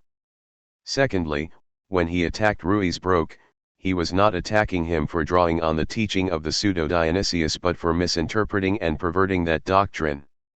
Of course, we know that the pseudo-Dionysius was not a disciple of St. Paul and that he drew copiously on Praedus, but the point is that Gerson interpreted the pseudo-Dionysius as if he were not a Platonist. This explains how he could show at the same time a marked hostility towards the Platonizers and a marked predilection for the pseudo-Dionysius. Gerson accepted the threefold division of theology given by the pseudo-Dionysius: symbolic theology, theology in the proper sense, and mystical theology. The threefold division is to be found in St. Bonaventure's Itinerarium Mentis in Deum, 2. But Gerson seems to have drawn the distinction from the pseudo-Dionysius writings rather than from St. Bonaventure, at least he consulted the former and cites him as his authority. Mystical theology, he says, is the experimental knowledge of God, in which love, rather than the abstract speculative intellect, is at work. The highest intellectual function is also involved. The Mdeltgen Tta simplex and the synderesis or highest afctie power are, pe of in mystical experience, which is not a regcon but a realization of the highest powers of the soul. Mystical union affect the foundation of the soul, but it is a union which does not dissolve the human personality in the Godhead. Mystical theology, at least if it is understood as mysticism itself rather than as the theory of mysticism, is the crown of theology, because it approaches nearest to the beatific vision, which is the final end of the soul. The presence of this threefold division in Gerson's thought helps to make it clear that, while emphasizing the primacy of mystic theology, he did not reject theology in the ordinary sense. Nor did he reject philosophy, whether his bent of mind might have led him to reject all but mystical theology had it no been for the pseudo-Dionysius, Saint Bonaventure and Saint Albert is another and not very profitable question. He certainly laid sts on the Scriptures and the teaching of the Fathers, and he certainly thought that theologians would do well to pay more attention to those sources. He certainly thought, moreover, that speculative logi contaminated by unwarranted importations from suspect philosophers encouraged pride and vain seriosity, but there is no real evidence for saying either that he rejected all scholastic envelopment of scriptural and patristic teaching or that he rejected a philosophy which observed its due limits. In some ways Gerson.1's the most interesting representative of the movement of speculative mysticism in the late Middle Ages.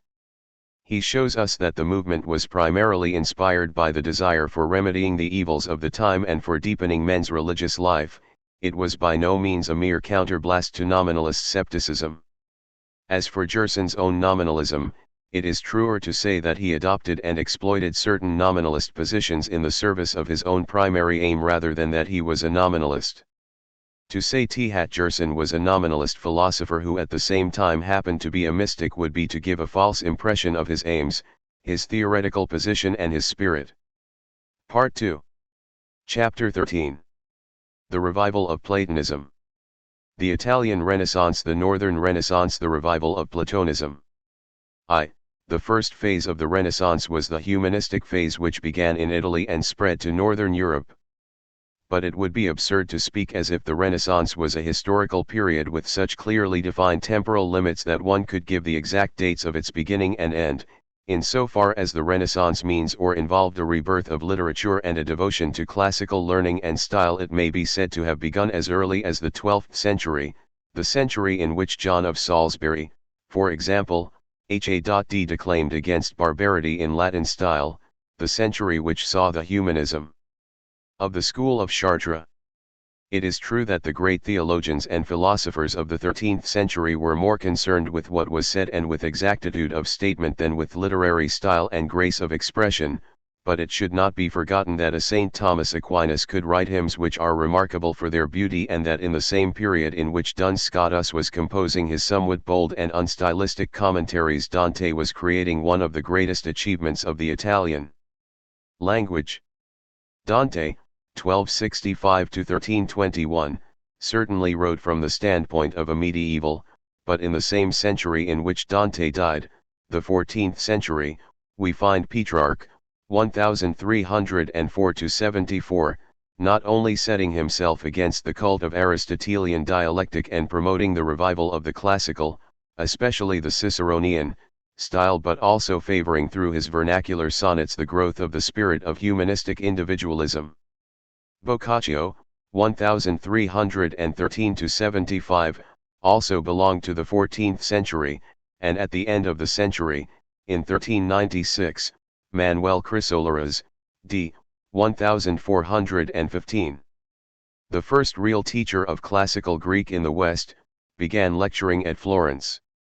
The political conditions in Italy favored the growth of the humanistic Renaissance, inasmuch as princely, ducal, and ecclesiastical patrons were able to spend large sums of money on the purchase and copying of manuscripts and on the foundation of libraries, and by the time the Renaissance made itself felt in Northern Europe, the greater part of the Greek and Latin classics had been recovered and made known. But the Italian Renaissance was by no means confined to the recovery and dissemination of texts. A most important feature was the rise of a new style and ideal of education, represented by teachers like Vittorino da Feltre, 1378–1446, and Guarino of Verona, 1370–1460. The humanistic educational ideal at its best was that of developing the human personality to the full. Ancient literature was regarded as the chief means of education, but moral training, development of character, physical development, and awakening of the aesthetic sensibility were not neglected, nor was the ideal of liberal education regarded as in any way incompatible with the acceptance and practice of Christianity. This, however, was the humanistic ideal at its best. In practice, the Italian Renaissance became associated to a certain extent with the growth of moral or amoral individualism and with the pursuit of fame, while in the later stages of the Renaissance the cult of classical literature degenerated into Ciceronianism, which meant the substitution of the tyranny of Cicero for that of Aristotle. The exchange was scarcely a change for the better. Moreover, while a man like Vittorino da Feltre was a convinced and devout Christian, many figures of the Renaissance were influenced by a spirit of scepticism. While it would be ridiculous to belittle the achievements of the Italian Renaissance at its best, other aspects were symptomatic of the disintegration rather than of the enrichment of the preceding cultural phase. And the degenerate phase of Ciceronianism was no improvement on the broader outlook fostered by a theological and philosophical education. 2. In the Italian Renaissance, the ideas of self-development and self-culture were marked features. It was, in large part, an individualistic movement, in the sense that the ideal of social and moral reform was not conspicuous. Indeed, Some of the humanists were pagan in outlook. The ideal of reform, when it came, did not spring from the Renaissance as such, which was predominantly cultural, aesthetic, and literary in character. In Northern Europe, however, the literary Renaissance was allied with efforts to achieve moral and social reformation, and there was a greater emphasis on popular education. The Northern Renaissance lacked much of the splendor of the Italian Renaissance, and it was less aristocratic in character, but it was more obviously allied with religious and moral purposes, and, arising at a later date than the Italian movement, it tended to merge with the Reformation, at least if Reformation is understood in a very broad sense and not merely in the sectarian sense. But though both movements had their peculiar strong points, both tended to lose their original inspiration in the course of time, the Italian movement degenerating into Ciceronianism, the Northern movement tending to pedantry and grammaticism, divorced from a living appreciation of the humanistic aspects of classical literature and culture. Among the scholars associated with the Renaissance in Northern Europe, one may mention Rudolf Agricola, 1443–85, Higius, 1420–95, who was for a time headmaster of a school at Deventer founded in the 14th century by the Brethren of the Common Life, and Jacob Wimpfeling, 1450–1528, who made of the University of Heidelberg a center of humanism in Western Germany. But the greatest figure of the Northern Renaissance was Erasmus, 1467–1536, who promoted the study of Greek and Latin literature, including the scriptures and the writings of the Fathers, and gave a great impetus to the development of humanistic education. In Great Britain there were ecclesiastics like William of Waynflete, c. 1395–1486, St. John Fisher, 1459–1535, who brought Erasmus to Cambridge, John Colet, c. 1467–1519, who founded St. Paul's School in 1512, and Thomas Linacre, c. 1460–1524, and laymen like St. Thomas More, 1478–1535. Winchester College was founded in 1382 and Eton in 1440. The Reformers stressed the need of education, but they were led by religious motives rather than by devotion to the humanistic ideal as such.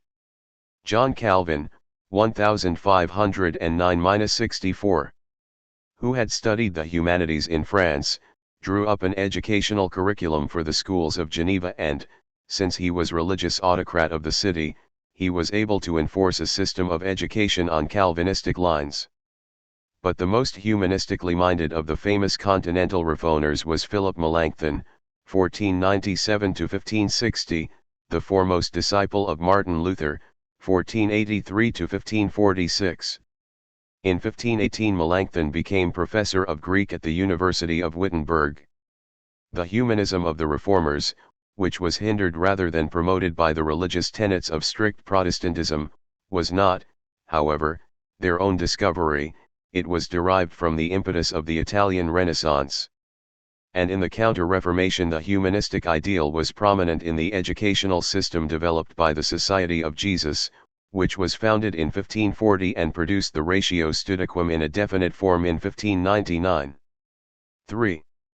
Through the interest and enthusiasm which it aroused for the literature of Greece and Rome, the humanistic phase of the Renaissance not unnaturally inspired a revival of ancient philosophy in its various forms. Of these revived philosophies, one of the most influential was Platonism, or, to speak more accurately, Neoplatonism. The most remarkable center of Platonic studies in Italy was the Platonic Academy of Florence, founded by Cosimo de' Medici under the influence of George Gemistus Platon, d. 146–4, who arrived in Italy from Byzantium in 1438. Platon was an enthusiastic adherent of the Platonic or Neoplatonic tradition, and he composed in Greek a work on the difference between the Platonic and Aristotelian philosophies. His main work, of which only parts have survived, was his Viapogetu Qt/.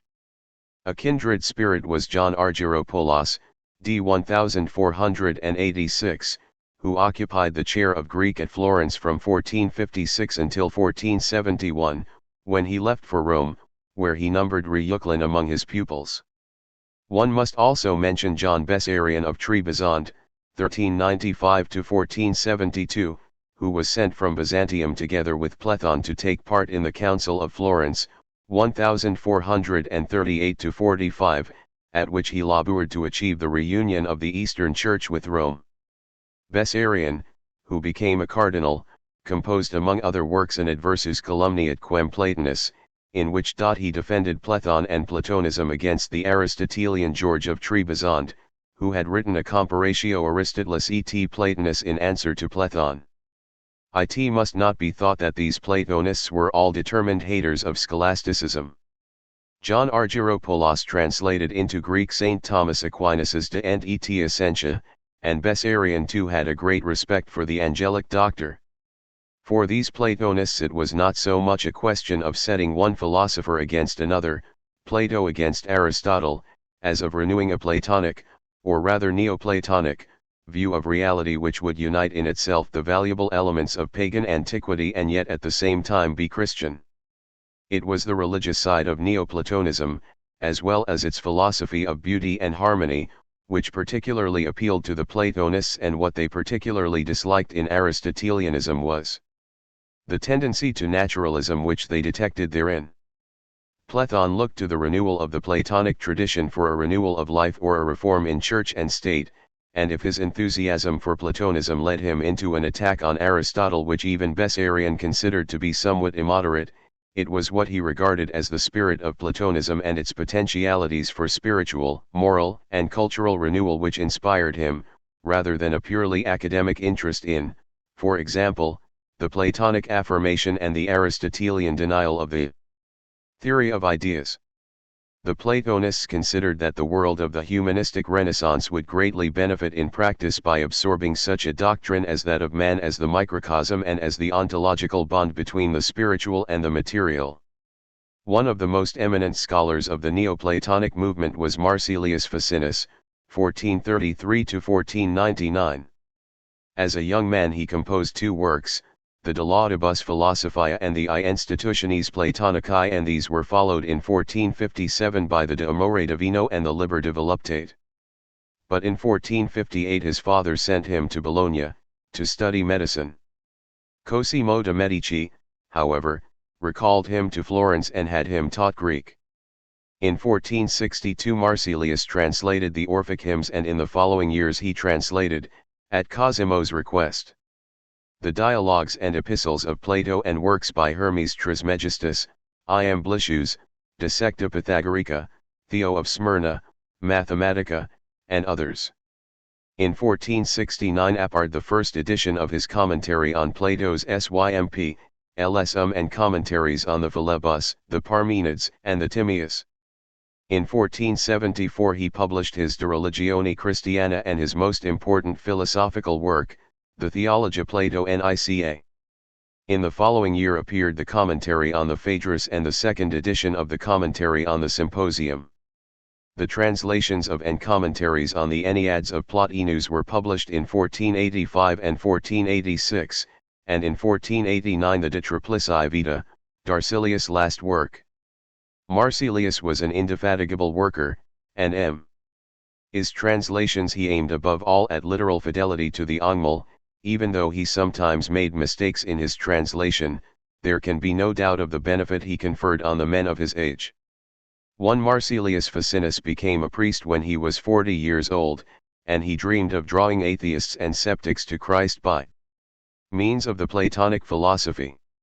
In his commentary on the Phaedrus he declares that the love spoken of by Plato and that spoken of by St. Paul are one and the same, namely the love of the absolute beauty, which is God.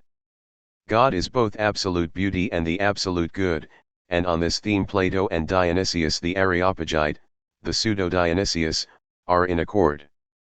Again, when Plato insisted that we are reminded of eternal objects, the ideas, by the side of their temporal and material imitations, was he not saying the same as St. Paul when the latter declares that the invisible things of God are understood by means of creatures?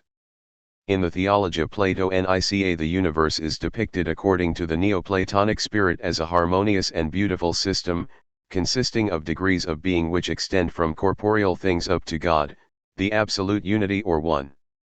The place of man as the bond between the spiritual and the material is emphasized, and, though Marsilius thought of Aristotelianism as springing from the same philosophical tradition and inspiration as Platonism, he insisted, both as Christian and as Platonist, on the immortality and divine vocation of the human soul. He naturally adopted leading ideas from St. Augustine, developing the Platonic theory of ideas, or better, forms, in an Augustinian sense and insisting on illumination. We learn nothing save in and through God, who is the light of the soul. A strongly marked syncretistic element appears in Marsilius' philosophy, as in that of other Platonists like Platon. It is not only Plato, Plotinus, Iamblichus, and Proclus whose thought is synthesized with that of St. John, St. Paul and St. Augustine, but also Hermes Trismegistus I and other pagan figures make their appearance as bearers of the spiritual movement which sprang from an original primitive revelation of the beauty and harmoniously ordered and graded system of reality.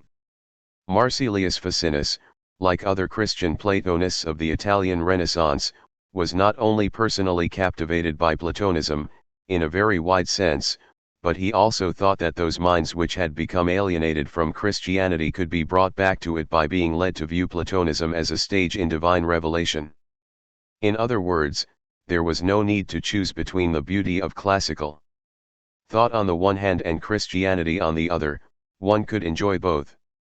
One could not, however, enjoy the Platonic Christian heritage if one fell a victim to Aristotelianism as interpreted by those who set Aristotle against Plato, understood him in a naturalistic sense and denied the immortality of the human soul. The best known member of the circle which was influenced by Marsilius Ficinus was probably John Pico della Mirandola, 1463–94. John possessed a knowledge of both Greek and Hebrew, and when 24 years old he planned to defend at Rome 900 theses against all comers, his object being to show how Hellenism and Judaism, in the form of the Kabbalah, can be synthesized in a Platonic Christian system. The disputation was, however, forbidden by the ecclesiastical authorities. John's tendency to syncretism showed itself also in the composition of an unfinished work, De Concordia Platonis et Aristotelis. John Pico della Mirandola was strongly influenced by the negative theology of Neoplatonism and the Pseudo-Dionysius. God is the one, but he is above being rather than being. One, he is indeed all things, in the sense that he comprises in himself all perfections, but he comprises these perfections in his undivided unity in an ineffable manner which exceeds our understanding. 2. As far as we are concerned, God is in darkness. We approach him philosophically by denying the limitations of creaturely perfections. Life is one perfection, wisdom is another perfection. Think away the particularity and limitations of these and all other perfections, and that which remains is God. This is not to be understood pantheistically. Of course, God is the one, transcending the world which he has created. The world is a harmonious system, consisting of beings belonging to different levels of reality, and John Pico della Mirandola speaks of God as having desired to create someone to contemplate the nature of the world, to love its beauty and to admire its greatness. Therefore, all things having been already completed, as Moses and Timaeus testify, he took thought finally to produce man. 3. But God did not assign to man a fixed and peculiar place in the universe or laws which he was unable to contravene. I placed thee in the middle of the world, that thence thou mightest see more easily all that is in the world. We made thee neither a heavenly being nor an earthly being, neither mortal nor immortal. In order that thou, as the free and sovereign artificer of thyself, mightest mold and sculpture thyself in the form which thou shouldest prefer. Thou wilt be able to degenerate to the level of the lower things, the brutes. Thou wilt be able, according to thy will, to be reborn into the level of the higher things, the divine. One man is the microcosm, but he has the gift of freedom, which enables him to descend or to ascend. John was, therefore, hostile to the determinism of the astrologers, against whom he wrote his In Astrologiam Libri 12. His view of man, moreover, is a Christian view.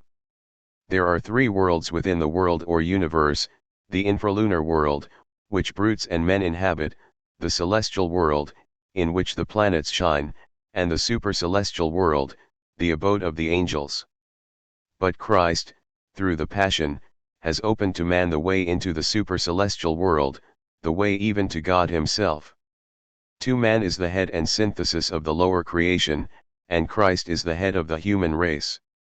3. He is also, as divine word, the beginning in which God made heaven and earth. In his work against the astrologers, John Pico della Mirandola opposed the magical conception of nature. Insofar as astrology involved a belief in the harmonious system of nature and in the interrelatedness of all events, it was, whether true or false, a rational system. But it was not rationally grounded, and it involved, moreover, the belief that every earthly event was determined by the heavenly bodies, and the belief that he who possessed a knowledge of certain symbols could by the right use of those symbols influence things. It was against the deterministic view of human actions and against the belief in magic that John said himself, "Events are causally governed, but the causes are to be looked for in the natures and forms of the various things in the world, not in the stars, and a magical knowledge and use of symbol is ignorant superstition."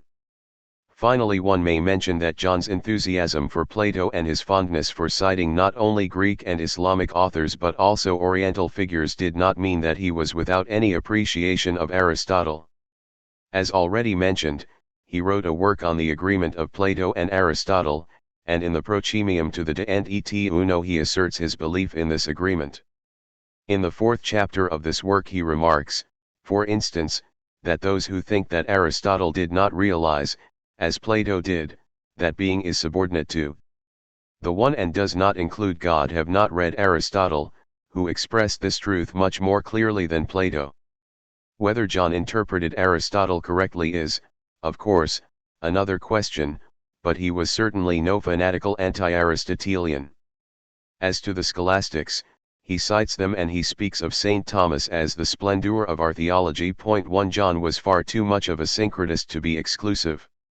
In the last years of his life, John Pico della Mirandola was influenced by Savonarola, 1452-8, who also influenced the former's nephew, John Francis Pico della Mirandola, 146-1533.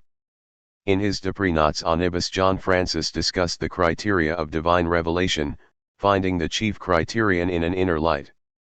In regard to philosophy as such, he did not follow his uncle's example of attempting to reconcile Aristotle and Plato. On the contrary, he sharply attacked the Aristotelian theory of knowledge in his Examen Vanitatis Doctrini Gentium et Veritatis Christiani Disciplini. He argued that the Aristotelian bases his philosophy on sense experience, which is supposed to be the source even of those most general principles which are employed in the process of proof. But sense experience informs one about the conditions of the percipient subject rather than about objects themselves, and the Aristotelian can never proceed from his empiricist basis to a knowledge of substances or essences. Among other Platonists one may mention Leo Hebraeus, c. 146 OC 1530, a Portuguese Jew who came to Italy and wrote Dialogi d'Amor on the intellectual love of God, whereby one apprehends beauty as the reflection of absolute beauty. His views on love in general gave an impetus to the Renaissance literature on this subject, while his idea of the love of God in particular was not without influence on Spinoza. John Reuchlin, 1455-1522, may also be mentioned here. This learned German, who not only was a master of the Latin and Greek languages but also introduced into Germany and promoted the study of Hebrew, studied in France and Italy, where, at Rome, he came under the influence of John Pico della Mirandola. In 1520 he became professor of Hebrew and Greek at Ingolstadt, but in 1521 he moved to Tübingen. Looking on the function of philosophy as the winning of happiness in this life and the next, he had little use for the Aristotelian logic and philosophy of nature. Strongly attracted by the Jewish Kabbalah, he considered that a profound knowledge of the divine mysteries is to be obtained from that source, and he combined his enthusiasm for the Kabbalah with an enthusiasm for Neo-Pythagorean number mysticism. In his view, Pythagoras had drawn his wisdom from Jewish sources. In other words, Ryuklin, though an eminent scholar, fell a victim to the attractions of the Kabbalah and of the fantasies of number mysticism, and in this respect he is more akin to the German theosophists and occultists of the Renaissance than to the Italian Platonists. However, he was certainly influenced by the Platonic circle at Florence and by John Pico della Mirandola, who also thought highly of Pythagoreanism, and on this account he can be mentioned in relation with Italian Platonism. It is clear that the revived Platonism of Italy might just as well, or better, be called Neoplatonism. But the inspiration of Italian Platonism was not primarily an interest in scholarship, in distinguishing, for example, the doctrines of Plato from those of Plotinus, and in critically reconstituting and interpreting their ideas. The Platonic tradition stimulated and provided a framework for the expression of the Renaissance Platonists' belief in the fullest possible development of man's higher potentialities and in their belief in nature as the expression of the divine. But though they had a strong belief in the value and possibilities of the human personality as such, they did not separate man either from God or from his fellow men. Their humanism involved neither irreligion nor exaggerated individualism. And though they had a strong feeling for nature and for beauty, they did not deify nature or identify it with God. They were not pantheists.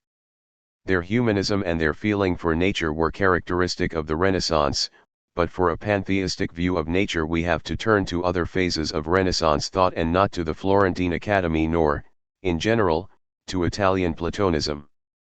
Nor do we find in the Italian Platonists an individualism which discards the ideas of Christian revelation and of the Church. Chapter 14. Aristotelianism. Critics of the Aristotelian logic. Aristotelianism